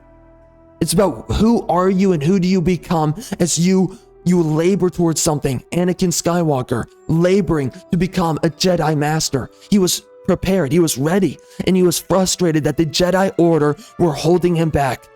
So then a man steps in, Palpatine, and he takes advantage of this. Knowing the frustrations of Anakin and also his family trauma with his mother, Tusken Raiders, and what they did to his mother, and all his baggage with that, he takes advantage of Anakin and his frustrations with the world around him and his past and his family and the past with that. He takes advantage. He manipulates him to his own purposes and morphs him into a different man. What is that? Darth Vader. That is the idea behind the prequels, and that's why it has so much value. It means so many things to young men and so many men today. The prequels hold so much value because there are latent ideas of masculinity within that. You live your life and it is just, it's implicit. It is self-evident what it is that you're seeing here. It has value. You don't have to tell someone it has value. It has value. It's not propaganda. The story itself. Then we look at the originals. It's the idea of a man, a young man who is learning of his father's past, effectively speaking, to the even point, the extreme point, he doesn't even know who his father is. Because his father is a new man, for one, and all these other things. He has no idea who his father is. He's uncovering who his father is.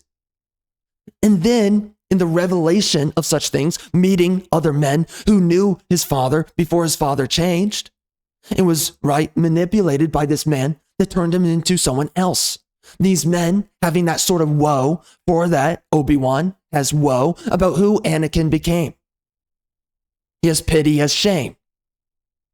For real reasons that has significance outside of a fictional story. This is something that many men have experienced in their own life. It makes sense why it matters psychologically, why it passes down a generational value that many men have lived through. And you are conveying this to future generations or the current upcoming generations. This is why it has value. And this is about a young man. He reconciles the broken past of his father and the broken past of his family, and the fact that he doesn't know who he is, his family, who they are. I mean, he has a adoptee family or whatever. But he doesn't properly know who he is and where he comes from. And there's something relevant in all of that, especially for young men. And these separate storylines matter for their own purpose and their own utilitive use. There's a utility to the story. Again, Luke is reconciling, and I've spoken about this many times in the past, but Luke is reconciling. There's many layers going on here, but Luke is reconciling an aspect of his father, Darth Vader, helping free his father from the manipulations and then the ultimate holds, because now Palpatine defines his father, Vader, Vader is Vader because of Palpatine, in some sense. Mostly because of Palpatine. Darth Sidious. And Darth Vader's own son, Luke, who is estranged from him. Luke going through this revelatory journey, becoming a Jedi Knight. He reconciles himself and his father defeating the man that turned him into what he became, Darth Vader. Luke could not defeat Vader. He could not defeat Sidious. The whole story in the originals is about how this man comes to learn of who his father is, revelates upon the identity of his father, and through his own very presence, being the son of this man who lost himself in part because of his fears and concerns due to family and his background with Padme and all that, Darth Vader ultimately reconciles to defeat the very man that turned him into what he became. In a sense, freeing his father just through his mere existence as his son, reminding us his father of who he used to be. That whole narrative has so much packed in psychological value, and this is why men loved Star Wars. This is why it had value. This is why it was a franchise, a property that many men spent how much money on, how many video games, how many comics, books, novels, all these things. They cared about it and why. And it's clowns like these. They don't understand why there are movies, why there are video games. They don't understand why these things exist. And then they make a mockery of it through games like this. There's no story here. There's nothing that has utility or existential purpose in this. This is bloated nonsense, is what this is. You are peddling away your time to play nonsensical products like this, to watch nonsensical movies like what's coming out nowadays, especially from Disney Star Wars. You're sitting down and it's just a meat grinder. It's just churn product. Generic fantasy. All it is a churn marketing product. That's all it is. There is no product. You are the product, ultimately. Effectively speaking.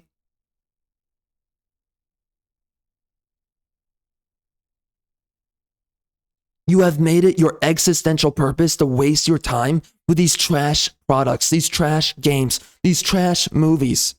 You sit down and you put hours and hours into Diablo 4. Why? Why are you grinding in Diablo 4? Do you become smarter? Do you become better? Is there anything that you're becoming of in your own life when you're playing Diablo 4? The answer is no. They're wasting your time intentionally with their game design.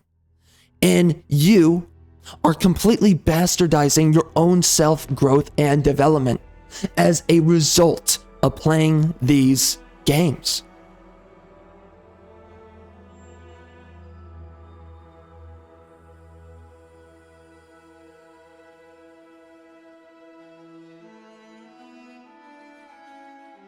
This is why the death of meritocracy within movies, television, and gaming, and books, by the way, this is why it matters so much.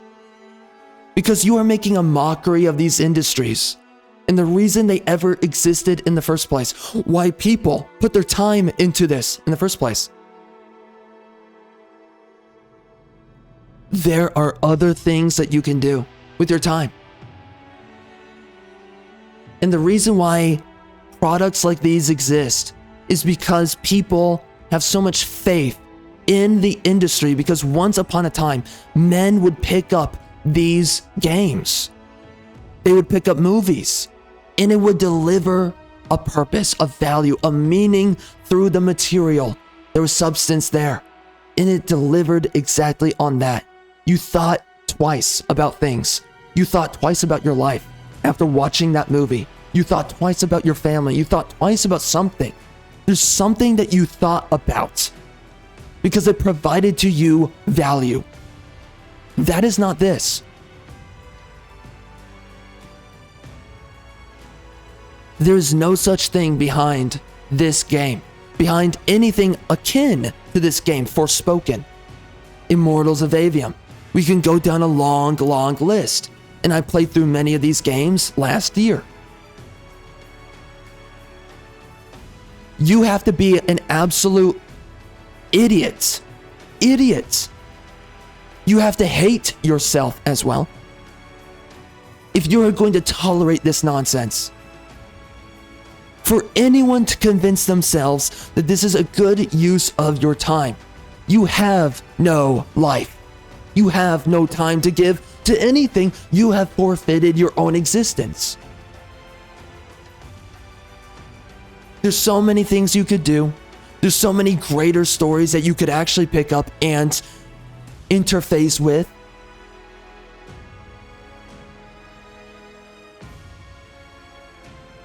This is why now, more than ever before, people are just going back to older stuff, because nothing modern has value.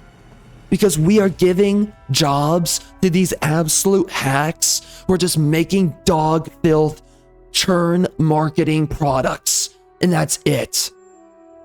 Oh, here's another book, another romance novel. You understand that there's a bunch of feminist romance novelists, and all these women, they all know that these books, they all end the same.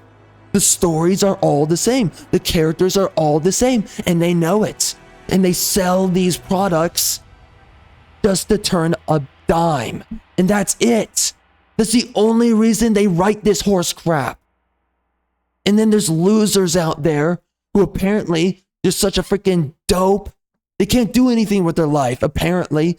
So they just read the same dog trash over and over again from people who know they're making the same dog trash.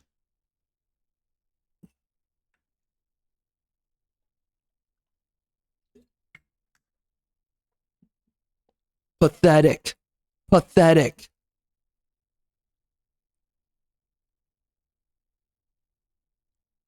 If these people were the progenitors of the industry,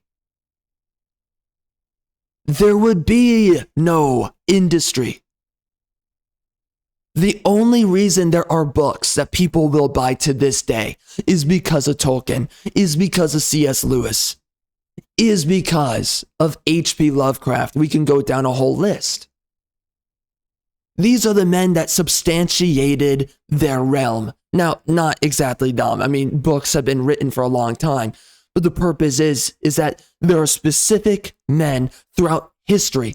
These are the very men who gave the reason for the entire industry. Vampires really do not exist without guys like Bram Stoker really fleshing out that idea, for instance.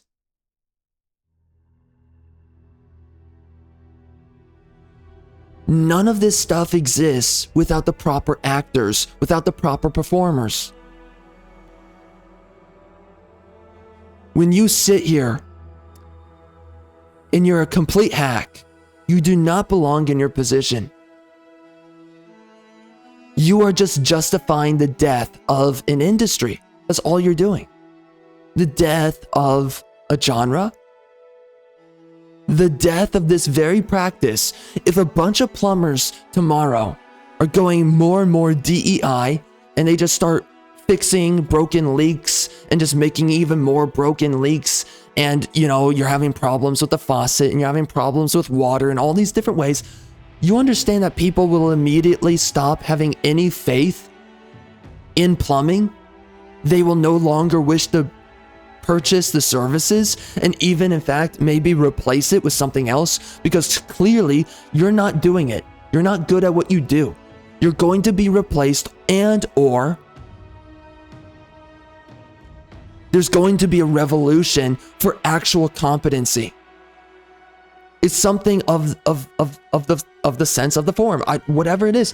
It's so funny to me because the actual writer for this game, she literally has a quote that says, apparently because she's a bogus writer for this game, apparently she's so important that she now has quotes that she's making for herself because super self-importance for some reason. Okay.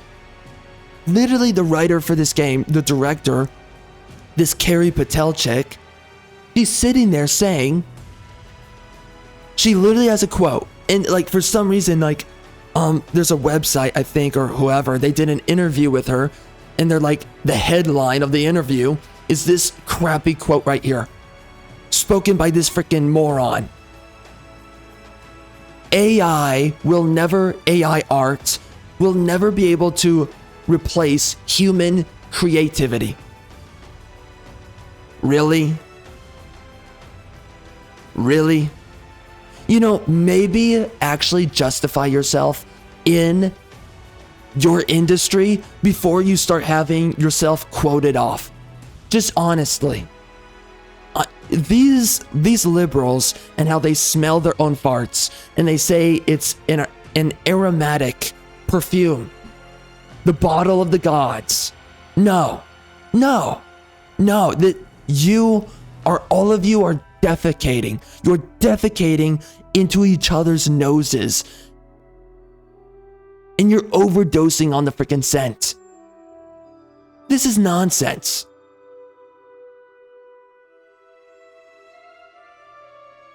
I sincerely cannot believe that anyone would purchase anything like this. And on top of it, I can't believe these people think that they're legit at what they do. I can't believe it. And I can't believe that they think that people should be spending their money on all these games and movies and whatever else. And I can't believe that there's so many people in an industry and they don't understand the actual purpose, the actual economical function of the industry. Why do you think there are movies, video games? Why? It's not because of this.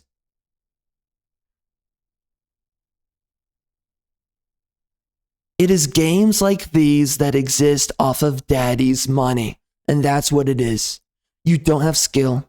You don't have talent. I don't even know if you have the genetics for this. Do you have the writer's gene? Do you have the spark of creativity that actually exists within you? No, you don't. You don't. What the frick am I looking at on screen here? There is no idea behind this. It is a barf of ideas. This is exactly what I thought when I was picking up the game. I'm like, this is a barf of ideas. This weird character design here. I always thought this, but then, I was sitting there and I was like, but let's see what the idea is and pick up the game. And then we play the game and it goes absolutely nowhere within the first 6 to 8 hours that I've played. You have no ideas. You just have dog crap coming out of your mouth and your freaking butthole. What are we doing, man? What are we doing?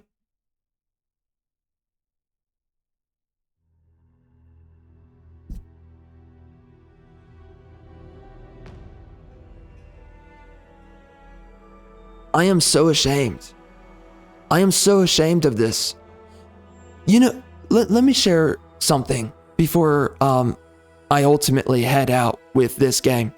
Because I think I'm fed up. I mean, truly, it came down to me that this game's a waste of time because it's just another dialogue line. It's just another quest. It's just another sword, another common sword. How many common swords do I have to loot before I realize that opening all these chests is meaningless? Oh, another common spear. Thank God.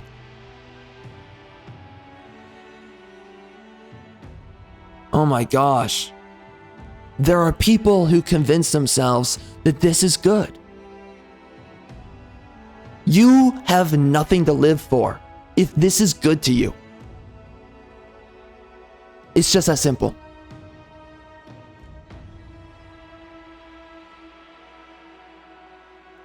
So, I'm going to say this.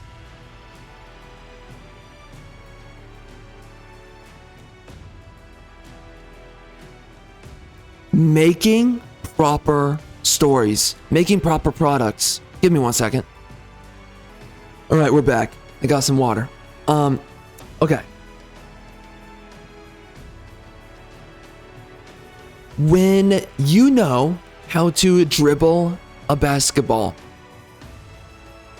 it's not that difficult. When you learn a skill, there comes a point where it's not that difficult to operate the skill. Now, some people are better built for these skills than other people. That's just simple. Simple, pragmatic, biological realism right there. When you understand how to tell a story, making a proper story is not that difficult. Let's just face it. Of course, there's a bunch of people, they clearly don't know how the frick to do it. That's clear.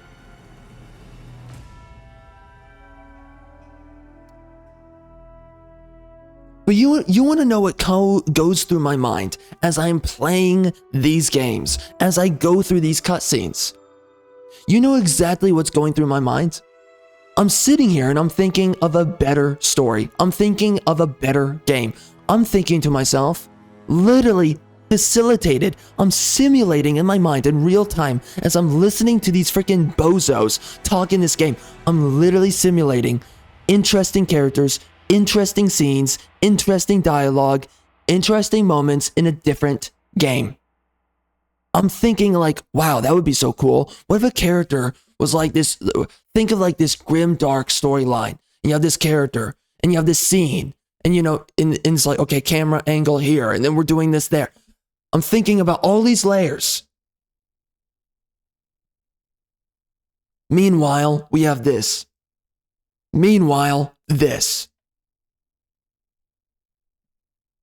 Absolute nonsense.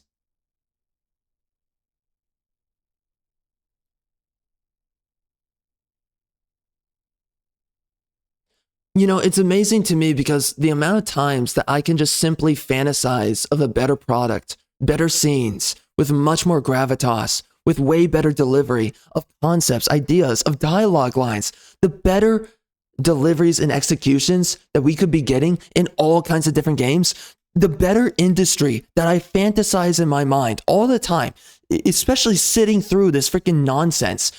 Like, I'm just sitting here and I'm like, you know, there could actually be cool ideas. You know, there's actual dudes out there who are actually good at what they do, including me. Better than this freaking horse crap. Better than these freaking bozos who don't know what the frick they're doing.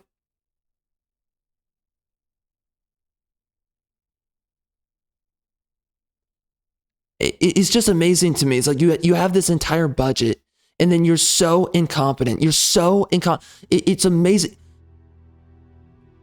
Interesting ideas. Once you understand what you're doing, once you've learned how to dribble the basketball, it's not that hard.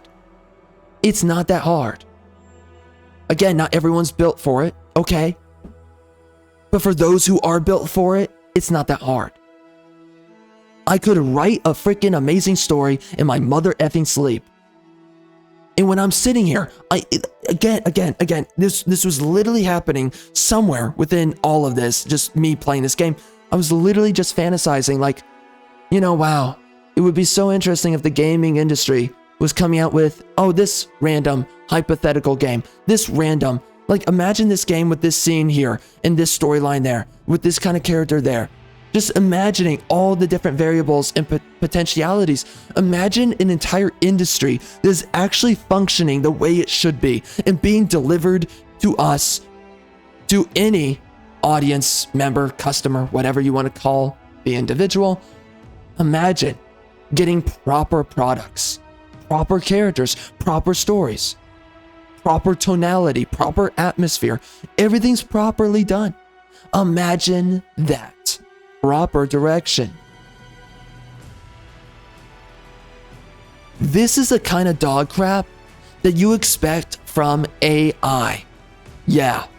It's so amazing to me that the director sat there and said that AI will never replace human creativity. If this is your idea of creativity, you've already been replaced. Dear God.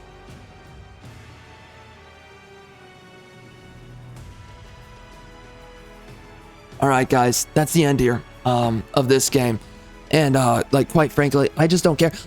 I've gotten to the point where I realize, and this is everything I'm talking about here. We've gotten to the point where I realize that I'm literally just wasting my time away playing this game. We've gotten to the point where it's like, literally, I see this game for entirely what it is, and it's just, the whole thing's a waste of time. It's a complete charade. That's all this is. And in my mind, I'm literally thinking of a game that's not a charade, and I'm thinking of a game that could have been made with this budget that would have actually been good, would have actually been worthwhile. And it's amazing to me that anything like this is made. A game that actually respects your time. How long has it been? Or, even better question, how few have those products been?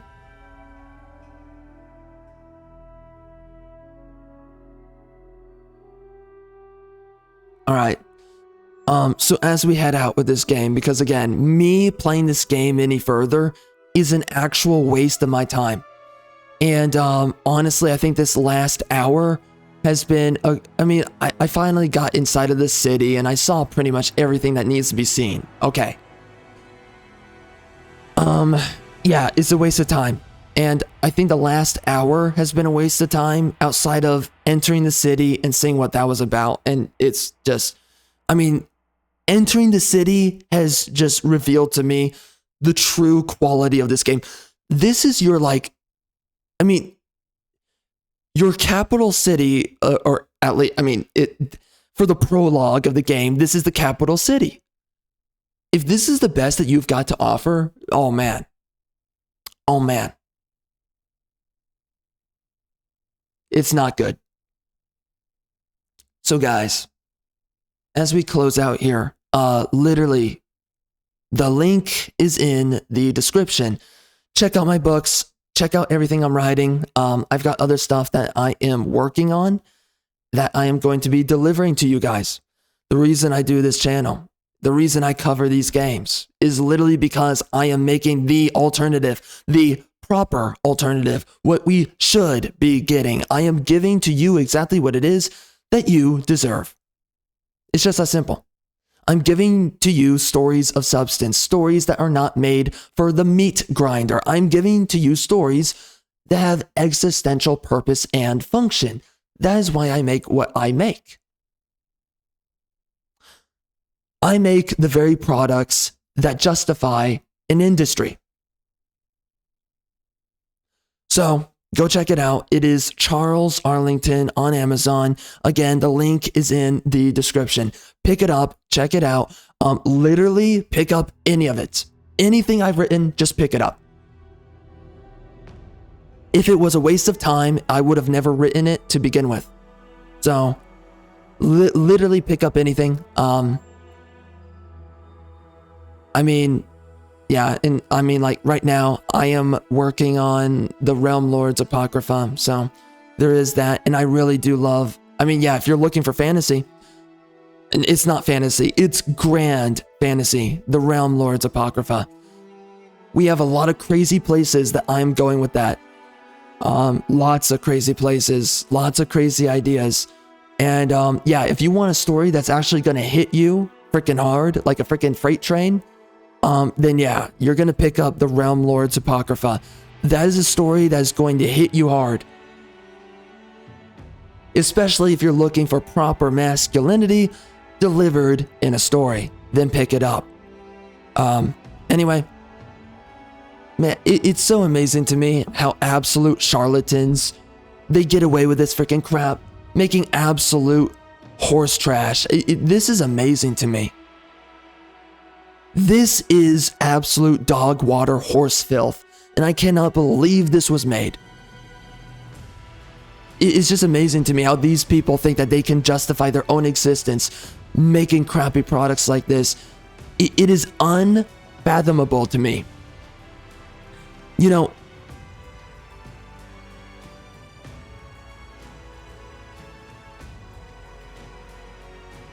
when you get into doing something like this, right, you're making creative products, only do it if you actually have a purpose in doing it. It makes no sense to me how people get into this and there is no purpose in it. Now, of course, it's no surprise that a bunch of women are the ones that have no purpose in doing this, and they're the ones that pick it up and they try to get into it, and then they make a complete fool of themselves every time. But it just amazes me how many people, this is a soulless endeavor for them, and they do it anyways. Absolutely amazing. Like, I could not imagine sitting down and making a story that has literally no existential soul or purpose to itself. This is beyond me. I cannot even fathom being this type of person. I don't know how these writers exist, but they do. They do. Jedi Survivor, another great example. Anyways, we are getting into the next games. There's a Warhammer Rogue Trader came out.